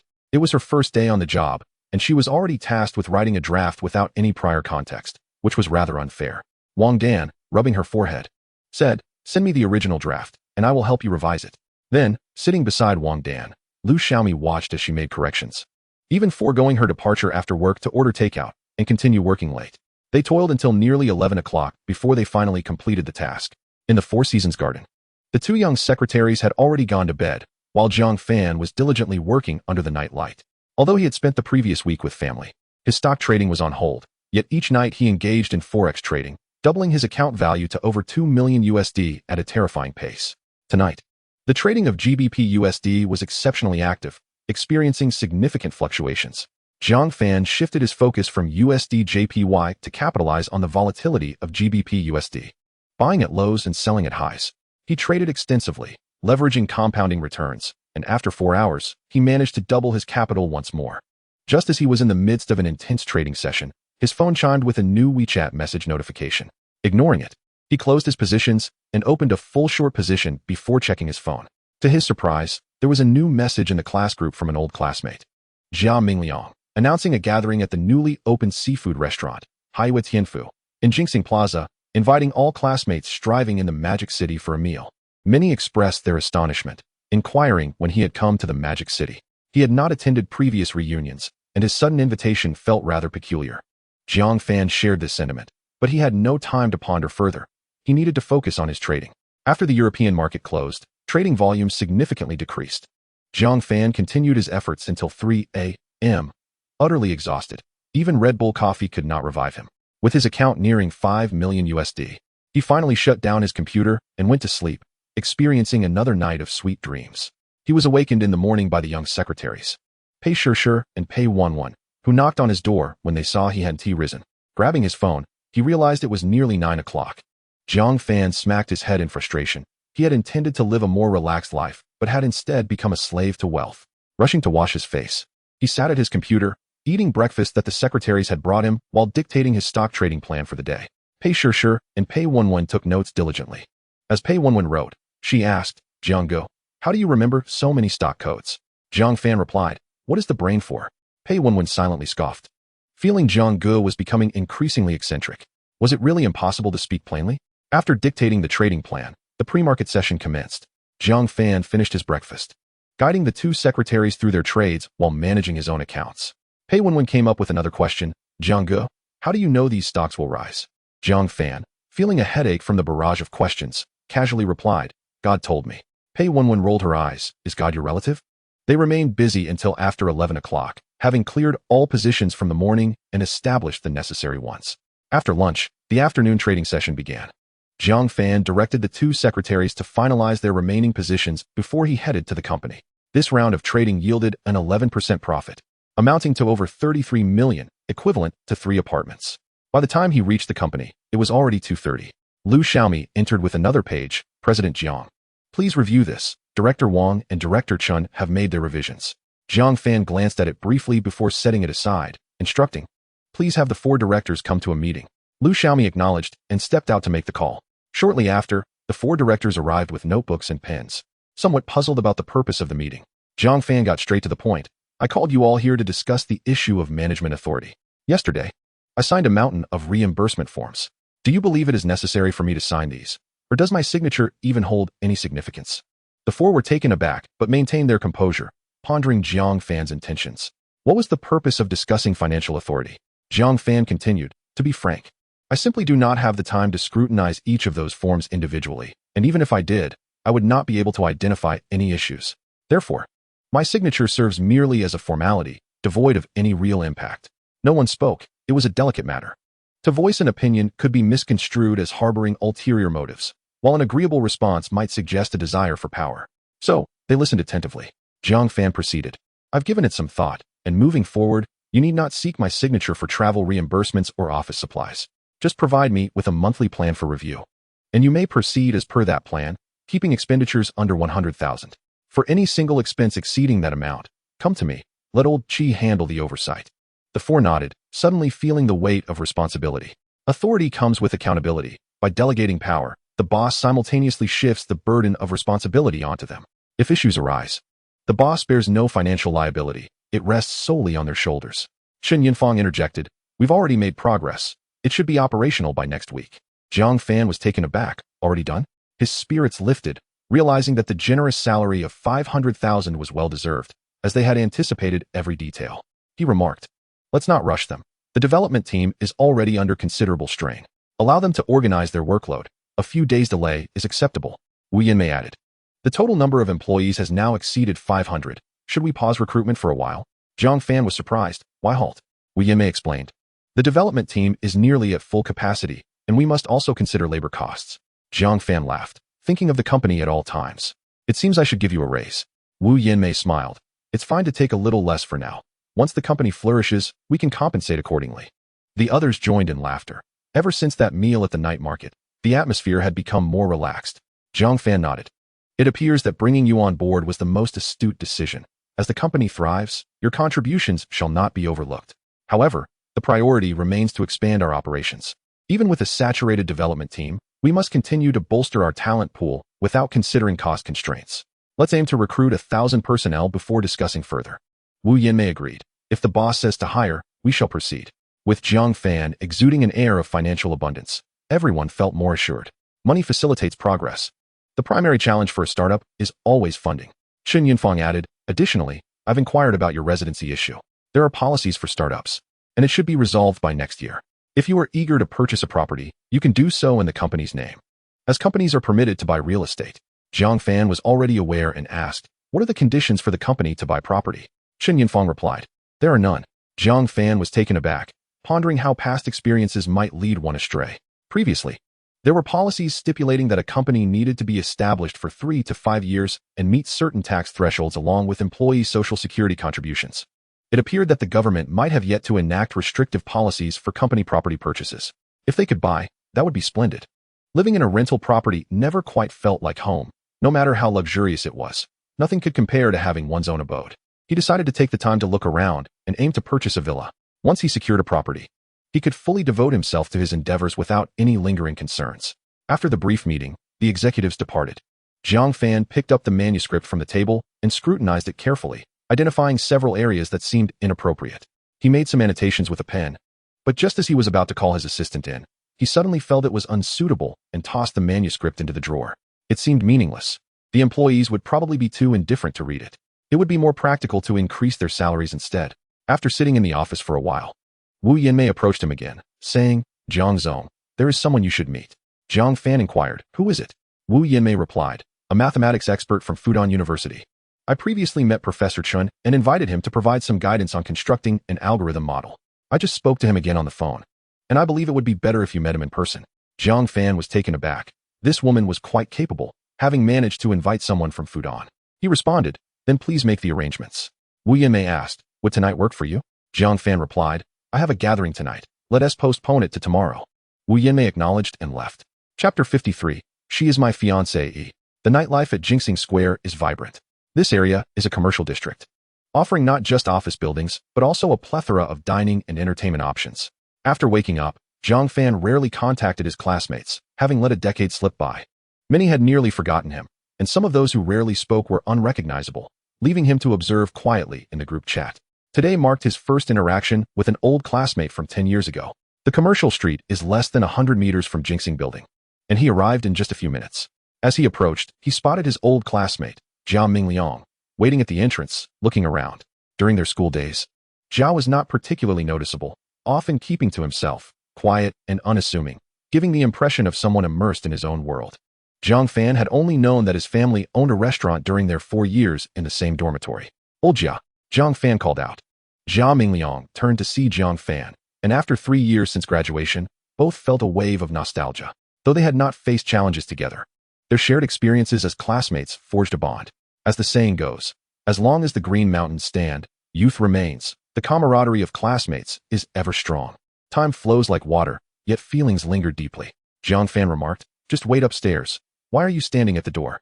Jia Mingliang, as reticent as he had been in school, responded, "I was afraid everyone would have trouble finding it, so I waited downstairs."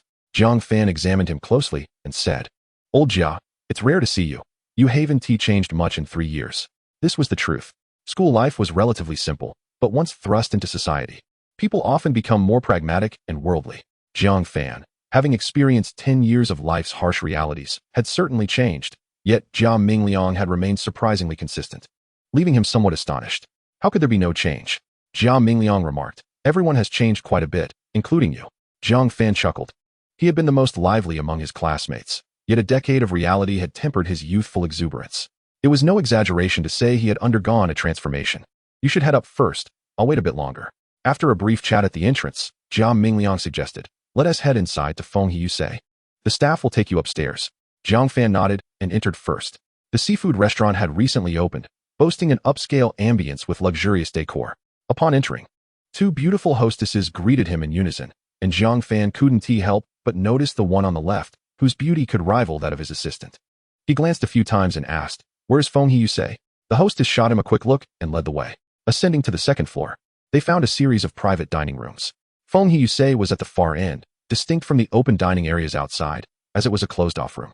Being the earliest arrival, Zhang Fan found himself alone. The hostess prepared a cup of tea for him before departing. He watched her leave, pondering how such a girl with a face fit for internet fame was working as a hostess in a seafood restaurant. It seemed like a waste of potential. Perhaps he could create a platform for influencers and recruit her. The table was adorned with a fruit platter and sunflower seeds. While munching on the seeds, Zhang Fan laid his phone on the table and scrolled through short videos. He had recently downloaded a plethora of short video apps, eager to experience their strengths and weaknesses to provide constructive feedback to his development team and enhance their own product. After waiting for about half an hour, he heard voices and footsteps outside. Looking up, he saw the hostess re-entering, this time accompanied by a female classmate. "Zhang Yimei, it's been a long time," Zhang Fan exclaimed, rising to greet her and taking a moment to assess her. She had changed quite a bit, her youthful innocence replaced by a mature sophistication. Indeed, the trials of life had refined her. "Zhang Fan." Zhang Yimei smiled warmly, shaking his hand before sitting down. How did you get here so quickly from Baoshan? Zhang Fan responded, I forgot to mention, I resigned recently. Zhang Yimei chuckled, noting how his 3 years at a state-owned enterprise had influenced his manner of speaking. Yet she was too surprised to ponder this further. You resigned? What are you doing now? Zhang Fan explained. I'm working in logistics for a small company in Jinxing Building, which is why I arrived so swiftly. Oh, she replied, that sounds good. What does your company do? It's an internet company focused on short videos, he replied. Zhang Yimei nodded, not probing further. After all, there were countless internet companies, and there was little to inquire about. After a while, another male classmate arrived. They were all striving in the bustling city of Shanghai, having gathered during the May Day holiday without much excitement. As more people arrived, the private room grew lively. They exchanged updates, with some having changed jobs while others had dismissed their bosses, typical occurrences in Shanghai, evoking no surprise. Zhang Fan's resignation drew little attention, as 2 other classmates had also switched jobs. The city was vast, and old classmates were dispersed. Convening was no easy feat, and waiting for others was inevitable. A few classmates who lived farther away were caught in the evening rush hour, and it might take them 2 hours to arrive, with 2 classmates still absent. Everyone chatted over tea while waiting. Jia Mingliang, no longer standing outside, joined the group for conversation. One classmate asked, what brings you to Shanghai? Are you here for tourism or business? Jia Mingliang chuckled, I came with my mother to open a branch. We plan to stay long-term. Everyone paused, their sunflower seeds momentarily forgotten. You're opening a branch in Shanghai? Your restaurant must be quite substantial. Jia Mingliang was typically low-key. They only knew his family owned a restaurant, assuming it was a small eatery. No one expected him to expand into Shanghai, which was truly surprising. They began to regard him with newfound interest, as if meeting him for the first time. Zhang Fan was equally taken aback, but someone was quicker with their words. A female classmate asked, Boss Jia, your discretion is commendable. Please don't tell me this seafood restaurant is yours. Jia Mingliang cleared his throat, looking somewhat embarrassed. Well, it actually is. Everyone was stunned, one surprise after another. As they scrutinized Jia Mingliang, it suddenly dawned on them that he had been quite adept at concealing his true self. Zhang Fan was astonished, not merely by the revelation of his classmates' hidden wealth, but by the peculiar turn of events that felt out of place, as if a series of unanticipated occurrences had unfurled before him, leaving him slightly apprehensive. Was it all a consequence of the butterfly effect? A classmate remarked in disbelief. Who would have thought old Jia was a wealthy man? Truly, appearances can be deceiving. Jia Mingliang quickly responded, wealthy? I'm just an employee. My salary isn't higher than yours. Everyone was left bemused. Was this truly how he spoke? Zhang Fan remarked, Lao Jia, if you continue to pretend, you might just get struck by lightning. Jia Mingliang lamented. What I said is true. Why don't you believe me? At home, my mother is the one in charge. I am merely a runner, earning a meager salary of 3,000 yuan a month, and I have to do all the dirty and laborious tasks. The others winced, but ultimately accepted this unexpected revelation. A classmate inquired, this shop is quite large, isn't it? How many square meters does it cover? Jia Mingliang replied, about 800 square meters. Gasps of surprise echoed through the room. Just the rent alone must cost several million a year, right? Someone remarked. Jia Mingliang corrected, not that expensive. It's only 180,000 a year. His classmates could only express their envy in silence, wishing they had such a capable mother. A yearly rent of 180,000 plus renovation costs implied a significant investment. Observing the storefront, one might think that earning a profit of 180,000 a year would be deemed insufficient. Just as they were scrutinizing his background, an elegantly poised middle-aged woman entered. This is my mother. Jia Mingliang hurriedly introduced her, followed by introductions of his classmates. Hello, Auntie, they greeted, with Zhang Fan rising as well. Very well, Jia's mother responded with a warm smile, her demeanor gentle. You are all good friends of Jia Mingliang. Please, don't stand on ceremony. Eat whatever you wish. My son often says that the bonds of college friendship are precious, so enjoy yourselves today. She then instructed Jia Mingliang. Make sure to take good care of your classmates. Let the kitchen know what they want. After everyone was seated, she departed as quickly as she had arrived. It was only after the door to the private room closed that they settled back into their seats, each reflecting on how having a capable parent could significantly ease one's struggles in life. Zhang Fan also felt a sense of admiration, realizing that those who pursue careers are truly exceptional individuals. This sentiment resonated, making others feel comfortable. They waited until nearly 7:30, when the last 2 classmates finally arrived. The first dish to be served was steamed hairy crab, delivered by the hostess who had greeted them at the entrance. Jia Mingliang promptly stood to receive the large platter as it was placed on the table. All the classmates were transfixed, their eyes following the hostess. Once she exited, a male classmate commented, it's a shame such beauty isn't in the entertainment industry. Another chimed in, Lao Jia, The quality of your waitstaff is quite high. It seems a waste of talent to have such a beautiful girl as a hostess. Does she have a boyfriend? Can you introduce me? The girls rolled their eyes, dismissing the boys as a bunch of infatuated creatures. The boys, however, all agreed, acknowledging the high caliber of the waitstaff. It seemed a waste for such a stunning girl to rely solely on her looks in this seafood restaurant. Zhou Mingliang's expression darkened as he quickly interjected, "Please be mindful. She is my fiancée." Chapter 54. Do not threaten me. This was quite the jest. The male classmates felt awkward, while the female classmates were disappointed. Jiang Fan felt relieved, glad he had restrained himself from making any foolish comments. After all, it would have been inappropriate to chase after someone else's fiancée, especially after living together in a dormitory for 4 years. A male classmate expressed confusion, asking, "Fiancée? That term seems a bit outdated. Nowadays, it's either girlfriend or wife. What does fiancé even mean?" Zhou Mingliang chuckled. "Indeed, we are engaged and plan to marry next year." The male classmates understood, while the female classmates looked on enviously. A female classmate teased, "Zhou Mingliang, you have quite the secret-keeping skills. How come we didn't know you had a girlfriend while we were in school?" Jiang Fan also regarded his old classmate with surprise. After 4 years in the same dormitory, he had been oblivious to Zhou Mingliang's relationship. Everyone was taken aback, asking for details. They soon learned that Zhou Mingliang's fiancée was named Shen Ying, who had graduated from university last year, and they had gotten engaged shortly thereafter. Shen Ying had been interning at various jobs, but found them uninteresting. This year, she began working closely with her future mother-in-law, who was grooming her to take over the family business.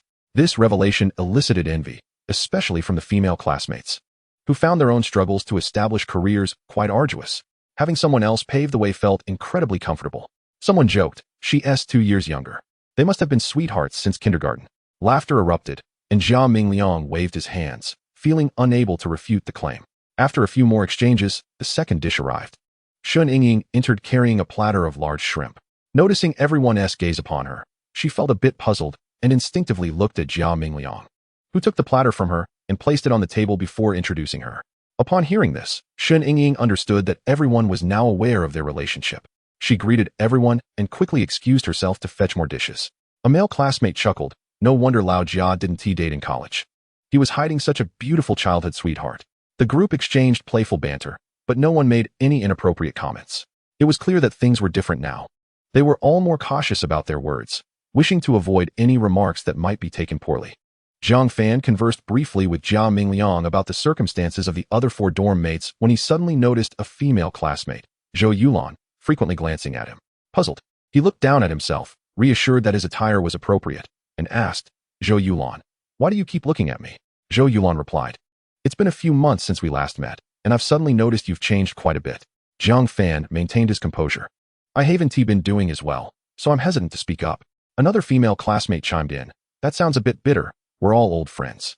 Who is stopping you from speaking?" Laughter ensued as they quickly shifted the topic.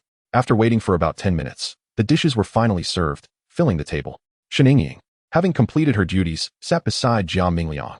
White and red wines were brought to the table. The male classmates opted for white, while the females chose red. No one pressured anyone to drink. It was a matter of personal choice and tolerance. Zhou Mingliang, a bit of a devoted fiancé, busily entertained his classmates while also attending to Shen Ying.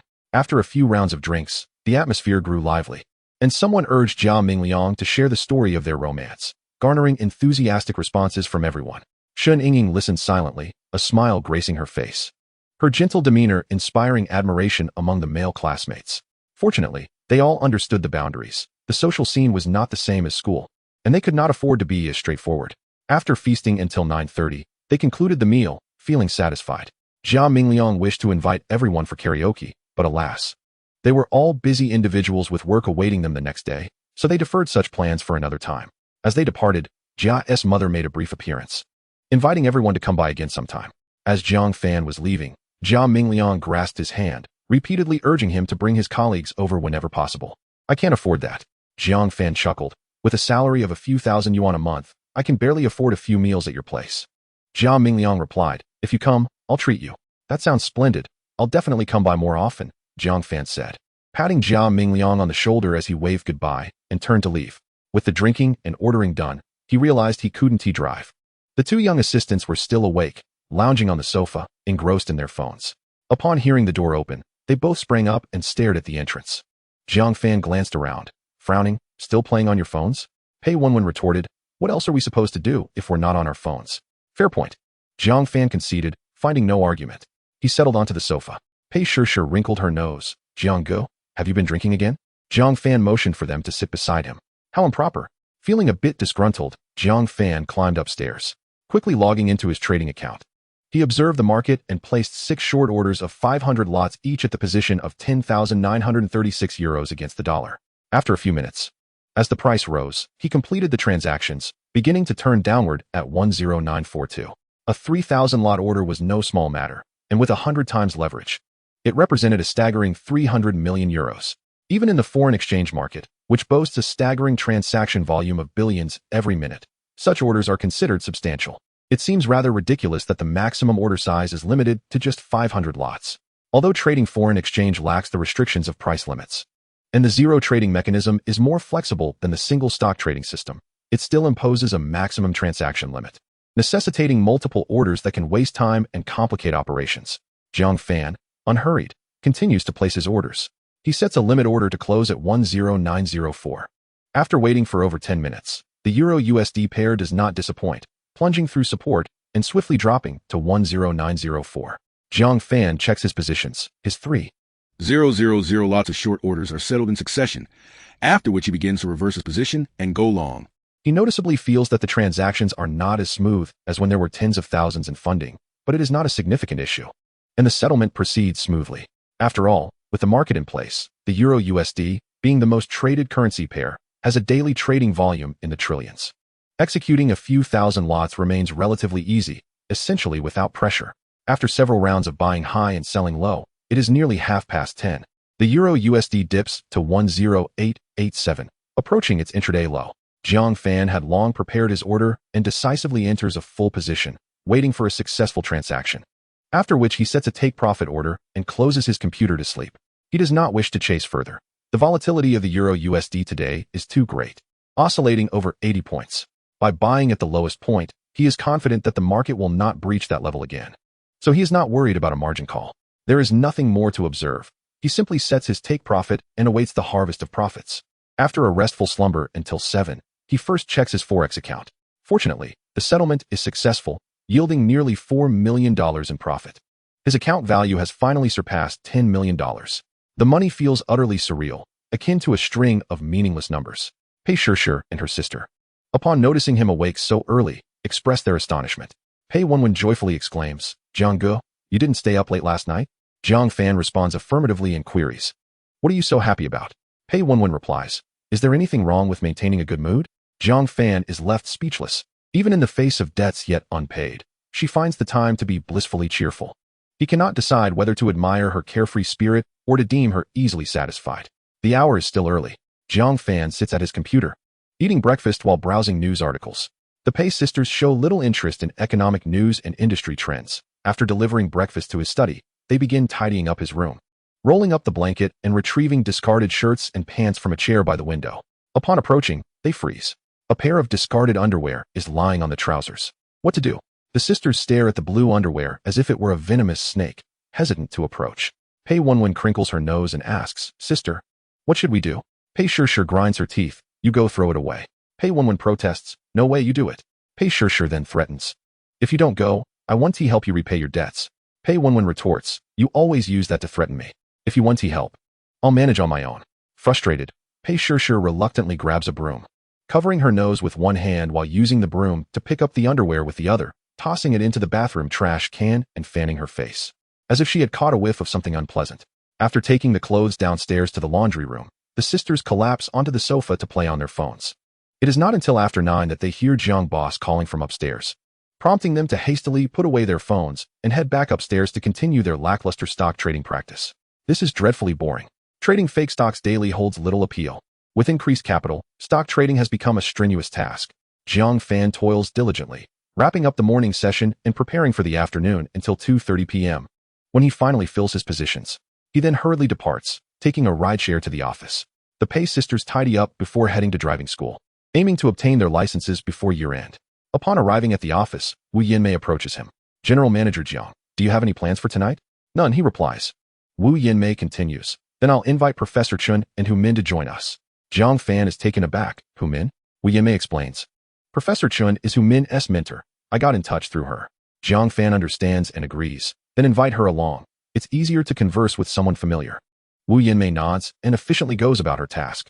Just as Jiang Fan is about to summon his secretary, his phone rings. He glances at the screen and his expression turns serious. It is Pei Shishir. She never calls without a reason. If she is calling, it must be important. What's wrong, Shishir? Jiang Fan answers, pondering if she has yet again assisted an elderly lady. Pei Shishir sounds panicked. Jiang Gu, that woman has sued me. Jiang Fan is stunned for 3 seconds before realizing that he thought that matter had been settled. He did not expect further developments. Jiang Gu? Pei Shishir prompts. Jiang Fan reassures her, it's fine. We have evidence. We can go to court if necessary, and we will countersue her for extortion. Pei Shishir is on the verge of tears, but I've never been to court. Jiang Fan remains calm. Why are you worried? I'm here for you. Pei Shishir feels relieved. Despite his occasional frustrating demeanor, Jiang Fan is dependable in critical moments, unlike Wang Chong, that scoundrel. After hanging up, Jiang Fan instructs LV Xiaomi to summon Yang Jiechen. Yang arrives promptly. You called for me, General Manager Jiang? Jiang Fan explains, there's a lawsuit you need to handle. Yang nods, puzzled about where this lawsuit came from since the company has just been established. He remarks, if you truly have this evidence, there's no need for a lawsuit. Just presenting it would deter the other party. We still need to proceed with the lawsuit, Jiang Fan insists. If that woman is suing, we cannot simply let it go. Isn't this extortion? In recent years, such incidents have become increasingly common. The cost of helping others has escalated. Our parents could also fall and need assistance. And if everyone remains indifferent, a few minutes of hesitation could delay help. Since we are facing this, we might as well contribute to purifying societal conduct. Pursue this lawsuit to the end. And seek media coverage to expose these heartless scoundrels for their despicable actions. Yang replies, generally, such lawsuits are minimized by the authorities. Let me investigate first. Jiang Fan counters. If we cannot win at the district level, we will escalate to the city. If that fails, we will take it to the capital. Let us see if we can win. Yang cautions, even reaching the city will pose challenges. Jiang Fan reassures him, no worries. If we cannot find refuge here, we shall find it elsewhere. Yang has no choice but to accept the task. Having given all necessary reminders, he knows the boss's stance is clear. And as an employee, he must follow through. Just as Yang leaves, Qi Liang arrives. General Jiang, Boss Wang has made arrangements. Qi Liang inquires. Do you have plans tomorrow evening? If not, should we push it to the night after? Jiang Fan nods. All right, you can accompany me. Qi Liang agrees without objection and asks, do you have a place in mind? If not, I will arrange it. Jiang Fan contemplates saying no, but quickly decides. Let us go to that new seafood restaurant. Qi Liang asks, you mean Haiwa Tianfu? Jiang Fan nods, not elaborating further. Qi Liang has no objections and heads out to make arrangements. At 5 o'clock, Jiang Fan, Wu Yanmei, and Hu Min gather for dinner. Professor Chen arrives alone. But with Hu Min's presence easing the atmosphere, their meeting is quite pleasant. Jiang Fan expressed his admiration for knowledge and his respect for Professor Chen's academic achievements. Engaging with such esteemed intellectuals requires a certain finesse. He was not like Boss Ma. Douyin Technology was merely a fledgling company without even a product. Approaching a figure of Professor Chen's stature without proper decorum would be foolish, and throwing money at the situation would be even more ludicrous, likely offending him. At the level of a doctoral supervisor, every feather in their cap is invaluable. One must avoid any hint of crass commercialism. Thus, Jiang Fan could only convey his reverence for knowledge while subtly hoping for some technical guidance from Professor Chen. The specifics of their collaboration would be handled by Wu Yanmei. Jiang Fan was uncertain about how to interact with such highbrow intellectuals, but Wu Yanmei was well aware of the nuances. The dinner was relatively pleasant, with Professor Chen in good spirits, offering a new graduate a salary of $1 million, even for a small company, indicated the robust financial backing of the otherwise obscure Douyin Technology. That was sufficient. The evening continued with forex trading, encountering operational challenges. He managed to execute only 4 trades throughout the night, barely earning an 80 profit. The account's net worth stood at $18 million. On Thursday morning, while directing 2 assistants in stock trading, an unexpected turn of events occurred.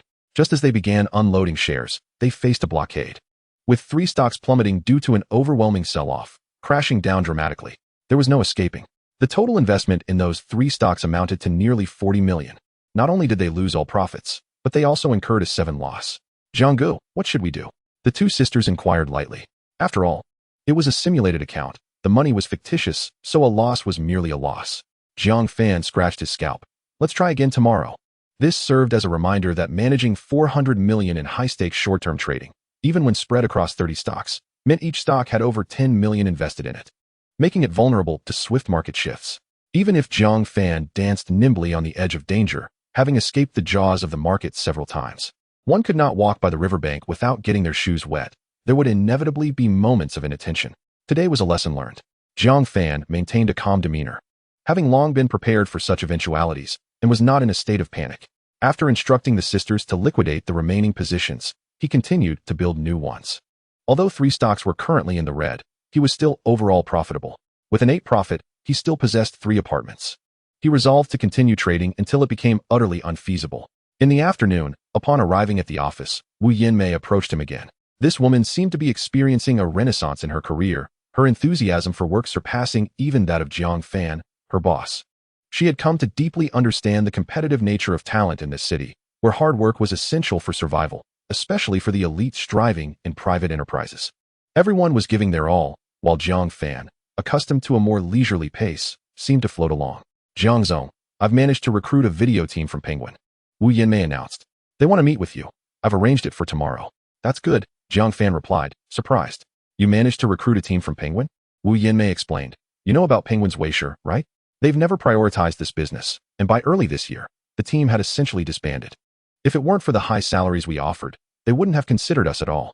Zhang Fan nodded. Then please proceed with the arrangements. Wu Yinmei responded affirmatively and gracefully departed. At 5 o'clock, Zhang Fan summoned Qi Liang and headed to the nearby Haiyue Tianfu. Upon arriving at the entrance, Jia Mingliang's fiancée, Yi was still on duty. Welcome, she greeted. Just as Shen Yingying was about to recite her lines, she recognized Zhang Fan and stammered, hello. Are you looking for Jia Mingliang?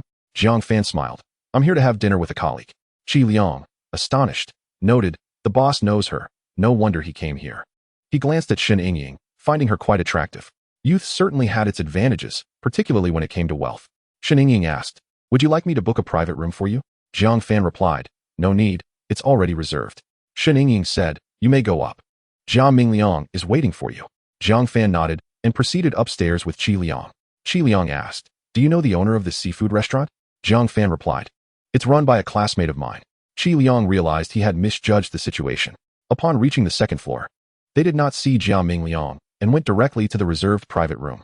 The room was set for 6, with an arrangement that was quite thoughtful. 1 seat at the head, 2 on each side, facing the door. Zhang Fan took a glance, moved the head seat away, and arranged the remaining 4 chairs in pairs. This way, there would be no awkwardness regarding seating arrangements. Those accustomed to such matters in state-owned enterprises were well aware of the protocols. Qi Liang observed discreetly, noting that Zhang Fan was quite sophisticated, not at all like a typical 20-something. A server entered to pour tea and, upon seeing Zhang Fan, recognized him. After a few glances, they recalled that he was one of the small boss's classmates who had visited the day before. When heading back to the kitchen, they encountered Jia Mingliang and promptly informed him, the small boss's classmate has arrived. My classmate. Jia Mingliang paused. Which classmate? The server replied, one who came last night. I don't know their name, but they were at Xinghua Chunyu. Jia Mingliang said oh and headed to Xinghua Chunyu, puzzled about which classmate had arrived so quickly. He knocked and entered, surprised to see Zhang Fan. It's you. Why didn't you call me when you arrived? Zhang Fan smiled. Just having a casual meal with friends. There was no need to trouble you. You continue with your work. I will reach out if needed. He then introduced. This is Qi Liang. Old Qi. This is my old classmate Jia Mingliang, a good buddy I shared a dorm with for 4 years. They shook hands. And after a few exchanges, Jia Mingliang stepped out. As 5:30 approached, the door swung open, and the server led 2 individuals inside. Zhang Fan looked up, recognizing both faces. Years later, they had become prominent figures, and many would recognize them. Huang Zheng and Chun Lei entered, momentarily taken aback. Qi Liang was familiar with them. And with only 2 people in the room, it was clear the other was Qi Liang's boss. What astonished them was Zhang Fan's age. As they entered, Zhang Fan and Qi Liang had already risen. Zhang Zong, this is General Huang from Xuanming, and this is General Chun, Qi Liang introduced. This is our Zhang Zong. Zhang Fan approached to shake hands. General Huang, it's a pleasure to meet you. Hello. Huang Zheng felt somewhat dazed. This was Qi Liang's boss? At such a young age, he boldly invited them to name their price? Was this a joke? Although he had also been in his 20s when he started his own venture, he was still relying on capital now, lacking the financial clout to make such extravagant claims. Perhaps he was a 2nd-generation rich kid. That would be the only reasonable explanation. Zhang Fan extended his hand to the other individual, General Chun. A pleasure to meet you. Chun Lei was equally perplexed. He was still relatively unknown, so what was there to admire? Chapter 56, The Evolution of Perception. What does it feel like to meet a big shot? Before the encounter, one might think that dining with a prominent figure would be exhilarating. Yet, upon meeting them in person, it becomes apparent that they are just ordinary people. Especially now, Huang Zheng was merely another entrepreneur, not so different from Jiang Fan. In fact, Jiang Fan held several $100 million in cash, giving him a distinct advantage. In the private room, Jiang Fan and Huang Zheng occupied the main seats, one on the left and one on the right. Qi Liang and Chun Lei sat on either side, listening to the two engage in mutual flattery about business. The model was a remarkable innovation, effectively aggregating vast consumer demand in a short time frame and competing with Taobao by targeting different user scenarios. It was destined to grow even faster in the future. Jiang Zhong, you are indeed a young talent. I find myself lacking in comparison. Huang Zheng had limited knowledge of Jiang Fan. He was merely aware that Jiang was the owner of a nascent startup focused on short videos, which had yet to develop any products. It appeared that the company was well capitalized, but beyond that, he was at a loss for words. Unsure of what to praise in their mutual flattery, Qi Liang and Chun Lei remained silent, sipping tea and observing the unfolding drama. After a round of commercial compliments, Jiang Fan cut to the chase. I am quite optimistic about the future of Pinduoduo. Is Mr. Huang open to financing? Huang Zheng maintained a calm demeanor. Xueming does not have a significant need for funds at this moment, but I would consider it if there are resources involved. Jiang Fan replied candidly. I have no resources to offer. All I can provide is a high valuation. Huang Zheng did not outright refuse, but inquired. What valuation can you offer, Mr. Jiang? Jiang Fan asked. If I were to propose a valuation of 1 billion, how much equity could you provide, Mr. Huang? Huang Zheng chuckled. At most, 10%. Jiang Fan decisively responded. All right, then I will offer you 2 billion for a 20% stake. Huang Zheng was taken aback, thinking, I was just joking. It was not polite to refuse outright. One must guide the other to withdraw gracefully. Pinduoduo had not even initiated its first round of funding yet. It was still in the startup phase, and even at a capital valuation, it would not exceed 500 million. The maximum for a round would be around $60 to $70 million, and 400 million would be its absolute limit. To propose a valuation of 1 billion was clearly a tactic to deter interest.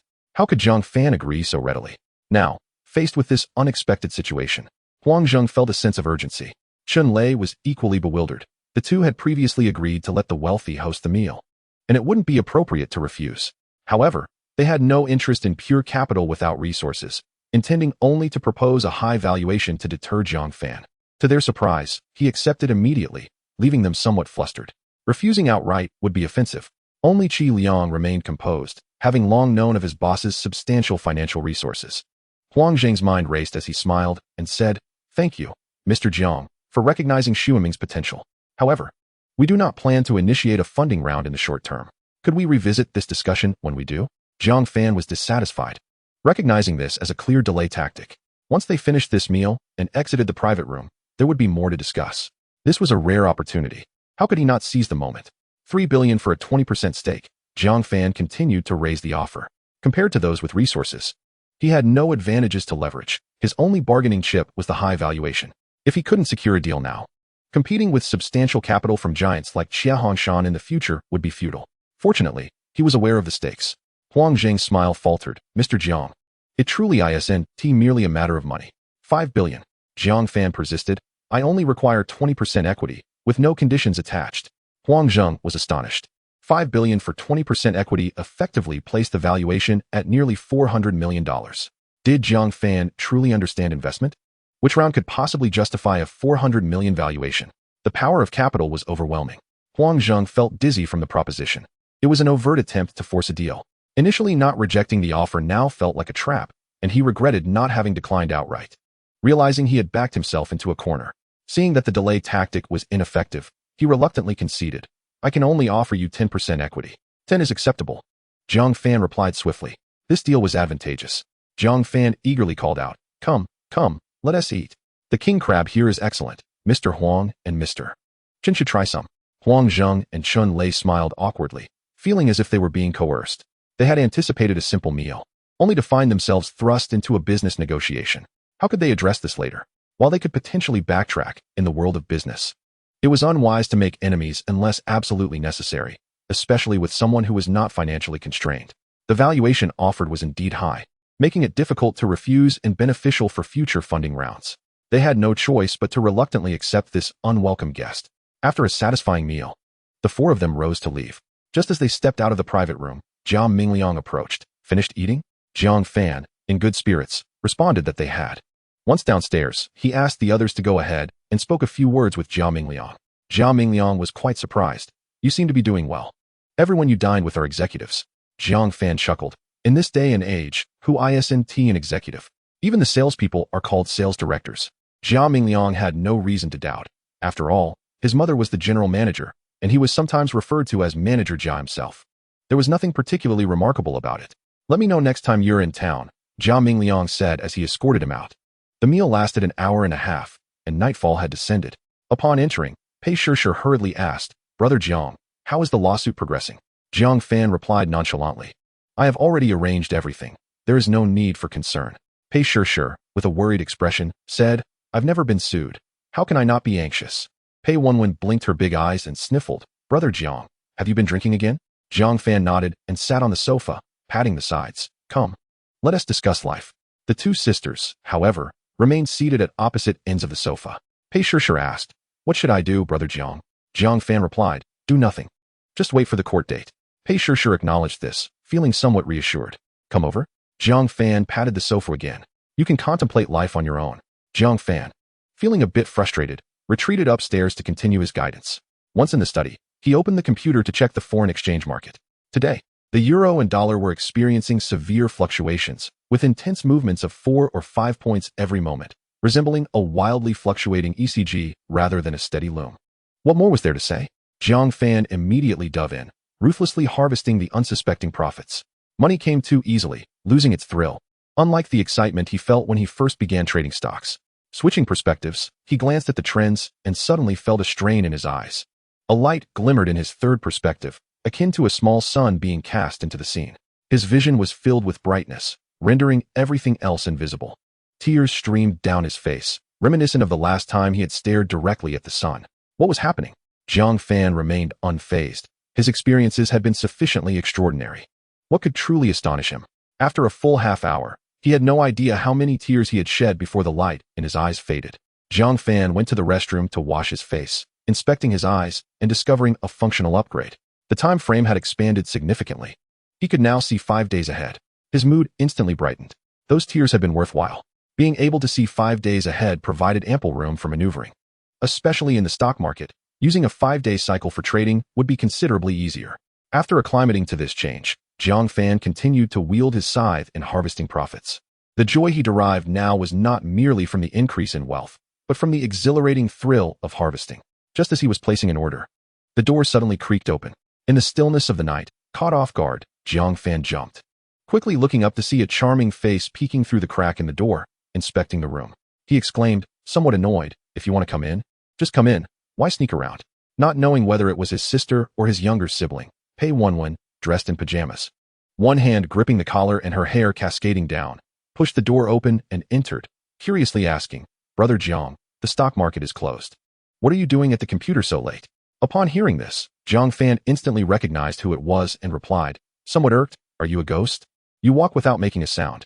Pei Wenwen beamed, not responding, and came over to peek at the computer, her curiosity piqued. What's this, Brother Jiang? Foreign exchange. He replied. Jiang Fan turned his head to glance around, his gaze sweeping the room. Pei Wenwen hurriedly tightened her collar, her curiosity piqued. What is foreign exchange? Jiang Fan felt a headache coming on, pondering how to explain it. Eventually, he resorted to the standard response, just buy do it. Pei Wenwen responded with an O. Is it similar to stocks? Jiang Fan affirmed with a nod, his eyes continuing to roam. Why are you clutching your collar? Pei Wenwen took a step back. I'm afraid you might see. Jiang Fan nearly spat blood. What's there to see with your meager assets? Pei Wenwen was infuriated. You're the one with meager assets. And she ran off. Jiang Fan was taken aback. Was her reaction really that extreme? Pinching his nose, he pondered why the girl had come to find him at this hour. After some contemplation without any clarity, he resumed his trading. However, Pei Wenwen's interruption had left him somewhat distracted. It took him a while to clear his mind of distractions. Chapter 57. Fear of Your Wild Nature. The international foreign exchange market was tumultuous on Thursday evening. After the North American market opened, the fluctuations of the euro and the US dollar intensified dramatically. It was unclear what had caused such a frenzy, but today the market was exceptionally vibrant. Large volumes were being traded, shaking the market to its core. Jiang Fan once again experienced the exhilarating sensation of trading with just a few $100,000, entering and exiting without hindrance, almost every order executing instantly. The only downside was the limitation of placing only 500 lots at a time, which was a waste of time. The direct consequence was increased costs and diminished profits. Today, the fluctuations of the euro and the US dollar exceeded 100 points. The intraday volatility was particularly severe. Battling through until nearly 4 o'clock, Zhang Fan seized a substantial profit, one that was particularly bountiful, with his account value soaring to $36 million from an initial $18 million, having invested $50,000. In just a few days, his assets reached half of what he had in the stock market. The forex market truly was a lucrative place for sudden wealth. The market was simply teeming with opportunities. This morning, he overslept and was awakened by his assistant.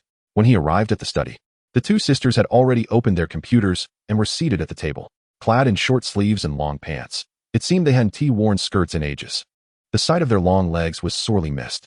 Zhang Fan smacked his lips and asked Pei Wenwen, "What brought you to the study last night?" Pei Wenwen, initially in a good mood, felt her spirits dampen at the mention. "I just wanted to see if you were sleeping." Zhang Fan found it puzzling. "Why would you care whether I was asleep?" Pei Wenwen replied with confusion. "I just wanted to take a look. Is that not enough reason?" "Fine, no reason needed." Zhang Fan decided not to press further and sat at the table to have breakfast. After finishing, he directed the sisters to liquidate their stocks, placing orders to clear all 3 stocks that had trapped them during yesterday's trading at the limit down price, opting to clear them rather than endure an additional 10-point loss. Wasting time was tantamount to wasting money.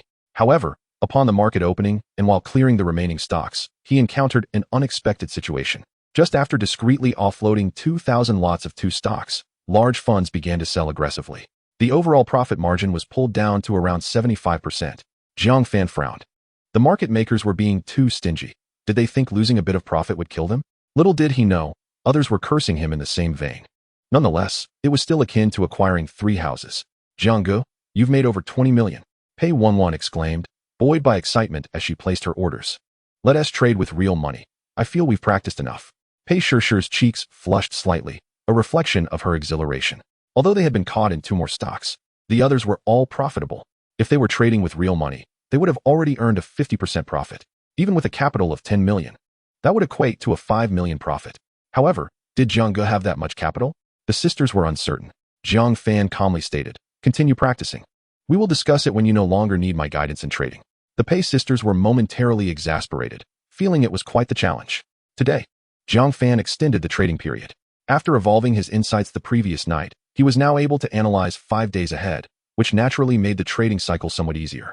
"Buy 1,000 lots of Guizhou Mao Tai," Zhang Fan instructed. "Do not place all orders at once. Split them into 10 batches of 100 lots each." The sisters habitually calculated how many shares that would amount to before commencing their orders. Zhang Fan continued, "This stock will remain untouched. Hold on to it." The sisters acknowledged but were not entirely clear on the reasoning. Zhang Fan did not elaborate and continued issuing trading directives. By noon, after clearing 15 stocks, he completed the build-up just 10 minutes before the market closed. The Pei sisters found the routine particularly dull and, upon hearing Zhang Ba say it was done, immediately headed downstairs to prepare lunch. Engaging in the same activities daily was dreadfully monotonous. They felt it was even less interesting than studying recipes. Zhang Fan perused news articles and sensed a wave of pessimism in the market. Various opinions abounded, indicating yet another cyclical stock market crash. However, this was of no concern to him. He continued to harvest profits relentlessly. As the afternoon market opened, Zhang Fan managed his own account while directing his 2 assistants to liquidate the remaining 13 stocks. After spending another hour completing the build-up, he stretched and called out to the Pei sisters, who were preparing to leave. "Where are you headed this afternoon?" Pei Shishir replied, "To practice driving." Zhang Fan responded with an "Oh," glancing around, and asked, "Why haven't you been wearing skirts lately?" Pei Wenwen replied, "Afraid your wild nature might emerge." However, before he could retort, the sisters dashed away. In the afternoon, Zhang Fan arrived at the office and summoned Qi Liang and Yang Jiaqing to discuss the investment in Pink Sixie. Qi Liang inquired, "Are you planning a personal investment or a company investment, Zhang Zhou?" Zhang Fan contemplated for a moment before deciding. "A company investment." Qi Liang suggested. "Pink Sixie is preparing for an overseas listing, and if it's a company investment, there are numerous issues concerning the parent company's shareholding. We will need to register an offshore company to hold the shares, which can mitigate tax and legal risks." Zhang Fan asked Yang Jiaqing, "Are there any legal issues?" Yang Jiaqing replied, "There are no problems with registering an offshore company." Zhang Fan instructed, "Then old Qi, proceed with it. Let's separate the finances." I will hold 100% ownership of the registered offshore company, ensuring it has no financial ties with Douyin Technology. Once that's done, finalize the investment matters with Xu Wenming as soon as possible. Qi Liang nodded, understanding that the boss was responsible for setting the direction.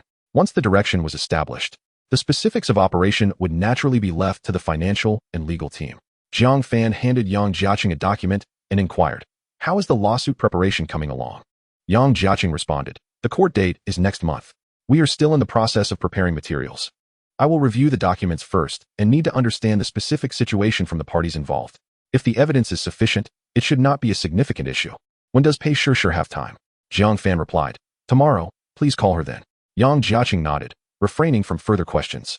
It was common knowledge that Jiang Boss had previously brought in a secretary named Pei Wenwen, who only appeared once and never returned.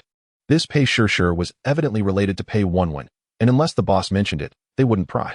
After some discussion, Qi Liang and Yang Jiaqing went their separate ways to attend to their tasks. Jiang Fan then met with several key members of a small team from Weishur Video, reaffirming their commitment to the 30-plus member team. The team was rapidly expanding, and 3 development teams were still working on foundational features. Su Feng's team had made significant progress and had completed the development of the beautification effect module. Jiang Fan tested it and provided feedback, not sufficient. The small pimples on Han Shiping's face are still visible. The effect is not ideal. We need to continue striving for excellence.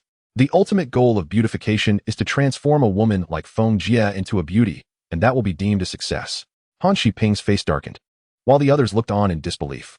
The boss certainly had the audacity to say such things. Transforming a woman like Feng Jie into a beauty? Nonetheless, there was no choice. Since the boss had issued his comments, they could only continue to strive for improvement. In the evening, while Jiang Fan was engaged in trading, the sisters entered the study, and he heard their movements. After a while, footsteps echoed outside the door. Looking up, the 2 sisters entered with fruit platters in hand. How thoughtful of the 2 little secretaries. Their care was not in vain. Pei Shishir held a plate of red peaches, while Pei Wenwen carried grapes, both glistening with water droplets after being washed. Jiang Fan, in high spirits, glanced left and right, inquiring, "What brings such thoughtfulness today?" Pei Wenwen chuckled, "I have always been considerate." Pei Shishir remained silent, less playful than her sister, as she placed the platter on the table. Jiang Fan plucked a grape and popped it into his mouth, nodding in approval. "Not bad. Your efforts have not gone unnoticed." Pei Wenwen, glancing at the screen with curiosity, asked, "Jiang Gu, can you make money with this foreign exchange?" Jiang Fan nodded but refrained from elaborating, turning the conversation instead to driving practice. Pei Wenwen bounced with confidence. "It's quite simple. A few more days of practice, and I'll be ready for the test." Pei Shishir, however, wore a troubled expression, clearly less optimistic. Jiang Fan raised an eyebrow in doubt. "You think learning to drive is that easy for someone as slow as you?" Pei Wenwen nearly stumbled in frustration, protesting. "I am not slow. It's my sister who's slow." Pei Shishir retorted, "Who are you calling slow? You can't even shift gears properly." Pei Wenwen pouted. "It's the car's fault for being so old. Can you blame me?" Jiang Fan watched the sisters exchange playful barbs with great amusement. Unfortunately, their banter was short-lived, quelling his hopes for further entertainment. Undeterred, Jiang Fan prodded, "Continue?" The sisters huffed in unison, quickly forming a united front, declaring, "Jiang Gu, you are too mean." Jiang Fan chuckled awkwardly. While they may have been a bit foolish, they were certainly not dull-witted. After a few minutes of watching, the sisters departed downstairs. Lacking interest in foreign exchange or stocks, Jiang Fan continued his endeavors, facing even greater fluctuations today than the previous day. Whether it was related to the weekend was uncertain, but he traded until past 3 in the morning, barely managing to secure $20 million before exhaustion compelled him to shut down the computer and sleep. He encountered yet another bottleneck in trading, not due to a lack of market size, but rather trading restrictions. He could only place orders for 500 lots at a time, which was an utter waste of time. Regardless of how swift his hands were, there was a limit. The difference between placing an order for 5,000 lots and splitting it into 10 orders of 500 was significant. At his current speed, even the fastest order would take 4 to 5 seconds. 10 orders would consume nearly a minute. In some volatile market scenarios, a few seconds could mean the difference between a rise and a peak reached within a minute, leaving no room for action. If only he could place orders without limitations like in the stock market, where he could comfortably execute thousands of lots at once. He would even like to have the little secretaries join him. A night of sweet dreams ensued. On Saturday morning, Jiang Fan awoke around 10 o'clock. After washing his face, he went downstairs to find a breakfast spread that had already grown cold. Not seeing the sisters, he assumed they had gone to the driving school. A quick phone call revealed they had gone to meet Lao Yang. He had almost forgotten that Lao Yang mentioned wanting to discuss matters with Pei Shishir today. However, it was not ideal for Pei Wenwen to tag along. It might not reflect well on Lao Yang. Chapter 58. The Desire to Sell a Sister. Some experts argue that excessively low housing prices hinder young people's ambitions. Upon reflection, there is some truth to this. At least the elites of the Magic City are quite industrious. In a sense, this drive is a result of the soaring housing prices. The housing market has been on a relentless rise, particularly fierce in the latter half of the year. I recall that in June, property prices near Century Park were only around 40 to 50,000. In just over a month, some developments have already surged to 60,000. Zhang Fan is aware of future housing prices. He must seize the opportunity to purchase a property while he has the means. Otherwise, in a few years, prices will undoubtedly double. Accompanied by the two little secretaries, he viewed several properties, first considering the location, ideally close to Century Park, then examining the layout and unit types. He realized that purchasing a home was indeed quite troublesome. Desirable locations often came with layouts that were less appealing, while well-designed units were situated in less favorable locations. Finding a property that satisfied all aspects proved to be a formidable challenge. He pondered deeply, concluding that money was the root of the issue. If finances were not a concern, one could simply settle for a cheaper option. However, with ample funds at his disposal, he yearned to acquire the very best. After spending Saturday examining properties, he continued the search on Sunday, even exploring second-hand homes.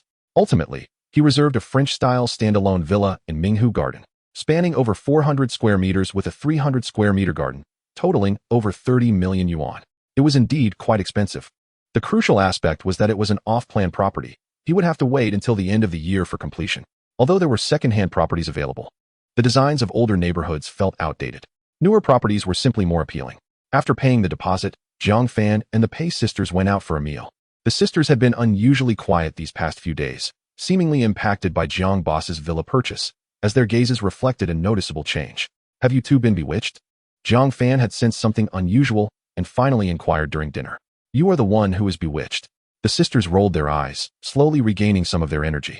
Pei Wenwen then curiously asked, Zhang Go, where did you get so much money to buy a villa?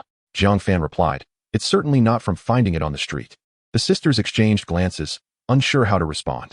Pei Shishir, more inquisitive, asked, if you have so much money, why are you still working at a state-owned enterprise? Zhang Fan corrected her, I am there to learn, not just to pass time. Pei Shishir fell silent, finding his reasoning rather grandiose.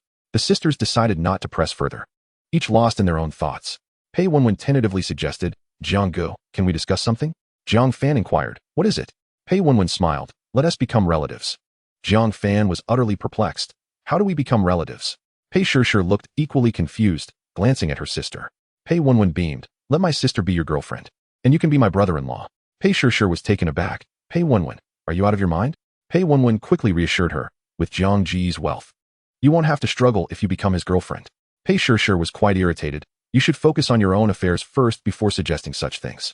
Zhang Fan observed each sister, then asked, are you attempting to evade repaying me and instead hoping to sell your sister? Pei Shishir glared at her sister in frustration. Pei Wenwen exclaimed in shock, no, absolutely not.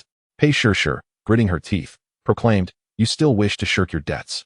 Pei Wenwen, with a forlorn expression, muttered quietly, selling my sister is better than repaying. Zhang Fan did not catch her words clearly and asked, what are you mumbling about? Nothing. Pei Wenwen rolled her eyes, secretly amused. On Monday, Zhang Fan went to the office without executing any stock trades, having elongated the trading cycle when establishing positions last Friday to 5 days. He opted for a longer time frame. Though this reduced profits, it alleviated the daily grind. Even with a downturn over 5 trading days, gains could still reach 20%, with the potential for higher figures. With over 400 million in capital, acquiring 10 properties in a week was certainly feasible. The technical staff had worked diligently and finally completed the office system. Shortly after Zhang Fan arrived at the office, Chen Yunfang brought in a young lady to instruct him on its usage. The interface was refreshing and youthful, with comprehensive functionality. The core systems included document flow, organizational structure, file transfer, and instant messaging, along with dedicated areas for brainstorming, casual chatting, and various hobbies. The organizational structure contained a complete list of all departments and employees, each assigned a unique employee number. Zhang Fan, without a doubt, occupied number 1, clearly indicating his position at the top. Shuffle the employee numbers. Zhang Fan observed the layout and offered feedback. What is the intention behind placing all the management personnel at the forefront? I have just dismissed my boss, and it is likely that in the future, I too shall be dismissed by my employees, which may become a common occurrence. A deeper understanding of the mindset of our generation born in the 1990s will reveal that the times have changed. In the workplace, we should strive to diminish the concept of hierarchy, avoid bureaucratic tendencies, and reduce petty squabbles. The younger generations, particularly those born in the 1990s and 2000s, will not tolerate such behavior. It is essential for everyone to work joyfully and earn happily. Those who wish to stay can remain, and if anyone feels wronged, we shall not compel them. Freedom of movement should be respected. Moreover, we must not harbor the notion that employees owe anything to the company. In this world, no one is indebted to anyone else. The young woman nodded in agreement, while Chun Yunfang appeared contemplative. El Xiaomi also watched and nodded vigorously, clearly appreciating the boss's words, which were indeed commendable. Change my employee number to 478, Jiang Fan continued. I shall lead by example. And the management must also set a precedent by voluntarily adopting those less appealing employee numbers. In the future, the management should embody two principles. One is to yield, and the other is to seize. Good fortune should be shared, while arduous tasks must be claimed. Bureaucratic tendencies are always cultivated from the top down. When will our management truly set aside their identities and regard themselves as ordinary members of this collective? Only then will the breeding ground for shirking responsibilities and passing the buck cease to exist. The female technician nodded repeatedly, as did El Xiaomi. Chen Yunfang smiled and remarked, General Chen's summary is quite insightful. I had not considered all aspects. She continued to nod. The female technician and El Xiaomi merely listened. Chen Yunfang was already pondering how to implement Jiang Boss's directives in her work. Different positions necessitate different considerations. Of course, the premise is that the boss's statements must be convincing and logically sound.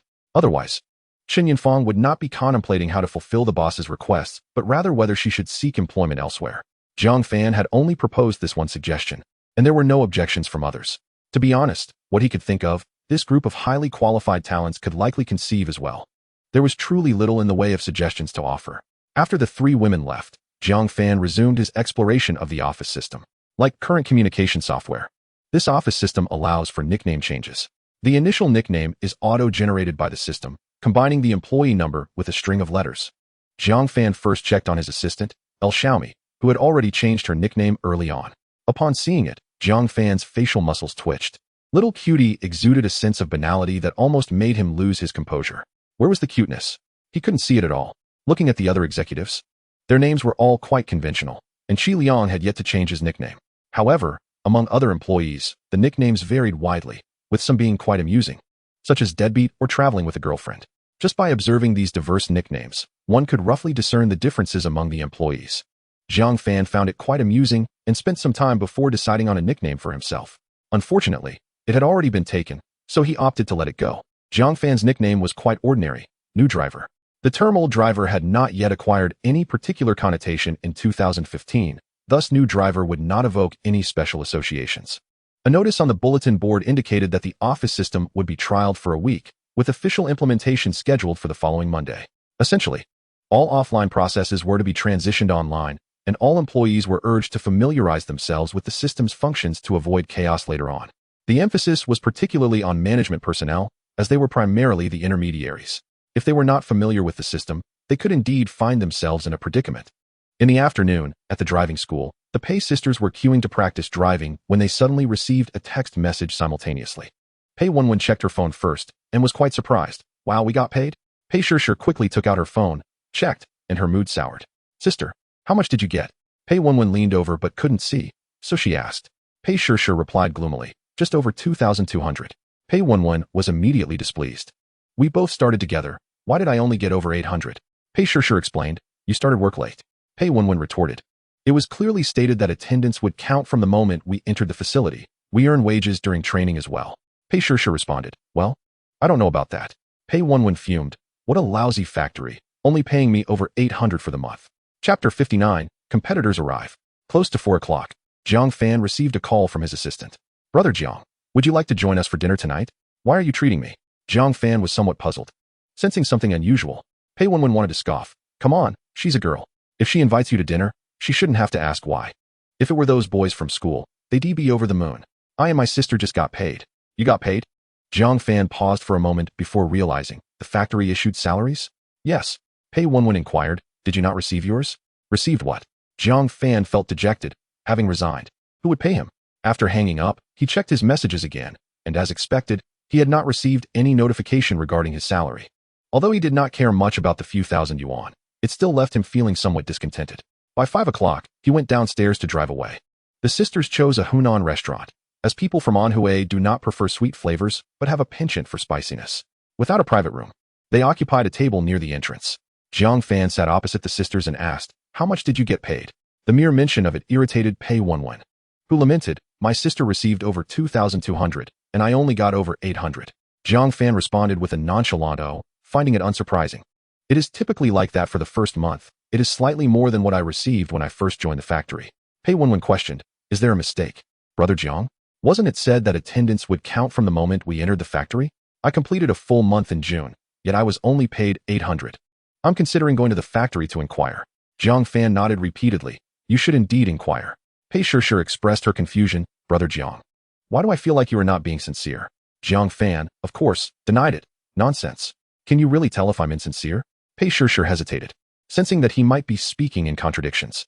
The sisters needed to shower, and Zhang Fan instructed, "Come to the study after you finish." Without waiting for their questions, he headed directly to the 3rd floor. After a quick shower, he opened his computer to check the market. His hair was still damp, exuding a hint of freshness. Pei Wenwen approached and asked, "Brother Jiang, why did you call us up here?" Zhang Fan replied, "To teach you how to trade forex." The sisters' faces fell. "Do we still have to work overtime tonight?" Zhang Fan affirmed, unwilling to elaborate. Pei Wenwen, with a twinkle in her eye, asked, "Is there overtime pay?" Zhang Fan questioned, "With a monthly salary of 10,000, do you still need overtime pay?" Pei Wenwen nodded vigorously. "Yes, I currently lack nothing but money." Pei Shishir wished to cover her face, feeling her sister was growing increasingly bold. Zhang Fan glanced at them. "There isn't any." Pei Wenwen felt disheartened. What a heartless boss. One-way trading stocks and two-way trading forex are not the same concept. Forex is also more complex than stocks. The accounts applied for on the other two platforms have yet to be activated. Today, the two assistants were primarily there to observe and learn. Zhang Fan operated while explaining in real time. The sisters moved chairs to sit beside him, listening and watching. "Brother Zhang, is this real money or fake money?" Pei Wenwen could not help but ask after hearing a few statements. "Fake money." "Oh." The sisters were somewhat disappointed, having thought it was real. "Several $1,000,000. How much would that be in RMB?" Approaching 11 o'clock, the two grew weary. Pei Wenwen's head bobbed. "Brother Zhang, it's time for bed." Pei Shishir also yawned, feeling her eyes growing heavy. "Go make a cup of coffee." Zhang Fan, full of energy, declared, "We will work until 3 in the morning." "What?" The two sisters were quite astonished. Is it really necessary to stay up so late over something that isn't real money? Zhang Fan tapped his head and replied, "Who said it isn't real money? This is the greenback, the US dollar." The sisters widened their eyes in surprise. "Didn't you say it was fake money?" Zhang Fan was a bit speechless. "Come on, can you two think a little?" The sisters exchanged glances, feeling somewhat indignant. "It was you who deceived us first. How could we be the ones lacking in intelligence?" However, tens of millions of dollars. The sisters immediately began to doubt whether the stocks they had traded earlier were indeed real money. Upon further reflection, they noticed that the two accounts Jiang Gu had created were clearly different from the previous simulated accounts. The more they thought about it, the more they felt deceived. They were also a bit angry. It was truly an insult to their intelligence. As the clock struck midnight, the sisters could no longer endure their fatigue and slumped over at the corners of the table. Zhang Fan looked around, touched this head and that head. The sisters, startled awake, immediately fled. The market was sluggish today, with minimal fluctuations, yielding just over 10 million before 3 o'clock. $70 million. Just a bit more, and it would reach 100 million. Zhang Fan felt delighted and fell asleep contentedly. Before long, the weekend arrived. Chen Yinfang drafted a code of conduct manual for Zhang Boss to review. Zhang Fan was familiar with such documents. They were a component of corporate culture at Mingbo Chemical.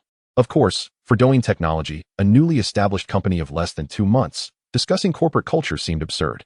Primarily, Chen Yinfang had organized and summarized some conceptual ideas based on Zhang Boss's earlier spontaneous thoughts, such as value orientation, goals and visions, and employee conduct. After reading it thoroughly, Zhang Fan suggested, "Let's discuss it further and see what the employees think."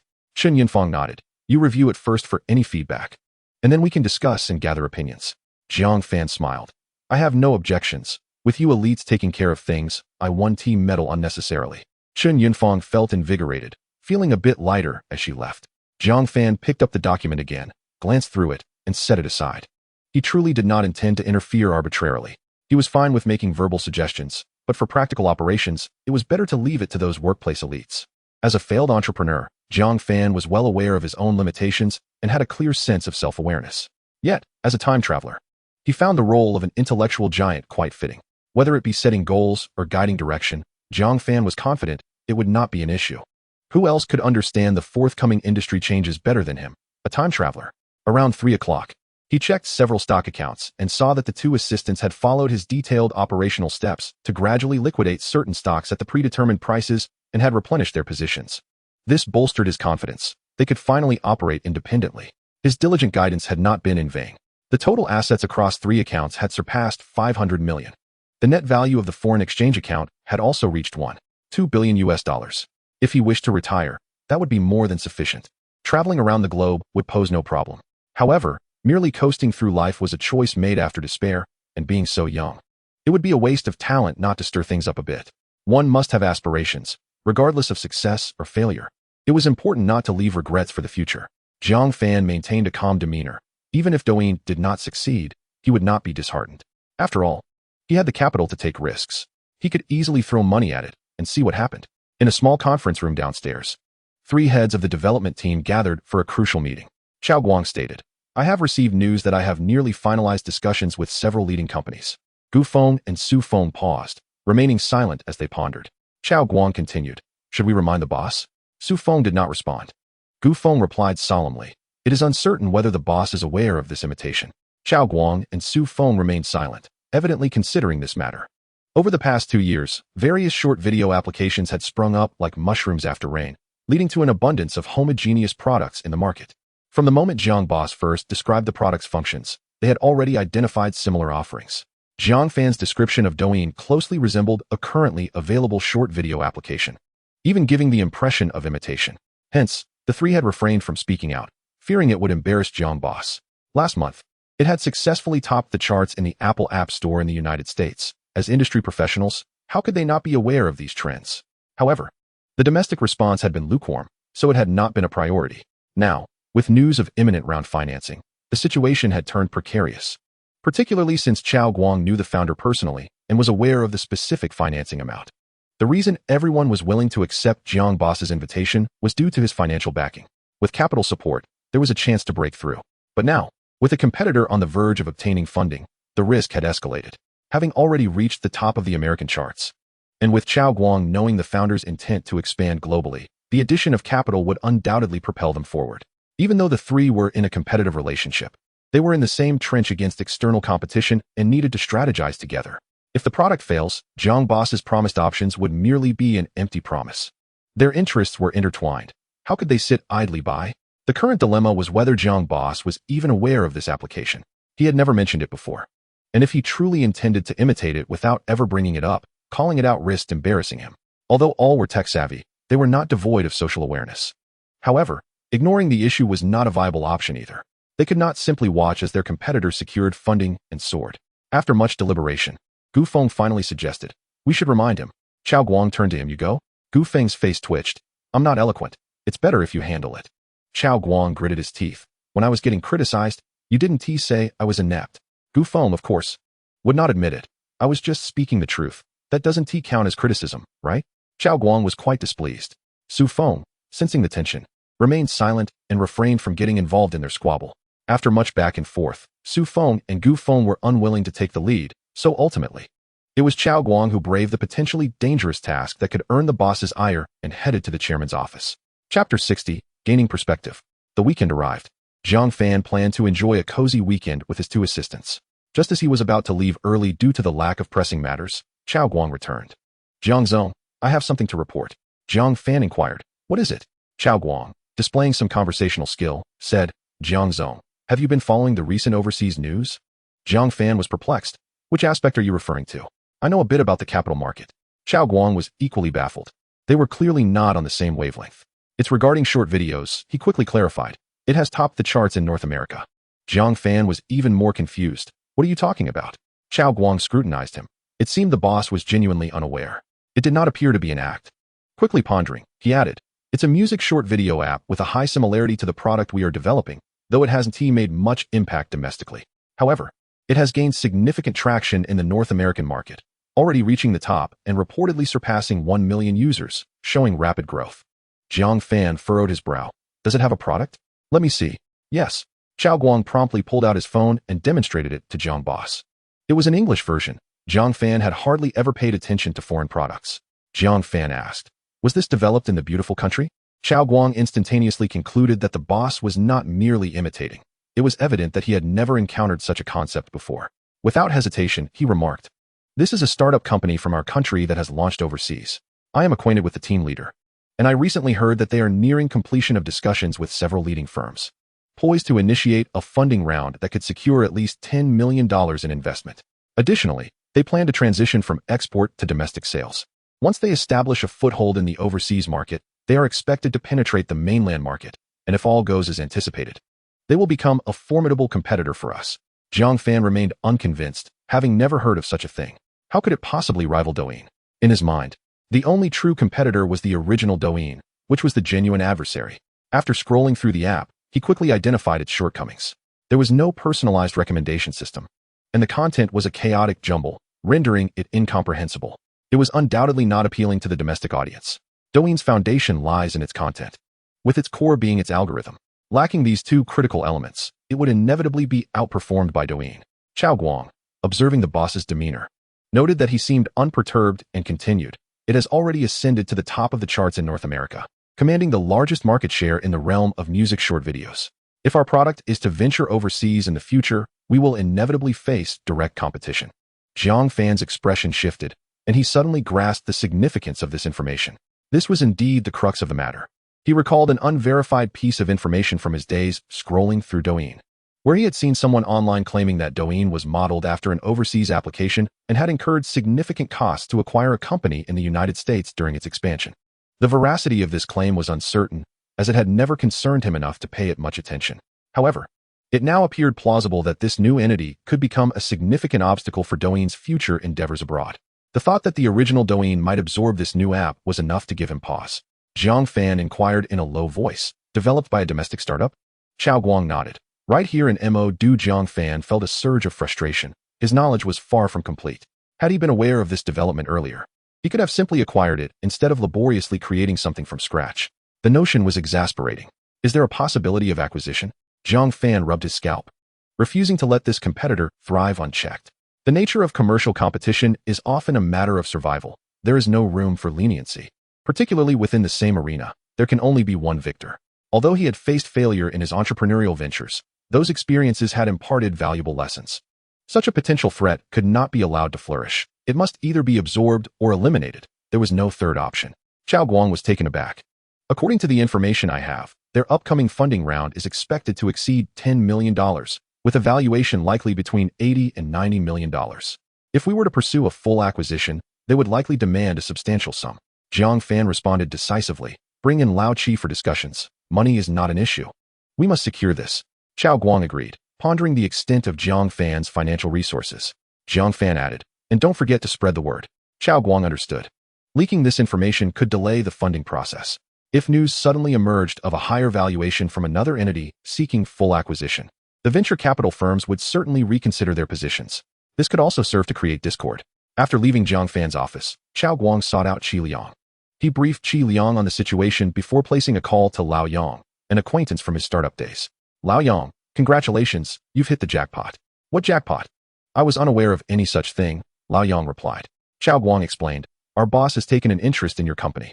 Intrigued, Lao Yang asked, what valuation is your boss considering, and what stake is he looking for? Chao Guang chuckled, let us find a place to discuss the details tonight. I'll come to you. Lao Yang agreed. Jiang Fan, not in a hurry to leave work, sat at his computer, scouring the web for information. The results were utterly unhelpful, filled only with a plethora of useless data. Baidu yielded no results unless one circumvented the firewall. After pondering for a while, he finally decided to leave around 4 o'clock. The Pei sisters did not practice driving that afternoon, as Jiang Fan had made plans. Finding themselves with some free time, the sisters gathered tools to tidy up the overgrown garden that had fallen into disrepair, filled with various weeds. They intended to plant some flowers they liked, hoping to create a more pleasant view, as the chaotic weeds affected their mood. What are you two up to? Jiang Fan inquired. Pei Wenwen replied, we're planting flowers. This garden is a waste. Noticing the beads of sweat on their foreheads and the dirt on their clothes, Jiang Fan felt a sense of pride. Hard work is a virtue, and being diligent is commendable. Stop for now, go change your clothes. I'm taking you out for a feast. Pei Shishir asked. What are we having for dinner? Jiang Fan replied, don't ask, you'll find out when we get there. With that, he went inside to change. As he rummaged through his wardrobe, he found it odd that he had purchased a pack of underwear, yet only one remained. After changing, he checked the European morning market before heading downstairs when he heard the sisters calling. Upon seeing their attire, he couldn't help but take a second glance. Though they weren't wearing skirts, they had opted for ultra-short shorts, presenting a fresh and vibrant appearance. After over an hour of travel, they arrived at an old street in the historic district. Following the navigation, they made several turns before finally reaching a large courtyard where a stunning woman, introducing herself as the house manager, awaited them, accompanied by two young female attendants.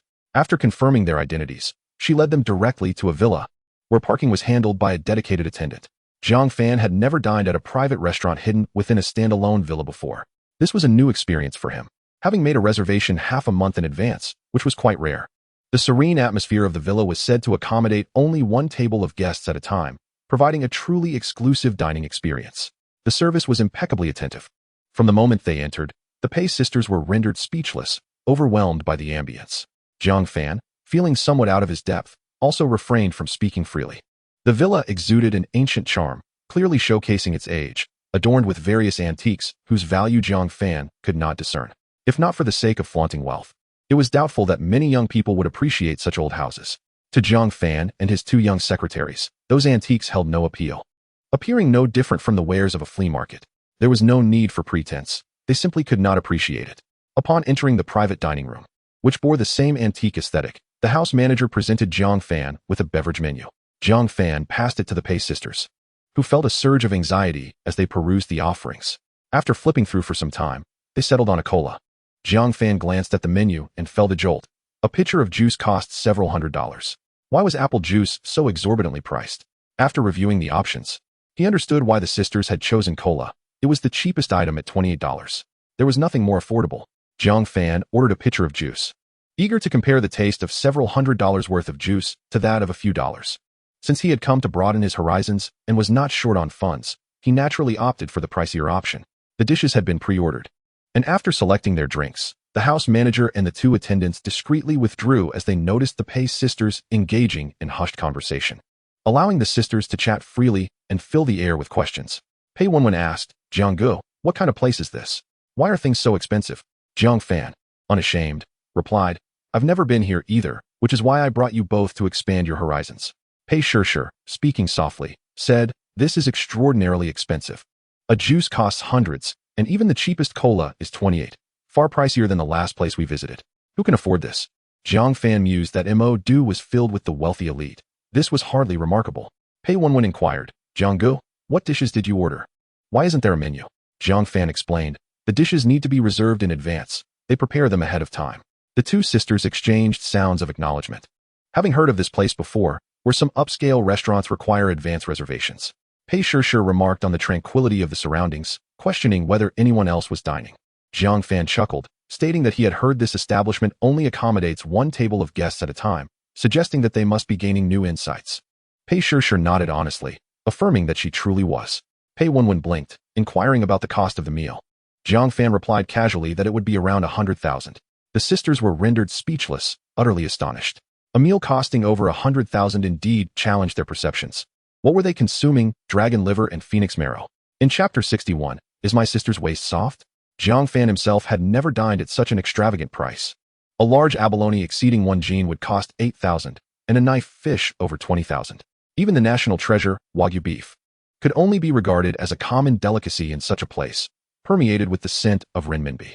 Naturally, the satisfaction derived from the meal was assured, given the exorbitant expenditure, and the service was exceptionally attentive, as the power of currency prevailed. On the journey back to the villa, Pei Wenwen expressed her astonishment at the separate service charge, questioning its legitimacy. Pei Shishir also condemned the high service fee of over 10,000, deeming it excessively exploitative. Indeed, the service was not complimentary, but charged separately. A service fee exceeding 10,000 for a single meal was undeniably staggering, even for Jiang Fan, who felt it was rather outrageous. It evoked a sense of being a foolish spender. Were it not for the desire to broaden his horizons, he would not have dared to indulge in such extravagance. After voicing their grievances about the unreasonable charges, Pei Wenwen cleverly turned the tables on Jiang Fan. stating that he hardly considered prices anymore when dining. Pei Wenwen felt utterly defeated, acknowledging the soundness of her sister's logic. The little assistant was disheartened. As Jiang Fan drove, he inquired whether they wished to visit Jingxing for a vacation the following day. Pei Wenwen brightened instantly, exclaiming her eagerness, having never been to Jingxing. Pei Shishir nodded in agreement, showcasing a shared enthusiasm. Jiang Fan, who had never visited Jingxing either, was always preoccupied with making money and had not taken the time to enjoy life. Suddenly inspired, he decided against hesitation they would embark on this journey. That evening, as they packed, Jiang Fan asked the sisters to assist him with his clothing. Pei Wenwen was taken aback, questioning if he was not bringing a bag. Jiang Fan replied that he possessed little and could simply place his things in their bags. Pei Wenwen retorted, incredulously, whether his clothes would fit in their bags. Jiang Fan, puzzled, queried why it would not be appropriate. Both sisters were left speechless, taken aback by his audacity. Sister, just put it in your bag. I can't fit it in mine. They resigned themselves to the task, beginning to toss the responsibility back and forth. Jiang Fan then recalled something. By the way, my underwear seems to have vanished. Do you two know anything about it? The sisters turned crimson, feeling both embarrassed and vexed. Jiang Fan, you have no shame. Jiang Fan was bewildered, asking why he lacked shame. Pei Shishir, blushing, said, you should know in your heart. Jiang Fan was confused. Know what? Pei Wenwen scoffed. You expect us to wash your underwear after doing your laundry? Jiang Fan awkwardly defended. What harm is there in washing it? Pei Wenwen criticized. Don't you wash your own underwear? Pei Shishir added. Even a housekeeper wouldn't wash their employer's underwear. Jiang Fan, somewhat disgruntled, asked, where is my underwear? Pei Wenwen replied indignantly. It's been thrown away. Thrown away? Jiang Fan exclaimed in disbelief. Who gave you the right to throw it away? The sisters chose to ignore him, feeling his behavior was utterly excessive. Jiang Fan had initially thought to ask them to buy him some underwear, but upon observing their expressions, he wisely abandoned that notion, realizing that voicing it would likely incite rebellion from the two girls, so he decided to wait, not worrying further about the travel arrangements. He allowed the sisters to organize the itinerary while he ascended to the upper floor to review the remaining weekend plans. In another restaurant specializing in Lu cuisine, the founder of Chao Guang, Yang Luyu, sat in a private room negotiating. Yang Luyu inquired, what background does your boss have? I do not know, came the response. You don't know?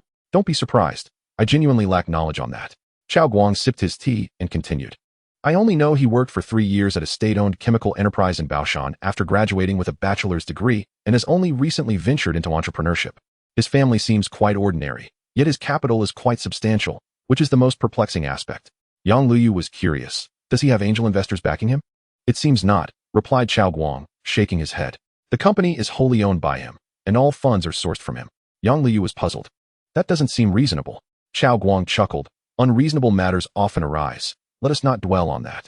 Let us discuss the main issue. Yang Luyu asked, how much equity does your boss seek? Chao Guang stated, how about a complete acquisition? Yang Luyu was momentarily taken aback, maintaining a calm demeanor. Does your boss possess such capability? Chao Guang smiled. He should. Yang Luyu queried, should he? Chao Guang responded, I am not entirely certain, but I believe he would not jest about such matters. Yang Luyu continued, we have nearly reached an agreement regarding our round, with a valuation exceeding 100 million. Achieving a 500 million valuation next year is not out of reach. How much capital is your boss prepared to allocate for our acquisition? Chao Guang directly addressed the core issue. Let us not forget that your valuation is under 100 million, and the round is not yet finalized. Even if you secure the funds, what then? What is your business model? Can you guarantee growth? Can you ensure the funds will facilitate smooth development and successful fundraising? Yang Luyu remained confident, asserting, we have a business model. The round is absolutely assured. Very well. Chao Guang laid his cards on the table. I must tell you frankly, the product we are developing overlaps significantly with yours. Yang Luyu was momentarily taken aback. How shameless can you be? Chao Guang waved his hand. Do not be agitated. Let me clarify. Our boss has great confidence in the short video market, but I can assure you that his product concept is not a copy of yours. Otherwise, he would have approached you directly. Had I not informed him today, he would have remained unaware of your similar product development. Yang Luyu, somewhat appeased, stated confidently. Your boss is bound to be disappointed. Our product has already reached the pinnacle of downloads in North America. You will not succeed. So it would be wise to abandon this path and seek alternatives. Chao Guang smirked internally, recognizing it as mere posturing. However, it is rare for negotiations to conclude successfully on the first attempt. On Saturday, Jiang Fan rose at 9:30, waiting for the Pei sisters to finish their preparations before departing. They called a Didi, which took the three of them to Hanxiao Station. Instead of flying, they opted for the high-speed train, which was more convenient, and arrived in just 4.5 hours. As they left, Jiang Fan instructed the Pei sisters not to post anything on their social media. Pei Wenwen asked why not. Jiang Fan replied irritably, "If you wish to post, make sure to block my sister first." The sisters acknowledged and finally understood, stifling their laughter. As they traveled north by high-speed train, they enjoyed the diverse scenery of the country, appreciating it more than flying. The only downside was the inability to smoke, which was quite a struggle for Jiang Fan. He was determined to quit, embracing a healthier lifestyle. Departing shortly after 11, they arrived at Jingxing West Station by 4:30. Just as crowded as the bustling metropolis, the station was enormous and disorienting, compelling them to follow the directional signs. Each of the Pei sisters carried a bulging backpack, while Jiang Fan traveled light, with merely a bottle of water, feeling utterly unencumbered. Many onlookers were taken aback by the unusual pairing of one man and two women, and they regarded the man with disdain for his lack of decorum, as he allowed the two young ladies to bear their bags while he strolled empty-handed. A most unbecoming display. The southern station of the capital is quite expansive. After wandering for a while without locating the exit, they stumbled upon the subway station. Jiang Fan was genuinely surprised. "Are you two planning to take the subway?" Pei Wenwen replied, "Of course, it's much more convenient than exiting the station. The subway is fast." Jiang Fan was at a loss for words, finding his secretary woefully inadequate for not arranging a private car, forcing this billionaire to squeeze onto the subway. What an absurd situation.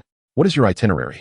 "First, we'll head to the vicinity of Chang'an Street, drop our things at the hotel, and then transfer." "Which hotel did you book?" "Hanting." Jiang Fan's lips twitched in annoyance, utterly speechless. "You booked me a Hanting? Is there not a 5-star hotel in the capital?" After a thorough search, he finally found line 4, but the crowd was so dense that he couldn't board. After failing to get on the first train, Jiang Fan was filled with exasperation.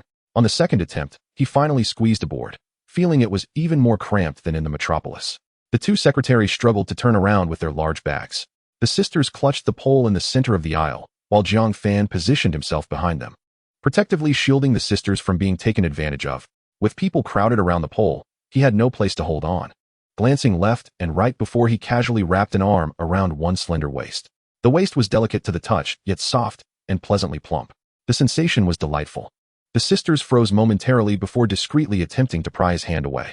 Jiang Fan, seizing the opportunity, grasped their soft and tender hands, reluctant to let go. With so many people on the train, the sisters dared not raise their voices and could only struggle quietly to break free. However, they lacked the strength and could not escape until the subway started moving, at which point Jiang Fan released his grip.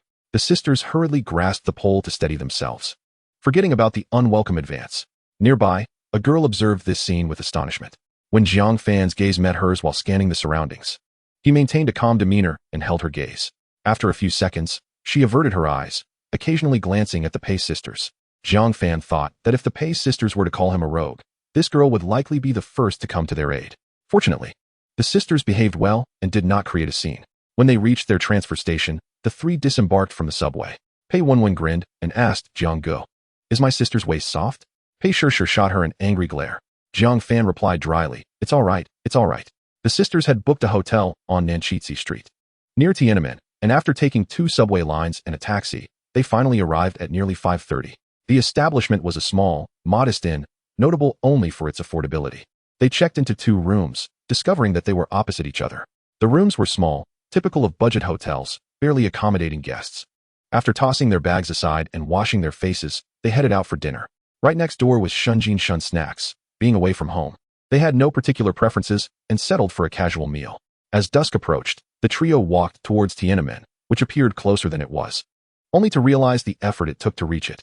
By the time they arrived at Tiananmen, the sun had dipped below the horizon. This was Jiang Fan's first visit to the capital, and he was struck by its grandeur. Standing on Chang'an Street, he felt enveloped by an atmosphere of magnificence, a stark contrast to the bustling vibrancy of the metropolis. Gazing across the Jinshui Bridge towards Tiananmen, the statues of great leaders shimmered in the setting sun. The capital was vast, grander than the metropolis, albeit a bit dry. "Let us take some photos," Jiang Fan called, raising his phone. The sisters quickly posed, leaning against Tiananmen, interlocking their arms, and raising their free hands in a scissor gesture. Jiang Fan snapped several pictures before handing his phone to the sisters for a photo of him. Jiang Ge smiled. Pei Wenwen teased, while Pei Shishir watched nearby.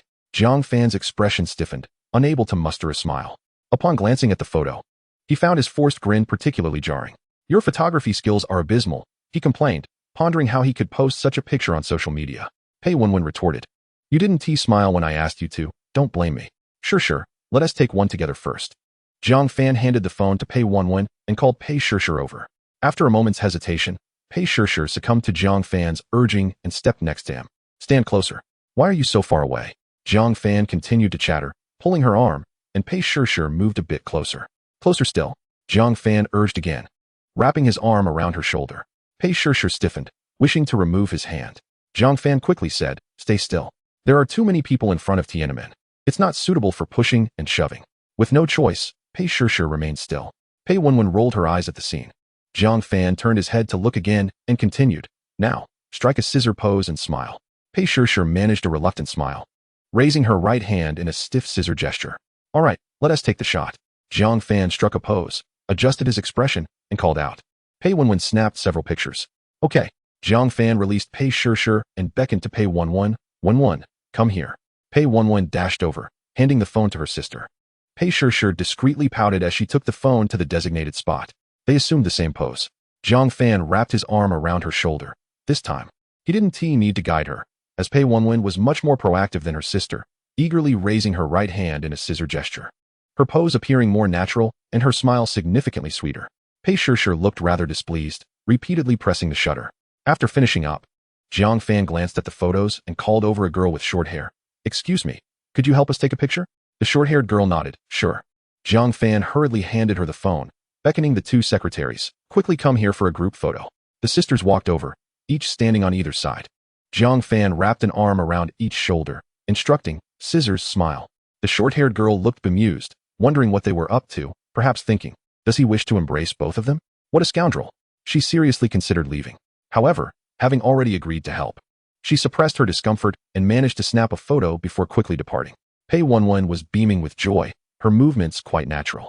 Pei Sure, on the other hand, felt rather shy, her smile awkward and unsatisfactory. How could I be captured like this? The older sister was not pleased and felt a tinge of jealousy towards her younger sibling. Pei Wenwen chirped, well, that's what you get for being so shy. Pei Sure retorted angrily, you're so heartless. Jiang Fan was also dissatisfied, let us retake it. This time, they enlisted a gentleman with glasses to assist. The bespectacled man was much more enthusiastic than the previous short-haired girl, patiently waiting for the trio to settle into their poses before snapping several pictures.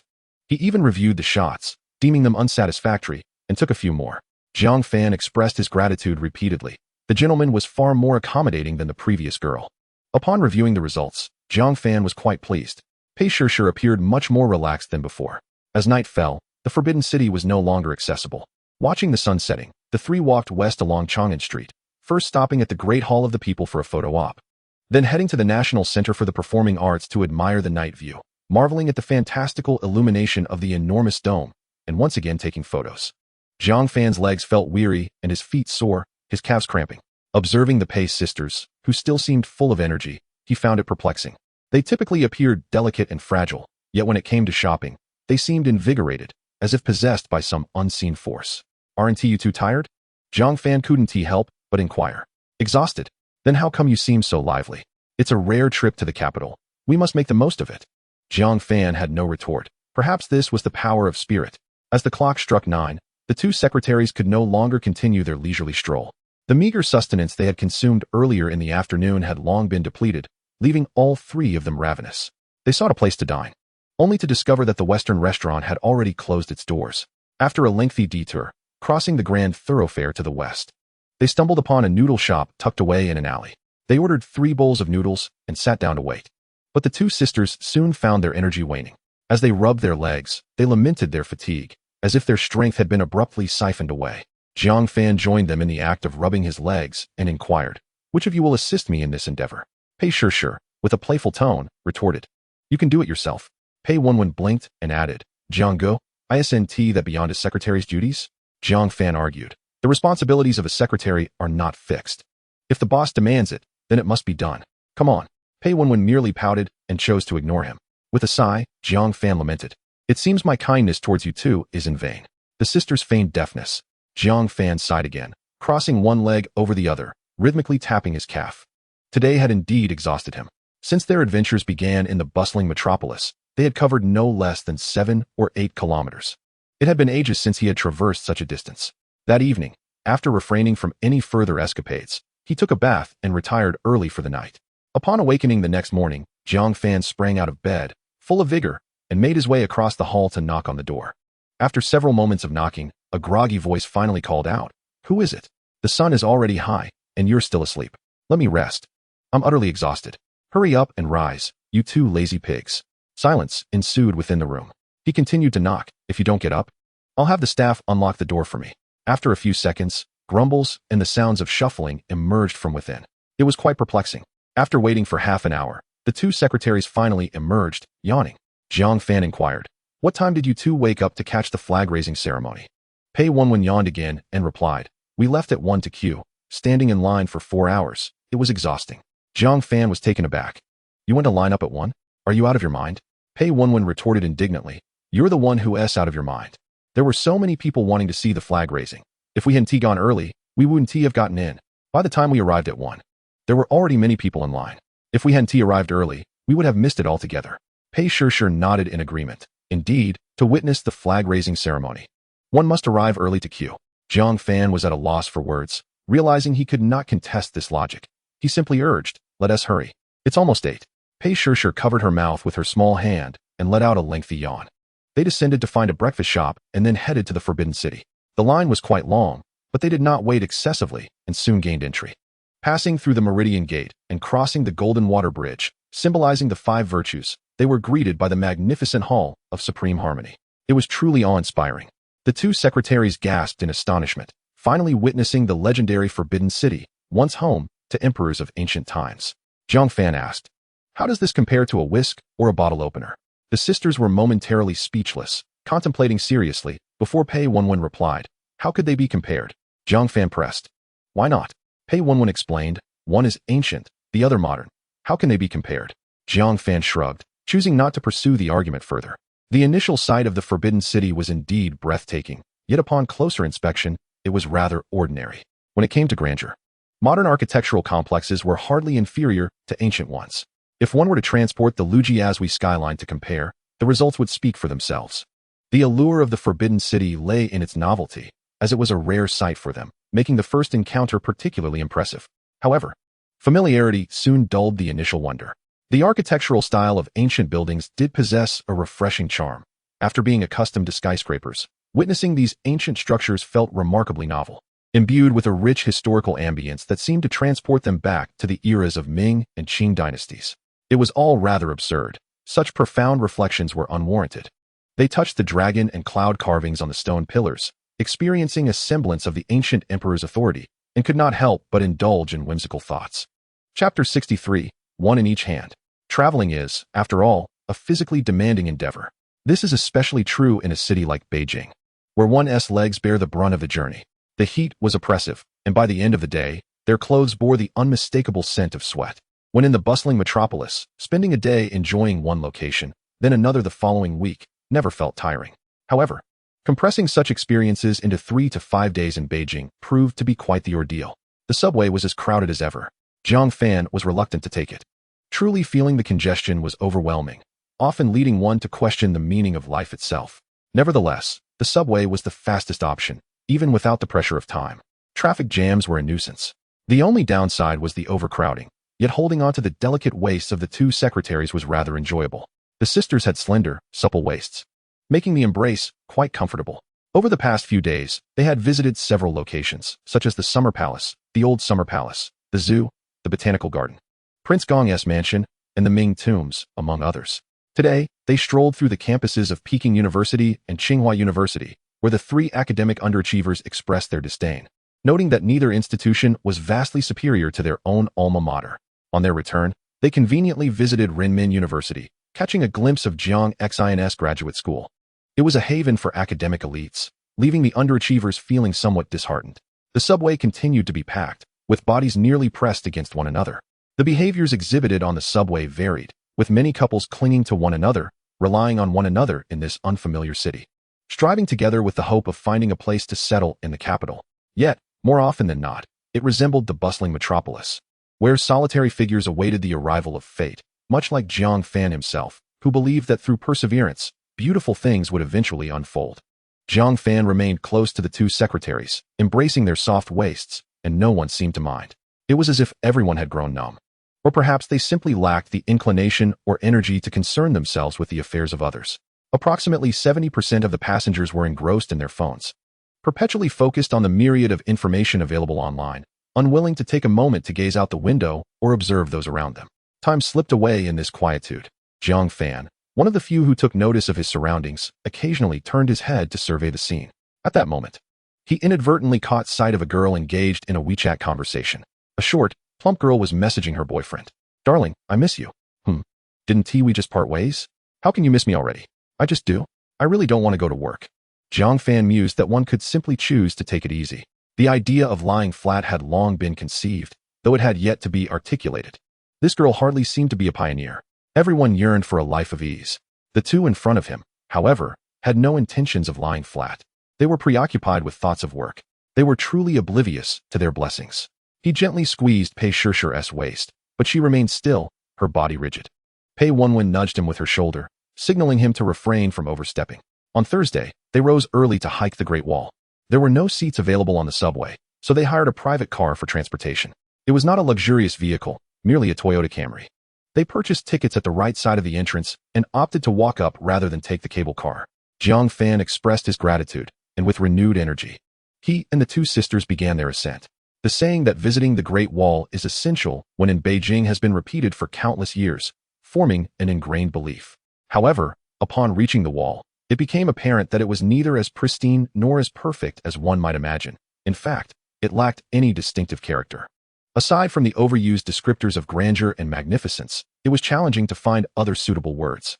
They climbed the steps, glancing down at the green stone slabs below and up at the throngs of people.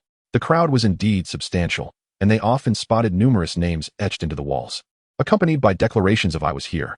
In the distance, the Great Wall snaked along the horizon. It was an impressive sight. Indeed, the ancients were remarkable. The only downside was the sheer size. Standing at the parapet, one felt as though the wind could easily topple them over. Heading north from the entrance, after a while of climbing, the sisters were panting heavily. "Give me your hand." Zhang Fan paused and extended his hand. Pei Wenwen promptly offered her left hand. Pei Shishir hesitated for a moment before extending her right hand. Zhang Fan took hold of both hands and began to ascend. Before long, they were both drenched in sweat. The two sisters carried a small backpack containing several bottles of water and snacks. After walking for a while, they paused to sip water and catch their breath before continuing their journey. After an hour and a half of intermittent climbing, they finally reached Bei Ba Lu. It was truly magnificent. As they caught their breath and surveyed the surroundings, they felt that the trip had been worthwhile. The grandeur was astonishing. Pei Shishir exclaimed. "The wisdom of ancient people is truly remarkable. Without any mechanical devices, they accomplished such monumental engineering feats through sheer human effort. Nowadays, even with large machinery, it is a challenge to construct a segment of the Great Wall. Truly impressive." Zhang Fan stamped his foot and remarked, "Have you heard of Meng Jiangnu crying at the Great Wall? Beneath our feet lie countless wronged souls." The sisters exchanged glances, speechless. Surely, they could refrain from such morbid comments at this moment. It was rather ungracious of him. The two little secretaries silently criticized him for his lack of charm. They took photos, first individually, then in pairs, and finally a group shot, enlisting the help of a gentleman. Pei Shishir's poses had become increasingly natural. When the gentleman returned the phone to Zhang Fan, he also gave him a meaningful look. The three heads huddled together to review the photos, all agreeing they turned out well. Zhang Fan noted that Shishir was becoming more poised. The sisters displayed different expressions. Pei Wenwen pursed her lips discreetly, while Pei Shishir's cheeks flushed slightly. After lingering at Bei Ba Lu for a while and admiring the distant mountains, they set off again. The descent was significantly quicker. Even without urgency, they reached the parking lot at the foot of the mountain in an hour. 2 hours of mountain hiking had left them fatigued. They had little desire to wander around, so they made a phone call and followed the driver to a restaurant. It was already noon, and the climb had drained their energy. They were ravenous, their stomachs pressed against their backs. After returning to their room for a quick wash, Zhang Fan intended to take a nap, feeling quite worn out. Just as he lay down, there was a knock on the door from the two little secretaries. Wrapping himself in a towel, he opened the door to find the sisters dressed as if they were about to go out. "Where are you two going?" Zhang Fan inquired, perplexed as he sized them up. How could they have the energy to shop after struggling up the Great Wall? Pei Wenwen replied, "We're going to Wangfujing." "Jiang Gu, are you coming?" "Not going," Zhang Fan said, lacking enthusiasm. "You two go ahead, and while you're at it, pick me up a dozen pairs of underwear." The sisters left in a huff, feeling that he was being deliberately troublesome. Asking for underwear was truly excessive. By now, it was nearly 3 o'clock. After wandering around Wangfujing, they found the merchants quite unfriendly. The prices were exorbitant, utterly unapproachable. They were continually deterred by the costs, feeling Wangfujing was akin to Nanjing Road, unfriendly to the less affluent. After a round of browsing, they bought nothing except a dozen pairs of underwear from a supermarket. The neatly packaged 6 pairs cost several hundred. The sisters felt awkward haggling and simply took the bag and left. They had never purchased underwear for a man before and felt quite embarrassed. Upon waking from his nap, Zhang Fan found it was nearly 5 o'clock. Just as he was about to make a call, there was another knock on the door. "Who is it?" "It's me," came Pei Wenwen's voice. Zhang Fan opened the door to see Pei Shishir just using the room card to unlock the door across the hall, while Pei Wenwen stood empty-handed at his door except for a small bag in her hand. "Here you go." Pei Wenwen handed the bag to Zhang Fan and dashed into the other room. Zhang Fan, puzzled, rummaged through the bag and immediately burst into laughter. Inside was a dozen pairs of underwear, each in a different color. They were becoming increasingly obedient, indicating that his guidance was yielding results. Zhang Fan tossed the bag aside and peeked into the other room, asking, "Did you two not buy any clothes?" Pei Wenwen complained. "The stuff at Wangfujing is outrageously expensive. We can't afford it." Pei Shishir added, "I heard things are cheaper at Wadayaku. Let's check it out tomorrow." Pei Wenwen remarked, "The internet says there are bargains at Wangfujing too, but we didn't find any." Zhang Fan inquired, "How expensive is it?" Pei Wenwen replied, "The cheaper ones are 500 or 600. Branded stores are over 1,000. That's not too expensive. With a monthly salary of 10,000. Why complain about buying something for 500 or 600? Zhang Fan glanced around. "Is 500 or 600 considered expensive?" "Of course it is," the sisters chorused. "We have no money." Zhang Fan was about to question where their salaries had gone when he suddenly recalled that the sisters had hardly earned much in the past 2 months, totaling less than 10,000. Although their meals and accommodations were covered, the cost of living in the magical city was high, and expenses accumulated quickly. The next day, Friday, was originally planned as the last day for shopping at Wangfujing. The items were indeed quite pricey, especially in major brand stores, which were not much cheaper than those on Nanjing Road. However, there were some bargains to be found. Several small shops had items priced in the hundreds. After browsing for a while, Zhang Fan asked the sisters, "Are you buying any clothes?" Pei Wenwen grimaced, "Too expensive, we can't afford it." Zhang Fan chuckled, "I can lend you some money." Pei Wenwen asked, "Will you want it back?" Zhang Fan stroked his head. "What a lovely thought. Do you think I would lend you money without expecting repayment?" Pei Wenwen looked disheartened, muttering, "I can't even pay back the previous loans. If I borrow again, I'd have to sell myself to repay." Zhang Fan retorted, "Can you really sell yourself for 300,000? Pei Wenwen was furious, grinding her teeth in frustration. Turning toward Dongfang Plaza, they spotted a Patek Philippe sign.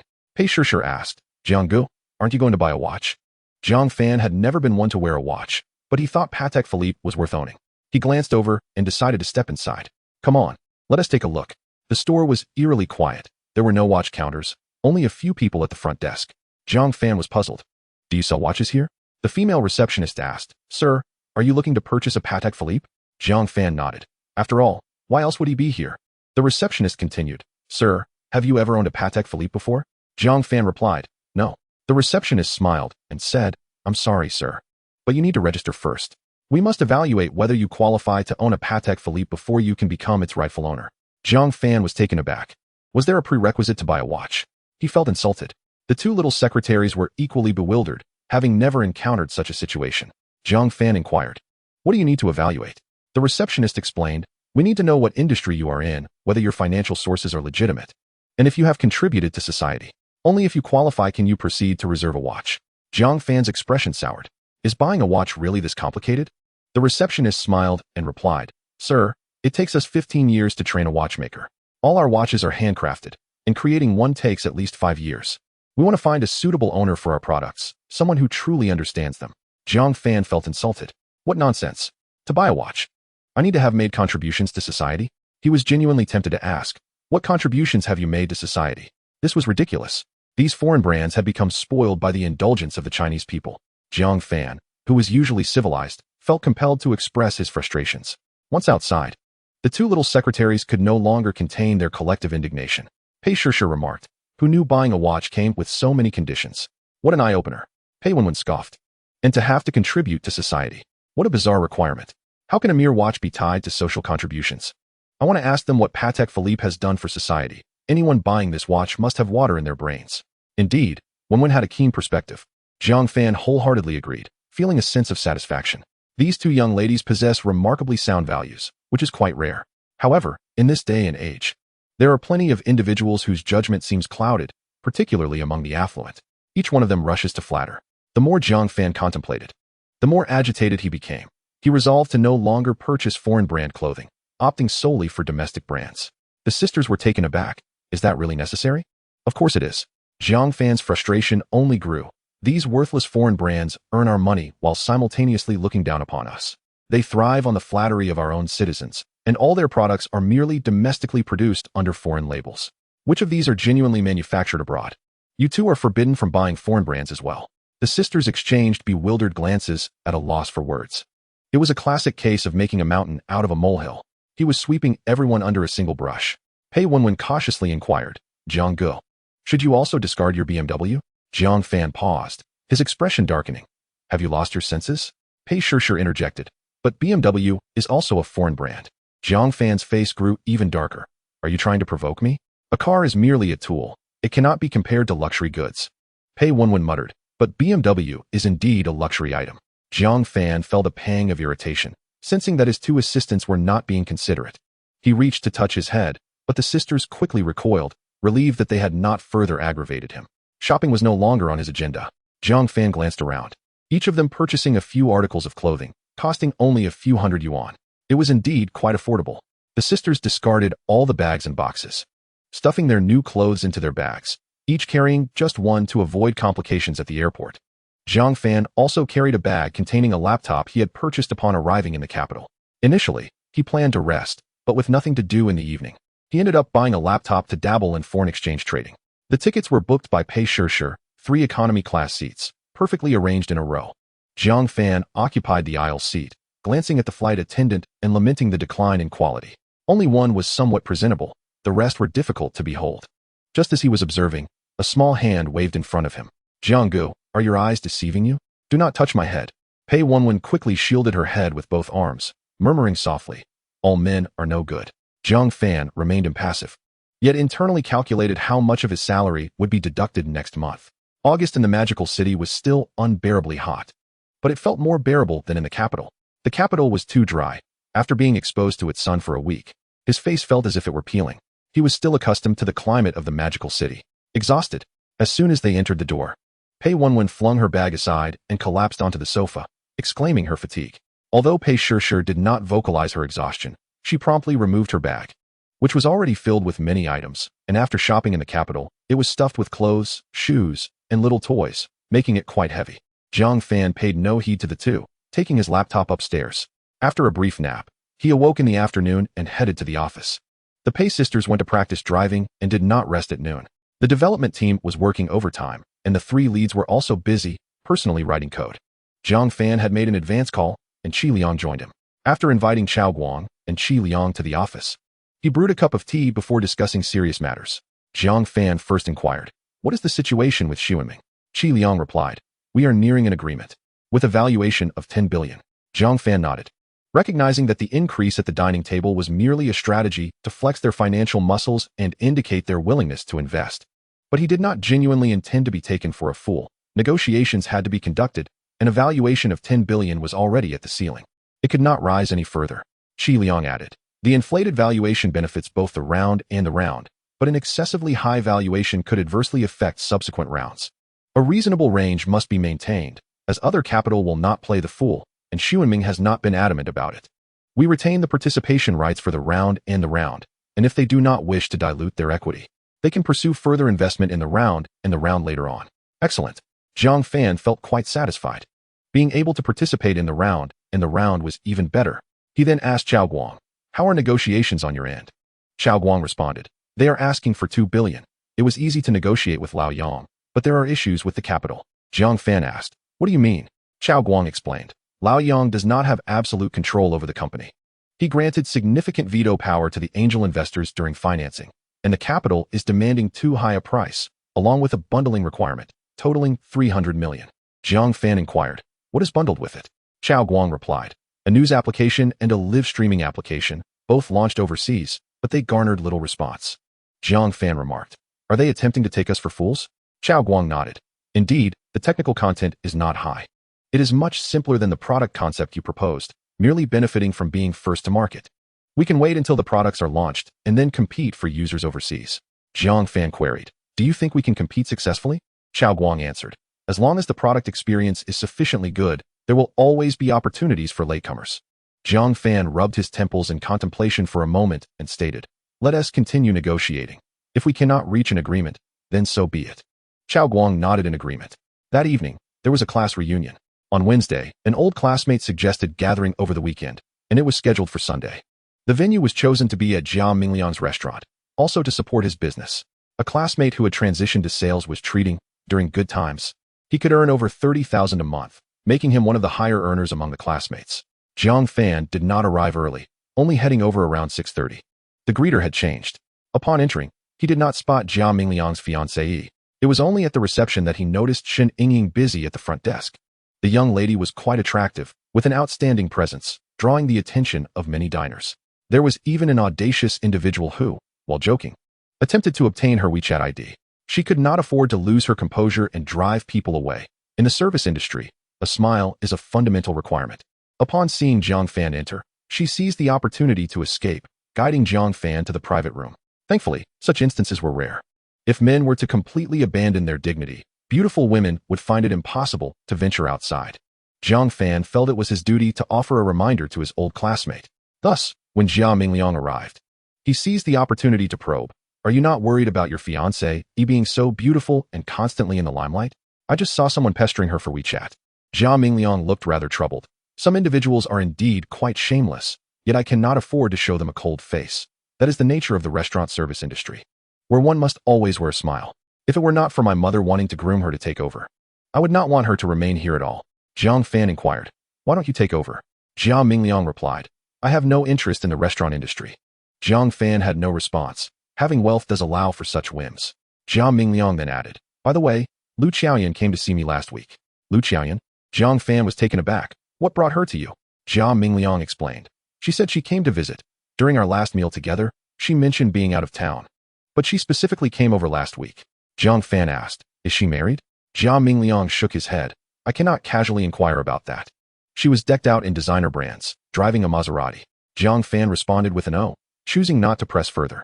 Lu Qiaoyan was the class belle, and back in school, more than half of the boys had a crush on her. Ultimately, she was snatched away by an older senior, shattering many hearts. And shortly after graduation, it was rumored they had split. She rarely attended reunions, only occasionally flaunting her villa and sports car in the group, seemingly dating a second-generation rich kid, which made many female classmates envious. Just as he was pondering this, old classmate Zhang Yimei set her sights on Jiang Fan. Jiang Fan, what secret conversation were you two having? Chapter 65. More people, more problems. What a statement. It was merely a conversation. Where was the secrecy? Jiang Fan chuckled. Lao Jia is introducing me to a girlfriend. Jia Mingliang laughed heartily, remaining silent. Zhang Yimei grinned. Would you like me to introduce you to someone? Sure. Jiang Fan thought she was joking. Zhang Yimei remarked, last month, a young girl joined our factory. Not only is she quite beautiful, but she also possesses a commendable work ethic and a knack for managing her life. I believe she would be an excellent match for dating or even marriage. Jiang Fan was momentarily taken aback. Are you joking? Zhang Yimei retorted, who is joking with you? Jiang Fan, feeling awkward, shook his head repeatedly. Forget it. I will remain single. This city, Mo, is not a suitable place for the impoverished to pursue romance. Perhaps when I win 5 million in the lottery, I might reconsider the idea of finding a girlfriend. The other single men shared his despondence. Indeed, Mo is not conducive for the less fortunate to engage in love. No matter how beautiful the love, it cannot withstand the harshness of reality. After repeated disappointments, the outcome will inevitably lead to a reorganization of relationships. On Monday, Jiang Fan entered his office from the secretary's room but retreated halfway, stealing a glance at the secretary. El Xiaomi had arrived early and was busy wiping down the desk. She was dressed in a professional outfit today, a white round-collared shirt and black tailored trousers, exuding a sense of competence. Jiang Zhou. Upon seeing Jiang Fan enter only to exit again, El Xiaomi was puzzled and promptly greeted him. Jiang Fan nodded without a word and re-entered. The professional attire suited her well. Having not seen anyone for a week, several executives took the opportunity to report on their work in turns. Although Jiang Fan was not particularly attentive to other matters, he noticed a sudden spike in employee turnover last week. In just over a month, a significant number of employees had left, a situation that could not be ignored. It was one thing for a few to depart, but for over 10 to resign at once indicated a serious issue. The primary concern seemed to be team coordination. Wu Yinmei reported candidly. There are several small teams under each of the 3 development teams. When opinions clash and coordination falters, problems arise easily. I believe we need to reflect seriously on the unity of our team's objectives, especially among the leaders of the development teams. They must not solely focus on coding, but should dedicate more energy to effectively leading their teams and ensuring that capable individuals are assigned to the appropriate development groups. Only in this way can we achieve greater unity of purpose and enhance development efficiency. Otherwise, we will only see further attrition. Zhang Fan's phone rang. It was a call from his old classmate, Zhang Yimei. Zhang Fan, puzzled, answered nonchalantly, "Old classmate." Zhang Yimei said, "Zhang Fan, I have arranged for that girl to have lunch with us this afternoon." Zhang Fan was bewildered. Had he not made himself clear the previous day? He quickly replied, "Please, don't joke with me. I truly do not have the heart for this right now." Zhang Yimei's tone rose slightly. "I am not joking. I have already made plans. You can handle it as you wish." Zhang Fan felt overwhelmed. "Please spare me. I was clearly joking last night." Zhang Yimei became annoyed. "Are you still a man? Stop being so wishy-washy. I've already set it up, so you better show up. If you stand me up, don't call yourself my classmate." She hung up. Even a girlfriend was being arranged for him. Zhang Yimei's voice had been somewhat loud, and Wu Yinmei overheard, struggling to suppress her laughter. Zhang Fan set down his phone, remaining composed. As long as he was not embarrassed, the awkwardness would fall upon others. "Let us gather everyone to discuss." Zhang Fan rubbed his forehead and called out to his secretary, "El Xiaomi, come here." In the clattering of high heels, El Xiaomi hastily approached. "Did you call for me?" "Zhang Zong." Zhang Fan instructed, "Please invite a few directors and the heads of the development teams for a meeting." "Understood." El Xiaomi acknowledged and immediately made the calls. Shortly after, all the executives except Qi Liang and Chao Guang arrived. Zhang Fan remained silent as Wu Yinmei outlined the issues. Each person shared their opinions and engaged in discussion. Zhang Fan inquired of Chen Yunfang, "How is that booklet coming along?" Chen Yunfang replied, "It is basically finalized." Zhang Fan retrieved the draft he had previously asked El Xiaomi to prepare and handed it to Chen Yunfang. "Please review it thoroughly and add anything necessary before distributing it. From now on, we must shift our focus to unity of objectives and team building." Chen Yunfang nodded. "With over 1,000 employees, our management mindset must elevate to a higher level. The key is how to unify objectives and effectively lead the team to enhance execution and efficiency. We should also modernize our support services. I believe we can provide free late-night snacks for employees working overtime, enhancing service to promote goal alignment and team cohesion." This was a clear critique. Su Feng and Gu Feng remained silent. They were well aware of the circumstances below, having been brought in with their teams. Naturally, when selecting heads for project development groups, they would first use their own people. However, with so many new hires, each team now exceeded 300 members. Among them, there were certainly highly skilled individuals, and no capable person would willingly accept leadership from someone less competent, making errors inevitable. Zhang Fan did not hold back, delivering his critique plainly. The two had nothing to retort and were compelled to reflect seriously. Everyone's interests were aligned, making decisions straightforward. The small meeting concluded, and it was already 11:30. Zhang Fan invited everyone to lunch and included El Xiaomi in the invitation. After sitting at his computer for a while, he grew impatient with the half-hour wait. He stepped out for a brief walk and noticed El Xiaomi asleep at her desk, peacefully slumbering. He checked the executive offices. Some were resting at their desks, while others were lounging on sofas. By 1 o'clock, the stock market had opened. After adjusting his portfolio, it was nearly 2. The secretary's office filled with the sound of a ringing alarm, accompanied by sleepy groans, followed by the clattering of high heels. Clearly, they had not anticipated that Zhang Fan would still be working in the office. Zhang Fan felt a twitch of his cheek. Was he truly that intimidating? He called out, "Come here for a moment." El Xiaomi stood at the door, looking somewhat embarrassed. "Zhang Zong." Zhang Fan asked, "Can you drive?" El Xiaomi replied, "Yes, I can." Zhang Fan responded, "Good, accompany me out this evening." "Okay," El Xiaomi replied, feeling quite anxious about accompanying her boss at night, sensing that it might not bode well. However, she could not refuse, as it was part of her duties as a secretary.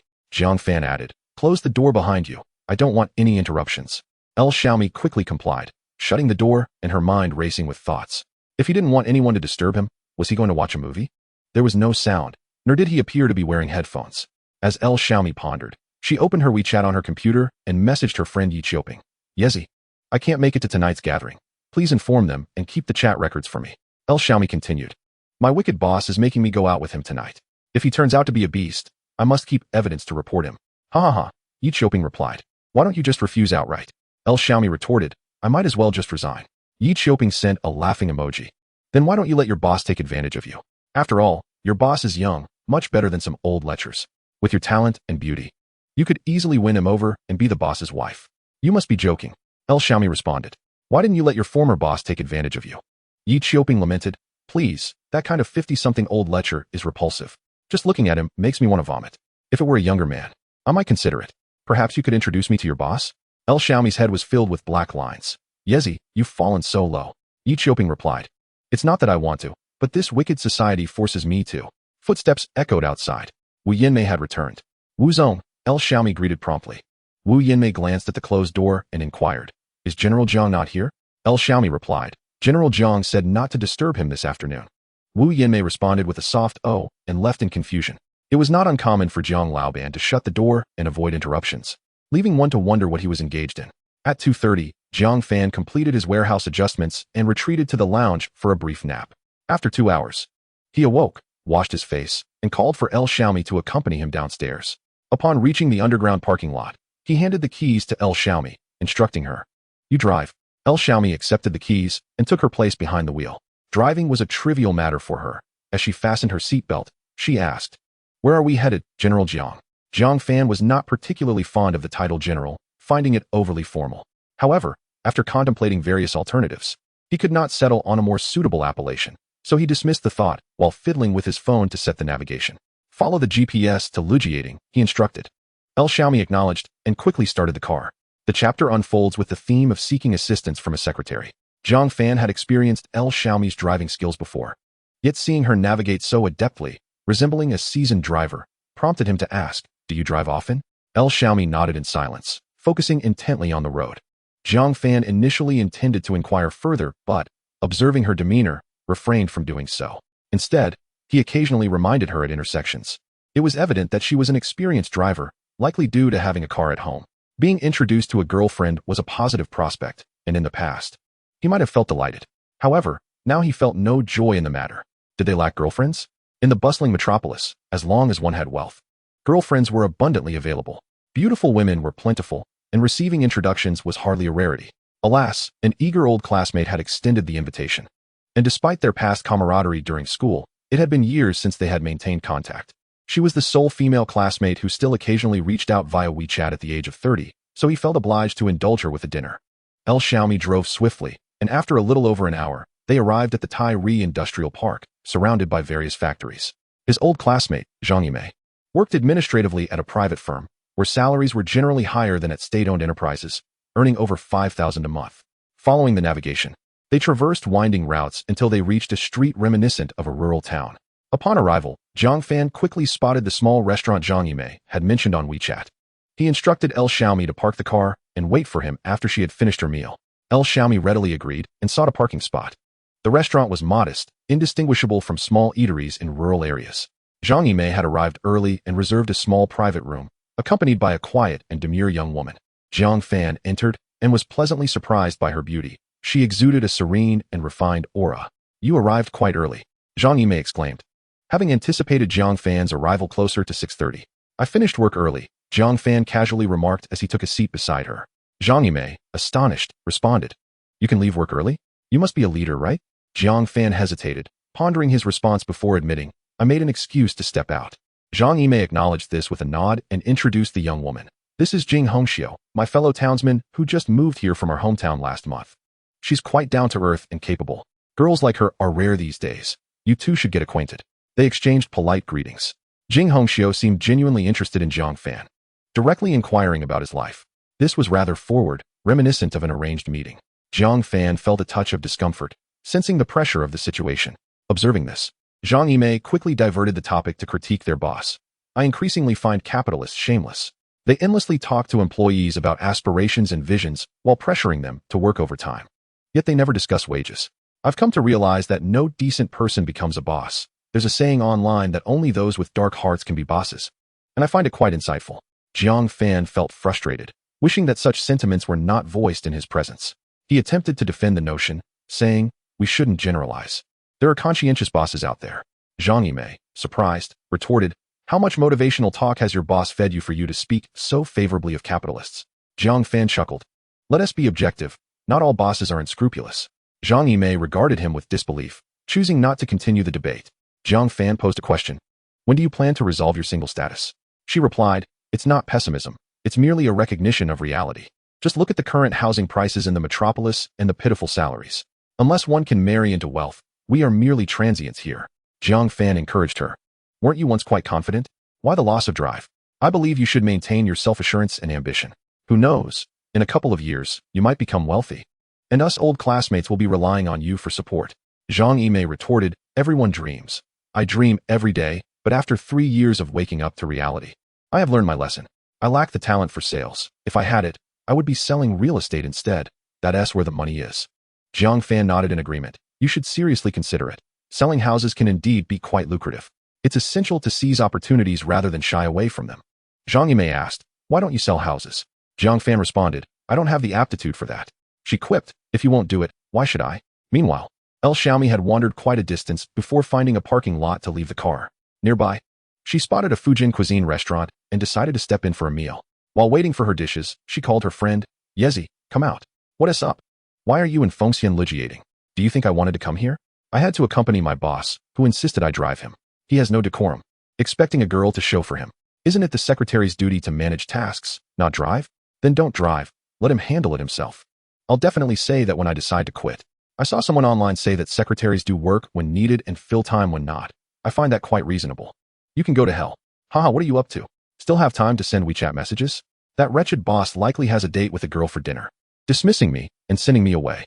Now I'm eating on a deserted street, and after my meal, I have to wait in the car for a call. It's infuriating. You're out of luck. With that flat chest, our boss probably wouldn't look your way. You rotten rice, I'm cutting ties with you. Haha. El Xiaomi felt a rush of joy, finally experiencing a sense of vindication. Back at the restaurant, Jing Hongxiu had stepped away to the restroom. Zhang Yimei immediately turned to Jiang Fan with a scrutinizing gaze. What do you mean? Do you not find her appealing? No. Jiang Fan quickly shook his head, inwardly grumbling. As adults, it would be preferable to speak with a touch of subtlety rather than bluntness. Are you not weary of making missteps? Zhang Yimei is remarkably forthright, never veering from the point. What do you mean by that? This and that. Jiang Fan is pondering how to articulate his thoughts. Zhang Yimei, visibly annoyed, responds. What is this and that? If it's acceptable, then it is. If not, then it is not. Why beat around the bush? In the past 2 months, I have observed that you have become increasingly slippery, like a seasoned trickster, full of convoluted thoughts. Jiang Fan rubbed his scalp, contemplating the lessons learned from his past misfortunes. Surely, at over 30, one ought to have gained some wisdom. After organizing his thoughts, he finally said, to be honest, I currently have no intention of pursuing a girlfriend. Please, do not glare at me. As a woman, you ought to exhibit a bit more composure. Being so impatient may jeopardize your chances of marriage. Zhang Yimei, having reached her limit, retorted, my prospects for marriage are not your concern. What is your attitude? Please clarify. Jiang Fan shrugged. I genuinely do not wish to seek a girlfriend. Must you concern yourself with it? Zhang Yimei scrutinized him. How is that possible? Do you already have someone? Jiang Fan shook his head, no? Zhang Yimei expressed her confusion. This shouldn't be the case. If you do not have a girlfriend, why not consider Jing Hongxiu? Jiang Fan, at a loss for words, replied, I am simply not interested in women. Is that acceptable?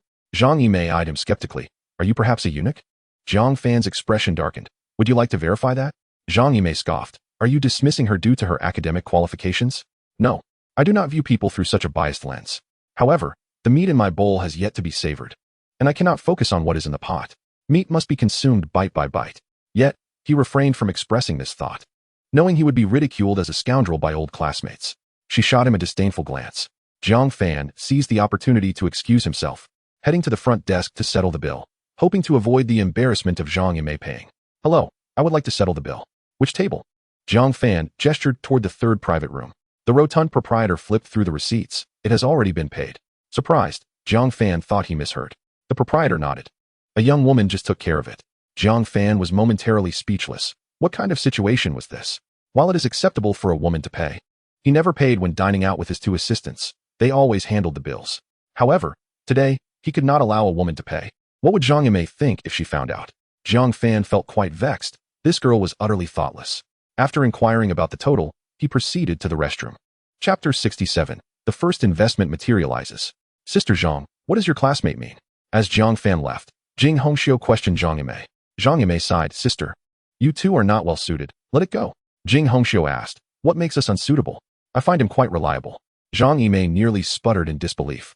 Thinking that man was as slippery as they come, he clearly had no interest in her. She felt a twinge of resentment toward Zhang Fan, but could not voice it. So she merely replied, "You two are truly not compatible. Just leave it be." Jing Hongxiu queried, "Does he not find me appealing?" Upon realizing the implication, she was disappointed. "Is it because of my educational background?" No. Zhang Yimei floundered, overwhelmed by the questions. She regretted her decision to play the role of the Good Samaritan, fearing it might lead to troubles for both of them. The two of them decided to halt the discussion on the matter. After sitting for another half hour, their meal nearly finished, Jing Hongxiu glanced at Zhang Fan, holding her phone.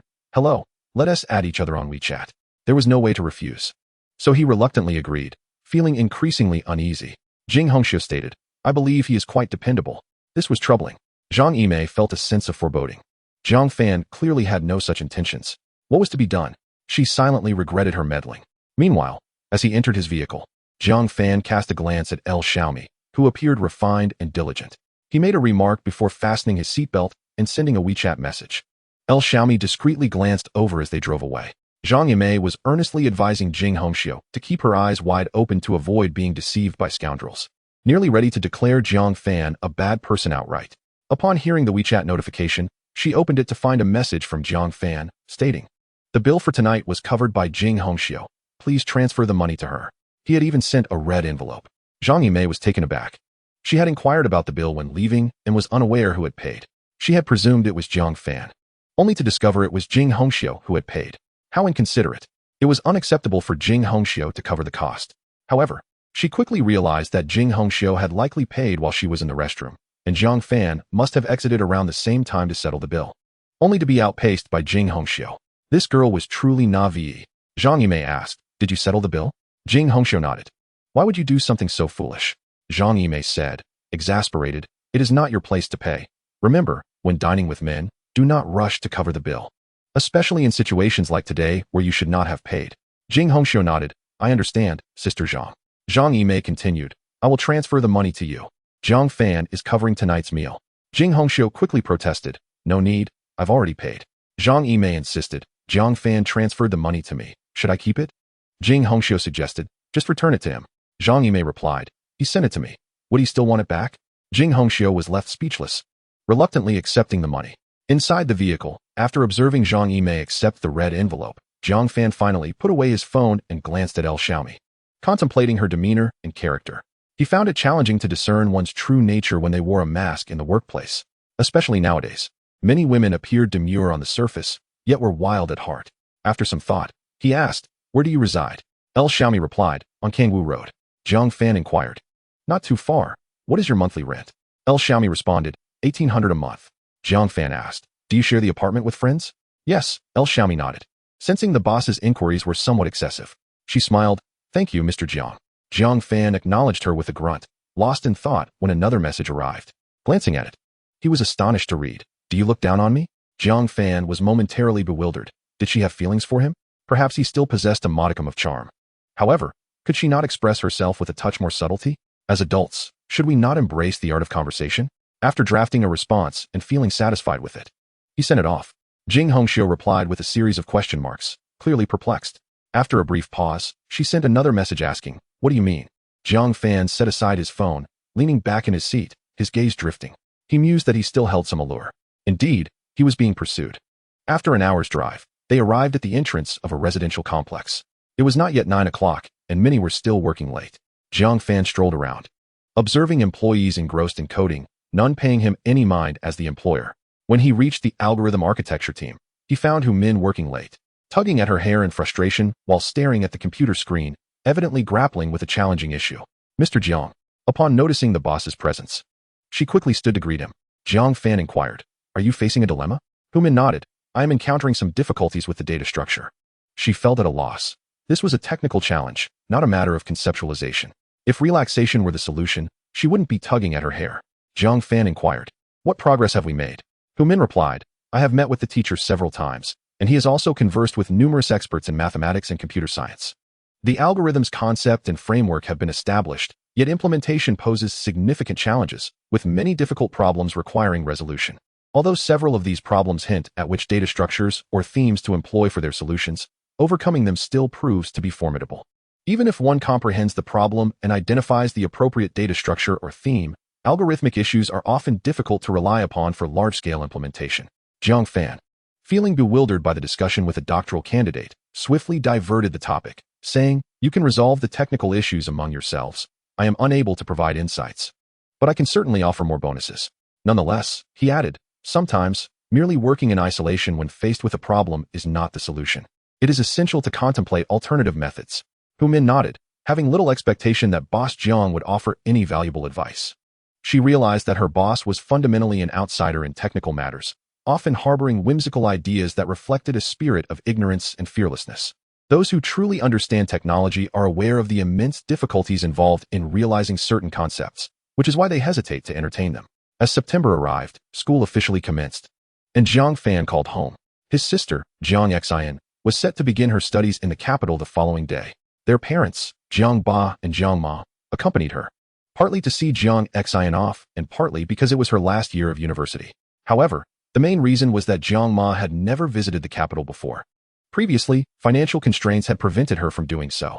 Now that her son had provided a substantial sum of money, there was no longer a need to worry about expenses, allowing them to take the opportunity to behold the capital. Zhang Fan urged his parents not to be frugal and to purchase whatever they desired, even suggesting that acquiring a building to become a landlord would not be out of the question.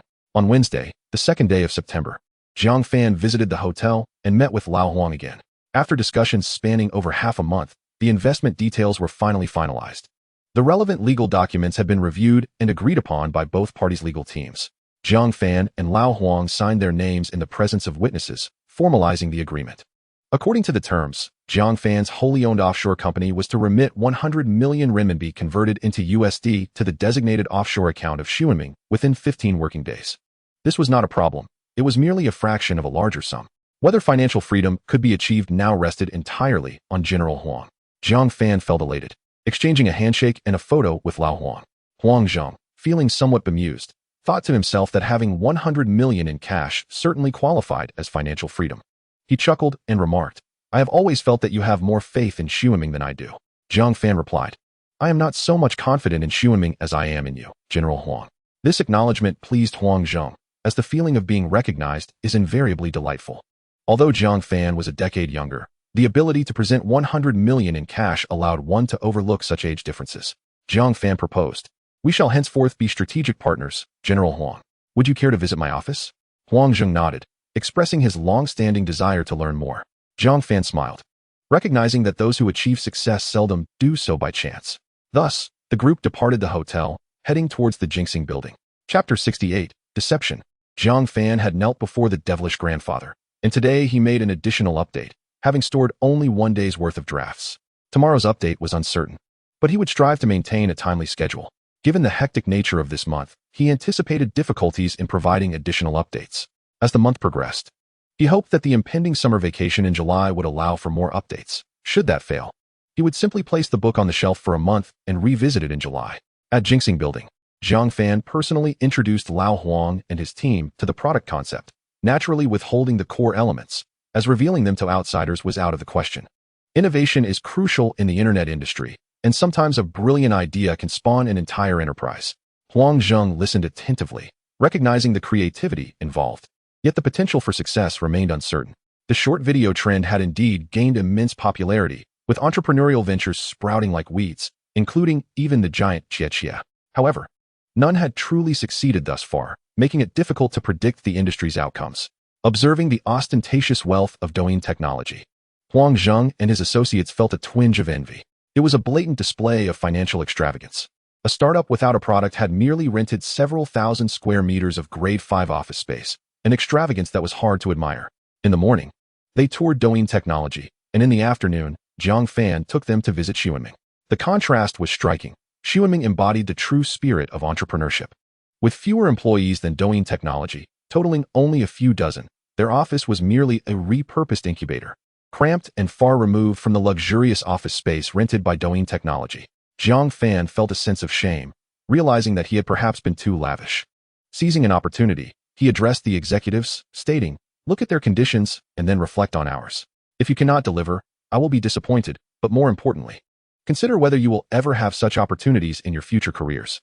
The executives felt significant pressure. With the boss providing the necessary funds, they had no excuse for failure. And the prospect of falling short was indeed daunting. That evening, both teams dined together, with many key personnel in attendance. After sharing drinks, camaraderie among the men began to flourish.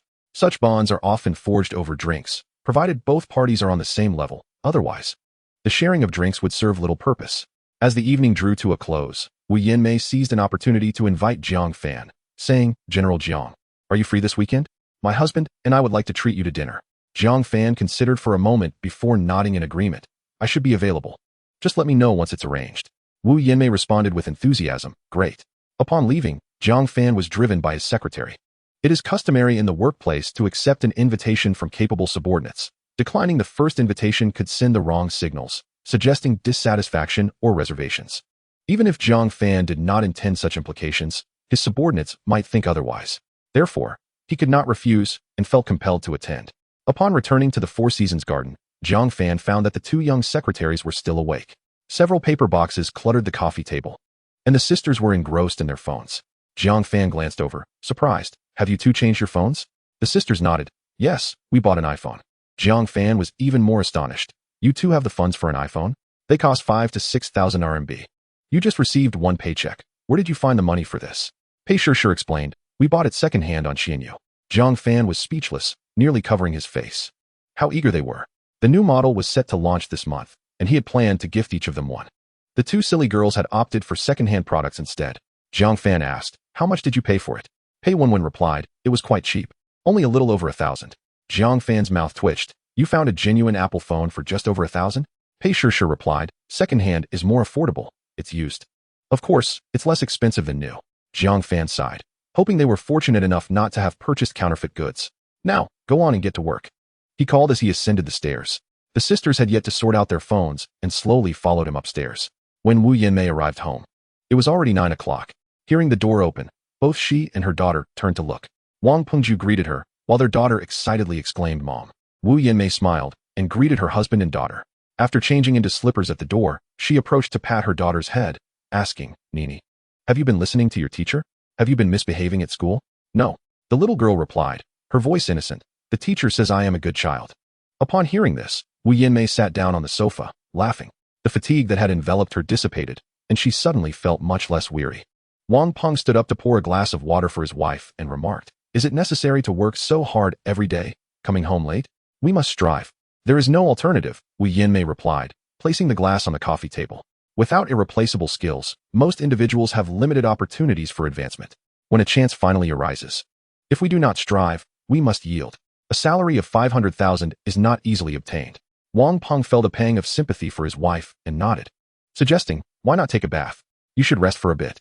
Wu Yanmei, feeling somewhat fatigued, decided to rest before bathing. She took a sip of water and inquired, "Do you have time this weekend? Let's invite the boss to dinner." I attempted to extend an invitation today, and the boss agreed. Wang Peng replied, "Your matters are of utmost importance. I will delegate my weekend plans to someone else." Wu Yanmei smiled. "Our boss is a post-90s individual. Be prepared. Don't let it dishearten you." Wang Peng grimaced, "I am already disheartened." Wu Yanmei chuckled. "We, the post-80s, are diligent workers. Whatever the boss says goes. This time, you will have the opportunity to observe the differences between a post-90s boss and those from the 60s, 70s, and 80s. Take note and absorb this experience." Wang Peng asked, "What differences are there?" Wu Yanmei replied, "You will understand upon meeting them. The post-90s boss and those from the earlier decades have significant disparities in their thought processes. Perhaps our boss is an exception. Not every entrepreneur starts with substantial funding. However, generally speaking, the post-90s mindset aligns more closely with contemporary mainstream thoughts.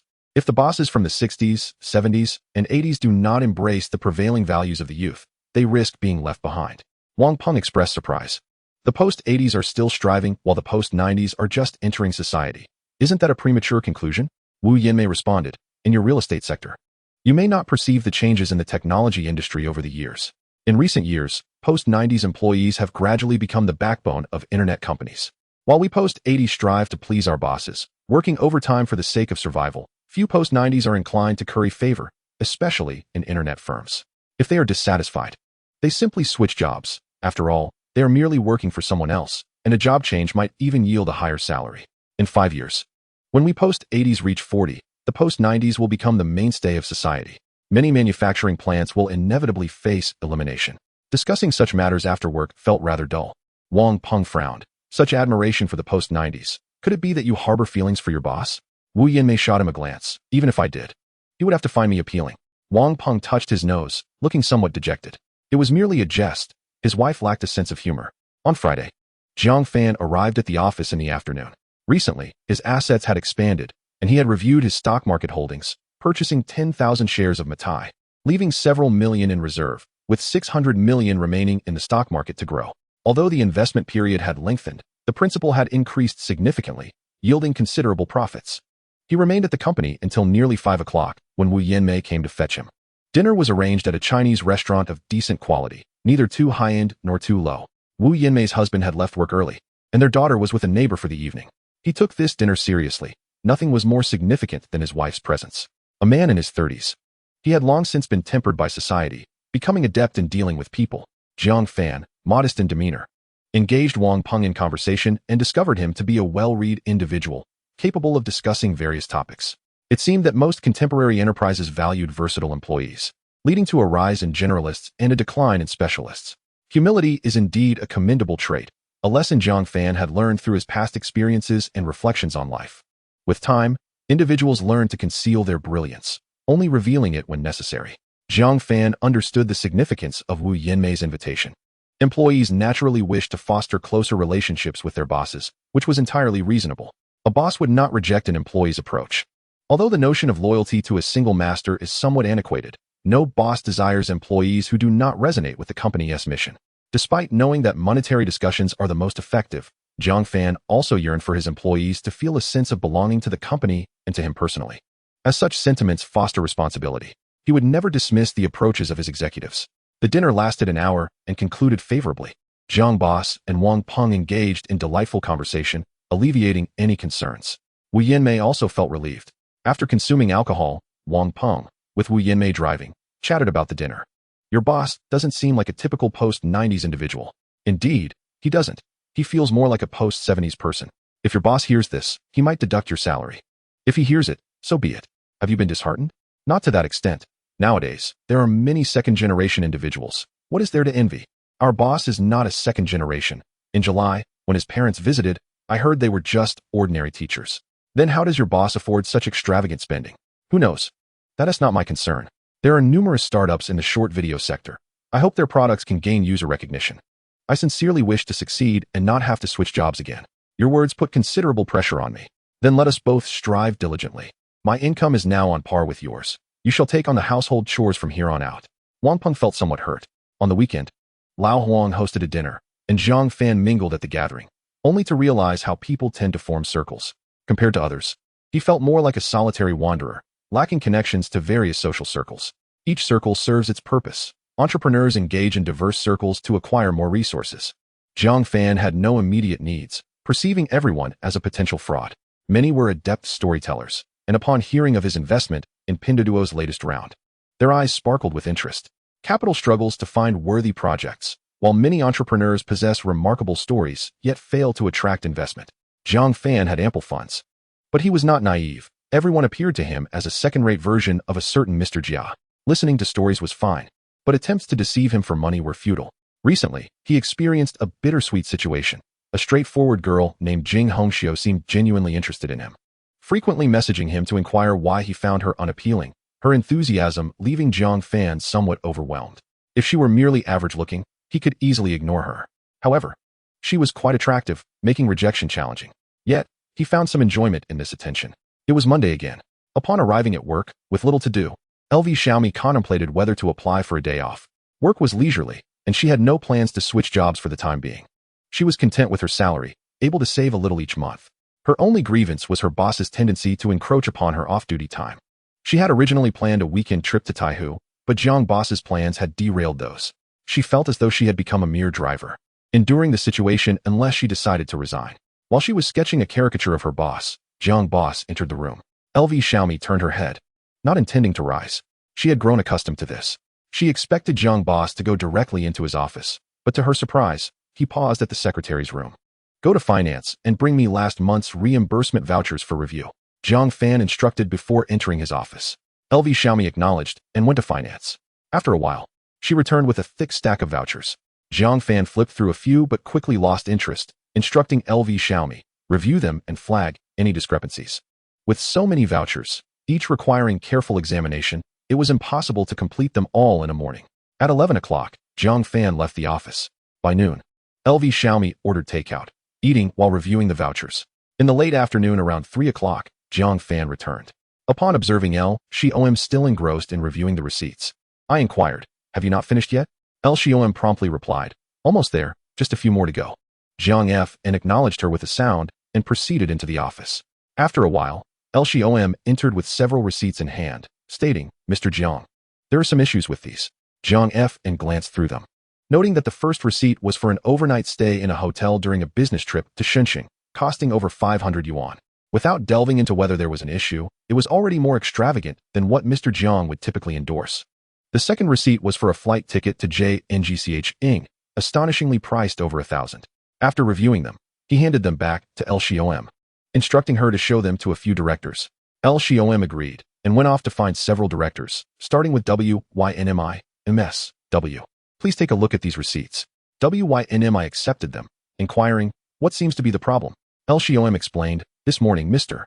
Zhang requested to review the reimbursement receipts from August and wanted you to look over these." Upon hearing this, WYNMI understood the situation and felt a headache coming on. Each receipt had its peculiar reasons. Some reflected urgent flights necessitating expensive tickets, while others indicated stays at star-rated hotels for specific needs. The lack of direct inquiry from the boss implied a reluctance to pursue the matter further. The mere act of having the secretary present them was a reminder that explanations were unnecessary for now. Otherwise, he would have summoned individuals for a direct discussion. "I understand." WYNMI replied calmly, masking her inner turmoil. The delegation of signing authority had increased her responsibilities significantly. In the past, the final decision rested with the boss, and one could merely navigate through the intermediate stages. Now that the boss had stepped back from that role, she had become the final gatekeeper, bearing the weight of responsibility. This time, it was merely a reminder from the secretary. Next time, it could very well lead to a demand for explanations. L Xiaomi then sought out CEO Guing, but found him absent. She returned to report to Mr. Zhang. Zhang and made a brief remark. Complimenting the secretary, "You look quite nice in your professional attire." L Xiaomi felt a moment of confusion, inexplicably feeling a bit uneasy. On Wednesday, Zhang expressed his dissatisfaction, rubbing his temples. Was the negotiation unsuccessful? CEO Guing nodded. "The investors' expectations are too high." "Then let it go," Zhang replied. CEO Guing, harboring a degree of sympathy for his old friend, reflected on the brutal nature of competition within their industry, with countless examples to illustrate. Although Zhang Fn's capital strength remained somewhat ambiguous, the glimpses he had seen were already quite astonishing. CEO Guing sensed that his old friend was likely headed for a tragic outcome. This judgment stemmed from two primary factors: the disparity in capital strength, which often dictated the survival of startups, and the product concept, where Zhang Fn's vision and positioning appeared markedly more mature. Should product development proceed smoothly and launch as planned, the likelihood of his friend's failure was significantly heightened. Attempting to pivot from export to domestic sales would undoubtedly prove challenging. After returning to his office, he called L.O.Y.ing, saying, "L.O.Y.ing, our boss is displeased. Take heed." L.Y. remained composed, replying, "I am prepared." CEO Guing refrained from further conversation and ended the call. They were destined to become competitors, and there was little left to discuss.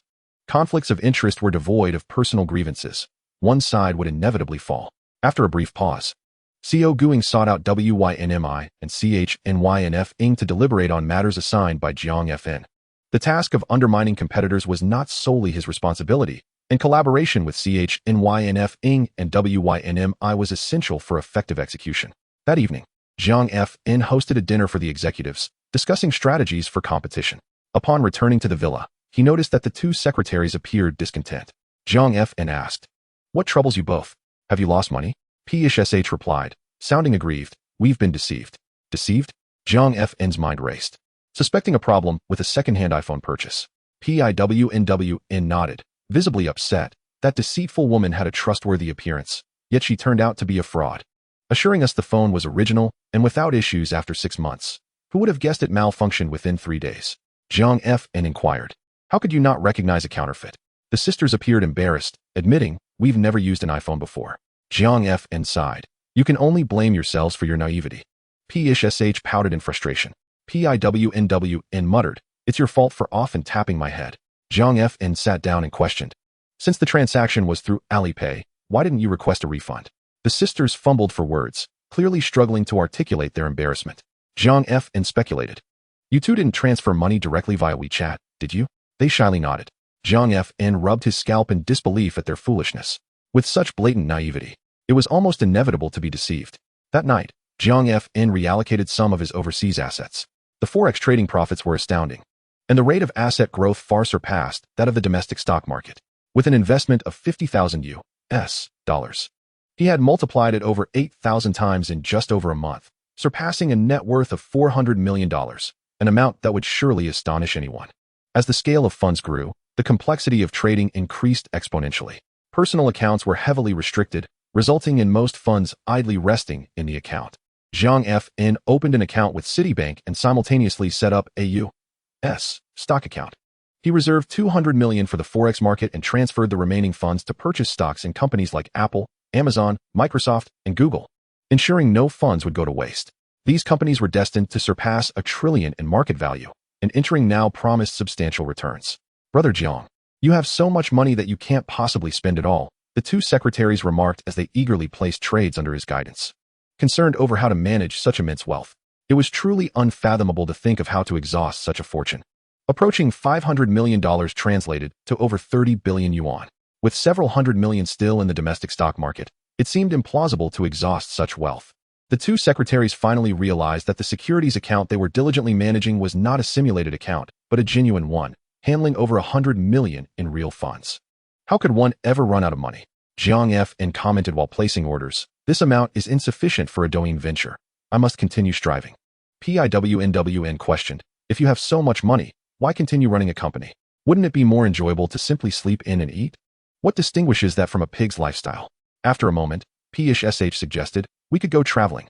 Zhang Fn responded affirmatively, "You two should diligently learn English. Once proficient, we can travel abroad." The sisters perked up immediately, resolved to pick up their textbooks the following day. They worked until 3 in the morning before shutting down their computers to sleep.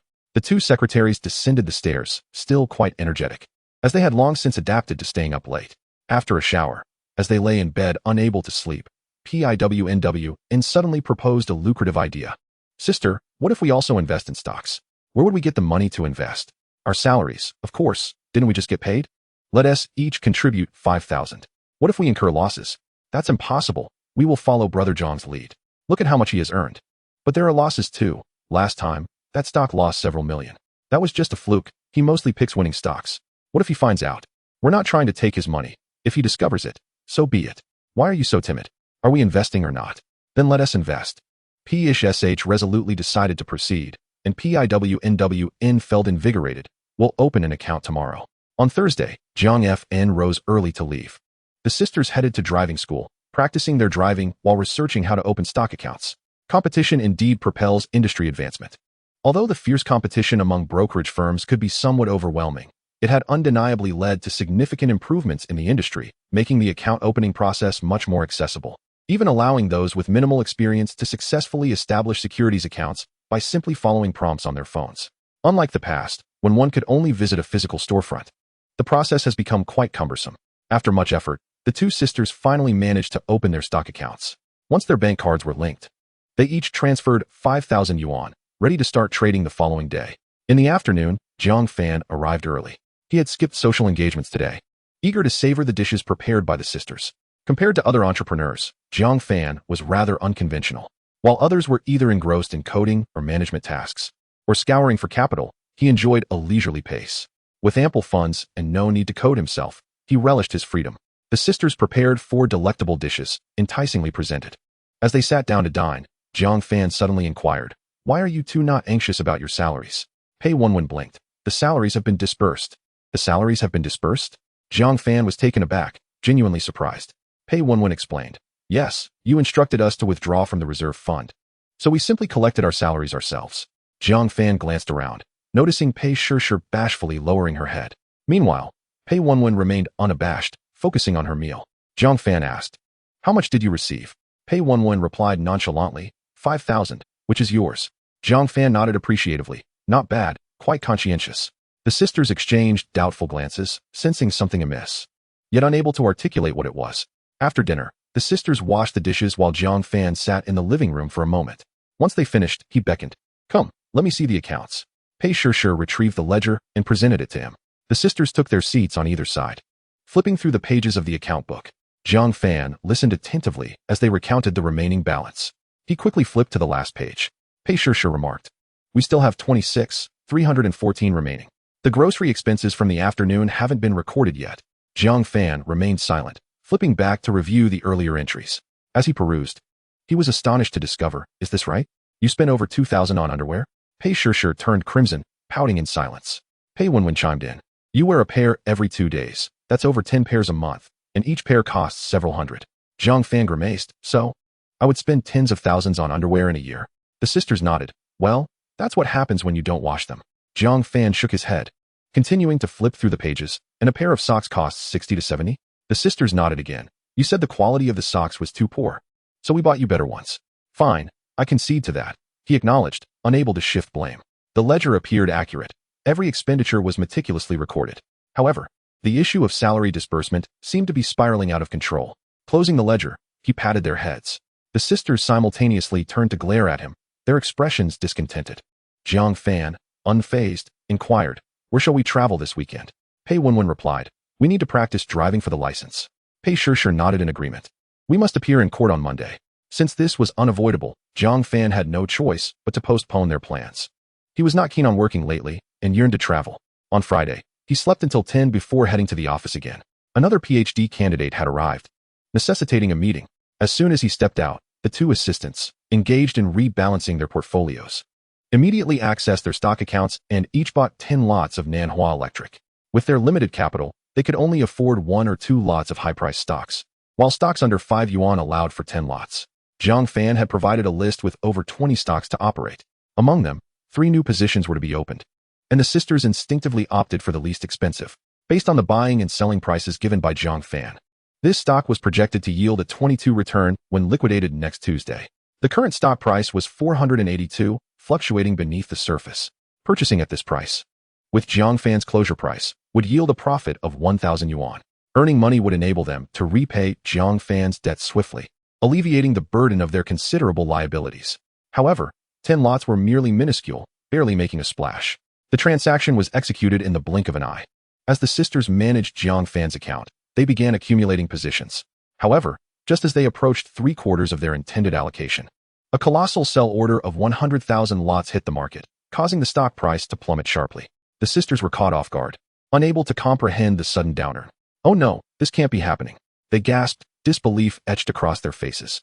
How could such a misfortune strike? Surely, it couldn't decline like this. They felt overwhelmed, as if clouds of despair hovered above them, and their vision darkened, nearly causing them to faint in distress. Although Jiang Fan occasionally faced setbacks, the sisters had gradually begun to understand that this was not merely a blunder on his part, but rather an ambush by others, albeit a rare occurrence. Yet, why had such calamity befallen them? They felt utterly despondent. The year seemed fraught with misfortune. First, they incurred a hefty debt after a mishap involving a Rolls-Royce. Then they were defrauded after helping an elderly lady, and now they faced yet another setback with their investments. It felt as if bad luck dogged their every step, even in seemingly innocuous endeavors.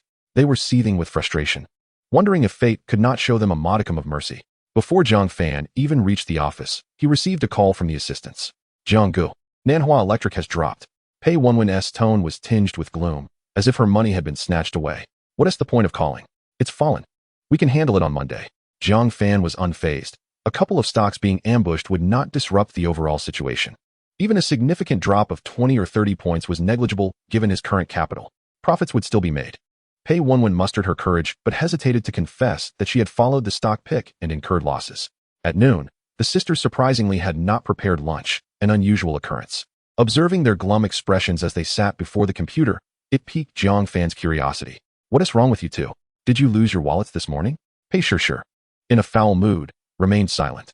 Pei Wenwen, with a sorrowful face, replied, Jiang Gu, we lost money. Jiang Fan's interest was piqued. What caused the losses?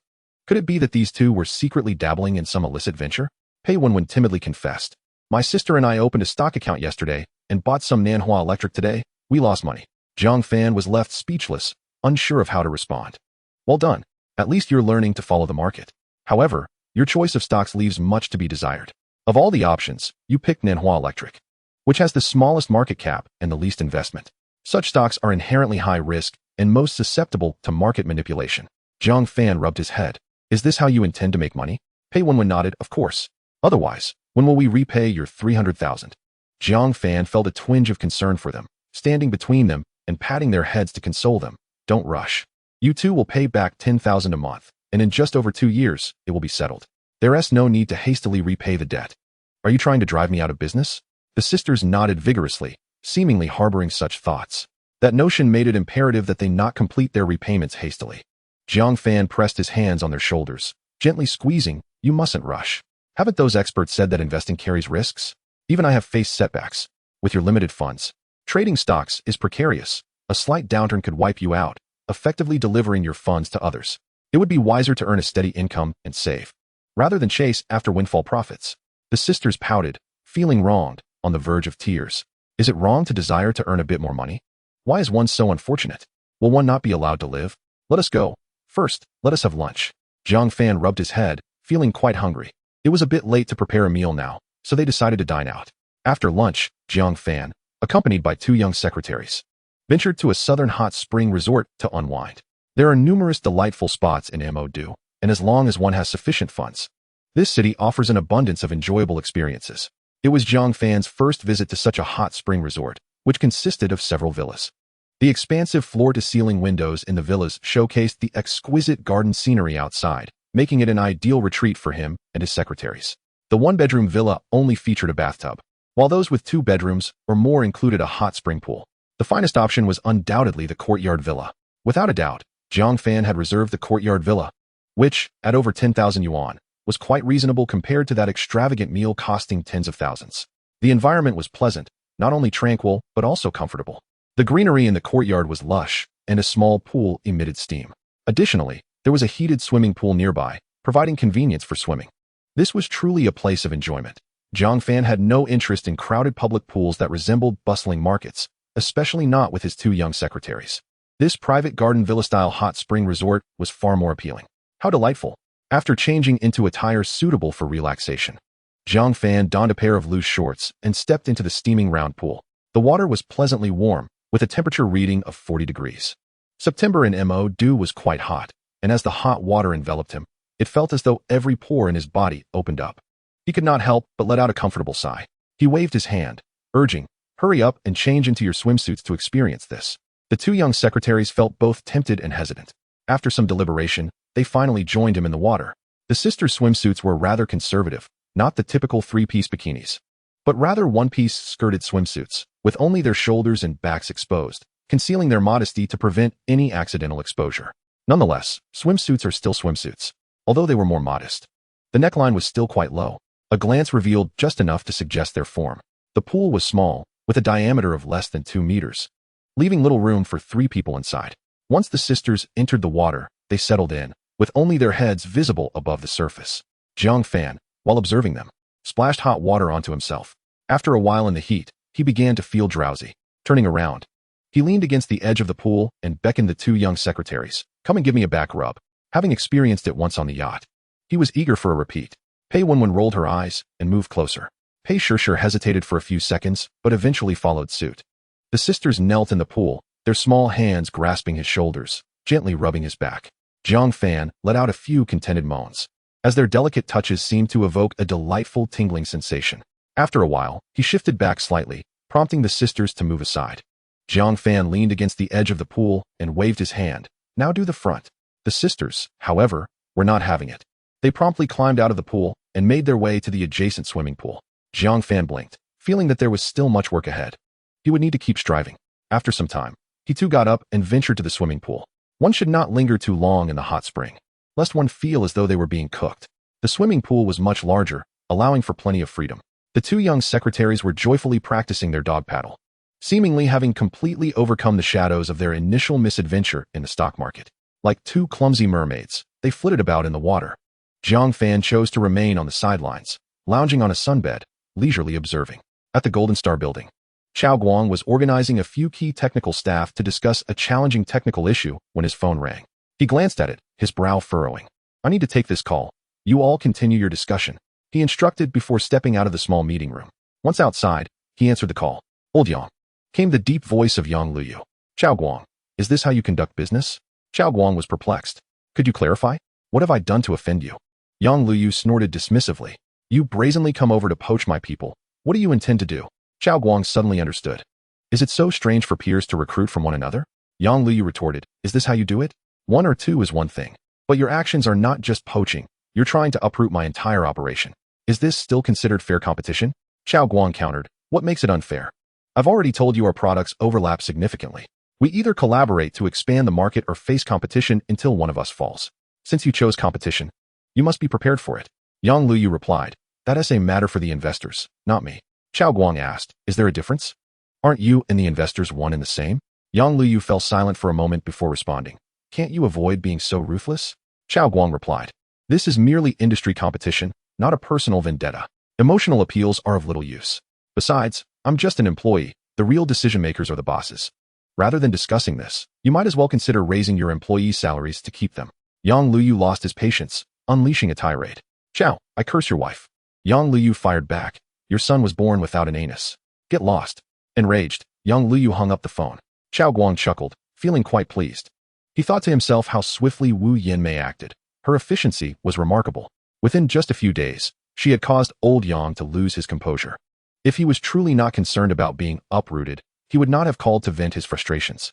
Competition in the internet industry has always been brutal, akin to a bloody battlefield. People are inherently driven by profit. As long as the compensation is adequate, no one is beyond reach. To avoid being poached, one must simply raise salaries, and it becomes a question of who is willing to spend. While this might elevate the personnel costs at Douyin Technology, it would similarly inflate the costs for competitors. Ultimately, the struggle would escalate to a matter of capital. Douyin Technology is not short on funds. Boss Zhang has already provided the necessary backing. It remains to be seen how long old Yang can endure and how long the over $1,000 million in funding can last. If personnel costs are too high, it is likely that it would all be consumed in just a few months. If one wishes to avoid burning money, they must brace themselves for the inevitable loss of talent. Meanwhile, as long as the tasks are executed flawlessly, one could secure a substantial reward. At the Hot Spring Hotel, Jiang Fan floated in the deep end while the two young secretaries splashed about in the shallow end. Having checked in yesterday, they had yet to leave. The more relaxed they became, the less inclined they were to move.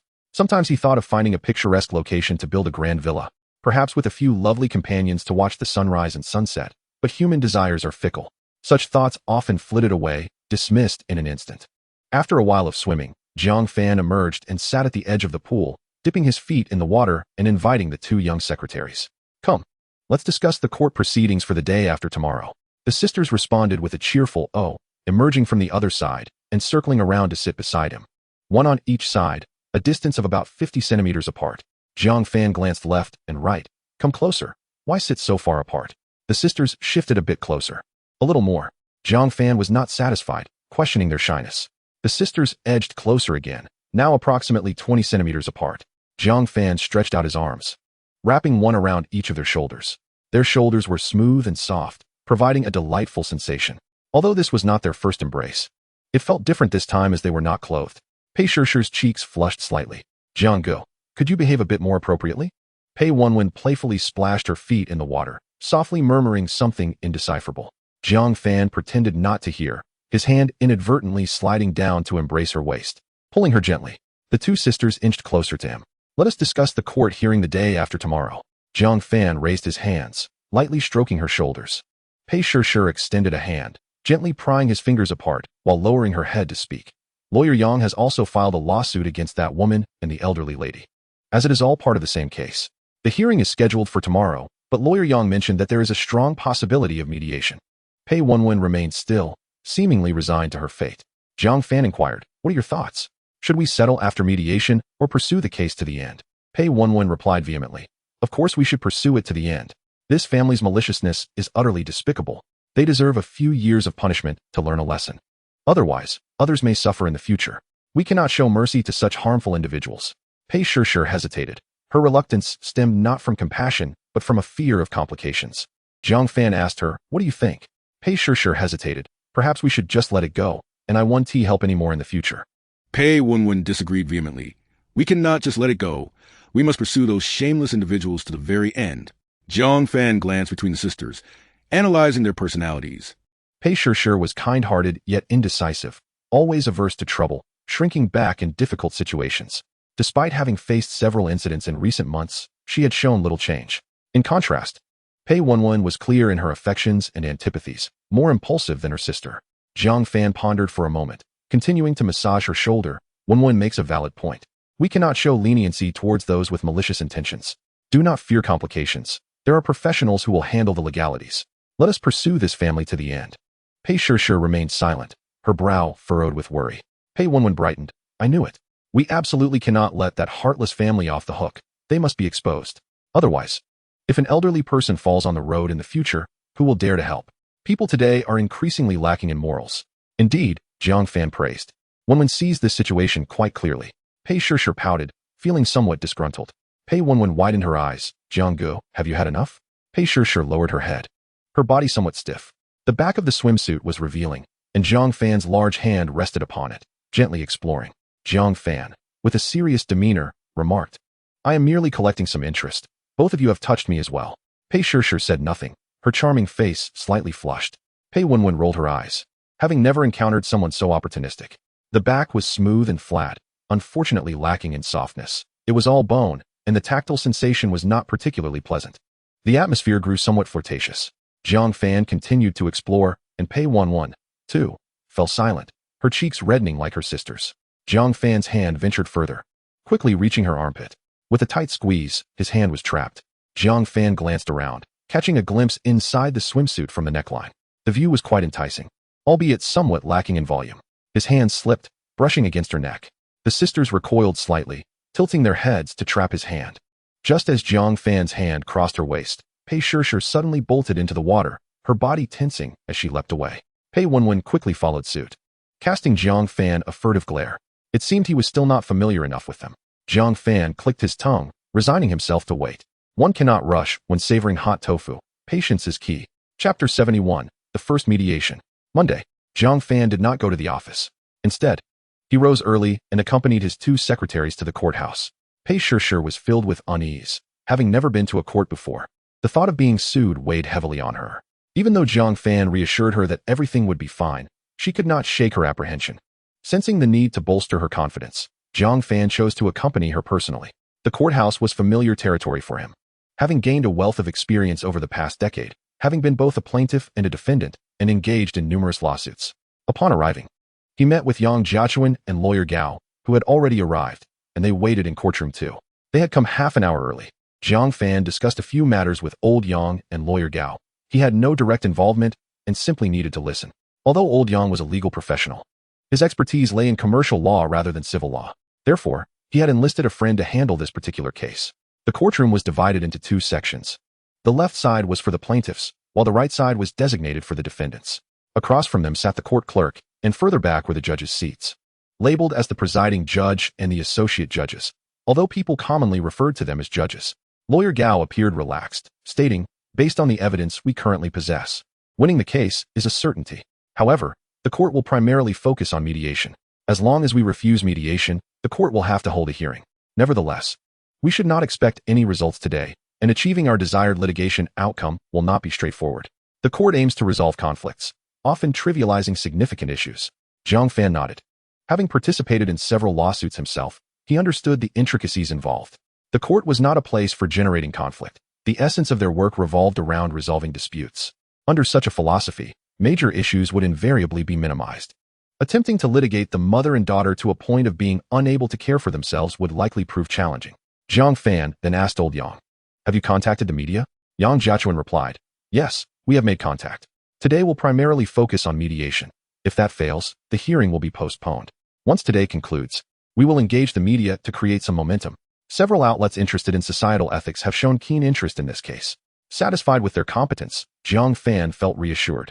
Engaging in a lawsuit was an intricate endeavor. Merely having a cursory understanding of the law would not suffice to win a case. Inflicting a lesson on that mother-daughter duo would be difficult, even with solid evidence, as the court would likely minimize the matter. Thus, they would need to generate media interest. Once social opinion gained traction, the court would find it challenging to downplay the situation, given the moral degradation and adverse impact of this case. If the court wished to avoid public backlash, they would need to provide the public with satisfactory explanations. There would be no room for trivialization. The Pei sisters sat nervously behind the defendant's bench, eventually managing to relax. They pulled out their phones to check the stock prices, noting that Nanhua Electric was still in decline. It had opened with a direct limit down. A massive sell order of 300,000 shares had locked in the limit down, but there were no buyers. Even attempting to liquidate their positions was futile. Zhang Fan's 8 million had not been liquidated, and the sisters' 10 small orders were even less likely to escape. In a market where prices were the same, trades were executed based on volume. Clearly, the main players were determined, allowing no room for escape. 8 million was inconsequential for Zhang Fan, merely one among many investments. Even if it were seized by the landlord, it would not hinder his ability to profit. However, 5,000 yuan was all the sisters had saved, and the thought of losing it made them want to cry. Nanhua Electric was not large, with a market cap of around 7 to 8 billion. If Zhang Fan were to take control, injecting a few billion would easily lift the stock price. However, he had no intention of engaging in such a thankless endeavor. Not only would he act as a buyer for others, but he would also incur substantial time and capital costs. Even if the stock price were to rise, profiting and exiting would not be straightforward. Moreover, the local authorities were cracking down on private equity and individual investors manipulating stock prices with large amounts of money. Just last week, someone had been taken away for questioning. Zhang Fan would not risk such actions. Instead, he preferred to seize the main player's profits. Although there were risks in snatching meat from the tiger's mouth, it was still preferable to being targeted by the authorities. Little did Zhang Fan know that the authorities had been monitoring him for some time. However, he had always conducted himself with integrity, never violating regulations, and had not caused any adverse effects, which was why he had not been summoned for a discussion. After waiting for a while, the plaintiffs arrived. The mother and daughter entered, ignoring Zhang Fan and the Pei sisters, taking their seats in the plaintiff's section. The Pei sisters exchanged glances, their anger boiling beneath the surface. These heartless individuals only existed to harm others. How could heaven allow them to continue living? Pei 11, filled with indignation, contemplated rushing over to voice her grievances. However, Zhang Fan restrained her and approached the pair of mother and daughter himself, standing directly in front of them. Scrutinizing their expressions, the elderly lady maintained a stern countenance, her face devoid of emotion as she avoided his gaze. Her daughter, in her 30s, wore a grim expression, her eyes directed at Zhang Fan with a hint of disdain. Zhang Fan clicked his tongue in surprise, exclaiming, "You certainly have the audacity to sue. This is quite unexpected." The female lawyer glanced at him twice, but remained silent. Neither Lao Yang nor Lawyer Gao spoke up, unsure of Zhang Boss's intentions. The woman, filled with animosity, retorted, "You collide with someone and refuse to take responsibility, yet you still find justification?" Zhang Fan's astonishment was palpable as he responded, "Your expression almost compels me to believe you. It seems you truly feel wronged. Elderly lady, have you no conscience? To extort 2 kind-hearted girls who assisted you, does your conscience not ache? Even if you prevail this time, do you truly believe that should you fall again, anyone would come to your aid?" The elderly lady remained silent, her face still set in stone. The female lawyer interjected, "Please mind your words. This is a courtroom." Zhang Fan shot her a dismissive glance and retorted, "Silence. You accept such cases, you lack integrity. If it weren't for your gender, I would have spat in your face. It is individuals like you who tarnish societal morals." Lao Yang and Lawyer Gao chose to remain silent, while the elderly lady and her daughter offered no response. The Pei sisters felt a surge of satisfaction, recognizing Zhang Ji's sense of responsibility.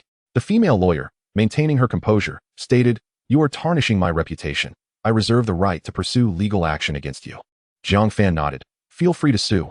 I will accompany you to the end." However, Mao Liping, society advocates for respect towards the elderly and love for the young, which is not an excuse for the moral decay of the elderly. "I hope you do not fall again in the future." Pei Shishir subtly gave a thumbs up to Zhang Fan, who opened his hand, signaling her. Pei Shishir's cheeks flushed as she furtively glanced at her sister, discreetly placing her small hand into his. Zhang Fan held her delicate hand, feeling as though it had no bones. Pei 11, ever observant, quickly caught onto their subtle gestures. Her large eyes widened as she scrutinized their faces. Zhang Fan remained as steady as a monk, while Pei Shishir's face burned with embarrassment as she endeavored to maintain her composure. Pei 11, with a mischievous glint in her eye, dashed to the other side and seated herself beside Zhang Fan. She then poked him in the waist. Zhang Fan glanced over, extending his right hand beneath the table to grasp her small hand. After half an hour, court officials entered, bringing with them an air of solemnity. The court session had not yet commenced. The officials instructed both parties to present evidence. The plaintiff's lawyer spoke first, adhering to the principle that the burden of proof lies with the claimant. The female lawyer clearly articulated the account of how Pei Shishir had knocked down the elderly lady, which was ostensibly based on the elderly lady's narrative, though it was equally possible that her daughter, Zhang Chunxue, had fabricated the story. She claimed to have felt a shove while admiring a flower in the greenbelt, leading to her fall. The Pei sisters felt their blood boil at the sheer shamelessness of the family. As for witnesses, there were certainly none, unless the elderly lady and her daughter managed to find someone to provide false testimony. If they had such capability, they would not resort to such disgrace for a mere medical fee. Material evidence was also non-existent. Thus, the so-called proof was merely the fabricated account of the elderly lady or her daughter. The defense then presented evidence. Lawsuits often became absurd, while the principle that the claimant bears the burden of proof was sound. The current case exemplified a predicament where the plaintiff clearly lacked evidence and could only fabricate their narrative. However, if the defendant contested the plaintiff's claims, they were required to provide evidence. If they could not produce compelling proof, they would be left at a disadvantage, and thus, in this era, it was often the accuser who held the advantage, particularly in civil cases where evidence was difficult to preserve. Fortunately, Zhang Fan had prepared in advance. Lawyer Gao first presented the police report, which contained statements from both parties, though that was not the crux of the matter. The key evidence lay in the testimonies of 3 eyewitnesses, which had been verified by the police and could not be falsified. The court officials, upon reviewing the testimonies, were already forming conclusions in their minds. When Lawyer Gao produced the video recorded by Zhang Fan, the situation became increasingly clear. Although the video could not directly prove that the elderly lady's fall was unrelated to the Pei sisters, Zhang Fan's repeated inquiries regarding the circumstances of her fall led the elderly lady to admit that she had felt dizzy and fell, also acknowledging her hypertension.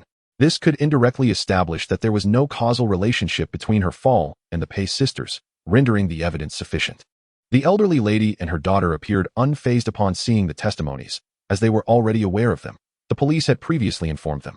Yet, having only eyewitnesses was insufficient. As the lawyer pointed out, witnesses could only serve as supplementary evidence. They could not entirely prove that the fall was unrelated to the twins. However, the situation would differ significantly with the inclusion of material evidence. The elderly lady and her daughter were visibly bewildered. When had the video been recorded? Why had it not been presented at the police station? The lawyer was equally astonished, recognizing that the opposing side had come well prepared. The court officials felt a wave of frustration wash over them. It was ludicrous that they had obtained evidence yet were still pursuing a lawsuit. The court officials first addressed the plaintiff, asking if they had any further comments and whether they intended to proceed with the lawsuit. The female lawyer replied, "I need to discuss this with my clients." The court officials nodded, granting them 5 minutes to confer outside. The female lawyer took the elderly lady and her daughter outside. Chapter 72. Not a good breed. This was not a formal hearing, but rather an on-the-spot mediation, lacking the tension of a courtroom trial. The court officials turned to the defendants, inquiring about their stance. Lawyer Gao responded decisively, "My client's position is clear. The opposing party is engaging in extortion and must bear legal responsibility. They are demanding an exorbitant compensation of 130,000 yuan, which meets the criteria for criminal prosecution. Therefore, in addition to civil claims, we seek to hold them criminally accountable." The court officials furrowed their brows. Civil cases were not particularly serious. However, if the matter escalated to criminal litigation, the nature of the case would change entirely. The court officials refrained from further questioning, deciding to assess the situation shortly. After a brief wait, the elderly lady and her daughter returned with their lawyer, their expressions noticeably grim. As expected, the female lawyer announced, "My clients have decided to withdraw their appeal." The court officials turned to the defendants, asking for their response. Lawyer Gao reiterated, "The opposing party is extorting a claim of 130,000 yuan, which meets the criteria for criminal prosecution. My client demands compensation for emotional damages and seeks to hold the opposing party criminally accountable." The elderly lady and her daughter's expressions shifted, while the female lawyer appeared unperturbed, as if she had anticipated this outcome. It was evident that the evidence had been withheld until the court proceedings. It was clear that the opposing side would not relent easily. Mediation failed. Upon exiting the courtroom, Zhang Fan cheerfully advised the elderly lady, "Be cautious when you go out. Do not fall again." He had been a witness, even considered a party to the incident, and had even spent time at the police station over it, which fueled his irritation towards the elderly lady. Such individuals were becoming increasingly common, tarnishing societal morals. In the years to come, the middle-aged women of Jingxiang would boldly declare that outsiders were nothing but beggars. One must seek treatment for ailments promptly, Indulgence would not do. The elderly lady's expression was sour, yet she remained silent. Zhang Chuanxue's face also bore a frown as she hastily assisted her mother away. The female lawyer followed suit. Jiang Fan and the Pei sisters departed first. Lao Yang and Lawyer Gao climbed into a black Volkswagen, at which point Lawyer Gao inquired, "Lao Yang, when do you plan to buy a car?" Yang Zhechen replied, "A car is not a necessity. I will consider it when I get married." Lawyer Gao remarked, "What is the status between your boss and those twins? Is he keeping a concubine?"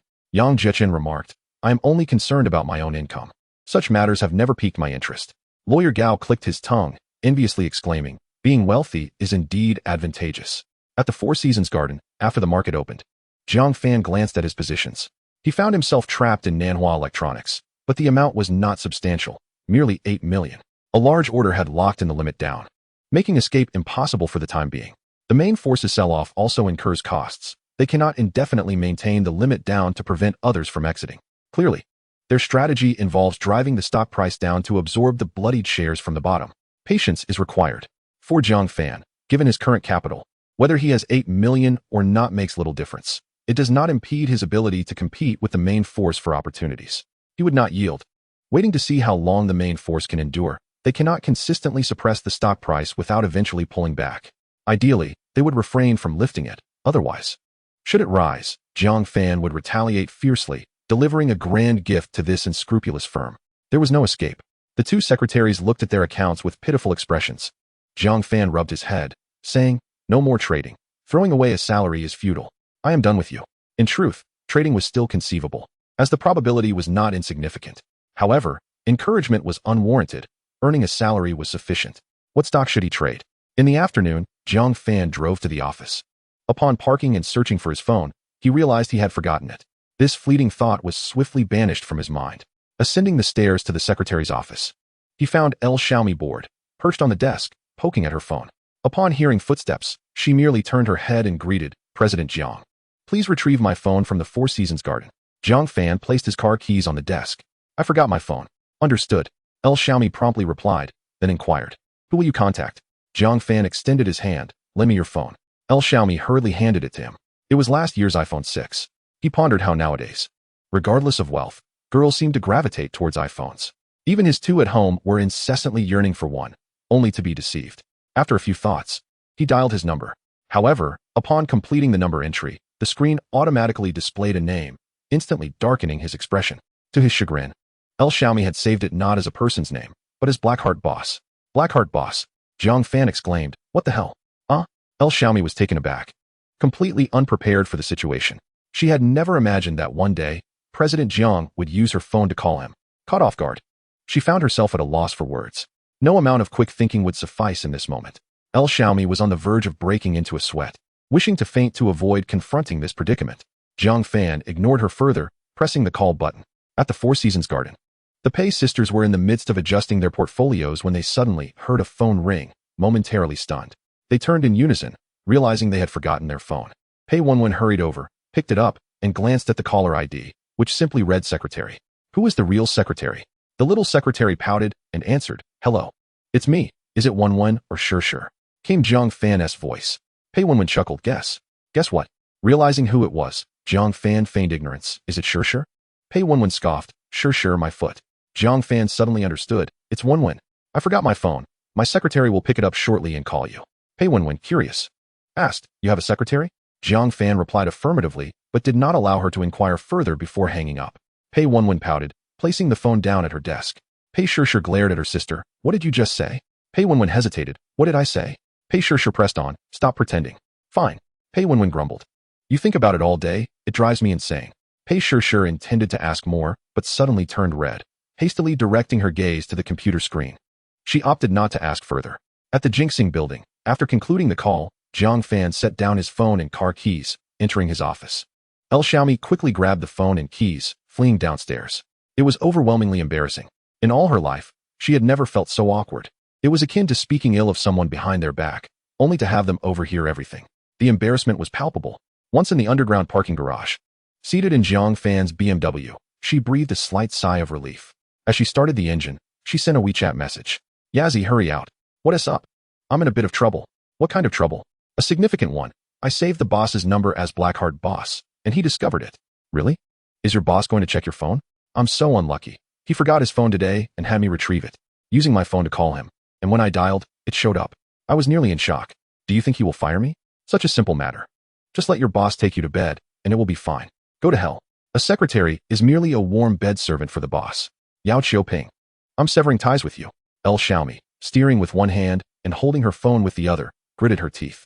Severing ties? As if I care. Just you wait. Oh, I'm waiting. Xiaomi, teeth clenched in frustration, tossed her phone onto the passenger seat, following the navigation to the Four Seasons garden. She called the Blackheart boss again. A girl answered this time. During the call, she caught snippets of conversation mentioning Sure and 11, uncertain if they were girlfriends. After clarifying the building number and location, her car had already entered the community. After navigating several twists and turns, she parked in front of a duplex villa. As Xiaomi exited the car and prepared to make a call, the two sisters emerged. A glance was enough to momentarily daze her. They were a pair of twins. Her mind was filled with mixed emotions. Goodness, the Blackheart boss was indeed quite the scoundrel, hiding a pair of beautiful twins. It seemed there was also a factory girl from Lijiating. Truly despicable. Hello, I'm Xiaomi. Upon seeing the Pei sisters, Xiaomi quickly introduced herself, curiously surveying them. The Pei sisters greeted her while also scrutinizing her in return. Delivering a phone could have been a simple task for one person. However, with Zhang Fan having added another female secretary, the sisters were inevitably curious. They wanted to see what type of new secretary had been introduced. Upon a glance, an instinctive sense of crisis arose. She was evidently a vixen, arriving in Zhang Guo's car. They needed to safeguard their positions and prevent this temptress from usurping their roles. It was imperative to obtain a driver's license soon. Fortunately, this was a work secretary, not a life secretary. Pei Wenwen had at least spent a day working as a secretary, understanding the role. She had not brought her home. Thus, for the time being, her position should remain secure. Yet, one could not be complacent. One could never know what tricks this vixen had up her sleeve. It was clear she was not of good stock. Aside from the initial greetings, there was no further exchange. After exchanging a few glances, Xiaomi, filled with curiosity, departed with the phone, while the Pei sisters observed her with wariness. This left Xiaomi somewhat puzzled by their glances, as if she were vying for their man. Xiaomi, perplexed, did not engage further with the Pei sisters and drove away with the phone. However, her insatiable curiosity could not be suppressed. Once out of the community, she sent a WeChat message to her best friend. Yazzie, come out. I've discovered a new continent. Where's this new continent? I've uncovered the Blackheart boss's big secret. Can you guess what it is? Not guessing. Chapter 73, Rear-End Collision. Xiaomi gritted her teeth for a moment, unable to suppress her urge to share. Let me tell you, our boss keeps a pair of stunning twin sisters in his villa. It's clearly quite abnormal, truly despicable. How can one be so surprised by such things? Haven't you seen wealthy individuals with multiple wives and lovers? Where would I have seen that? People keep hundreds of lovers. Some even engage with both mothers and daughters. So what is so extraordinary about having twins? My toothache is killing me. That's just online chatter. Who has seen such things in reality? Just as she intended to continue her tirade, she suddenly spotted a vehicle ahead and hastily slammed on the brakes. Unfortunately, it was too late. With a resounding crash, the car came to a jolting halt. Xiaomi was momentarily dazed, her mind blank as fear gripped her. The driver of a Volkswagen, initially irked, found his annoyance dissipating upon noticing a professionally dressed beauty stepping out of the car. He couldn't help but jest. If it were Zhang Fan, he'd probably get a scolding. No. Xiaomi felt a wave of embarrassment wash over her. Instinctively, she glanced at the car emblem and felt relieved upon seeing it wasn't a luxury vehicle. This one should be manageable for compensation. Immediately, she took the initiative to admit fault. I'm sorry, it's my responsibility. I'll pay you. The male driver was surprised by her straightforwardness.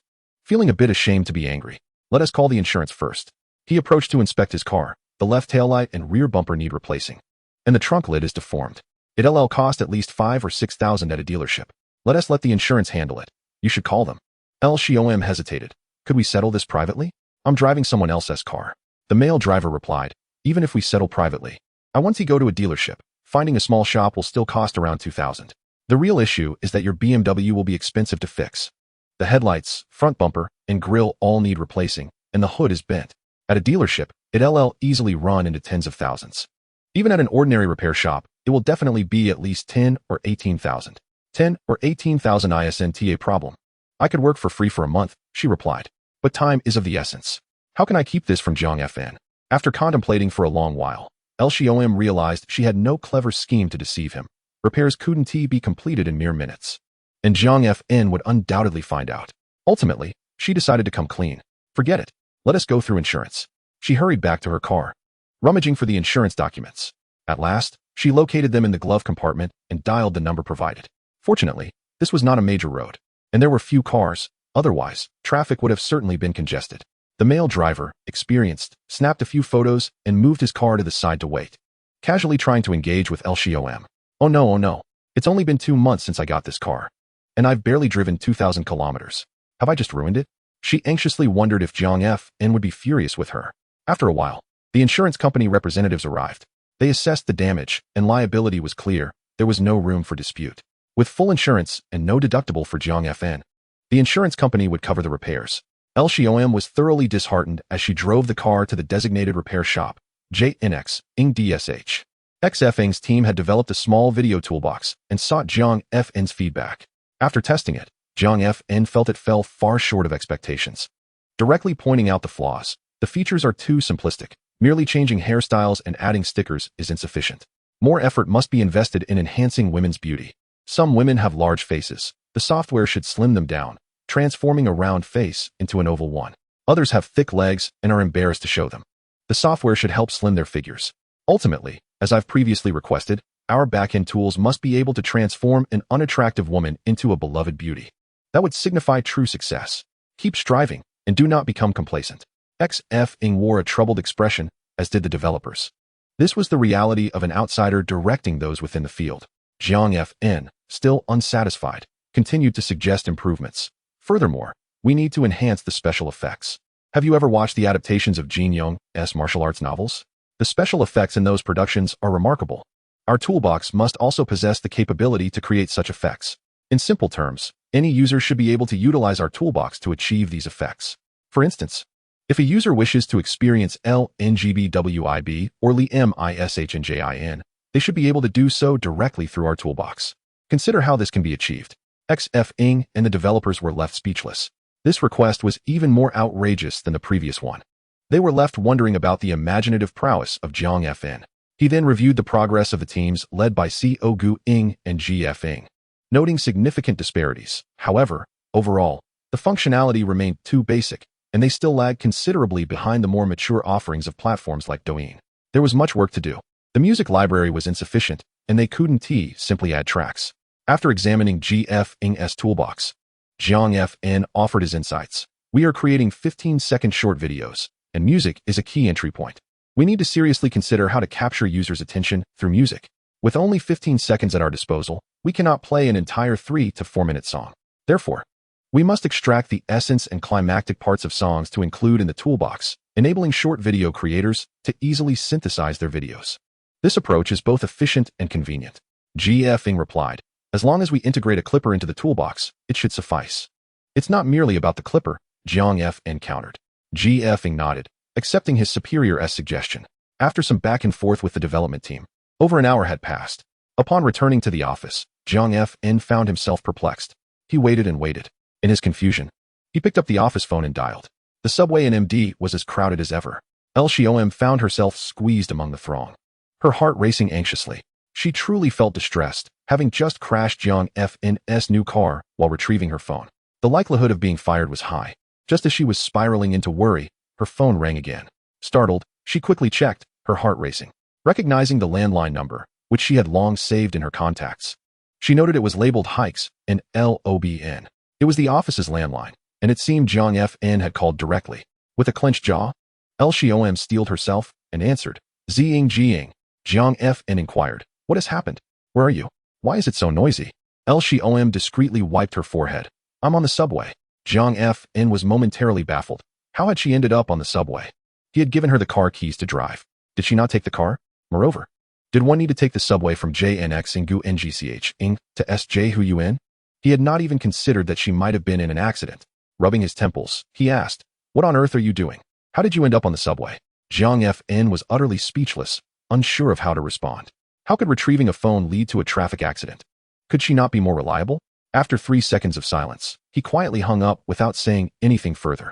LCOM breathed a sigh of relief, wiping her sweat discreetly as she stowed her phone away. What was she looking at? With those shifty eyes, it was evident they were up to no good. Would she face a harsh reprimand? Or would she be dismissed without a word? Anxiety gnawed at her heart. She had lost all desire to share this with her best friend. In fact, thinking of her friend only made her more furious. If she hadn't been so angered by her friend, she wouldn't have been distracted enough to crash into the car. The more she pondered, the angrier she became. Upon reaching the ground floor, she hesitated, lingering at the entrance for a few minutes before finally steeling herself and ascending to the third floor after the elevator made its third trip down. Nervously stepping into the office, Boss Zhang was seated behind his desk, supporting his head with his left hand while his right hand aimlessly clicked the mouse. Seemingly lost in thought, only upon hearing footsteps did he turn his head to look over. Zhang Zhou. El Xiaomi approached, first placing her phone on the desk, then hesitantly setting her car keys beside it, appearing quite guilty. Chapter 74, The New Car. How careless of you. Zhang Fan assessed her from behind the desk. El Xiaomi stole a glance. Noticing Zhang's expression was rather neutral, seemingly devoid of anger, which relieved her somewhat. Of course, she couldn't divulge that she had been engrossed in gossiping about Zhang's private life with her best friend when the accident occurred. Instead, she resorted to a premeditated excuse. The other party suddenly braked, and I was a bit too close, so I couldn't stop in time. Zhang Fan sensed her words lacked sincerity, but chose not to press further. It was futile. He didn't particularly mourn the car. After all, it was merely a tool. In the past, he might have felt some pangs of regret, but now he simply did not. When will it be repaired? He inquired. They said it would take 3 days. Very well, Zhang Fan waved his hand. Just be more cautious when driving in the future. El Xiaomi hurriedly took her leave. Astonished that Boss Zhang had not scolded her or ordered her to pack her things and leave. Was he really this magnanimous? Back in the secretary's office, she pondered and decided to change the name of the unscrupulous boss in her contacts to Zhang Zhou. Then, she logged into WeChat on her computer and began searching for her best friend, filling her spare time with this. Meanwhile, Zhang Fan contemplated the inconvenience of being without a car for the next few days and considered purchasing a new one. After browsing online for a while, he quickly settled on a model and called for his secretary. El Xiaomi, come here. With hurried steps, El Xiaomi arrived. Zhang Zhou, she exclaimed. Zhang Fan gestured for her to approach. Take a look at this car. As she approached and glanced at the computer screen, realization dawned on her. Are you planning to buy a car, Zhang Zhou? With a slight nod, Zhang Fan pointed at the screen and instructed, get me one of these. El Xiaomi responded affirmatively but couldn't help but comment, the top model costs over 3 million. You might as well buy a Bentley. Zhang Fan inquired. What kind of people drive Bentleys? El Xiaomi thought for a moment and replied, drivers. Exactly. Zhang Fan remarked leisurely, when one lacks money, they can be enamored by vanity because they possess nothing. Once you have everything, you will realize these things are the least worthy of flaunting. An Audi will suffice. One should remain low-key. El Xiaomi found herself at a loss for words, feeling for the first time that Zhang Zhou had a remarkable presence, which seemed somewhat unscientific. At her age, one would expect her to be more flamboyant. Just look at those second-generation wealthy individuals, often seen cruising in supercars, exuding an air of extravagance. Zhang Fan continued, what does your family do? El Xiaomi felt uncomfortable. Why was he asking this? They are in the seafood business, she replied. Zhang Fan remarked. Minan businessmen are quite wealthy. Surely your family has millions in assets, right? El Xiaomi felt even more awkward, responding dryly, I don't know. My father often says he has no money. With that, she quickly left. That evening, Zhang Fan invited Hu Min to dinner, sensing that the young doctoral student was under considerable stress. As a boss, it was his duty to offer guidance. One cannot simply work in isolation. At a booth in the Western restaurant, Zhang Fan advised Hu Min, when faced with problems that cannot be resolved immediately, it is beneficial to communicate with others. Engaging in dialogue is also a process of solidifying and enhancing one's learning. Working in isolation is the least effective approach. Hu Min nodded, her demeanor still somewhat listless. Unable to lift her spirits, Zhang Fan probed further, what's wrong? Has someone's idle chatter gotten to you? Hu Min nodded. It's genuinely unpleasant to feel misunderstood. Zhang Fan chuckled. A sparrow can never comprehend the aspirations of a swan, just as foolish individuals never recognize their own folly. The strong must walk their solitary path, while the weak merely linger. Otherwise, why would they say that experts often feel lonely? It matters not if others do not understand. I, as your boss, do understand. Cheer up, you are exceptional. Hu Min managed to smile. Her mood significantly improved. Thank you, boss. Zhang Fan continued reflectively. Life is a journey, traversing mountains and rivers. As you tread towards your dreams, even amidst misunderstanding and lack of support, remember the trials you have overcome. If you persevere and walk your own path, it matters not what others say. Persistence is victory, and through perseverance, hope will emerge. Hu Min relaxed completely, sporting a light smile. Thank you, boss. I am confident I can tackle the challenges ahead. That's the spirit. Jiang Fan encouraged. Now, let us eat and fill our stomachs before continuing with work. Hu Min's mood soured again. At the Four Seasons garden, the Pei sisters sat before their computers, having recently shifted their focus from reading to binge-watching shows. They were engrossed in American dramas. Ever since Boss Jiang suggested they improve their English in preparation for an overseas trip, the sisters had taken it to heart. After some comparison, they decided that watching American dramas was the most effective way to learn English. Dedicating time each day to watch 2 episodes, and occasionally practicing their spoken English through interaction, they were truly committed to their upcoming travels. As the door to the study creaked open, the sisters turned their heads in unison. The 2 junior secretaries stared at him, remaining seated and not removing their headphones, their eyes betraying a hint of discontent. Jiang Fan glanced at them. Their silence made it hard to distinguish between the elder and younger sister. Though he was aware of their respective positions, he approached, removing Pei Wenwen's headphones and inquiring, "Why are you both staring at me? Is there something you need?" Pei Wenwen blinked her big eyes and asked, "Jiang Ge, how many secretaries do you have?" Jiang Fan, puzzled, responded, "Just the 2 of you. Why do you ask?" Pei Wenwen replied, "What about the one who came to collect the phone today?" Pei Shishir also tilted her head, having already removed her headphones. Jiang Fan scratched his head. "That one is a work secretary." Pei Wenwen's mood brightened considerably upon hearing this, and Pei Shishir also sighed in relief. On Tuesday, Jiang Fan visited Lu Jiazui for afternoon tea at the invitation of a bank executive. With over $1 billion in stagnant funds on his account, the bank was quite anxious. Such idle funds would depreciate if not utilized. Unfortunately, Jiang Fan had no need for funds and had to decline the kind offer. After descending the stairs, he examined the new car. Aside from the added identifier of 12 on the back, it bore a striking resemblance to the ordinary Model 8. However, the interior showcased significant differences. The standard model accommodated 5 passengers, while the top model offered 4 luxurious seats in the rear. Taking it for a spin, he found it far more comfortable than the 5 Series. The beast beneath the hood boasted 500 horsepower and a 12-cylinder heart, accelerating from 0 to 100 in under 5 seconds. Notably, it was a naturally aspirated engine rather than a turbocharged one, offering a linear acceleration that was much more pleasant than that of a turbo engine, with steering that felt slightly lighter than that of a BMW. The license plates had yet to be affixed, with temporary plates awaiting the arrival of the purchased high-priced license plates. As he glanced at his phone, he was taken aback by a message from Jing Hongxiu. "I'm at Century Park. Are you free to come out?" Jiang Fan felt a wave of anxiety wash over him. How should he decline? Refusing people was an art in itself. Those who approached him for his money, like a beautiful female client manager from a securities firm, were easy to turn away. However, it was quite a different matter when someone sought him for personal reasons. Jing Hongxiu quickly sent her location. Upon checking, he realized it was not far, requiring no car. Exiting the building, he crossed the street, entered through Gate 2, and within a few steps, arrived at the amusement park. After scanning the area, he failed to spot her and sent a WeChat message. Before long, a young woman dashed over. Jing Hongxiu donned a light green short-sleeve shirt and straight-leg denim jeans, the style somewhat outdated, perhaps a reflection of her prolonged absence from purchasing new attire. Her hair was not long, tied back in a low ponytail, and her unadorned face bore no makeup, yet she exuded a sense of purity rarely seen in contemporary women. This cleanliness, untouched by the complexities of the world, is a rarity today. It is often tied to one's disposition. Those with intricate thoughts seldom possess such a pristine aura. Among the striving elites in Mo, who does not carry the weight of complexity. "Greetings." The young woman displayed a blend of warmth and reserve, her pure gaze hinting at a touch of courage.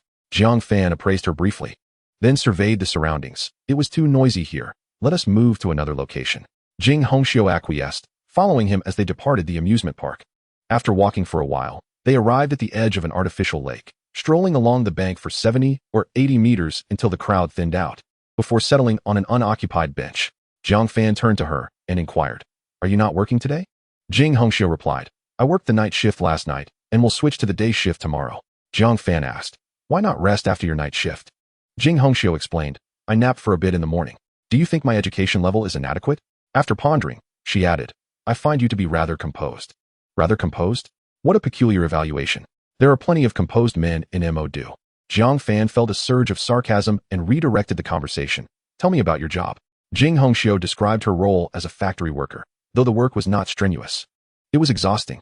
Shifts changed every 2 weeks, and one could only rest for a day during shift changes, enduring 12-hour days. The so-called 8-hour workday was merely a jest. Aside from working and sleeping, there was little time for anything else.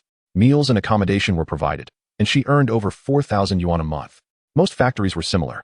Yet, Mingbo Chemical adhered to an 8-hour workday. Being a state-owned enterprise, it bore a semblance of integrity compared to private factories.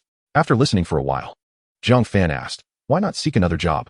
Jing Hongxiu appeared quite content. "I lack the skills for other jobs, and some factories do not provide meals or housing, necessitating personal rental expenses, leaving little savings. This factory allows me to save 4,000 yuan a month with meals and lodging covered." Zhang Fan had no counterarguments and silently admired her practicality. In this era, finding such a grounded young woman is truly rare, especially in a place like Modu. "Let us go. It is time to dine." As the clock struck 6:30 in Modu, the city was enveloped in nightfall. Jing Hongxiu waved and turned, disappearing into the subway entrance. Observing her hesitance, Zhang Fan refrained from uttering a word. A man's inclination towards beauty is innate. A few years hence, there may even be discussions of polygamy. However, when handled with finesse, it becomes a matter of taste. Mishandled, it devolves into impropriety. The finest understanding lies in acknowledging the pretense of modesty while comprehending the ulterior motives. To speak it plainly would ruin the charm. The training of the Pei sisters was beginning to yield results, and Zhang Fan had yet to determine whether he required further training. Let fate take its course. On the weekend, Zhang Fan invited an old classmate to dinner at Jia Mingliang's restaurant. He arrived quite early, and, not seeing Jia Mingliang's fiancée, proceeded to the second floor to their reserved private room. Upon pushing open the door, he stumbled upon an inappropriate scene. Jia Mingliang and Shun Yingying were huddled in the room, being chastised by his fiancée. The man sat on a chair, with Shun Yingying leaning on his shoulder, one hand tugging at his ear while she lectured him. Startled by the noise of the door, they turned to see Zhang Fan, their faces instantly flushing with embarrassment. Shun Yingying quickly stood up, while Jia Mingliang's face turned crimson. Although their intimate gestures were innocent, it was hardly suitable for public view. "I saw nothing. You may continue," Zhang Fan smiled, preparing to close the door. Shun Yingying blushed, feeling awkward. Jia Mingliang hurriedly greeted, "Why did you arrive so early?" "It is not yet 5. Zhang Fan seized the opportunity to enter, taking a seat. "I must come early to serve my friends. I cannot allow my old classmates to arrive before me. Your restaurant seems to be thriving. Is there a secret to your success?" "You've been reading too many novels," Jia Mingliang replied. "There are no secrets. The restaurant business relies on integrity and service, quality ingredients, and the chef's expertise. When these aspects are well managed, a good reputation will naturally follow, and business will improve." Zhang Fan inquired, "Is your daily revenue over 100,000? Jia Mingliang replied, somewhat speechless, "What are you thinking? If daily revenue exceeded 100,000, I would have long been a wealthy heir." Zhang Fan chuckled. "Aren't you already a wealthy heir?" Jia Mingliang retorted, "Have you ever seen a wealthy heir living in a rented place?" Zhang Fan advised, "Be content, compared to others. Your family has already surpassed 99% of households." Jia Mingliang confessed, "To be honest, I have no interest in the restaurant industry. I am considering finding a job elsewhere. Staying in the restaurant is merely doing menial tasks, and I feel I cannot contribute meaningfully." Zhang Fan nodded. With wealth comes freedom. Jia Mingliang was at a loss for words. After a few exchanges, Shun Yingying entered with a pot of tea, pouring a cup for Zhang Fan. The beauty of women is vibrant and varied. Some possess an innate beauty, like El Xiaomi, whose allure is immediately evident. Others are captivating when they exude sensuality. Some women shine with their smiles, and Shun Yingying belongs to this latter category. Her laughter is particularly sweet. After pouring the tea, she took her place beside Jia Mingliang. Listening quietly, they seemed a well-matched couple. After a short wait, classmates began to arrive in succession. Those unable to attend had already informed the group. 12 were confirmed to come. By 7 o'clock, everyone had arrived. Jia Mingliang and Shun Yingying busily served the dishes, soon filling the table. A classmate remarked, "I ran into Lu Qiaoyan a few days ago. Does anyone have contact with her?" The group neither shook their heads nor nodded. Another classmate chimed in, "I added her on WeChat, but haven't chatted." Zhang Yimei remarked, "I occasionally speak with her, but she is now in a different sphere, associating with people beyond our reach. Let go of any envy. Focus on your efforts to buy a car and a house as priorities." A male classmate suggested, "Just find someone from the countryside to make do." A female classmate countered, "The conditions in the countryside aren't low anymore." A male classmate joked, "I'll just go to Vietnam and buy one." Laughter erupted, with the male classmates jokingly suggesting pooling resources to buy several. One classmate asked, "Zhang Fan, have you invited her?" Zhang Fan laughed. "Isn't it all announced in the group? Do I need to extend a personal invitation?" Zhang Fan chose silence. Someone retorted, "Li Yongji, are you out of your mind? We're all in the same group. Isn't it sufficient to announce the gathering there? You better call me if you ever host a meal, or I may not show up." Li Yongji felt awkward. He was merely joking. Zhang Yimei shifted the topic. Enough with the downers. I have an announcement to make. I plan to officially resign in a few days to start a small business. Is anyone interested in joining me? Some classmates expressed surprise. You're resigning? Zhang Fan was not taken aback. It was an anticipated development. Aside from introducing him to potential partners, it was merely a new chapter. Zhang Yimei nodded. I mentioned this before. I intended to work at the factory for 3 years, save up 100,000 yuan, and then resign. A classmate asked, what business do you plan to pursue? Zhang Yimei replied, my capital is limited, so I can only engage in small ventures. I plan to open a small clothing store. Zhang Fan cautioned, physical stores are declining. Most transactions occur online now. Zhang Yimei acknowledged, it's true that brick-and-mortar stores are challenging, which is why I plan to rent an inexpensive community shop and operate both online and offline. If anyone is interested in partnering, they should act quickly. Time waits for no one. Many shook their heads. Partnering is not that simple, especially in the clothing industry, where few hold a favorable view. Zhang Yimei was not particularly disappointed. She merely asked out of curiosity, never truly contemplating a partnership. After all, businesses formed through collaboration seldom endure. This woman might not be receptive to that notion. Midway through their meal, Zhang Fan stepped out for a moment. Upon arriving at the front desk, Jia Mingliang emerged to intercept him, insisting, never mind, don't make the purchase. Zhang Fan replied, today, I am treating. Whose bill would I settle otherwise? Jia Mingliang hesitated and quickly instructed the front desk, apply a 30% discount. Zhang Fan handed over his card, stating, an 80% discount would suffice. I would feel awkward returning after a 30% discount. Jia Mingliang retorted, 30%, we can discuss future matters later. The cashier, adhering to the young boss's wishes, complied with the 30% discount. Hello, the total is 1,300. Nearby, another customer approached to settle their bill. Zhang Fan, unable to refuse, reluctantly entered his password to complete the transaction. Upon returning to their private room, he inquired of Jia Mingliang, why not implement a WeChat or Alipay payment code? It would be far more convenient than card transactions. Jia Mingliang responded, I always feel that system is unreliable. What if problems arise one day? Zhang Fan countered, how could it be unreliable? Just wait a few years and see who still uses cards. Everything can be managed with a single phone. They returned to the room to continue their drinking.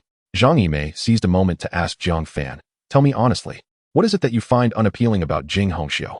Zhang Fan felt overwhelmed. Could we not discuss this? Zhang Yimei groaned. That girl keeps pestering me about you. I truly regret meddling in this matter. Zhang Fan smirked, unwilling to engage further. Each person is aware of their own affairs, and he preferred to keep his old classmate uninvolved. On Monday, feeling restless yet contemplative, Zhang Fan suddenly realized the necessity of making some preliminary attempts and preparations. Thus, he summoned mid-level executives for a discussion. What is the key to a product carving a path amidst fierce competition? He queried. Is that even a question? Someone replied. You've already shared your insights. And we can certainly replicate the homework. Wu Yanmei remarked. Ultimately, content is pivotal. Without exceptional content, everything else is mere castle in the air. Everyone nodded in agreement. As this was indisputable, although Zhang Boss repeatedly emphasized that algorithms are the core, content remains the foundation. Without content, even the most sophisticated algorithm holds no value. Precisely. Zhang Fan affirmed, content is fundamental. Everyone has experienced short videos, correct? The group nodded. Zhang Fan continued, since we have all watched them, I believe we should undertake an initial trial by creating some short videos and uploading them to various platforms to gauge the response. This way, we can effectively guide and plan content once the product launches.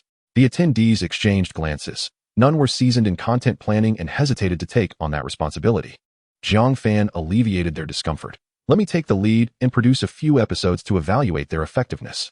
A collective sigh of relief swept through the room as the boss's personal involvement spared them from the burden. They exchanged looks, and Xun Yinfang inquired. I can comprehend the appeal of beauty, but what do you mean by uniqueness? Everyone nodded in agreement, sharing the same sentiment. The description was too vague and needed clarification. They seemed to grasp some understanding yet remained uncertain. Those like Qi Liang and Yang Jiechen, who had never explored Kuaishou, had no impressions at all. Zhang Fan added, of course, it is not essential to be exceptionally beautiful, but one's appearance should not be lacking. The group nodded, and subsequently dispersed to scout for suitable candidates for Zhang Boss.